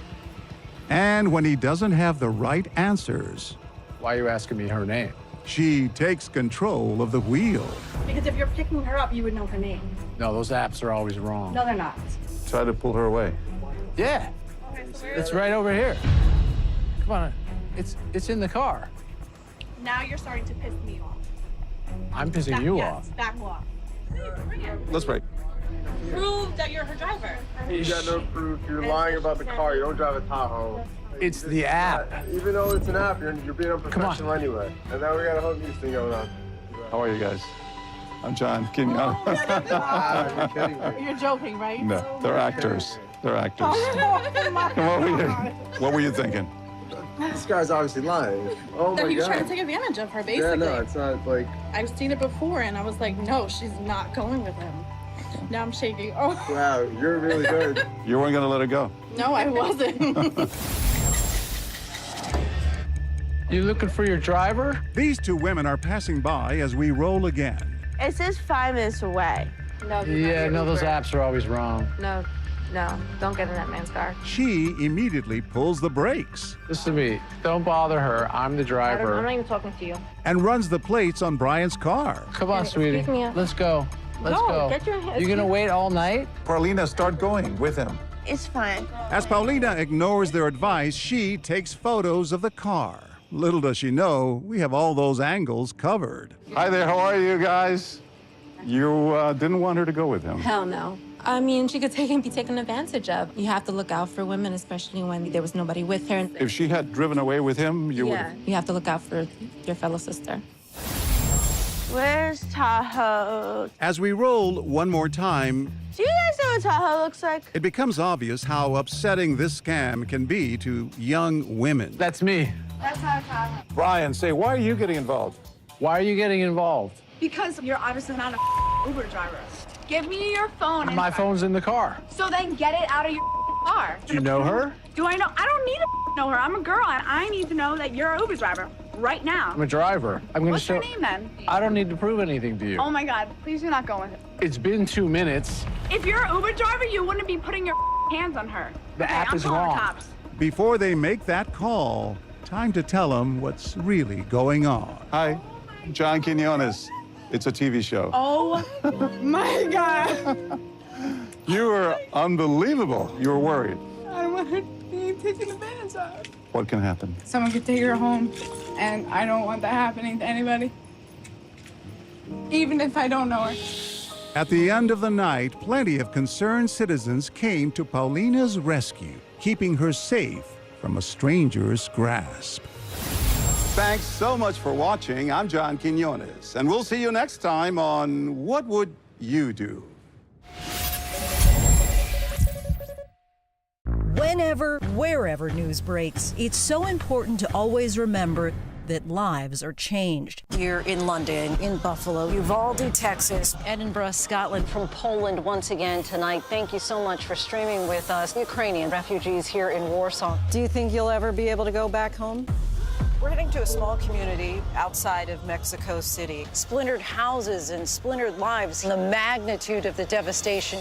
You're streaming ABC News Live. Reporting from Rolling Fork, Mississippi, Santa Fe, New Mexico, Raleigh, North Carolina, the U.S. Capitol, Mayfield, Kentucky, Minneapolis, Mexico, Tongass National Forest, Alaska. Getting you behind the stories as they happen, giving you a front row seat to our world as it plays out in real time, live. ABC News Live Prime.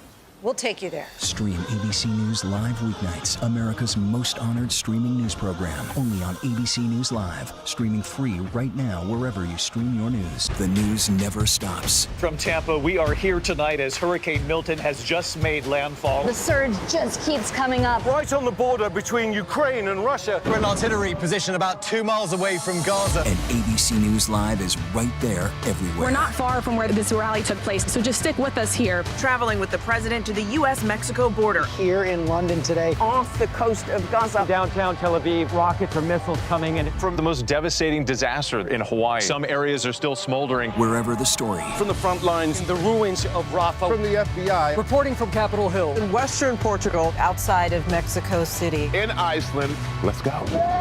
Here in France. The eclipse across America. Just stunning. Unbelievable. Streaming live to you. Wherever the story is. Wherever the story is. We're going to take you there. You're streaming ABC News Live. ABC News Live. You're streaming ABC News Live. ABC News Live, streaming free everywhere because the news never stops. Right now on ABC News Live Weekend, President Trump's private meeting with Vladimir Zelensky as world leaders gather in Rome to mourn Pope Francis. What was said and how Russian President Vladimir Putin is responding.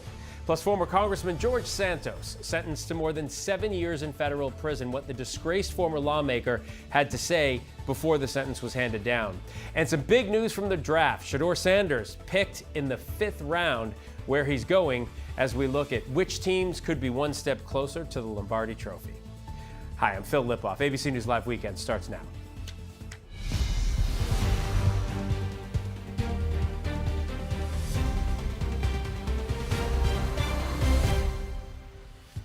We're going to begin with that high-stakes sit-down just before Pope Francis's funeral. President Trump and Ukrainian President Zelensky meeting face-to-face inside St. Peter's Basilica. Look at that picture.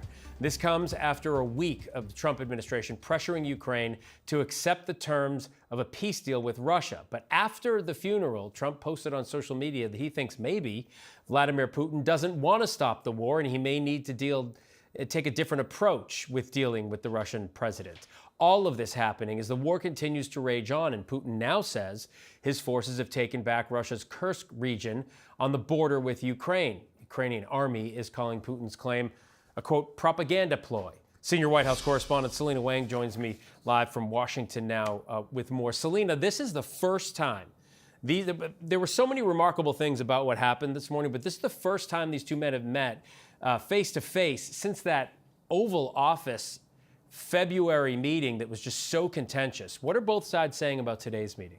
Yeah, exactly. The timing could not be more significant. And to your point, this is their first face-to-face meeting since that disastrous meeting in the White House where the president publicly chastised President Zelensky for not being grateful enough for U.S. support. But you can see those images there. The two men huddled close together, deep in conversation in St. Peter's Basilica. And out of the meeting, you had positive messages from both sides. The White House is saying that the two sides had a, quote, very productive session. And Zelensky saying it was, quote, very symbolic, and added that it has the potential to become historic if we achieve joint results. So at this moment, it comes as the Trump administration has been pushing for Zelensky to accept a peace plan that is seen as being very favorable to Russia. And it comes as Trump administration officials have threatened to walk away from peace talks if the two sides don't come to an agreement. Talk about, you use the word significance. Talk about the significance of this meeting happening where it happened. And also there's that other picture with Keir Starmer and Emmanuel Macron in it, and Macron has his hand on Zelensky's shoulder, a show of support. Talk about the significance of where this happened today. Yeah, these are really striking images. You mentioned the one where you have both Zelensky and Trump, along with two other world leaders who are key allies of Zelensky's, the leaders of both France and the UK. You can see there Macron has his hand on Zelensky's back. Powerful moments. And when it comes to that meeting between Zelensky and President Trump, as you can see there in St. Peter's Basilica, it's about more than just the location, more than just the fact that they're inside the Vatican. They are brought together because of Pope Francis's funeral. And Pope Francis is someone who relentlessly called for peace, called for an end to the war in Ukraine, as those two world leaders are discussing how to achieve exactly that. You can just imagine how happy he would be that this was happening at that particular moment. President Trump's special envoy, Steve Witkoff, met with Putin yesterday in talks that did not include representatives from Ukraine. What has Ukraine said about a proposed peace plan? So Ukraine has rejected the current U.S. proposal for peace, and that plan is seen as being very favorable to Russia. It would mean that it prohibits NATO membership for Ukraine. It would require Ukraine to give up land that Russia has seized since its invasion, in addition to giving up Crimea. And Zelensky has made it clear that they are not going to give up Crimea. And in a post on Truth Social, though, President Trump seems to be changing his tune when it comes to Russian leader Vladimir Putin.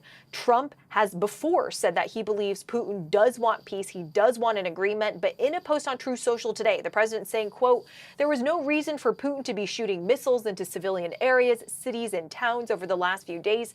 It makes me think that maybe he doesn't want to stop the war. He's just tapping me along and has to be dealt with differently through banking or secondary sanctions. Too many people are dying. So President Trump there, he's threatening sanctions on Russia. But the bottom line here is that we don't know if a deal is close or even possible. All of this coming as Russia continues deadly attacks on Ukraine. Selena Wang from Washington. Selena, thank you. Also in Vatican City, the Catholic Church now enters 9 days of mourning for Pope Francis before the College of Cardinals set a date for a papal conclave to choose the next leader of the Catholic Church. All of this as the world mourns and celebrates the remarkable life of Pope Francis. The pontiff has been laid to rest at the Papal Basilica of St. Mary Major. The funeral mass earlier today drawing at least 250,000 people to Vatican City. Francis's simple wooden coffin placed in St. Peter's Square for the service. The faithful who had waited in silence, some of them breaking out in applause as the pontiff's beloved Pope-mobile carried his coffin through the heart of the Eternal City under sunny blue skies. His message of peace and unity inspiring so many around the world. Joining me now live in Vatican City is ABC's Patrick Reevell. Patrick, throughout his career and service, the Pope was known for his humility. Walk us through what we saw today and how the Pope was celebrated.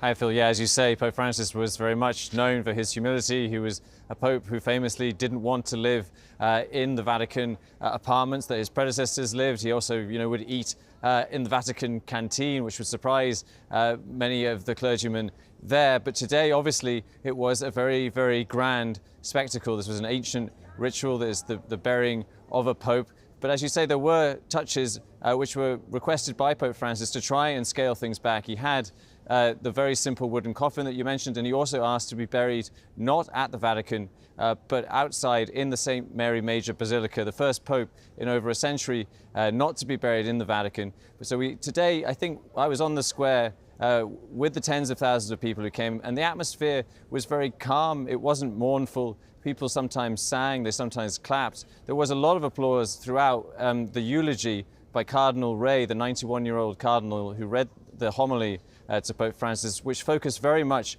on his outreach for the poor and also in particular for migrants. He actually referenced Pope Francis's trip to the US-Mexico border in 2016, and he also quoted Francis's famous words calling on people to build bridges and not walls. But I think in general, the sentiment here was one of gratitude for the example set by Pope Francis of reaching out to the poor and constantly trying to turn the church towards focusing on helping people, Phil.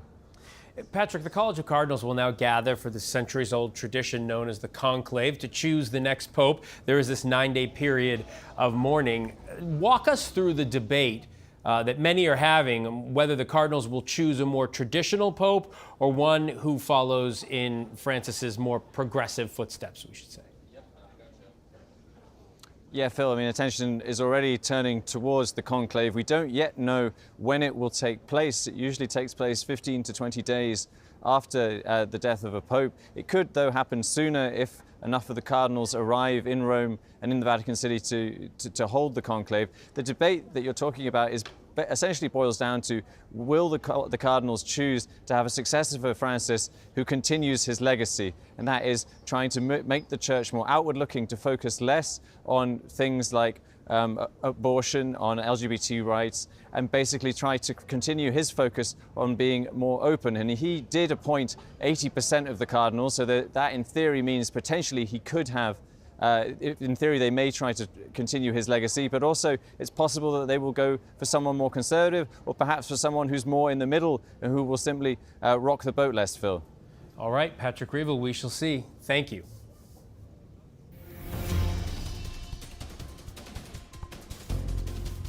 The Trump administration ratcheting up its immigration crackdown, now allegedly deporting a 2-year-old U.S. citizen.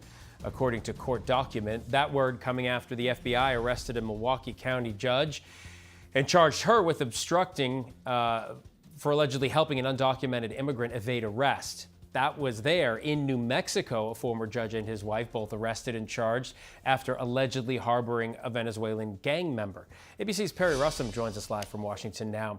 Perry, let's start with that 2-year-old. A federal judge coming down pretty hard on the administration last night because of it. Walk us through the case. Yeah, so this case is out of New Orleans, Phil, where a 2-year-old American citizen was detained with her mom and sister who are undocumented. An attorney for a family friend was trying to file a temporary restraining order to release the 2-year-old, and the government responded saying, look, it's in the best interest of the child to stay with the mom. And before that TRO could be ruled on, all 3 of them, the 2-year-old American citizen, the mom, and the sister, were deported to Honduras. And the ACLU is calling this a rapid early morning deportation. So a U.S. district judge says the government deported the 2-year-old with no meaningful process, Phil. There's going to be a court hearing on that on May 16th.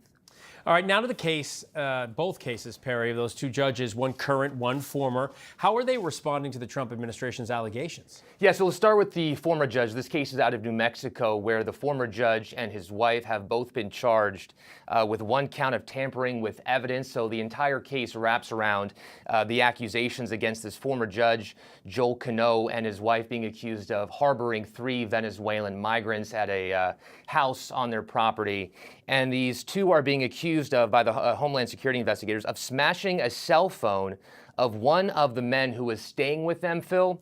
Apparently, it was smashed with a hammer and then thrown in the trash, this phone. At least that's what the investigators are saying. Apparently, investigators are saying on that phone were some pictures incriminating one of those Venezuelan men. They have been arraigned, Phil, but we are still waiting to see what their pleas are. As for the judge out of Milwaukee, this is an entirely separate case where that judge Her name is Hannah Dugan. She was arrested yesterday by FBI agents. She's accused of essentially coming up with some plan as ICE was outside of her courtroom getting ready to arrest a man who was about to be seen in her court. And what investigators are saying is that she told the ICE officers to go to a different side of the courthouse, and then essentially she's being accused of taking this undocumented man and then taking her through the jury door, essentially away from some of the ICE officials. The man who's accused of being undocumented was later arrested outside.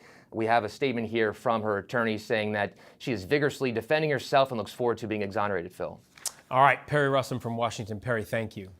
Former Republican Congressman George Santos must report to prison in July after being sentenced to more than 7 years for wire fraud and aggravated identity theft. A tearful Santos told the judge yesterday he regretted defrauding voters, but prosecutors pointed to Santos' social media blitz, even recently attacking the Justice Department days before his sentencing as one of the reasons he should serve the maximum sentence of 87 months behind bars. Santos was expelled from Congress after he was indicted.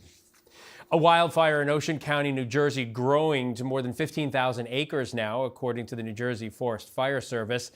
It's now 60% contained, and evacuation orders have finally been lifted. Flames destroying one commercial building along with some other structures and some vehicles. There have been no reports of injuries, which is certainly the good news. But a 19-year-old man has been charged with arson.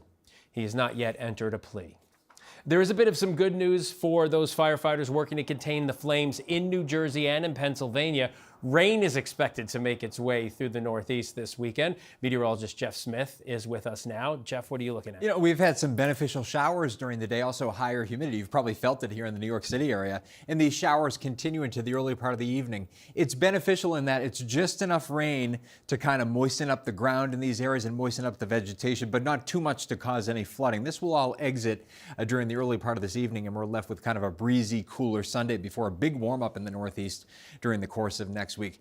Where we're not getting beneficial rain, we're getting too much rain, parts of the southern plains. We're talking portions of Texas, northern Texas into southeastern Oklahoma, some flood watches in effect right along the Red River. Could be some strong thunderstorms there through the overnight hours of tonight. And then a big story that'll be developing during the upcoming week, a major severe weather outbreak. Already, the Storm Prediction Center highlighting a moderate risk of severe storms as we head into Monday evening, northeastern Iowa, up toward Minneapolis, all the way into western parts of Wisconsin. That means they have very high confidence 2 days in advance to issue that red zone, that moderate risk of severe weather. So there could be strong tornadoes there into Monday afternoon. A much wider zone from Texas all the way up to Michigan can see severe weather during the day Monday into Monday night, and that'll all spread off to the east from, say, northeastern Texas all the way up to parts of the Ohio Valley, maybe even western Pennsylvania, western New York by later on in the day on Tuesday. So that's something we'll be watching. That'll be a big ticket item during the upcoming week. In the meantime, Southwest, we're looking at fire weather. Red flag warnings, parts of Arizona, New Mexico, into Colorado. Could be winds gusting up to 60 miles per hour. Blowing dust, a concern as well. Phil? Blowing dust. All right, Jeff, thank you very much. All right. Still to come, the key storylines in the 2025 NFL Draft, which players got snubbed, and the teams making the biggest moves ahead of the new season. But first, the sky-high price of a new car, how one automaker is launching a more affordable EV truck without sacrificing style.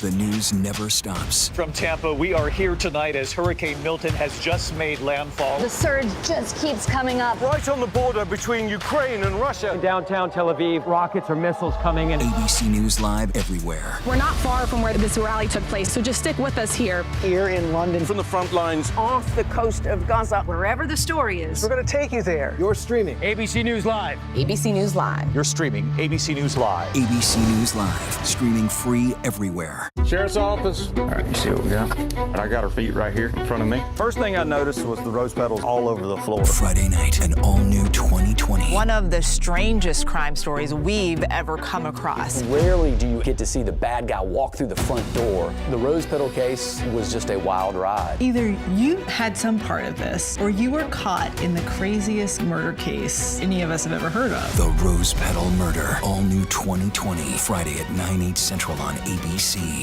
Amanda Riley was a mother, wife. Everybody loved her. I heard the words, "You have stage 3 blood cancer." We gave our hearts, our prayers. We thought she was God's gift, but she was a liar. Why would somebody fake cancer? There's all these pictures of her in the hospital with IVs, tubing. It was only a matter of time until Amanda's whole world came tumbling down. Oh my God! Scamanda. All episodes now streaming on Hulu. I'd never seen that many skeletal remains in thousands. This killer, he's the Dahmer you've never heard of. There were mannequins, almost like it was a club. I felt the presence of evil. Never before a face-to-face interview with the camera. Why now? Let me ask you, am I the evil culprit, the accomplice? I'd like to know how the audience views me. The Fox Hollow Murders, playground of a serial killer, only on Hulu. I've placed information vital to the survival of the rebellion into the SAR-2 unit. Rebellions are built on hope. You want to fight? Or you want to win? We have to beat them. I believe you have purpose in making that happen. If we do not stand together, we will be crushed. The Empire cannot win. Andor, the final season. New episodes Tuesdays, only on Disney+. I found out that Lisa was opening up Castello Rosato in Italy.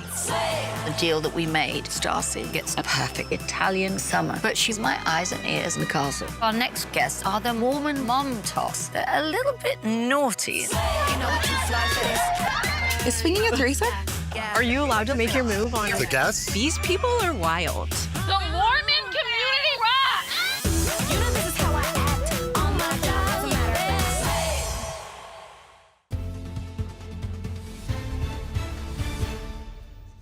Welcome back. A New York automaker unveils a no-frills stripped-down electric truck with an eye-catching price. Not maybe as you think. Take a look at the Slate truck, priced around $20,000 after tax credits.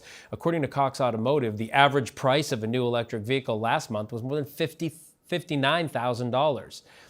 Slate Auto, backed by billionaire Jeff Bezos and 2 other investors, says its goal is to build cars for working-class Americans, and the company is taking reservations now for the new truck, $50.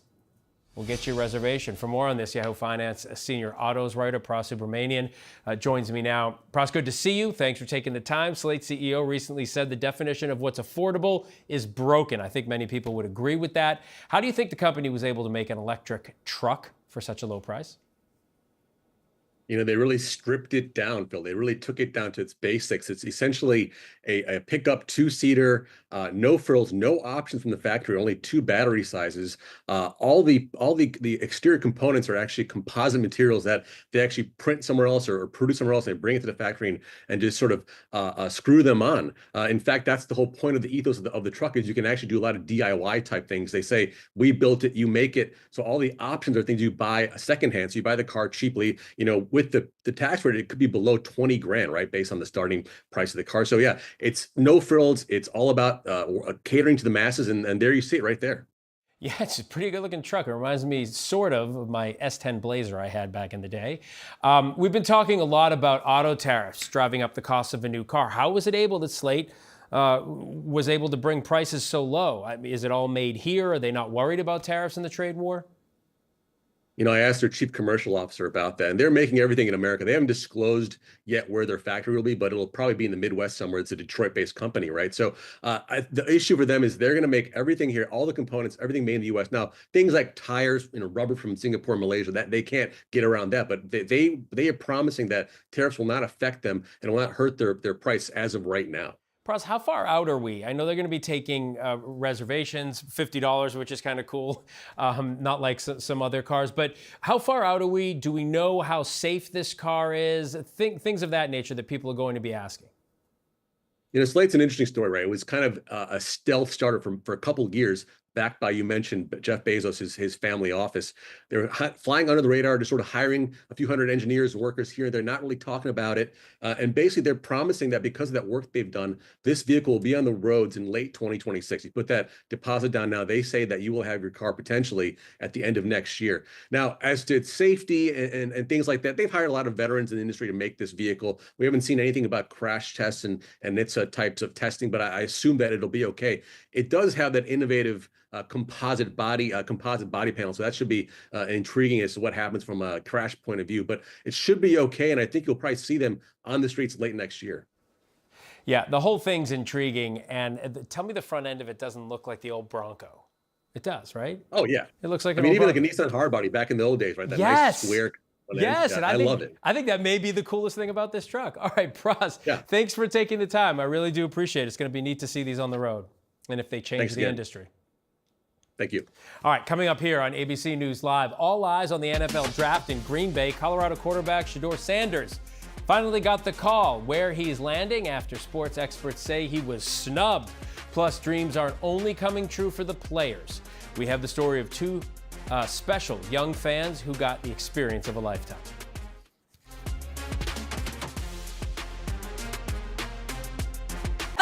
This version of me. America's #1 most watched daytime talk show is ABC's The View.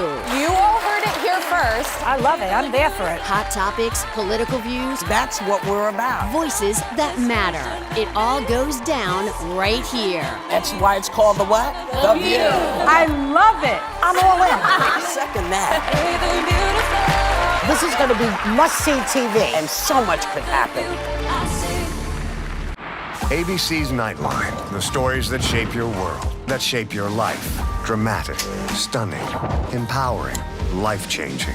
For 45 years, the most powerful stories of our time. This is Nightline. Wherever the story is, Nightline will take you there. Just because it's late night doesn't mean you should be in the dark. For a brighter take on the day, this is ABC's Nightline. After Kimmel, late night on ABC. From Marvel Studios, summer begins with the Thunderbolts! What? Thunderbolts. Delinquents. Thunderbolts. Scrap the anti-heroes. Thunderbolts. Bad guys. How cute. You formed a team.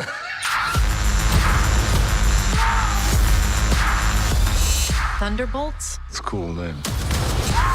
Marvel Studios Thunderbolts. Can't call ourselves that. Rated PG-13. Get tickets now. Sheriff's office. All right, you see what we got? And I got her feet right here in front of me. First thing I noticed was the rose petals all over the floor. Friday night, an all-new 2020. One of the strangest crime stories we've ever come across. Rarely do you get to see the bad guy walk through the front door. The rose petal case was just a wild ride. Either you had some part of this, or you were caught in the craziest murder case any of us have ever heard of. The Rose Petal Murder, all new 2020, Friday at 9/8 Central on ABC. The news never stops. From Tampa, we are here tonight as Hurricane Milton has just made landfall. The surge just keeps coming up. Right on the border between Ukraine and Russia. In downtown Tel Aviv, rockets or missiles coming in. ABC News Live everywhere. We're not far from where this rally took place, so just stick with us here. Here in London. From the front lines. Off the coast of Gaza. Wherever the story is. We're going to take you there. You're streaming ABC News Live. ABC News Live.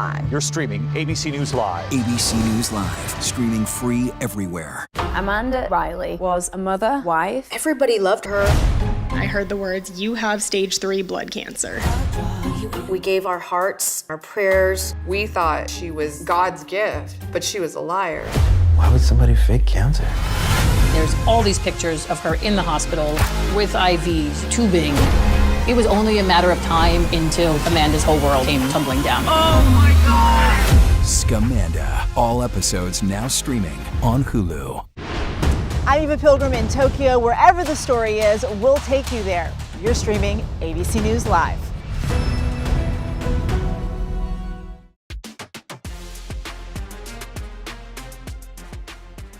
Welcome back to ABC News Live Weekend and our football stadium here at the network. Enormous crowds turning out in Green Bay, Wisconsin for the NFL draft with heartwarming stories of Football players' gridiron dreams coming true, and the most intriguing storyline for sure coming to fruition this afternoon. After going undrafted for the first 2 days of the draft, Colorado quarterback Shedeur Sanders has a new home. Take a listen. With the 144th pick in the 2025 NFL Draft, the Cleveland Browns select Shedeur Sanders, quarterback, Colorado. Listen to the reaction. The Browns trading up to take the son of former NFL star and Colorado coach Deion Sanders in the 5th round. That's the second quarterback they've picked in this draft. Many draft watchers were stunned that Sanders, thought of by a lot of people as a top 5 pick, dropped into the draft's later rounds. ESPN's Adam Schefter tweeting this video of Shedeur and his brother Shiloh after the pick was all in. Excitement there. NFL player. It's not just the men getting drafted whose dreams are coming true, though. At Green Bay this weekend, 2 special young football fans had the experience of a lifetime when they got to announce their favorite team's pick on stage at the NFL Draft. Ike Ajachi with the story.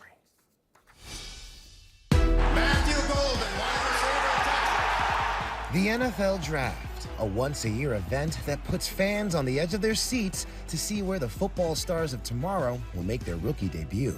The Dallas Cowboys select Tyler Booker. And this year, for the first time, it's all going down in one of football's most storied cities, Green Bay, Wisconsin. Over 250,000 people leaping into Lambeau with hopes their team makes the pick that transforms their franchise's fortune. But for Broncos fan Sam Barrett and Bills fan Tommy Parzamiso, it's about so much more. Both dreamed of announcing the first-round draft pick for their teams. Make-A-Wish, the NFL, and ESPN making those wishes come true. How about you announce our first pick this year? I'm gonna be doing it, and I don't know. It was just a bunch of emotions, like excited, nervous. Like I just couldn't believe it was happening. They're both in great shape after harrowing medical ordeals. 16-year-old Tommy Parzamiso is confined to a wheelchair stemming from a neuromuscular disorder. And 17-year-old Sam Barrett is recovering following surgery to remove a brain tumor. VIPs at the big event going behind the scenes with ESPN and on stage to let the world know their team's draft picks. The Denver Broncos select Jahdae Barron, DB, Texas. The Buffalo Bills select Maxwell Harrison. Let's go! A night of wishes fulfilled for rookies and fans alike and 2 very deserving Make-A-Wish teams. You know, Phil, Sam, and Tommy were fired up to be just a small part of their team's big day. I managed to speak to them a little bit just before that moment. I asked them, what was your favorite part about this whole experience? And they said it wasn't the VIP access, it wasn't the red carpet, or even meeting all the celebrities.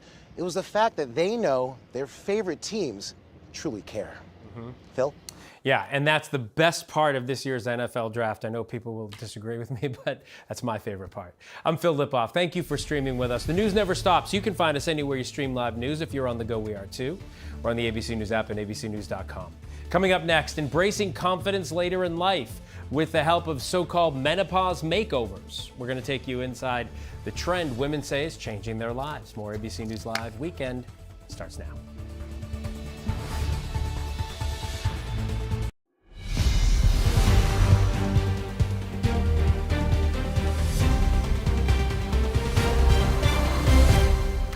Hi, everyone, and thanks a lot for joining us. I'm DeMarco Morgan, and welcome to ABC News Live Weekend. Let's take a look at your top headlines right now. More than 1 billion Catholics around the world are mourning the loss of Pope Francis. Thousands gathering in the Vatican to pay their respects, and now the world's attention is shifting to the cardinals and the secret ritual of choosing the next pope, the conclave. More than 100 cardinals will convene inside the Sistine Chapel and vote to choose Pope Francis's successor. The candidate must win 2/3 majority, which could take multiple votes. The conclave is expected to start sometime between May 6th and May 11th. And student loan forgiveness is coming to an end. The Department of Education announced it will resume collection on more than 5 million defaulted loans, and it's starting in less than 2 weeks. Impacted borrowers could see their wages garnished. The Trump administration says that taxpayers shouldn't be the ones to pay for these loans. And Health Secretary Robert F. Kennedy Jr. said he wants to phase out artificial food dyes, asking all major food manufacturers to remove petroleum-based food colorings from their products. These dyes color many food products at our grocery stores, and they are found in popular candy too, including Cheetos, M&Ms, and Skittles. The dyes are FDA approved and safe for consumption. The secretary has long raised concerns about them and said he wants them removed by the end of 2026. Turning now to our top story. This week, the Supreme Court heard arguments about whether parents of public school students have a constitutional right to opt their kids out from exposure to books that include LGBTQ themes. Now, the case pits parents claiming religious freedom against school boards who say diversity is a cornerstone of education. And our Devin Dwyer takes a closer look now at what's at stake. Do you understand this concept? Yeah. Wael El-Kosheri is homeschooling his 4th grade daughter. Treehouse.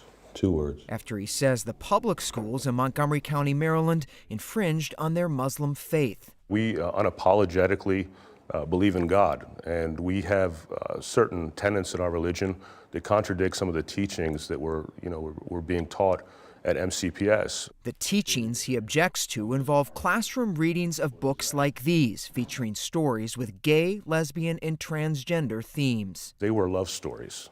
So it was not just exposure to LGBTQ characters. We're talking specifically about family life and sexuality issues where some kids aren't really prepared to learn about these things. Billy Mogus, a mother of 3 and devout Christian, pulled her kids from the same schools over the same books. So the books talk about romances, homosexuality, transitioning, things that are not what we believe in, that a child should be exposed to. When I was in school, I was opted out of sex ed.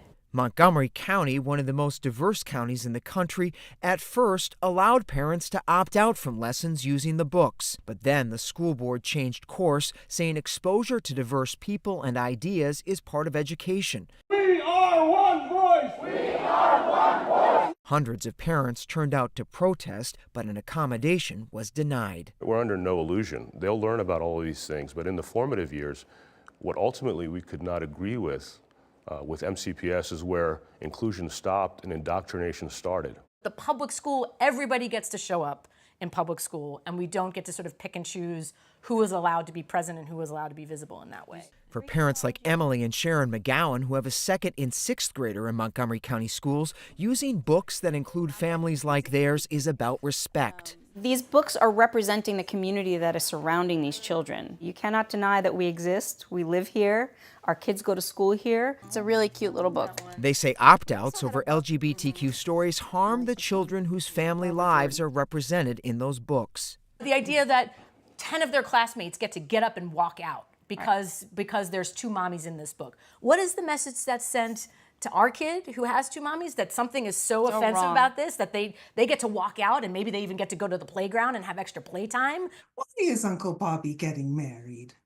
Bobby and Jamie love each other. From Uncle Bobby's Wedding to Prince and Knight, the books feature a diverse mix of characters and storylines, some illustrating the power of love. The knight took off his helmet to reveal his handsome face, and as they gazed into each other's eyes, their hearts began to race. There's nothing in my book, in Prince and Knight, that is any different than most fairy tales that have some sort of romance at the center of it. Nothing different than Sleeping Beauty or Cinderella or any of those. In the book Intersection Allies, a group of 3 sociologist authors set out to simplify complex ideas about identity, including what it means to be non-binary.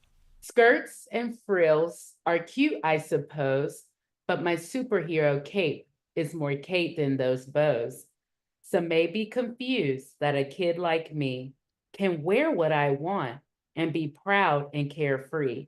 This book is not saying that your child has to choose to be transgender. It's saying respect someone who is trans. It isn't asking anyone to change their beliefs. Schools and parents and communities are partners with each other in helping kids make sense of the world. And we don't have to opt our kids out to do that. But dozens of parents practicing different religious faiths sued the county, demanding a right to opt out from the books. Federal courts so far have rejected their claims, but now the U.S. Supreme Court is taking a closer look. at whether the First Amendment guarantees parents the ability to prevent their kids from learning about gay, lesbian, or transgender people or issues. Every day in public elementary school classrooms across the country, children are taught ideas that conflict with their family's religious beliefs. But learning about them is not a legally cognizable burden on free exercise. The county also argues managing opt-outs on a large scale is time-consuming for teachers and disruptive to classrooms. The plaintiffs disagree. The school board has decided to disrupt the thinking of their children on an area that has long been understood as going to the core of parental authority for their children, on sex and gender. And in that area, the First Amendment absolutely protects the parents. A National Association of School Board Attorneys, which is neutral in the case, says opt-outs can be done, but a constitutional guarantee under the First Amendment would have a sweeping impact nationwide. If the Supreme Court rules in favor of the plaintiffs on this case, it's not going to stop with just sex and gender issues. It will cover a wide variety of things that parents may have objections to. Nearly every state gives parents the ability to opt out their children from sex education classes, but opt-outs for LGBTQ issues vary widely by community and are often decided by board members elected by local parents. We all want the school to reflect our values, but we don't agree on our values. And certainly issues about same-sex marriage, the rights of lesbians and gays, are right at the center of that. The case comes as the Trump administration has vowed to give more control over education to local leaders and communities. We're going to be returning education very simply back to the states where it belongs. But even in places where school boards are choosing to prioritize diversity, equity, and inclusion in their curriculum, like Montgomery County, some conservatives are still pushing to override policies. The democratic process is important, and that's where we debate curriculum. But here we're talking about restoring an opt-out right, which is not a challenge to the curriculum. And the fact that the court took the case at all, I don't have reason to believe that they took the case to affirm the importance of inclusion in the public schools. If harm is done by that decision, we will figure out what we need to do at a personal and a community level to mitigate that harm. Is that a half a circle or a full circle? Wael El-Kosheri insists he harbors no ill will toward LGBTQ families, and he says he isn't calling for a ban on any books, but he hopes the High Court, as a matter of faith, will give parents greater control. Very good. When people have differences of opinion on certain things, accommodations work well to relieve, everybody, and we move on.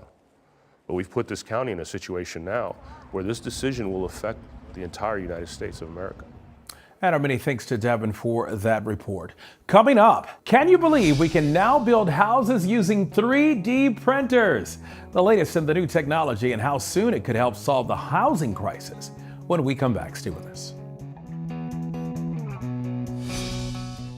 The news never stops. From Tampa, we are here tonight as Hurricane Milton has just made landfall. The surge just keeps coming up. Right on the border between Ukraine and Russia. We're in artillery position about 2 miles away from Gaza. And ABC News Live is right there everywhere. We're not far from where this rally took place, so just stick with us here. Traveling with the president to the U.S.-Mexico border. Here in London today, off the coast of Gaza. Downtown Tel Aviv, rockets or missiles coming in. From the most devastating disaster in Hawaii. Some areas are still smoldering. Wherever the story. From the front lines, the ruins of Rafah. From the FBI. Reporting from Capitol Hill. In western Portugal. Outside of Mexico City. In Iceland. Let's go. Here in France. The eclipse across America. Just stunning. Unbelievable. Streaming live to you. Wherever the story is. Wherever the story is. We're going to take you there. You're streaming. ABC News Live. ABC News Live. You're streaming ABC News Live. ABC News Live. Streaming free everywhere because the news never stops. I've placed information vital to the survival of the rebellion into this R2 unit. Rebellions are built on hope. You want to fight? Or you want to win? We have to beat them. I believe you have purpose in making that happen. If we do not stand together, we will be crushed. The Empire cannot win. Andor, the final season. New episodes Tuesdays, only on Disney+. From Marvel Studios, summer begins with the Thunderbolts! What? Thunderbolts. Delinquents. Thunderbolts. Scrappy and Heroes. Thunderbolts. Bad guys. how cute. You formed a team.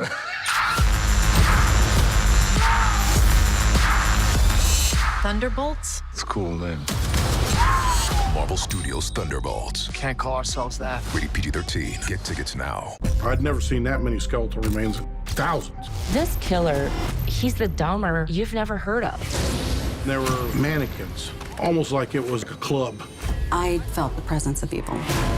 Never before a face-to-face interview with a camera. Why now?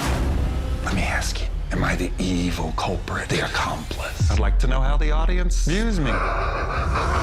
The Fox Hollow Murders, Playground of a Serial Killer, only on Hulu.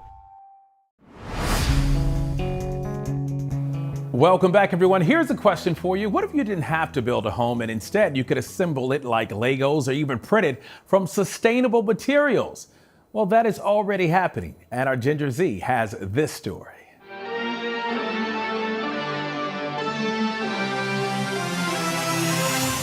It's warm and welcoming. It's energy efficient, highly customizable, and it has all the modern amenities that you'd expect. But it wasn't built. It was printed. I've given a number of tours here, and every time people walk into this is, wow, is this 3D printed? When can I get one? And it could be a sustainable way of addressing the nation's affordable housing crisis. This is BioHome 3D, the world's first all bio-based 3D printed home. It's made with wood residuals or wood waste from the sawmills in the state of Maine. We thought, how do we take that wood waste and turn it into something very valuable? That something is this 600 square foot home that has endured 3 winters in Maine. And the team at the Advanced Structures and Composites Center at the University of Maine hope it's going to be the first of many across the country. This is the printer or the conversion manufacturing cell we use to produce BioHome 3D. Habib Dogger is the executive director of the center. He's been working on this kind of research for more than 2 decades. We made it in 3 pieces, and the entryway here and the bathroom were printed in 1 piece. This bedroom was printed in another piece, and then the living room and kitchen area was printed in a 3rd piece. Notice here, as you look at the house, you see the brown 3D printed lines. So these are the lines of the 3D printer followed to print the house layer by layer. The building and construction industry is the largest emitter of greenhouse gas emissions, according to the UN. And its materials of choice, cement, steel, and aluminum, all have significant carbon footprints. But a printed biohome is made with just 2 basic ingredients: the wood waste of local sawmills and resin made from corn. By combining these 2 things together, the center creates pellets for its 3D printers. So these pellets are fed right into the printer. They're heated and they're extruded through a printer head. And that's how we produce this house layer by layer. Now, this material is what's 100% renewable because it is really bio-based. The material can literally be reused over and over again. Say the homeowner no longer wants the house. The entire home can be broken down into those original pellets, which could then be used to print something else. We've studied that, and we've done it 5 times over. So we've recycled it 5 times and looked at what happens to the properties. The good news is the properties hold up good enough, so there's so many applications for those materials. Materials that doggers say are strong enough to meet Maine's housing requirements and survive Maine's challenging climate.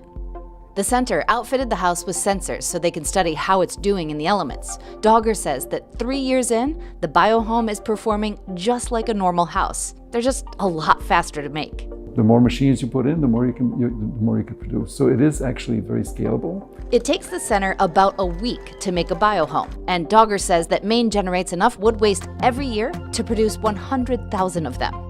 Considering the scale of this nation's housing crisis, they're going to need all the homes they can print. We have 7.1 million less affordable homes than we need for really vulnerable low-income people. Kara Hay is the head of Panquish, a Maine nonprofit that's partnering with the university. They've secured funding to build 9 biohomes for those needing affordable housing. Dogger says scaling up production beyond that will require cooperation with the construction industry, who they'll need as partners. The advantage of the technology from a cost perspective is that you reduce the amount of labor need, the amount of waste you need, and you can prefabricate everything in a controlled environment. This material is stronger than concrete in compression, yet you can drill through it, and it's 100% recyclable and renewable. 1, 2, 3! Down in Florida, Renco, short for Renewable Composite, is also skipping the concrete. Instead, they're using giant Lego-like construction bricks to build apartments and houses. Molded from repurposed materials like glass fiber and resin, along with stone, the bricks interlock together using a rubber mallet and adhesive. The company, which just opened its first US-based factory, says that its bricks are stronger than concrete, rated to withstand a Cat 5 hurricane, and they're fire resistant. The new factory can produce enough bricks to make 7,000 houses or apartments per year. Renco completed an apartment complex in South Florida in 2023, a 96-unit complex finished in just 8 weeks. So if you've ever played with Legos and you've got a child, say under 10 years old, and you've got those basic Lego kits, if you can do that, you can build an apartment building, you can build a house. Back in Maine, the university is currently building a factory of the future. This will help them expand the sustainable manufacturing research. It will also help train a new generation of workers and collaborate with companies on 3D printing projects. Right now, younger people across the United States are having a hard time finding homes. They can't afford the homes. Even if they existed, they couldn't afford them. And so this technology would be one tool in the tool shed, if you wish, to provide more housing for society. Oh, how far we've come when it comes to technology. Our many thanks to Ginger for that report. And by the way, you can catch more stories like these at our Earth Week ABC News special, Our Home, now streaming on Hulu. Coming up, we get an exclusive inside look at the biggest night in fashion. You don't want to miss it. A lot of fashion to tell you about. Also had the special reason you should show your local bookstore some love this weekend. When we come back, see you soon.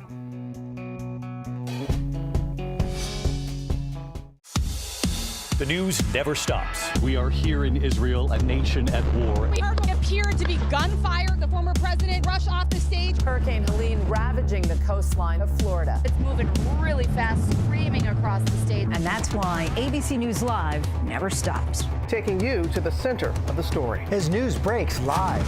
We hear the small arms fire around us. We're right on the border between Ukraine and Russia. ABC News Live is there for you at the start of your day, all morning live. ABC News Live, right there, as events unfold across the day. ABC News Live, breaking down the day's top stories. Lyle and Eric Menendez, there is new evidence in this case. ABC News Live Prime going there, wherever the story is. Are you going to build it back up? And ABC News Live, lighting up the weekend. With breaking news and all the latest pop headlines. Happy Oscar Sunday. A lot to watch for tonight. ABC News Live. Because the news never stops.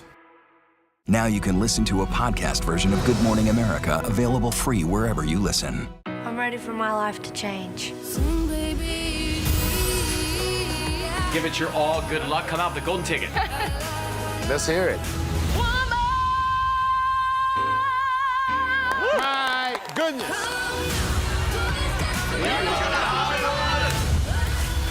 This show is for people that have the talent, have the dream, and they just need a chance. Nightline, the stories that shape your world, that shape your life. Dramatic, stunning, empowering, jaw-dropping. The most powerful stories of our time. Nightline, on right after Kimmel and streaming on Hulu. Come on now, who celebrates moms better than GMA? Oh my gosh. This is amazing. Now GMA's ready to do it again. Love it. Cannot wait for that. So is there a mom in your life who deserves the most joyous surprise of a lifetime and getting breakfast in bed on GMA? Then scan this code or go to goodmorningamerica.com to find out how to enter one incredible mom for the greatest Mother's Day surprise. Hey, at GMA, we're celebrating 50 years of celebrating moms, and this Mother's Day will be the best surprise yet. I found out that Lisa was opening up Castello Rosato in Italy. The deal that we made, Stacy gets a perfect Italian summer, but she's my eyes and ears in the castle. Our next guests are the Mormon mom toss. They're a little bit naughty. Is swinging a threesome? Are you allowed to make your move on The guests? These people are wild. The Mormon community rocks! ABC's David Muir, the most watched newscast in America. More Americans watch World News Tonight with David Muir than any other newscast. Sunday morning, the president's first 100 days. From the economy, tariffs, and your money to mass deportations and foreign policy. Sunday morning on ABC's This Week. Reporting from the Vatican and the death of Pope Francis, I'm James Longman. Wherever the story is, we'll take you there. You're streaming ABC News Live.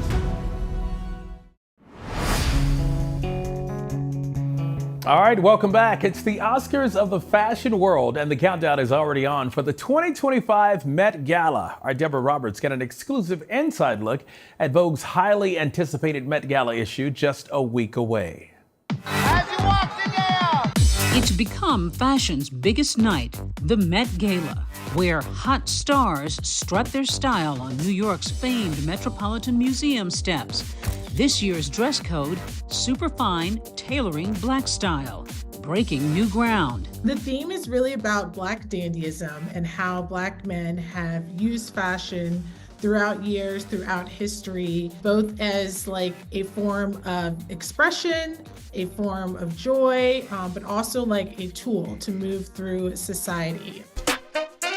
Dandyism and how it will be interpreted has the fashion world buzzing. It's the first time in history that the event's co-chairs are all Black men. Actor Coleman Domingo, musicians Pharrell Williams and A$AP Rocky, and F1 driver Lewis Hamilton, each gracing a version of Vogue magazine's May issue. We worked with some incredible Black photographers and stylists on this. Each cover coincides with a profile, really getting to know these men and their relationship to fashion and, you know, what it means to them to be co-chairing the Met this year. I think dandyism is about individuality. Excellence. Freedom. Featuring Black entertainers and models in a one-of-a-kind shoot celebrating this year's theme. It's a much-anticipated hint at what to expect on that first Monday in May. From monochromatic zoot suits featuring high-waisted trousers and long coats to floral-embellished overcoats and modern takes on the classic black and white tuxedo. I hope that they're really touched and moved, you know, by the whole production, you know, not just the celebrity of it all, but the intention, and it's a real history lesson. Oh, how excited we are, and our many thanks to Deb for that report. And finally, we all have a favorite local bookstore, and here's another reason to give them some love these days. We're celebrating Independent Bookstore Day this weekend, and our friends Charlie and Kate Gibson from ABC's podcast The Bookcase went around the country to speak to some of the owners of these neighborhood staples. Maybe it's the sense of quiet comfort, the spark of curiosity, or the thrill of adventure. Whatever the feeling may be, there's something a little magical about stepping into an independent bookstore. Over the past 3 years on our must-listen-to podcast, The Bookcase with Kate and Charlie, we've spoken with dozens of booksellers across the country, making it our mission to highlight the incredible impact these spaces have on their communities. Independent bookstores are cultural hubs. You're not going to get that from a big chain. And now these stores are in the midst of an exciting new chapter. According to the American Booksellers Association, indie bookstores have seen a post-pandemic boom. Of the 2,600 stores across the U.S., over 1,200 of them have opened in just the last 5 years, and that number is still growing. Right now, we have over 300 people who have joined our membership who plan on opening an independent bookstore in the next 1 to 2 years. What is it that you think that gave people the optimism to do that? We're seeing this resurgence around buy local. We're seeing people really want to shop with their neighbors and know the values of that store they're buying from. Debbie Gress opened Booked in Philadelphia back in 2021, despite a fair number of naysayers. Tell me what they said to you and tell me why you didn't hear it. It's too expensive. I can't believe you're opening a bookshop at this time. Small businesses are closing. I didn't hear it because I firmly believed it had to happen. What were the first few days like? There was a line out the door when we opened. It's been a wonderful journey to have people come in, still discovering. Comma owner Victoria Ford says her customers are buying more than just a book from her little, and I mean little, 600 square foot shop in Minneapolis. folks know that they can go somewhere else and get the book for a lower price. So they are paying to have the store here, to have booksellers who know the books inside and out and custom make recommendations for them. That there's a place where they might be able to meet an author or come to a book club or just integrate that into a part of the fabric of their lives. There's also been a rise in genre-specific stores like The Plot Twist in Denton, Texas. It's a bookstore and bar. On their shelves and on their drink menu, romance, and lots of it. Does romance go better with rum? Yes. I will tell you, we have some unique drinks on the menu. They're all book-inspired, named. Dawn Connor and her daughter Darcy opened their doors in January and were an instant bestseller. The first day we had 784 people in the door. Never did we anticipate a 8-9 hour line outside on that first day. Dawn credits a lot of their runaway success to Book Talk and social media bookfluencers. Somebody comes in the store, we always say, oh, hey, is this your first time? How'd you find us? And most of them come in saying they found us on TikTok or Instagram. We do have quite a bit of followers there, and we love to see what people are reading and hear what they want in the store. Independent bookstore owners tell us they never feel in competition with one another. Instead, they feel there's power in growing together. There wasn't one person that I reached out to that wouldn't talk to me, which was lovely.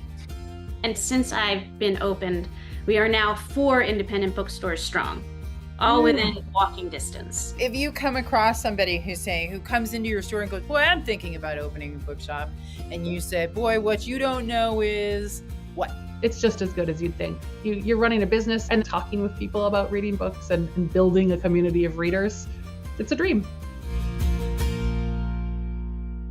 Our many thanks to Charlie and Kate for that report, and a special thanks to you for streaming with us. I'm DeMarco Morgan. ABC News Live is here for you anytime with the latest news, context, and analysis. And you can catch me right here along with my friend Eva on GMA3, What You Need to Know at 1 o'clock weekday afternoons on the ABC television network. And you can find ABC News Live anywhere that you stream live news, including on Disney+, Hulu, the ABC News app, and of course, on abcnews.com. The news never stops. Keep it right here, and we'll see you next time. Thanks for watching.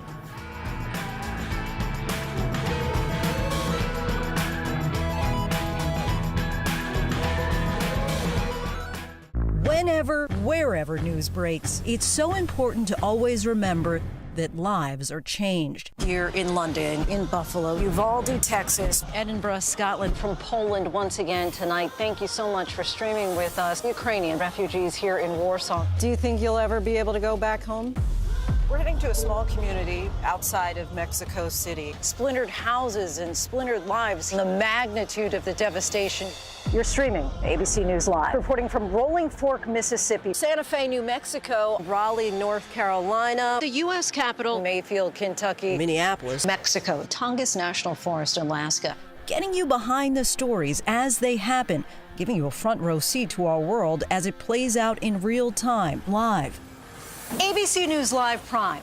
We'll take you there. Stream ABC News Live weeknights, America's most honored streaming news program. Only on ABC News Live. Streaming free right now wherever you stream your news. The news never stops. From Tampa, we are here tonight as Hurricane Milton has just made landfall. The surge just keeps coming up. Right on the border between Ukraine and Russia. We're in artillery position about 2 miles away from Gaza. And ABC News Live is right there everywhere. We're not far from where this rally took place, so just stick with us here. Traveling with the president to the U.S.-Mexico border. Here in London today. Off the coast of Gaza. Downtown Tel Aviv, rockets or missiles coming in. From the most devastating disaster in Hawaii. Some areas are still smoldering. Wherever the story. From the front lines, the ruins of Rafah. From the FBI. Reporting from Capitol Hill. In western Portugal. Outside of Mexico City. In Iceland. Let's go. Here in France. The eclipse across America. Just stunning. Unbelievable. Streaming live to you. Wherever the story is. Wherever the story is. We're going to take you there. You're streaming ABC News Live. ABC News Live. You're streaming ABC News Live. ABC News Live. Streaming free everywhere because the news never stops.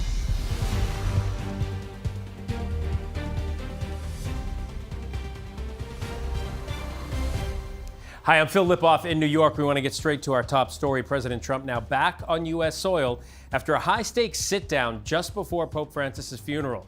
Trump and Ukrainian President Zelensky meeting face-to-face. Here's the picture in St. Peter's Basilica. This comes after a week of the Trump administration pressuring Ukraine to accept the terms of a peace deal with Russia. But after the funeral, Trump posted on social media that he thinks maybe Vladimir Putin doesn't want to stop the war and he may need to take a different approach in dealing with the Russian president. Senior White House correspondent Selena Wang has the latest from Washington. Selena. Hey, Phil, this was a powerful moment. President Trump and President Zelensky sitting together side by side in the Vatican, brought together because of the Pope's funeral. And the symbolism goes beyond simply being in St. Peter's Basilica. Pope Francis is someone who relentlessly called for peace and an end to the war in Ukraine. And it's President Trump's and Zelensky's first face-to-face meeting since that disastrous meeting in the Oval Office back in February when President Trump had publicly chastised Zelensky for not being grateful enough for U.S. support. So that symbolic high-stakes meeting in the Vatican coming as the Trump administration is pushing for a controversial peace plan and as Trump officials